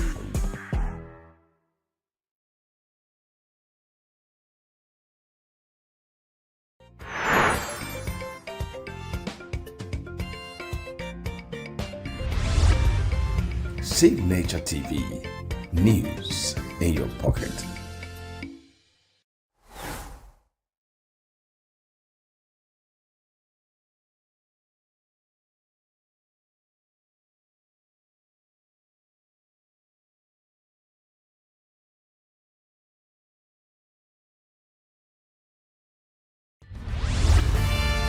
We are local. International communities where the main market is in chaos. People are... We are national. Those in support of this motion as amended, say aye. Aye. We have taken this by before. We are international. Israeli airstrikes. Donald Trump left us the worst unemployment.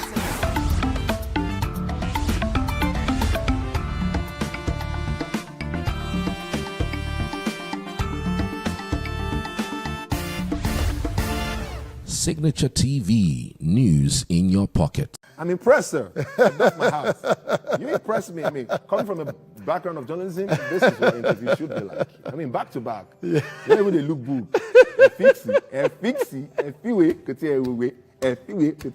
From creating one of the more recognizable characters in contemporary culture, Frank Donga. I'm the kind of guy that goes with the flow. Okay. Just the same way I found myself in acting. I didn't wake up one morning and think, yes, this year I have to become an actor. It just kind of happened.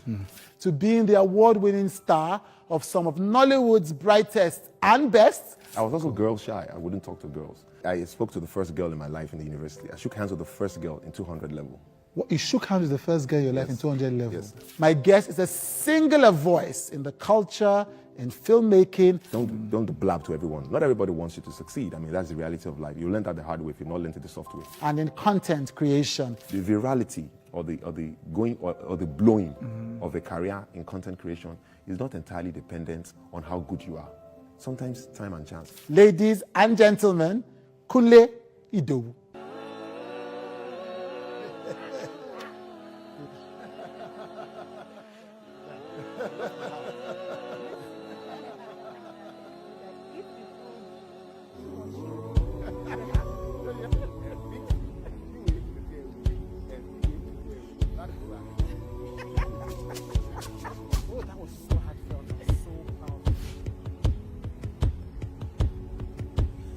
Well, thank you for joining me. Thank you.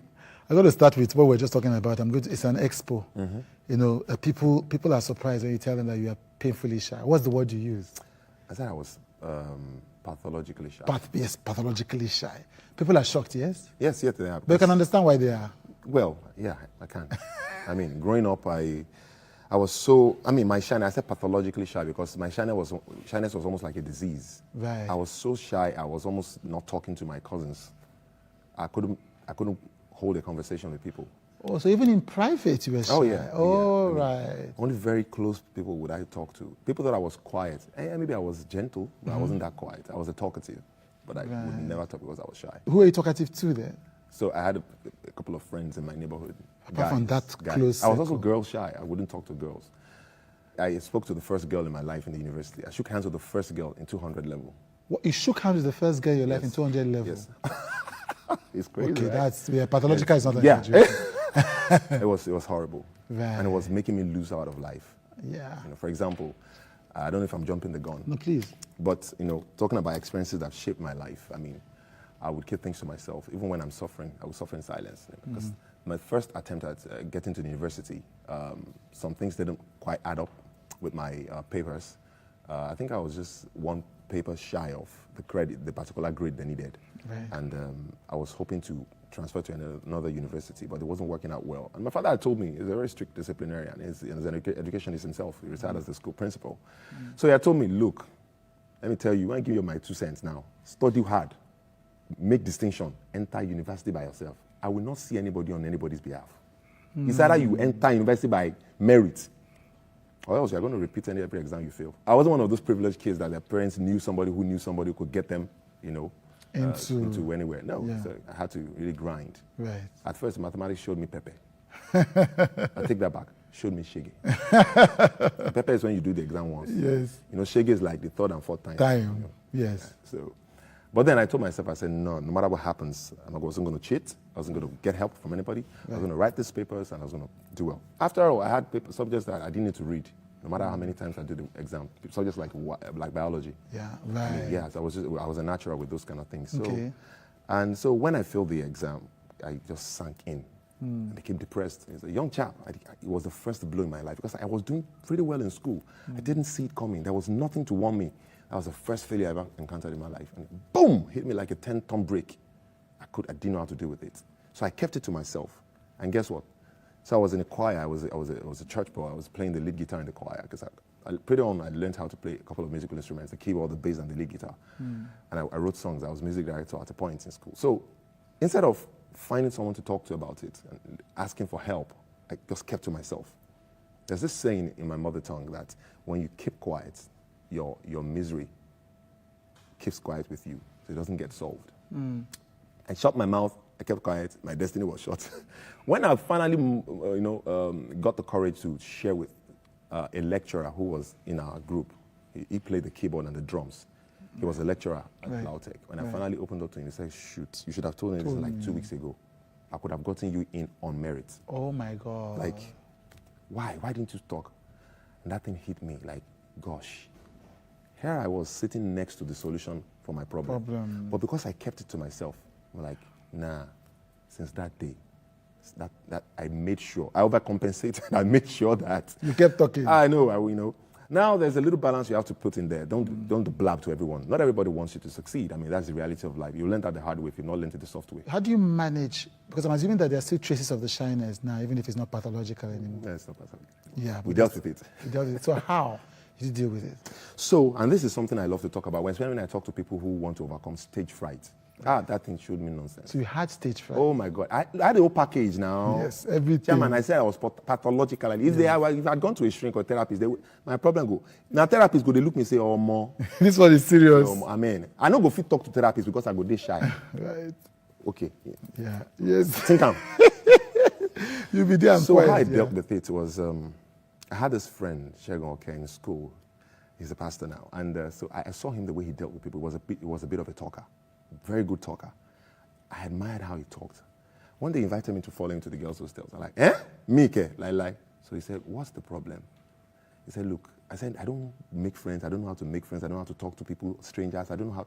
He said, they're just like everybody else. Just find something they like that you like and start talking. So I followed him. I saw he was talking to people and they're like, this guy is good. Okay, so I looked at it. Then I tried talking to the first person. I found a common ground. That's my 101, tip of starting a conversation with perfect strangers. Right. From a simple greeting, compliment their outfits, talk about the weather, then from there, ask one or two. You might strike blindly like 3 or 4 times. You get something. over time, you learn how to, the kind of questions. Once you see people, you see the way they sound, they look, how they sound, their posture, and maybe the books they're holding, maybe the kind of phones, the kind of, you begin to guess the kind of conversation you have with them. So I learned how to strike conversations with perfect strangers. Mind you, I did it a few minutes before I came on stage. I met two lovely ladies who I had never met before, and we struck up a conversation. I just picked up from the footwear, and we started talking. So it's something I do often. Yes, constantly having to practice, because you know that it's not your instinctive approach, so you have to keep rehearsing. Yes, and then you have to also be vast in different subjects. Sometimes politics, music, art, science, sports, philosophy. Read a little bit about everything. It's better than reading everything about one thing. A little thing. It's better. Then stage fright. It was a simple technique my dad taught me. Okay. Just stand, because I used to do debates in primary school. Okay. So I would stand on the stage like this, and it told me, don't look at anybody's face. Look above their heads. Very common technique. So if I'm looking at you, I'm not looking into your eyes, because then I'll probably stutter and then I'll lose concentration. So I will speak over their heads. Your first thing was music, wasn't it? Weirdly enough, yes, it was. Yeah. When did that start? From when I was a child, from when I was in primary school, primary 2. Music, it's a tool I use to express myself, just like my art form in comedy. And when I write, also when I write and do short films and I do documentaries, and it's an expression for me. So it's me expressing my being. So that's more of it for me. I really would love to take the music a little bit more serious and do collaborations with a few Nigerian musicians. There are a few of them I actually like. They are satirical twist on music, kind of like that. So why haven't you done? Well, work in progress. Work in progress. Yeah. Speaking about the question about what you do, what you studied in university, and like you like to do everything. A few years ago, you and Helen Paul did a show, a TV show, that was based, I think you did agricultural sciences. But I studied in school? Yes. Yeah, I have a bachelor's degree in agricultural sciences. Bachelor's degree. Then I have a master's degree in genetics. Oh, you have a master's degree in genetics? I didn't know that one. Even I didn't know it until. So then you did this TV hosting thing because first you were creative and second you had this background. Was that because it was a farming or? Yeah, it was about farms. Yeah. How was that? What was that fantastic. Like? I mean, we've done 3 seasons already. Yeah. It was a bit of an experience. I appreciate getting in touch with my scientific mind. It doesn't really leave me. Every now and then, even on Twitter, I hold Twitter space to discuss problems in agriculture in West Africa. Right. And I see people coming in from South Africa, from Senegal, from Kenya, from Ghana, and I see representatives of government agricultural institutions from Sudan joining the Twitter space. It's really, humbling. And we discuss real problems in Nigeria, Nigerian agriculture, in agribusiness, and I see people coming up with innovations, ideas, problems, and solutions. It's really an amazing thing. I really love agriculture. I think one of the stuff of legend is, you've told the story hundreds of times, but we ask it again. One stuff of legends is how you stumbled into...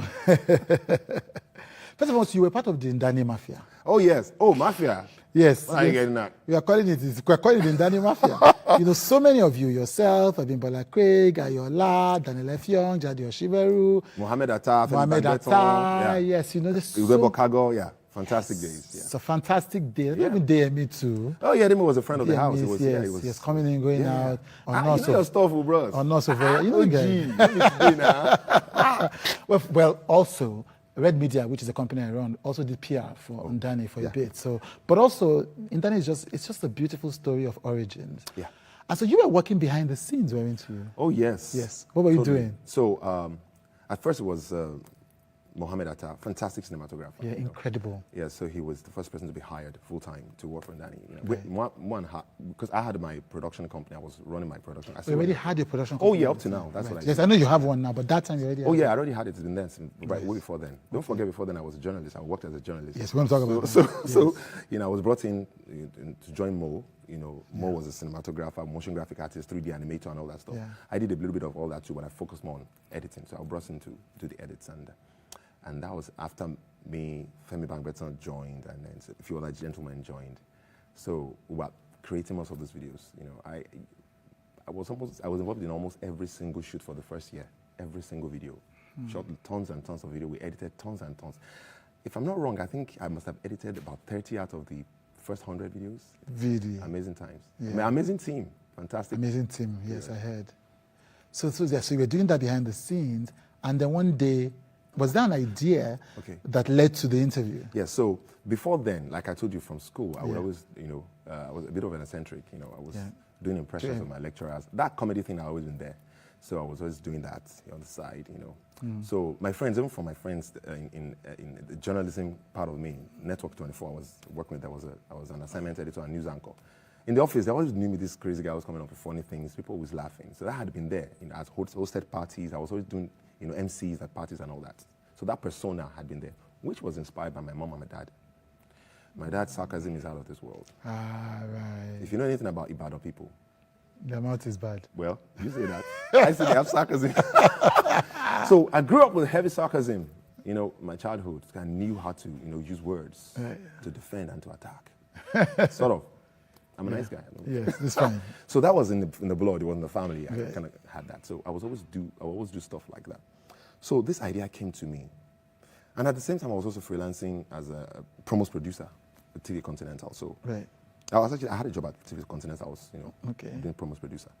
So people I met in that period and stories I heard from my friends and the experience I heard from journalism, the experience I had from being a journalist about the unemployability of Nigerian youths triggered that whole movement in me. Because I realized for the first time that, look, not only were Nigerian youths unemployed, HR people were saying they were unemployable because they didn't have the right skill, they couldn't impress at interviews. And I found out it was mostly people didn't put their best foot forward at job interviews. Now, I had a few experience with visa interviews too, and I knew that was a killer for a lot of people. People dreaded visa interviews. Of course. And I always tell these stories to my friends, that, look, I would tell them these random stories and they would roll on the floor, like practically roll on the floor. So there was this day, I had done some work at TV Continental. I was coming to Ndani to do some more freelancing. And then I was telling Femi Bangbeta and Mohammed Atta, I was telling them the story.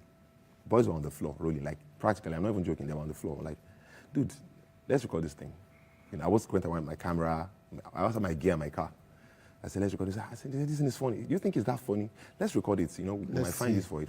So that was how I came about the concept. Then the stories, some of the stories I had from my friends that I used to work together in journalism, I wrote those stories, and because I was an editor and cinematographer there. It wasn't even supposed to be my thing. But that thing, the only one that there's a burden, almost like a calling, where there's a burden, it keeps coming for you, it kept calling my name. And everywhere I worked, anything I did around, that thing always was in my head about interviews. Why are people so scared of interviews? Why are people so, dreadful of interviews? Once you learn the tricks, any kind of interview, you ace it. Even if you don't prepare for it. After a while, Right. Interviews like this, embassy, jobs, meeting your father-in-law for the first time. They're all interviews. Right. And I felt I found the trick, and I wanted to share it. So when you finished producing it, then you took it to the head of the production or the... Oh, okay. So I just said, guys, let's just shoot this thing. And we did it. Yeah. And they kind of liked it. I'm like, okay, I'm going to do more of it. I wasn't quite sure what I wanted to do with it. Maybe I'll put it on my personal YouTube page. So at that time, you were not sure whether it's going to be an Ndani thing? No, it wasn't supposed to be. Yeah, we just did it. But I record videos for a living. Yes, I know. It was something I did often. So, and I was just talking to my friends. We're having fun. We're chatting, and I said a few things, and they laughed and said, let's just do something. Then I edited, and I was like, they said they like it, and I said, okay, well, you know what? Let me do more, and then let's see if we can put it on the channel. And see if it's going to work. I will pass it up and see if they like it. And that was how it started. And and then I showed the rest of the team, and I kind of liked it. And somehow, which is another long story, because at the point I wasn't quite sure, is it going to be like a content thing? Are we going to content? I just did like 2 more. I said, you know what, you guys, if you want to upload this, I'm willing to give it up to, I mean, because I felt at that point that we needed something comedic as a content. We did a lot of fantastic, beautiful content. We had a young CEO, we had Ndani sessions, we had the tech one as well. Yeah, the tech one, It was a whole lot of fantastic. So I just felt we needed to let our hair down a little bit and just a little bit of, we needed to put a little touch of Raz. And I was willing to be that Raz. I said, you know what, I think this is a fantastic idea. If you guys don't mind, I can give you to put it on and then later in the year, I think there was a reason for it to be put on. Fingers crossed.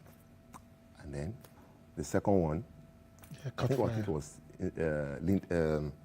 Bella Niger that picked up the second one. Then you used to embed links from different videos. From the YouTube, yes. And then it went kabonza. Yeah. It was boom. Were you shocked at how it went? I didn't even know anything had blown. So I took it. I was really stressed at work. So I took some time off work. I took vacation to Dubai. I was in Dubai in my room with AC there, just doing nothing but just sitting down in the room and looking. And chilling. And chilling. Chilling was the word because the AC was, and I died, the AC did. You buy AC for the hotel, and I died. So then Daniel F. Young called me. I said, Baba, where you did? When are you coming back? I said, guy, calm down. I just got Allow me to enjoy myself. He said, no, that video that you did, the video has gone viral. Then I said, viral? That doesn't sound like a good thing. It sounds like a disease. He said, no, it's not a disease. I said, what does that mean? I had never heard viral before in my life. That was everything I said it, And he said, no, like when everybody's watching it at the same time and everybody's sharing it, that's like viral. He said, go check it on YouTube. You'll see it go from 1,000 to 2,000 views, 3,000 views, like very quickly. I said, okay, hold on. Opened my Mac, went to the channel, watched it, and refreshed.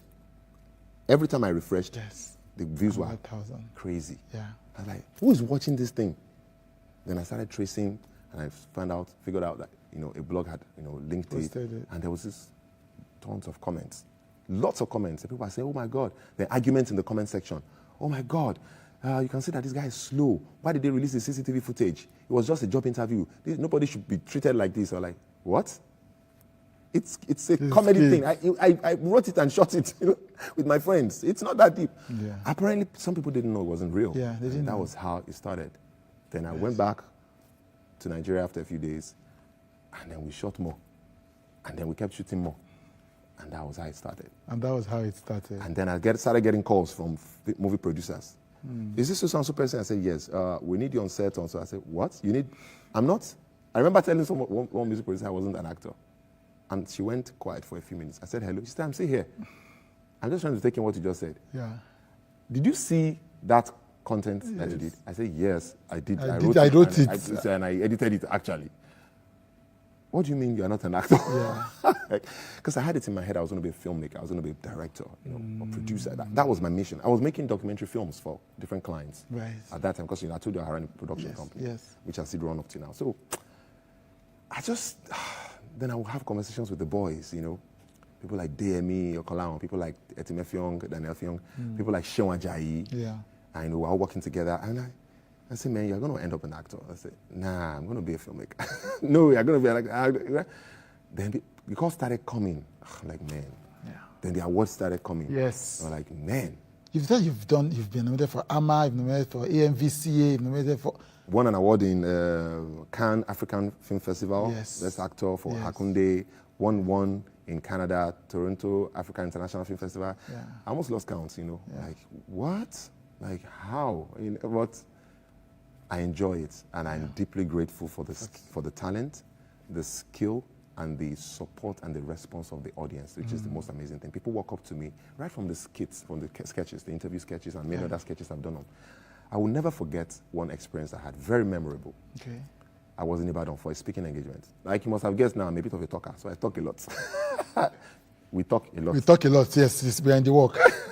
So I got this invitation to speak at an event in Ibadan. I went there and I spoke. After the event, people came for selfies, normal. And this gentle old man, grade up, not terribly old, but in his 60s, grade up. He said, I'd like to see you. I said, oh, you want a selfie, sir? He said, no, I don't want a selfie with you. Ouch. So my mind, I'm thinking, so what can you want? For me, yes. Money? Yes. I don't have money. I can't help you.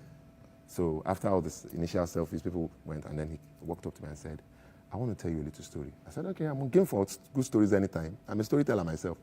He said, last year, I was about to commit suicide. I said, oops, not the kind of intro I was looking for. He said, everything in my life failed. My family, my business, everything. I wanted to end it all. I was going to take my life. But then I had prepared how I was going to exit. For some weird reason, I went on my phone, I think, or laptop. I was scrolling through the internet, and I had stumbled on your skits. And I watched the first one. I laughed my head off. I could not believe how deeply I laughed and how happy I felt. Then I said, who is this guy? Then I searched more for more of your videos. And then the more I found your videos, the deeper I laughed, the better I felt. And then it occurred to me, this character called Frank Donga, he does not have shame. Plus, he does not even have sense. As many as the job interviews he goes for are as many as the disappointments and failures he meets. But there's something about this character that spoke to me. I'm quoting the man now. Yes. Yeah. He said, no matter how badly he performed in a job interview, no matter how badly he failed, he didn't even recognize there was failure. Even when he had goofed and they had told him, you can leave, he would stand up and go and stop at the door. Should I collect the letter outside or should I come back tomorrow? Which letter now, guy? You don't mess up, they go. That he couldn't see failure. He lacked the ability to understand failure. Yeah. For him, keep trying, keep trying. And he said that thing ministered to him and said, maybe I'm the problem. Maybe I'm the one recognizing failure. Maybe there's actually no failure. Maybe I'm the one defining it as failure. And he said, from that moment on, I decided, you know what? I'm going to watch more of these videos and I'm going to behave like this guy. You can only give power to failure by yourself. It's what you call it that it is. If you call it failure, then it's failure to you.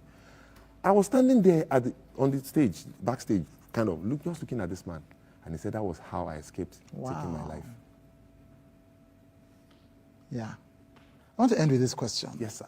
One of your last tweets. May the world not scoop our stew, not deep scoop our stew with unsliced bread. Sir, for the last time, you have my respect. like you could recount and you could deliver that tweet word for word. My respect. Right. What did he mean by? What does that mean? It sounded too deep. Like I felt, what does? Yeah. One word. Yeah. Deception. It's a saying in Yoruba language. Deceive. Permit me to say it in the way it sounds. Right. Aye oni fi bread ko wa lumi obeje. Yoruba, you get it. Aye oni fi bread ko wa lumi obeje. It comes from the concept of you are eating with someone. Let's eat together. You invite somebody to eat with you, and then the bread. You know the agege bread, very popular kind of bread in Lagos, Nigeria. It's loaf of bread, very soft, succulent. You are eating stew with this thing, but the guy now packs the bread. And you know bread is spongy. Yes, it just and stew. You go just put on there. So, but fan now, or when you come out your hand, you didn't know this. When he's going to do it, it doesn't. This is how you eat bread and stew. You touch it and you eat. But you can't come scoop everything. And if you're not careful, you only have one chance to eat. Once the guy scoops it, you are done for. The rest of the stew is not enough for you again. Yeah. So you've been confused, you've been deprived, you've been robbed. Yeah. That's the summary of things. Of that. To deceive you, to confuse you, to distract you, and then to rob you. That's the summary. May we not be deceived, distracted, and robbed. And robbed. Thank you so much for joining me. Thank you, sir.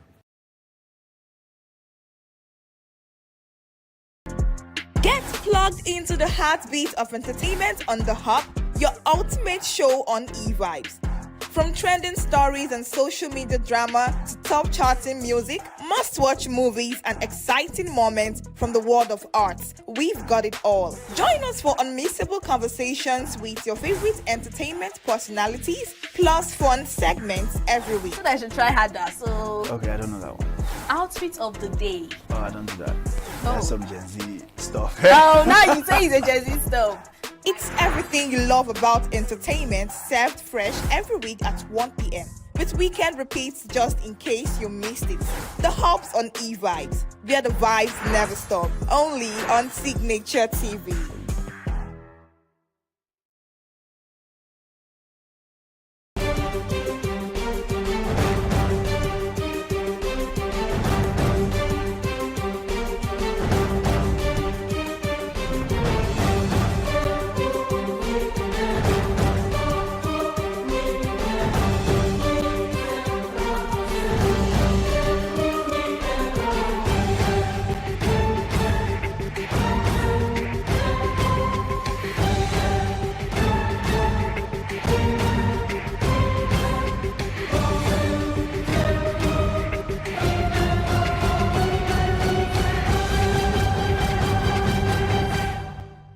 Hello, thanks for joining us on the Signature Show. Today on our show, as they say in Nigeria, we have a very, very big fish. But I know that you'll be the first one to say, what do I mean? Exactly. So we have a very big fish, a Nigerian who has become an epitome of the Nigerian spirit. A Nigerian who is proud of being Nigerian, but even in that pride, he's also still very proud of being an Igbo man. He's one of those that have signposted Nigeria in the world map. And it's my pleasure to welcome to our show Chief Dr. Pete Edochie. Thank you Pete, very welcome much. to our show. Thank you very much. Always a pleasure. God bless you. Always a pleasure. Darling. Yeah, let me take you back a little bit. A lot of people in Nigeria, when they think about Peter Edochie, they just see one big star who just fell from the skies. A lot of them didn't quite know where you started. Tell me about your broadcasting years. That was actually when you became a star, before you became the mega star. Yeah, thank you very much. I joined broadcasting in 1967. I ran away from the North during the crisis, and I was lucky to have returned with my life. And I joined broadcasting on the 14th of February, 1967. That's Valentine's Day. I don't forget it easily, you know. And I rose to be a director. I mean, it's to encapsulate my impressions along the line. So, and while I was the director, there were programs I created and immortalized, so to speak, like Instant Party, Instant Party music from the masters, which featured only classical music from great composers like Peter Tchaikovsky, Ludwig van Beethoven, Mozart, Schubert, Haydn, Handel, the rest of them, Bach. And even till this moment, people still phone me to request I go back to the program. And I said, no, it's almost 20 years or more since I left broadcasting, and I'm not likely to perhaps attract sponsorship for the program, you know. Even though I will not lack material for it, I believe I have more classical music in my house than, well, most Nigerians, let me just put it that way. So, and I think it was while I was still in broadcasting that I did Things Fall Apart, which I think introduced me to the entire world as something of an actor. Put it that way, it won plenty of laurels. And so the moment I left broadcasting, I got into the movie industry. It embraced me with both arms, and I haven't gone back. Yeah, we are not going there yet. We are not going to your movie career yet. Let's go back to broadcasting. I mean, you were among the best. I mean, when you talk about music from the masters, I also can talk about it because I remember that era when you presented that program. Not only that you had developed it, you also presented it for many years. When you sit back these days and listen to radio, do you get a feeling that it is still the same broadcasting of those years when you held sway behind the microphone and kept people, thousands and thousands of people, glued, I mean, with their ears to the radio? That's a very good question, Vin. Broadcasting today is no longer what it used to be. I must tell you the truth. In spite of the fact that the broadcasters today have access to all the information they want, they have not managed to inject professional expertise into their broadcasting. Let me tell you what I mean. When we went for the All Africa Games in 1973, I was at the commentary booth with Ernest Okonkwo, Nishola Fulonsho, Inka Craig, and I mean, they're all dead now. And we had materials on all the established athletes at our fingertips. Yeah, you talked about Kipchoge Keino, we could tell you all about him. You talked about Alisa Anum from Ghana, we could. You talked about John Akibua, the hodler, we could. I mean, I don't see any such thing these days. I mean, the last time that we had maybe a repeat of the All Africa Games in Nigeria, I mean, 30 years after, I was listening to commentaries and I was disappointed, but I hung my head in shame. Yes. I was hurt. I said, look, this is my profession that is being scandalized. I mean, then, if you were asked to go and interview somebody, no matter who he is, you did a lot of groundwork before you proceeded to conduct the interview. If you were asked to interview a psychiatrist,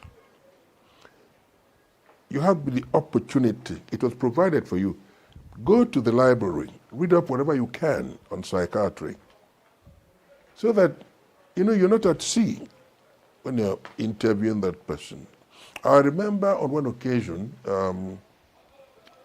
people were interviewing the great Zik on national television. He looked at all the people interviewing him. He imagined the age they may have done in history, and he pitched his answer beyond them, and they were all nodding. Zik said, during the Treaty of Westphalia in 1648, and I looked at all those people, none of them knew what he was talking about, right? Yeah, and I pitied them. If I were on that point, I would have nodded my head because I know about the Treaty of Westphalia. But you see, all right, at a stage in a political evolution, maybe in the immediate past, history was expunged from the curriculum. It's a colossal tragedy. A disservice. I mean, come on, if you don't know where you're coming from, there's no way you're going to know where to stop. I mean, to imagine it alone that history was taken out of the curriculum. Whoever may have recommended that, I mean, come on.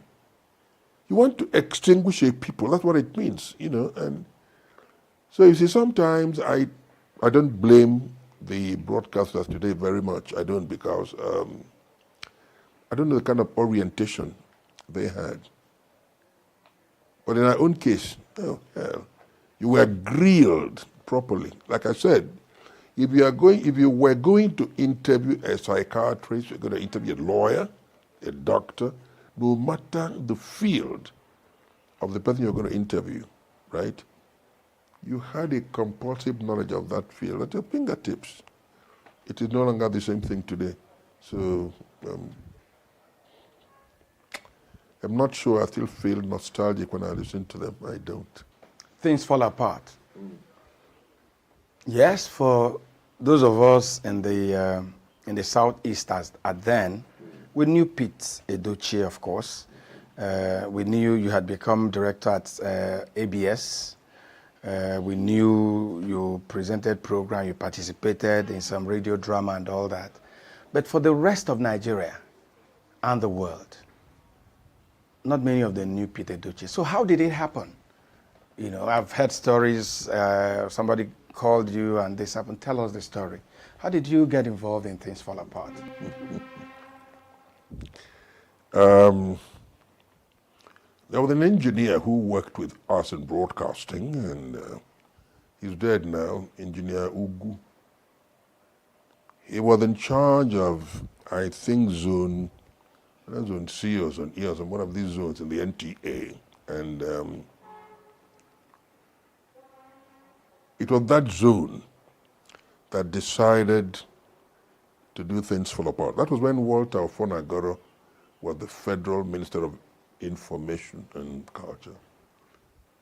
He bought the idea, and they proceeded to do the script. Emailanya, late now, and I think the director, Adiela Onyedibia, did the script, and a lot of people were invited for the role of Ebubedike Okonkwo in Things Fall Apart. I was invited to the audition. The audition was held at I think one of the auditorium in University of Nigeria here in Enugu. I was invited. I actually was going to do my program on radio. So I had my records with me, and the moment I walked into the place, a lady called Dr. Mrs. Linda, who was lecturing at the University of Calabar, who was invited to handle locations and I think logistics, etc. The moment she looked at me, she said, if this man could act, that's the man we want. And I walked into the place. I had never read the book, nothing. And I saw a couple of people from Lagos. I remember Iria Benahimio was there. I think Imai Dokpaye, I'm not so sure, but I think they were all there. And we were given the script to read, some script. And all the others were reading. And the moment I read part of my script, the woman said, this is the person we want. He walks like him, he's tall and all, blah, blah, blah. Then, of course, I was much younger, and I didn't know that I was working with a spring. I was working like my father, but I mean, it didn't mean anything to me until I was told that that was how Okonkwo in Things Fall Apart was working as recorded by Chinua Achebe. And that was what Engineer ENUGU saw before recommending me. But the people who were doing it did not bother to contact me. So they did episode 1, and ENUGU saw it and said, burn this thing. Go and look for Peter Edochie. He works with his wife in the same complex. He is on radio, the wife is on TV. Go and look for him. That was how I was contacted. Otherwise, it would have been done without me. So the moment I got in there and I was selected, we had to go repeat episode 1 that was done by Emma. And the moment I got on stage, both the producer and the white lady, Dr. Mrs. Linda, say, most of the people present, they said, come on, that's the man we want, our job is done. I said, thank you very much. Give me the book now to go and read. I've never read it, I didn't read it in school. So I went and read it, and we went on. At a stage, it's a very funny one now. 2 characters from Village Headmaster who were part of the production, Justice Esiri and Eleyimi, Funsha Adiolu, they began to bluff. They would always threaten to leave the set and all that. And at a stage, I called the producer. I said, listen, I am better than these characters, let them go. The script is about Okonkwo, and I am Okonkwo, let them go. There's nobody who can bluff me when it comes to English or interpretation. I have more Shakespeare in my head than any character I know in this country. I said, come on, let them go. Let them go. That was when they stopped their threat. Then Esiri came back to me and he said, look, you don't act like a big actor. You're a very big actor. You should be bluffing when you are. I said, no. I will not bluff. This is our production. There's no way I can bluff anybody. Let's get it right first. Then we can bluff after all, you know. And then, afterwards. So we began to shoot. And as the production progressed, we were able to tell that we were actors operating at various levels, of competence, by the way. Now. So the film came out. The BBC flew into Nigeria to interview me because of the success of the production. Then they flew across the Atlantic to interview Chinua Achebe. And Chinua said, a lot of people have tried this production before, but the only person that gave it an interpretation after my heart is Peter Edochie. He is Okonkwo. And from that moment, I've been Okonkwo till now, you know.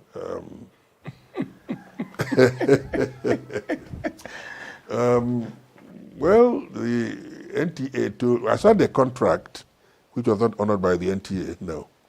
They said, each time we broadcast this thing, we're giving 15% of the proceeds, and nobody ever gave me a cover, but it's okay.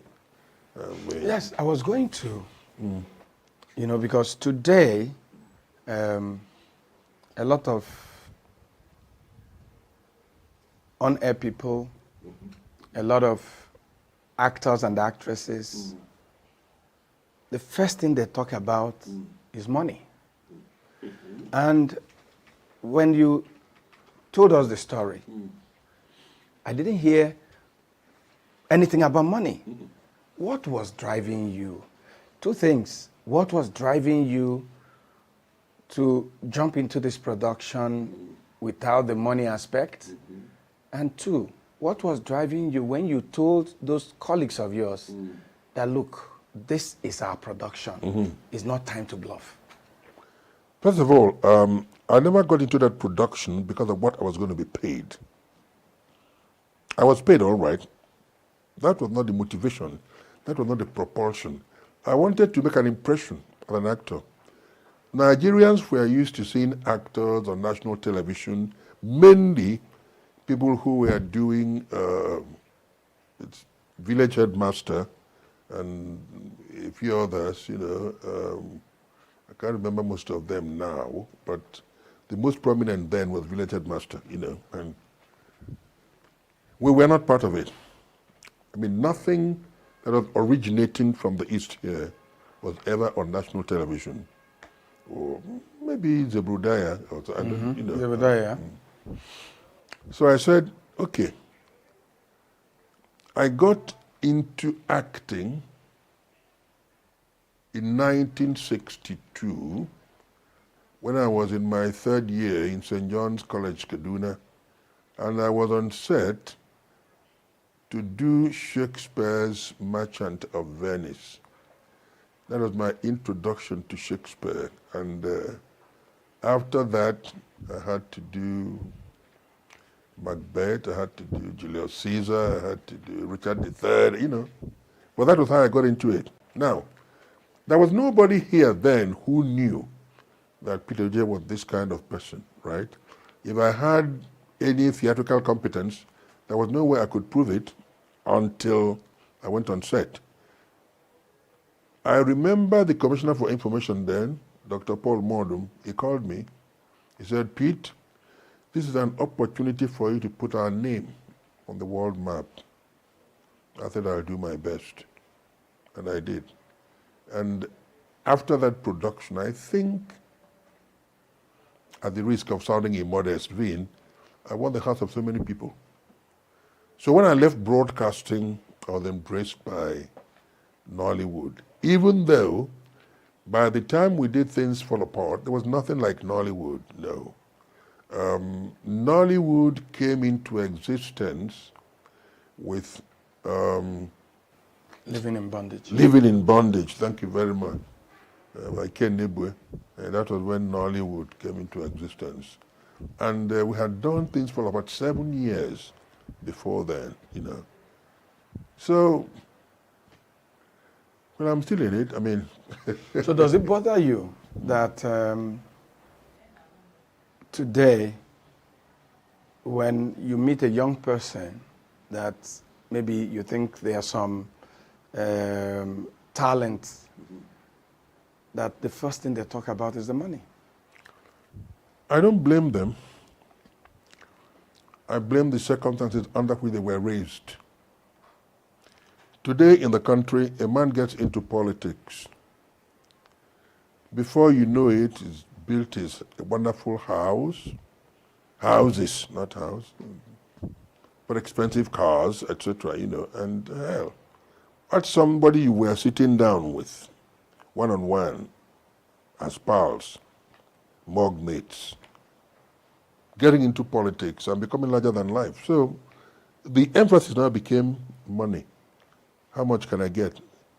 So if you say, hi, how are you doing? The person extends his hand, money first, before I tell you how I'm doing, right?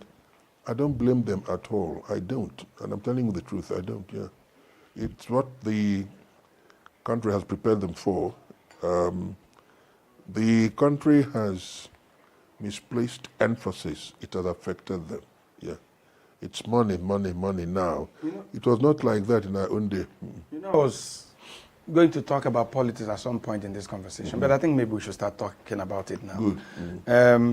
In the past 8 years, if I'm wrong, please correct me, you've paid more attention to politics, not as a politician, but putting out your opinion about what you think, about who should lead and how we should be led. What brought you to that point? Because you've been picked all these years, but and I'm sure I noticed this in the last couple of years, you are more outspoken about what is going on in the country. Why are you taking that position? You get to a stage in your life when people begin to look on you as a role model. Societal expectations compel moral rectitude. You want to tell it as it is because people accord you a lot of credence. And that's what it is. During the past 8 years, we who belong to this part of the country, we received no attention at all. Buhari deliberately ignored us, right? He knows why he did it. I don't know. But I will tell you, he ignored us. I look at the man who was in charge of transport, the man from River State, Amechi. Now you want to resuscitate the railways, you want to revive the railways, you cut off the southeast. Who are the people who travel most? Who are the busiest traders in the country? The southeasterners. You cut them off, right? And then you turn around to tell me that you are doing me some good by cutting me off. That doesn't make much sense. I am 77 now. If I can't tell the truth now, how many more years have I got on earth? I don't care who is the president. No. Wherever you come from is your business. I don't really give a damn. But for God's sake, take a good look at this thing, evaluate it, imagine your involvement with it, and then ask yourself, am I really doing what I ought to do? Yeah. Buhari ignored us completely. He was not sorry for it. He said that he was going to give, I think, 97% or some kind of mathematics that was, to those who voted for him, then 5%, He ignored us completely, right? And people like us were compelled by virtue of our position in society to at least voice our grievances, right? Without insulting anybody, just telling it as it is. We are being sidelined. We are being marginalized. We are being ignored. We are being hurt. And, well, he's off the stage now, right? Good. And Tinubu has taken over. It's still the same party. But you see, Tinubu came in, he made an Igbo man, I think, put an Igbo man in charge of the Navy. You are now you became a service chief. Yeah, talking about the service chief now. He put an Igbo man there. He made an Igbo man the Minister of Works. It's never been done in the history of this country. And the person he made Minister of Works, the very competent engineer, Umahi, who was formerly the governor of Ebonyi State, go to Ebonyi State today. You will not believe that Ebonyi State is part of the Southeast. Ebonyi State is the most developed part of the Southeast today as I'm talking with you. And all these things happen, well, okay, progressively, showed a lot of commitment by all those who ran the affairs of Ebonyi State, right? Then Tinubu made him Minister of Works. For that, I am very happy. And I owe Tinubu my gratitude. He has my support for that. He did not ignore us like his predecessor did. And I hear that somebody from this part is also in charge of FEMA or something, never done. Is it FEMA or never? What is it, FEMA? Yeah, the maintenance agency. And all that. Okay, right now, Aba has its own source of electricity. It couldn't have happened under Buhari, no. You look at the problem that the country has. Look, Vin, if you were born in England, you are a Briton. If you were born in America, you are an American. You are free to contest any political office where you were born, either in America, in Britain, France, you name it. It's not the same thing here. It's not. And it is part of our problem. We inject religion, we inject tribe. These are divisive forces. There is no way they can glue Nigeria together. And that is why I think it's particularly painful that we're running this country along those lines. And we expect progress. Vin, it never happens like that. It does not. It does not. Like I said, if you were born in England, you are a Briton. The person who is running England today, I think, is an Indian. Yeah, Indian descent. Yeah. Thank you, right? The person who is vice president in America, this lady, has Indian blood. Is it because we lack a sense of nationhood? Or is it because we don't want to change things in Nigeria? What do you think is the reason why this kind of behavior is exhibited by leaders? You have blocked your eyes and head to progress. Most of the people who wind up running the affairs of this country have a lot to do with the outside world. Somehow, whatever experience they may have gathered from international circles never gets reflected on the policies that they evolve in the country. And look, okay, we are talking about handshake across the Niger. The governor of ENUGU State employed, I think, a Yoruba man to be in charge of the broadcasting house, right? Good. A few days ago, a Yoruba man in Anambra was promoted permanent secretary. Vin, that is exactly what handshake across the Niger means. Look, people keep shouting about restructuring. Nobody ever sits down to tell you what restructuring is all about. It's always in their head. Just say because others are saying it, right? Somebody who is born in the north should be able to contest any office in the north, in spite of his religion. That is how a country progresses. Okay, Tinubu must know that a Yoruba man is running the broadcasting house in Enugu. Tinubu must know that a Yoruba man has been appointed permanent secretary in Anambra State, right? But Tinubu also appointed an Igbo man economic advisor in Lagos. Beautiful. Why don't we expand this gesture so that it becomes the norm? Why don't we just do it so that people from other parts of the country can emulate us? Because, if, for example, you, Vin, you were born in the north and you're a commissioner in the north, right? Anybody who comes from the north will be close to me because you, as an Igbo man who was born there, you have been given a position there. A big political office is what you're handling. That is what brings the country together.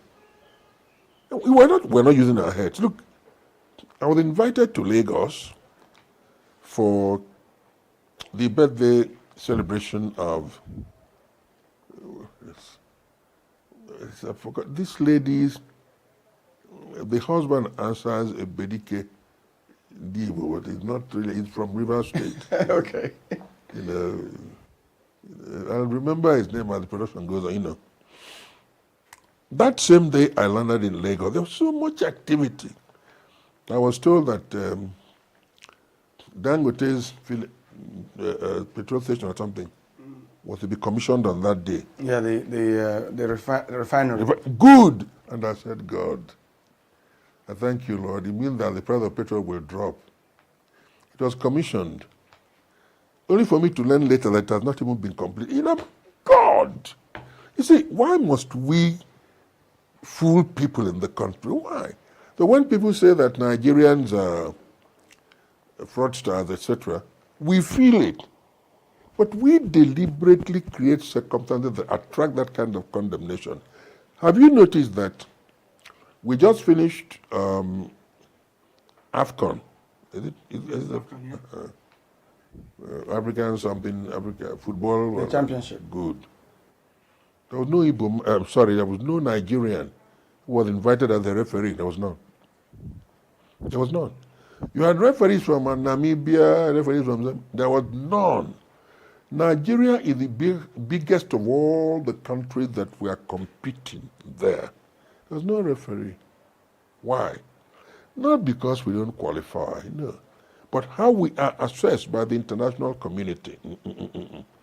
They can't afford to be honest, don't include them. It's painful for me. When the issues matter and the need to know matters. The chief of staff of Nigeria couldn't go to his village because it was being occupied by Boko Haram. Politicians and political parties have massively used money to buy votes and to change the course of electoral direction. You will also remember the very APC itself set up a Rufai committee recommending structuring doesn't mean anything. Go back to federalism. Or the fun and the fair to relieve everyday care. Life is a riddle, my son. The land bled when Uvoranwe was put in shackles. Heaven wept when Saruwiwa was laid to rest. Everything comes with the Judge Tufoni. Everything comes with who I am. The Signature Show, your show that matters. In 1953, Anthony Nahoro moved a motion for self-governance. The North wasn't quite ready. So it took us 7 years from 53 to 1960 to come to an agreement on what should be the thing that binds us together to keep us as a country.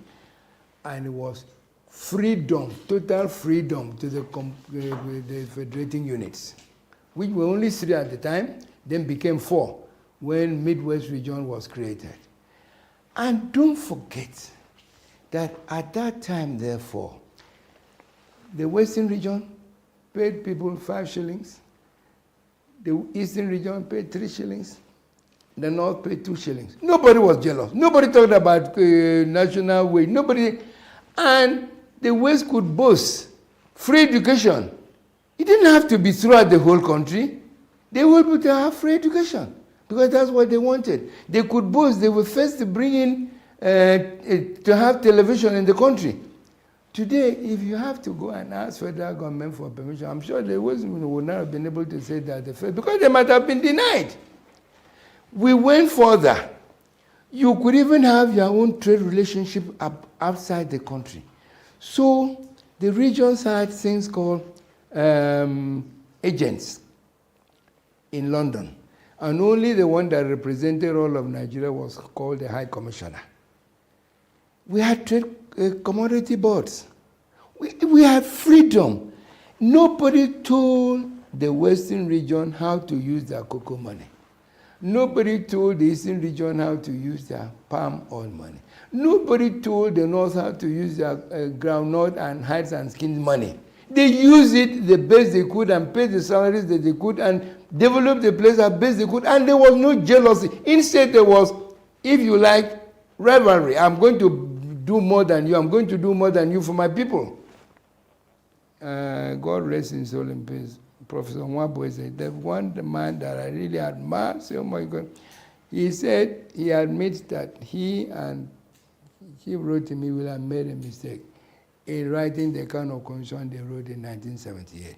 Because they saw the divisions coming because of what some of the things that had happened. That if you have a strong center, it'll be able to bind all of us together. No, it works the other way around. If you allow people to go on their own, and as we had before, that's why I say I am not preaching what didn't happen before. I'm preaching what we always had that worked for us, and it worked for us. No one state today that can threaten the federation. No one state. Before, the regions were big enough that they could threaten and go, and you won't be able to stop them. Forget the fact that, okay, Biafra was stopped. They were reasons. But they were large enough to really tear the federation apart. But today, there's no one state that can threaten. Where would they go to? So everybody will be very happy to remain, to be sent. But then, you have to make sure that that center is not in any way, doesn't even pretend in any way to be superior to the states. They must be co-equal. When the issues matter and the need to know matters. The chief of staff of Nigeria couldn't go to his village because it was being occupied by Boko Haram. Politicians and political parties have massively used money to buy votes and to change the course of electoral direction. You will also remember the very APC itself set up ENUGU committee recommending structuring doesn't mean anything. Go back to federalism. Or the fun and the fair to relieve everyday care. Life is a riddle, my son. The land bled when Uvoranwe was put in shackles. Heaven wept when Saruwiwa was laid to rest. Everything comes with the Judge Tufoni. Everything comes with who I am. The Signature Show, your show that matters. Well, some people, they've started a new argument that maybe it's because of the type of government we are running. And there's this new agitation for us to return to the parliamentary system. You were a young person, even in the First Republic. Do you think that it is about government? The challenge we have in the country is about the type of government? Or do you think truly that parliamentary should be what will help us better? It's not the system that is wrong, the people running the system. You know, it's like buying a new car and engaging a driver. He drives recklessly and keeps hitting everything he comes across. It is not the fault of the vehicle. It's the fault of the driver, right? Good. I mean, if you engage another driver to handle the same car, he becomes very careful. You will now see the difference between that driver and the previous one. There is nothing wrong with the system we are operating. Nope. The people who are operating the system, they are the people who are creating the problem. Yeah. Like I said, go on. Let me just ask you two questions. One, you are worried about how the Southeasterners are treated in Nigeria, and you've said it openly. You're not hiding my grouse. Your grouse. I don't want to say your anger. No, grouse. Then, two, you're also worried about how the country is being led. And I will ask you in very few sentences, what would be your suggestion for how the Igbos are treated in Nigeria and how the leadership is, forgive me, in quotes, messing up the growth of the country? I can talk with some measure of competence on the kind of treatment that the Igbos have been subjected to. Without provocation, I don't know why we're being, well, I don't know why we're being treated like that. I don't know. Subjected to all forms of inhuman treatment, all forms of tribulation. We are blessed. As a matter of fact, it's a common saying that if you go to any part of the world, you don't find an Igbo man come out. You know, there's no life there. I believe that. You know, we are being treated just like the Jews. And by the way, I hear that we have some affiliation with the Jews. That must be true, right? Because you look at the kind of punishment, the kind of treatment the Jews are subjected to, you ask yourself, what have these people done? Okay. They killed Christ, right? I want to feel that the origin, the genesis of their problems, you know. Otherwise, I mean, Hitler killed 6 million of them, right? I mean, we borrowed this thing from America, right? America has been operating this system for God knows how long, right? Good. They don't have the kind of problem we have, right? We are responsible for it. I mean, we always place religion and tribe first in whatever we do. And these are divisive factors. That's what I'm trying to make you understand, you know. The man who is running England today, I mean, Britain today, is of Indian descent, and you know. So the problem, from your point of view, is this politics of indigenship and citizenship? Yeah, that's right. That's the major. You see, it's a major plank of discontent. If you ask me, you know, a lot of people believe that for as long as these two factors determine whatever we do, there is no way we can progress in the country. There is no way. Okay. Before Buhari's team came in, Jonathan was in charge. Now, before Jonathan left, he convoked a confab. And people were drawn from all parts of the country. On the eve of his departure, they came out to their deliberations. Buhari took over, and those deliberations were spiked. You see, you know, I keep asking myself, what really is wrong with this country? Okay, no matter how bad a man is, he can always serve as a good example of a bad man. That's what I was taught when I was doing journalism. So that nobody is totally bad, nobody's completely bad. In politics, we condemn ourselves so much that, I mean, we believe that nobody is good in politics. That's not what it ought to be. It's not vain. I mean, okay, today people are suggesting we have local state police, we have police for local government. All these suggestions were made during Buhari's time. They were all turned down. Now, because we cannot contain the ravages of banditry and all that, we are going back to all those suggestions that were made, and they are now being considered by the House. That's what I'm telling you.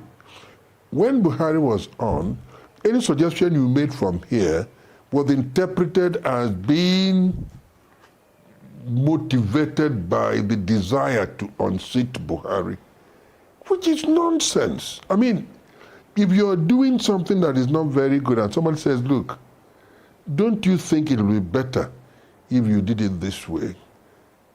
Why don't you give that idea a trial? I mean, thank you very much, give the trial. and see how it works. You see, when we were training in the BBC, we were taught how to pronounce words, names, etc. Somebody said, I come from Barbados, and the Englishman said, why don't you try calling it Barbados? Barbados. But that's the right pronunciation. I come from Jamaica. It's Jamaica. You are there to learn. So when somebody tells you, try it this way, right? It's a very polite way of saying the one you did previously is not the right one, right? Okay. All the people, if you suggest from the Christian South to a Muslim president, why don't you try this thing this way? The general impression is that you want to unseat him. So how can we progress? How can it is not the political system that we operate that. It's the people who run the system. The people we've recruited. That's right. The people we recruited to run the system, right? Okay. Well, I know how you feel about what is happening. But let's talk about what you do now, Nollywood, Okay. Let me be a little personal. I know that a couple of years back, you, for instance, shot a lot of films in my residence. And one thing I noticed was that there was a lot of humility exhibited by you. There was a lot of patience, especially with recording timelines and what have you and all that and all that. And today I've seen conversations by people in your industry about the impatience of today's generation of actors and actresses. And you've talked about morality. Tell me about it. You see, I cannot accept 2 or 3 scripts at a time, no. I accept 1 script at a time, so that whenever I finish shooting that 1 script, I can go on to shoot another one. I mean, if you think I am relevant enough to star in your production, good. Allow me to finish with the one I am doing. When I am through, I join you. If you feel that there is somebody who can replace me, please go ahead. But I will not hold your production to ransom by accepting money from you while I am still doing another. No. That's, Arnold Schwarzenegger is my mate. He was being interviewed and he was saying exactly what I am saying now. He said, I don't take 2 scripts. No, 1 at a time. Even, what's his name, Rambo, we're all mates, Stallone, it's the same thing. But the young men you have today will take 2, 3, 4 scripts at a time. So they're permanently in a hurry to leave your set. Everybody is held to ransom, please, I can't, look, I'm not, I have to be away the next 2 days. I have a job in Asaba, I have a job. We were not raised like that. We were not. You say that those of you that are older in the industry, you're not good mentors? I'm not going to say we're not good mentors, but I don't think we are even permitted to mentor. You see... They don't have that disposition. No, they don't. I'm not even sure they think contributions from us can be relevant or didactic. I don't think so. Otherwise, right, why wouldn't they emulate us? I've been on set with most youngsters and I've seen them hurry. Look, I have a job in Asaba. I have a job in Lagos. I mean, my plane has already... Vin, at the risk of sounding immodest, take our names outside the country. The only actor people know in this international is Peter Edochie. They will tell you the bearded man with the red cap. From the days of Okonkwo and up to I have been molded in some places. All right. Let me now talk about myself. There are places where I have been molded. You lean on me and you pay $8 or something. You take a photograph. There's a university where I am. Come on, look, the last time that they had the Black American Month, about 2 months ago, a very big picture of Peter Odochie was. I don't know who does all this, but I'm telling you that internationally they don't know these people. But they bother so much. You know, they disturb us on set. There's a film I'm shooting in Lagos. A lot of people have flown in. They saw part of this thing, and they're beginning to ask questions. Who is this man? Now I'm beginning to branch off, talk about myself. Let's leave it. You see, most of these youngsters, they don't know what it means to be modest, to be patient. They don't. They don't. If you go to interview any one of them, they will tell you that they become an actor from the mother's womb and all that. Anybody who is an actor or a footballer must have somebody who is a source of inspiration to him. You must. Peter Odochie was inspired by Sir Laurence Olivier, who was regarded as the greatest actor ever. He went through Shakespeare single-handed. He inspired me. There's a man today called Anthony Hopkins. This is a man who will admit to you that he was inspired by Sir Laurence Olivier, right? Just like Denzel Washington was inspired by Sidney Poitier. You see, you cannot be a great person on your own. When I was playing football, I was playing with my right leg. Then after some time, I saw somebody called Elkanah Onyali using his left. I started to try, and I ended up playing with my left leg. I was being called Onyali. It is the same thing with everybody who is a good footballer today. He will tell you, this person inspired me. You interview most of the actors in the country. They will not give credit to anybody. No, no, no. They were so great from their mother's womb. They were so, fantastic. I mean, that's madness now, I mean.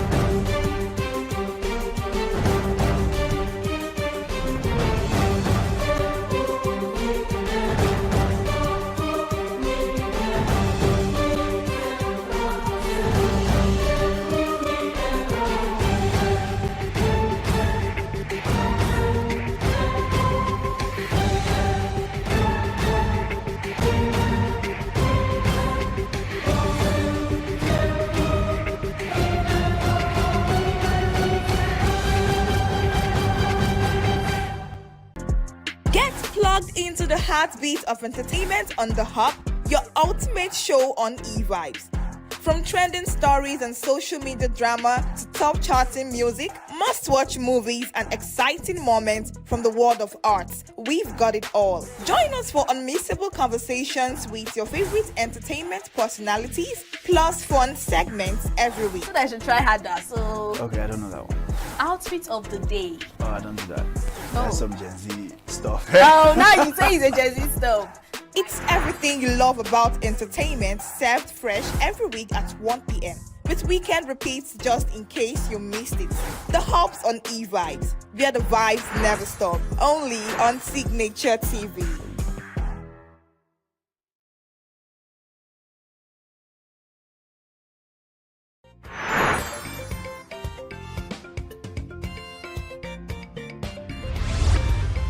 Signature TV. News in your pocket.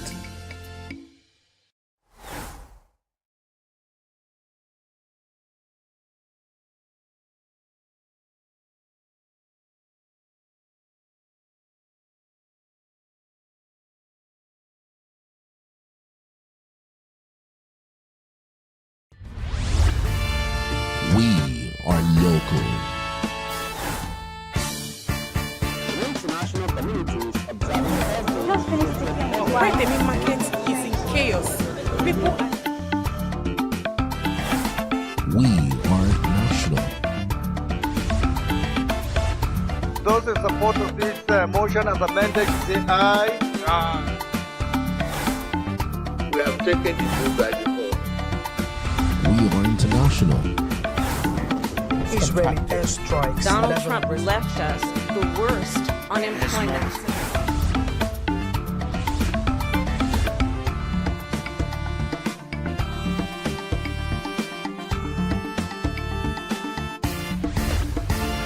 Signature TV, news in your pocket.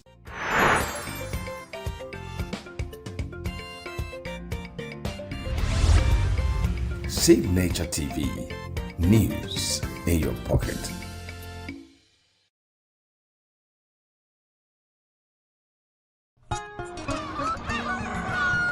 New every morning on Signature TV, we open the day for you with needed energy, information, and required vibes to shape your day. From sizzling snippets of stories in various areas of life to intriguing conversations with net worth guests. When you have people who have no track record becoming your leaders, you have a problem. There's no outstanding gratuity when Obi took over from me. I left, in all the accounts of Anambra State, 13.8 billion for him. Your day cannot be complete without Signature Morning on weekdays and Signature New Day on weekends. There is no better way to start your day except Signature Morning and Signature New Day every day on Signature TV.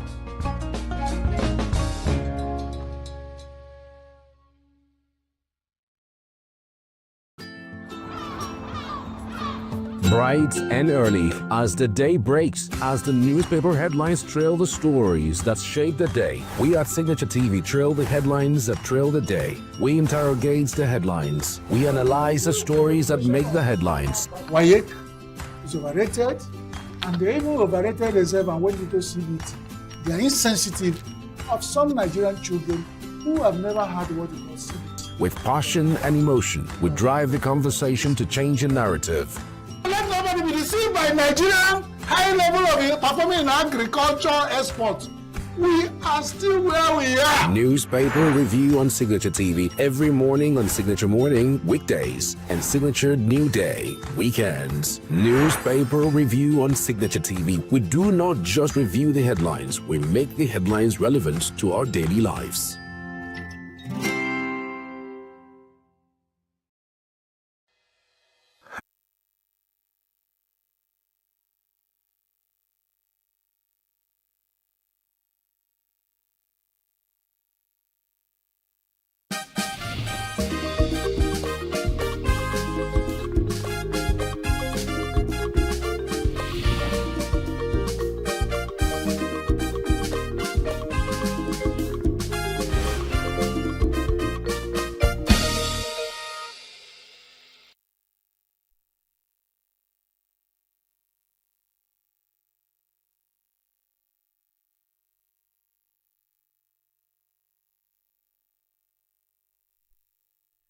Welcome to Global.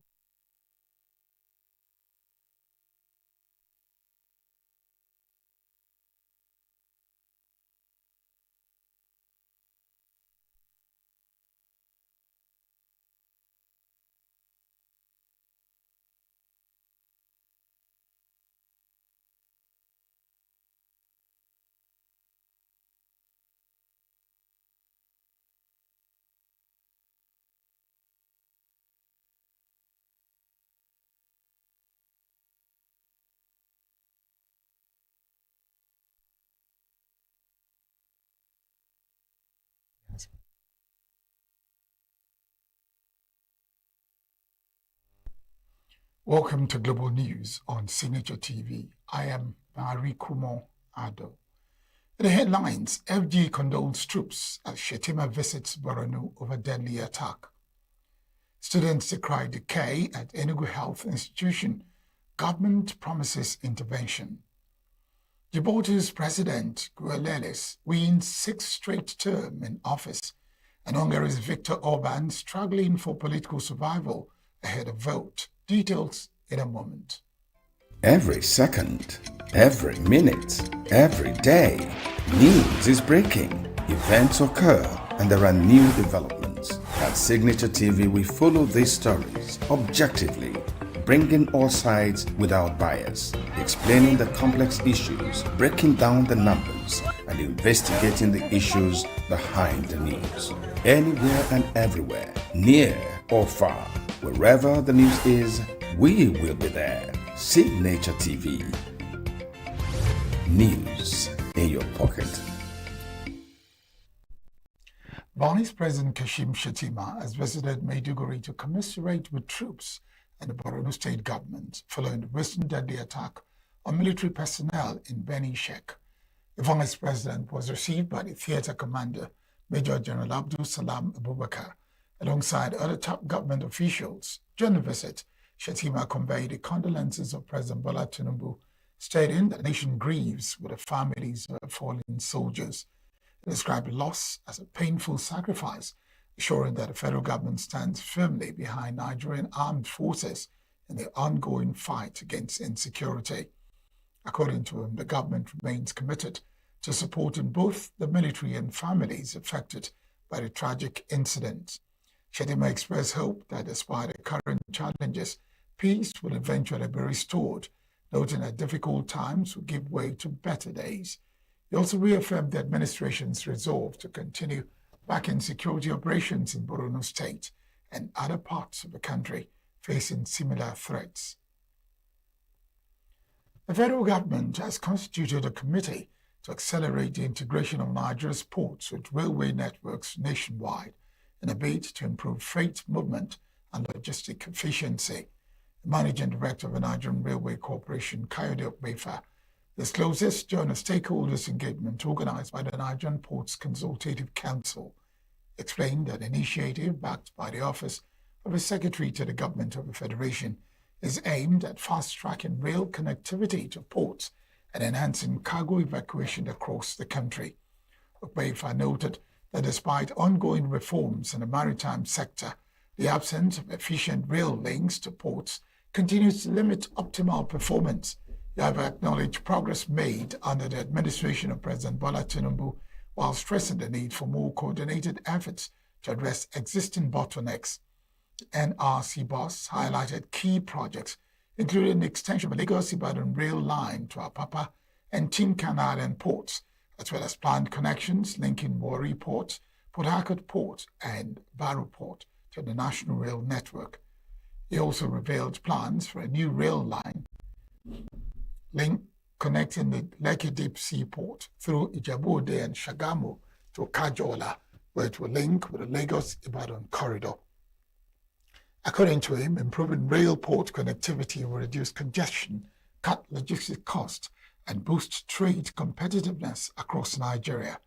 Okbefa further called on stakeholders, including transport operators, to support the initiative and avoid actions that could undermine the push for an integrated transport system. The federal government has approved new tariff measures for 2026, cutting import duties on key items such as rice, vehicles, drugs, and sugar to stimulate economic growth. The approval conveyed in a document signed by the Minister of Finance, Wale Edun, introduces sweeping changes across 127 tariff lines under the 2026 fiscal policy measures. Under the revised regime, import duties on several essential goods have been reduced, with drive tariffs dropping to 47.5% from 70%, while duties on fully built vehicles have been cut to 40% from 70%. Other reductions include crude palm oil, sugar, steel products, and pharmaceutical items such as anti-malarial drugs, aiming to lowering costs and supporting critical sectors. The government also introduced zero-duty rates on select items, including agricultural and manufacturing machinery, cargo ships, and railway equipment, to boost industrial development and infrastructure. To ease implementation, authorities granted a 90-day grace period for importers with existing documentation to clear goods under the old rates. However, the policy also includes new excise duties and a green tax surcharge set to take effect from July 1, 2026. Although exemptions have been provided for electric vehicles, mass transit buses, and smaller engine vehicles, officials say the reforms are designed to balance revenue generation with economic stimulation, reduce the cost of essential imports, and support local production. Former Vice President Atiku Abubakar has criticized President Bola Tinubu over claims that Nigeria is cheaper to live in than other African countries based on fuel prices. Reacting to the president's recent remarks comparing petrol prices in Nigeria with countries like Kenya, Atiku described the comparison as misleading and a distortion of economic realities faced by Nigerians. In a statement issued by spokesperson Frank Shaibu, the former vice president argued that focusing solely on fuel prices ignores more critical indicators such as purchasing power, income levels, and overall cost of living. He maintained that despite lower petrol prices in Nigeria, the country is now more expensive to live in than Kenya when broader economic factors are considered. Atiku pointed to disparities in income, noting that Kenya's minimum wage is significantly higher than Nigeria's, with workers in Nairobi reportedly earning more than double the Nigerian minimum wage. He also highlighted differences in GDP per capita, suggesting that stronger earning power in Kenya makes living conditions comparatively more affordable. The comments come amid ongoing debates over rising living costs in Nigeria, where fuel prices currently range between 1,290 naira and 1,350 naira per litre, compared to over 1,800 per litre in Kenya. Once a pride of healthcare training in Enugu State, the College of Health Technology of G River, established in 1947, is now a shadow of its former self. Years of neglect and decaying infrastructure have left students battling harsh learning conditions, even as the institution continues to produce vital health workers for the state and beyond. Correspondent Christopher Lele, who undertook a fact-finding visit to the institution, reports. Established in 1947, the College of Health Technology, Ojo River, is charged with training middle-level healthcare professionals capable of delivering quality healthcare services and adapting to modern health challenges. The college trains students to become skilled health workers who serve in hospitals, communities, and public health sectors. Over the years, the institution has expanded both academically and administratively, introducing various programs and producing a significant number of health workers now serving across Enugu State and beyond. But despite these contributions, the college has faced several challenges, including inadequate and decaying infrastructure following decades of neglect. Observers say the present condition of the school makes it unfit for human habitation, citing dilapidated structures, broken facilities, unsanitary toilets, bushy surroundings, inadequate classrooms and laboratories, as well as poor security. I came here 4 years ago, and the condition I made this school 4 years ago, the school has been like that. This is my final year. This is my fourth year in this school, and no change has happened. We have water, obviously, but it's not rushing 24 hours. Water is rushed like once a day. There's no lights. Students now, during our reading period, the exam period, Oji River, normally they don't used to have lights. So the school don't even used to provide for us lights for reading. At least 10 o'clock they should off it, 10:30 they should off it, but we see light to read, no lights. See our nets. This is my hostel. Our hostel did not have nets. Mosquito used to finish us inside this hostel. See grass and bushes everywhere. We pay 10,000 naira every semester for sanitation fee every semester. But we contribute money by ourselves to clear all these bushes here.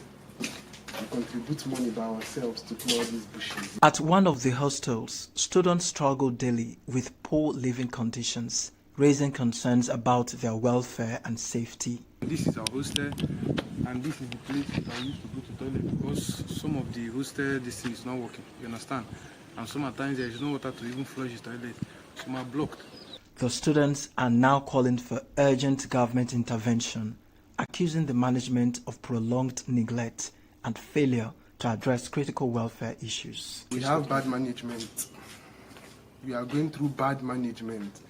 If the government even puts 1 billion naira in this our school today and give it to this our same management, it will be misused because what we have is bad management.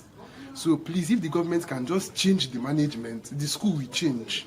During a recent visit by top government officials, the provost of the college, Professor Lazarus ENUGU, acknowledged the poor state of the institution, attributing it to years of abandonment by previous administrations. Today, you can see it's a very important day in our history, the history of ENUGU State College of Health Technology, Ojiriba.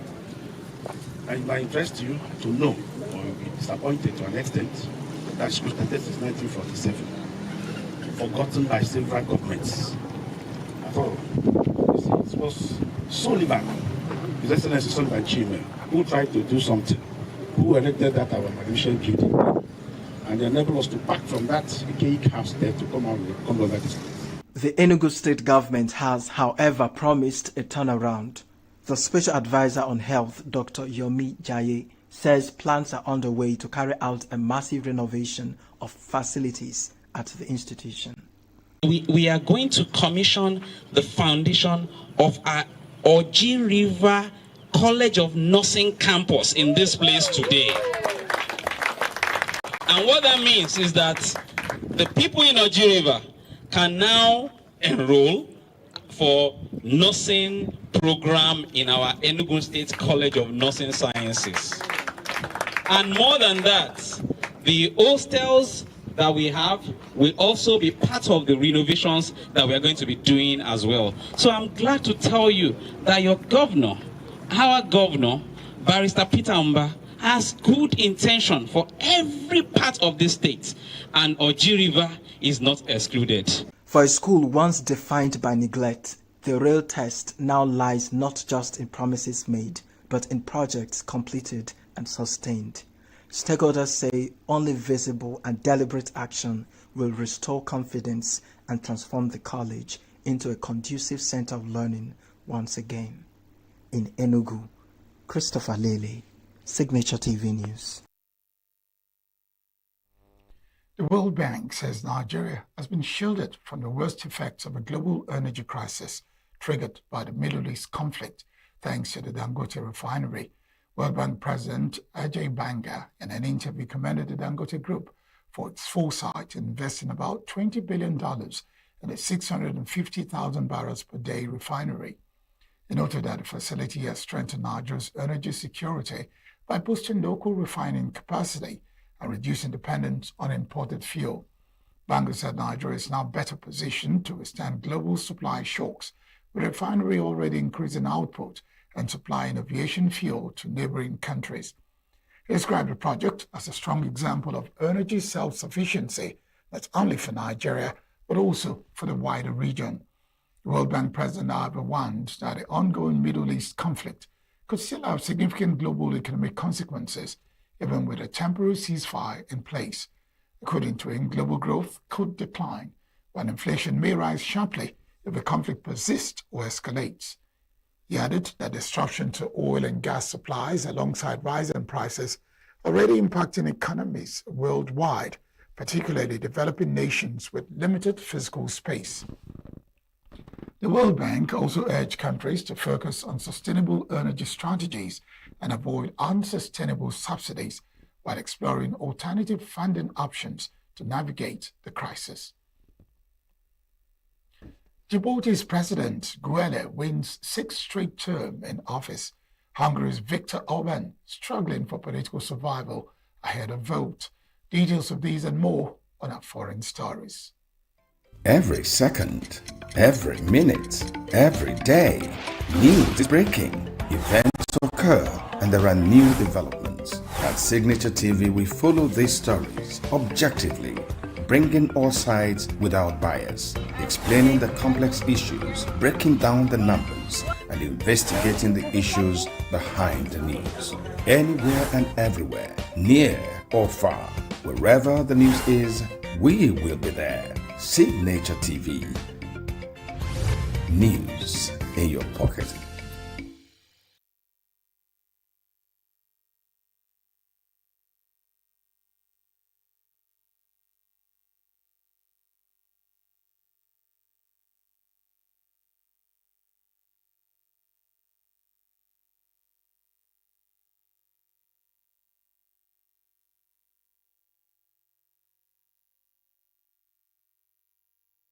Every second, every minute, every day, news is breaking, events occur, and there are new developments. At Signature TV, we follow these stories objectively, bringing all sides without bias, explaining the complex issues, breaking down the numbers, and investigating the issues behind the news.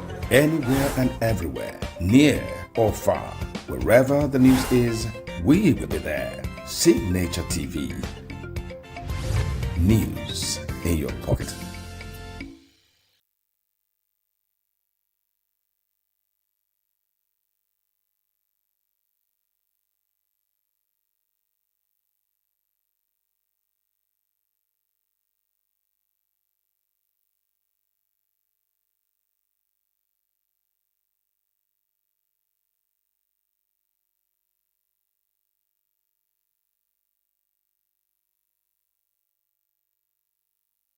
Former Democratic nominee Kamala Harris has teased the prospect she could return to the campaign trail for the 2028 presidential election following her loss to Donald Trump in the 2024 race. Harris, a former vice president, faced the possibility on Friday while on stage with the civil rights leader Al Sharpton at the National Action Network's annual convention. Sharpton, Harris's interviewer at the event, put the question to her bluntly, "So, are you going to run again 28? Her presence at the Civil Rights Conference had met raucous chants of "run again," but Harris avoided committing to a new run for public office, though she did hint at a 2028 bid. United States President Donald Trump has said the Strait of Hormuz will reopen fairly soon, with or without Iran's assistance, as Tehran's effective blockade of the underway continues to roil global energy supplies. Speaking to reporters on Friday in advance of peace talks between U.S. and Iranian officials in Pakistan, Trump said the U.S. would reopen up the Gulf and that other countries were ready to help out. Trump, who did not elaborate on how Washington would unblock the critical maritime choke point, also said he would not accept Iran's imposition of a de facto toll booth system in the Strait. Tehran has indicated that it intends to charge vessels fees for safe passage even in the event that a deal is reached with the U.S. to end the war. Trump said ensuring Iran does not possess nuclear weapons would be the priority in any peace agreement, and the strait would reopen automatically. Israel says it will not discuss a ceasefire with Hezbollah when it meets Lebanese officials for talks in Washington next week, as Israeli attacks on Lebanon go on. Israeli and Lebanese ambassadors held late-night discussions on Friday to finalize arrangements for the meeting due at the State Department on Tuesday. Iran's ambassador, Rachel Leite, said the talks would mark the start of formal negotiations with the Lebanese government, despite the absence of diplomatic relations between the two countries. But he ruled out any discussion involving Hezbollah. The Organization of Islamic Cooperation has condemned Israel's approval of 34 new settlements in the occupied West Bank, saying the decision violates international law. Israeli rights group Peace Now reported late on Thursday that the government had taken the decision secretly in early April. The decision was also reported widely by Israeli media outlets. The Palestinian presidency's office condemned the plan as a flagrant violation of international law. There was no immediate comment from the Israeli government. The OIC's General Secretariat said in a statement on Friday that Israel, the occupying power, has no sovereignty over the occupied Palestinian territory, including East El-Quds, Jerusalem, and that all its measures aimed at changing the geographic and demographic reality there are null and void under international law. The 34 settlements approved on Thursday come on top of 68 approved since Israeli Prime Minister Benjamin Netanyahu's right-wing government came to power in 2022. The OIC General Secretariat also warned of the gravity of the escalation of settlement policies, land confiscation, settler terrorism, and attempts to annex and impose so-called Israeli sovereignty on the occupied West Bank, stressing that this aims to undermine the two-state solution and violate the rights of the Palestinian people. NASA's Artemis II astronauts have returned safely to Earth, completing the first crewed mission to travel around the moon in more than 50 years. The Orion spacecraft splashed down in the Pacific Ocean off the coast of California at 5:07 p.m. local time on Friday, following a high-speed re-entry through Earth's atmosphere.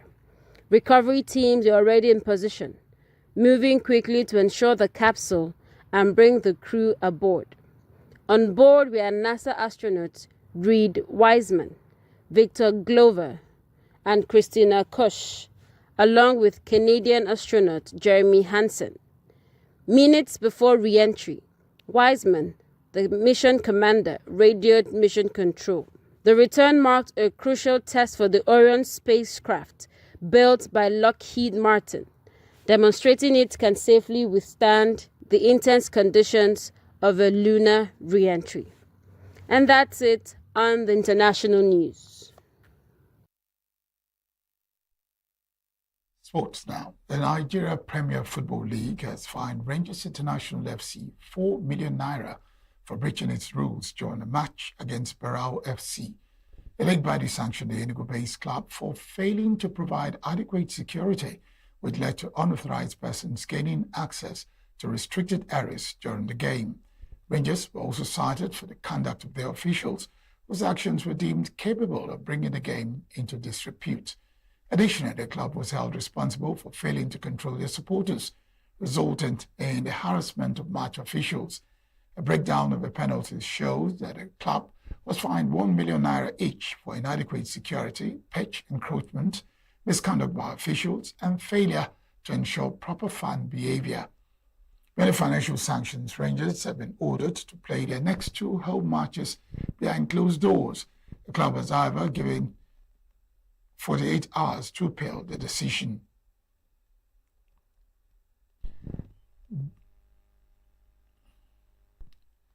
Blessing Nko has completed a move to Belarusian side FC Dynamo Brest women, marking a new chapter in her career. Super Falcons forward has signed a short-term contract with the club, which will run until the end of 2026 season. 22-year-old joins Dynamo Brest after a stint with Spanish side Deportivo La Corona, where injuries limited her to just one appearance. Before her move to Spain, Nko featured for Tanzanian club Yanga and Turkish side Gaziantep Asespor, gaining experiences across multiple leagues. The striker has also earned one cap for Nigeria's senior women's national team, the Super Falcons. A move to Belarus is expected to provide more playing time and opportunity to revive her career after recent injury setbacks. Arsenal have suffered a major setback in the Premier League title race after a 2-1 defeat to AFC Bournemouth, handing rivals Manchester City renewed hope. The visitors stormed the Emirates Stadium when Junior Krope opened the scoring in the 17th minute, capitalizing on a deflected ball to put Bournemouth ahead. Arsenal responded before half-time with Victor Gyökeres converting from the penalty spot after a handball by Ryan Christie, despite making several attacking changes in the second half, including the introduction of Leandro Trossard and teenager Max Dolman. Mikel Arteta's side struggled to break down a disciplined Bournemouth defence. The decisive moment came in the 74th minute when Alex Scott finished off a well-worked move to restore the visitors' lead. Arsenal pushed for an equaliser but failed to find a breakthrough, managing just 3 shots on target in the match. The result marks only their second home league defeat of the season, but raises fresh concerns about their consistency, especially following recent domestic setbacks.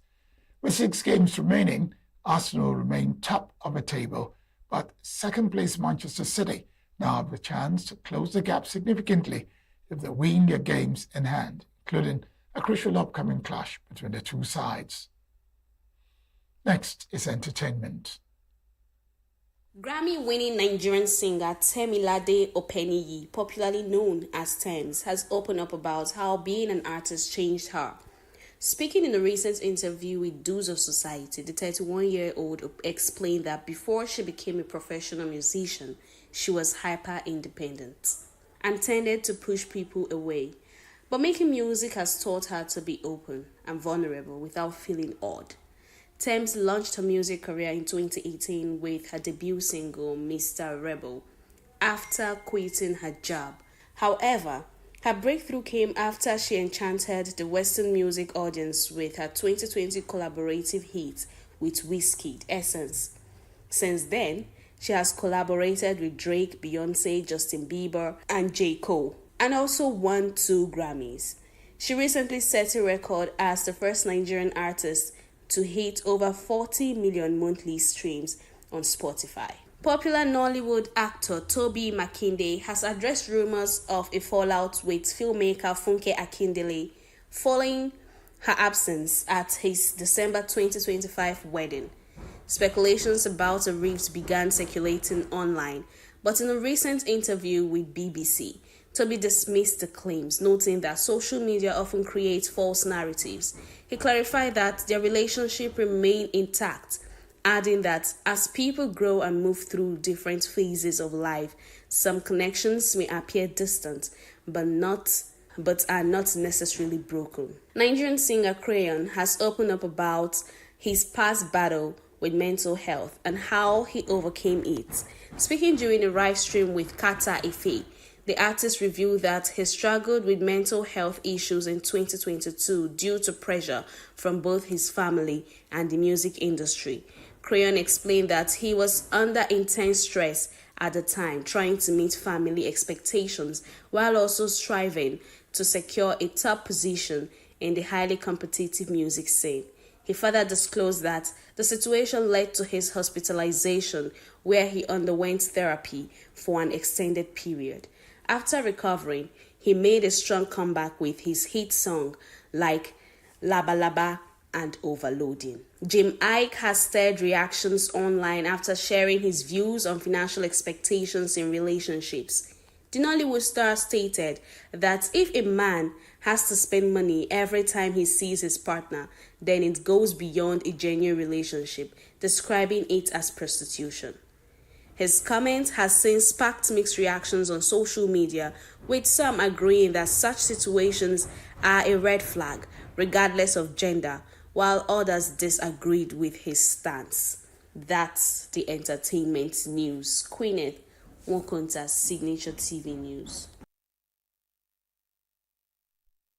That's the news. I am Barry Kumo Ado. Thank you very much for watching.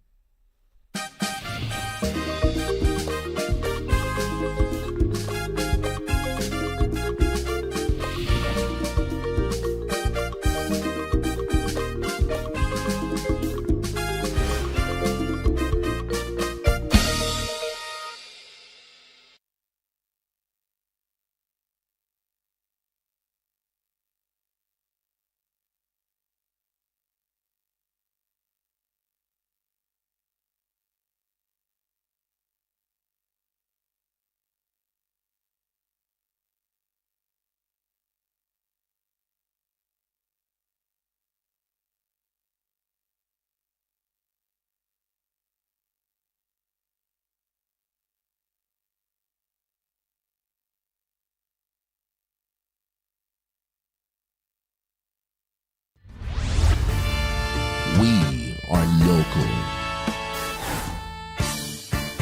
The international community is observing When the main market is in chaos, people are... We are national. Those in support of this motion as amended, say aye. Aye. We have taken the move by default. We are international. Israeli airstrikes. Donald Trump left us the worst unemployment.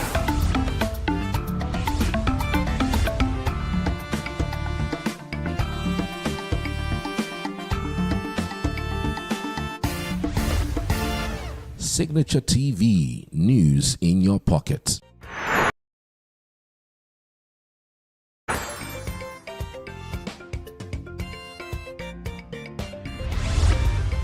Signature TV, news in your pocket.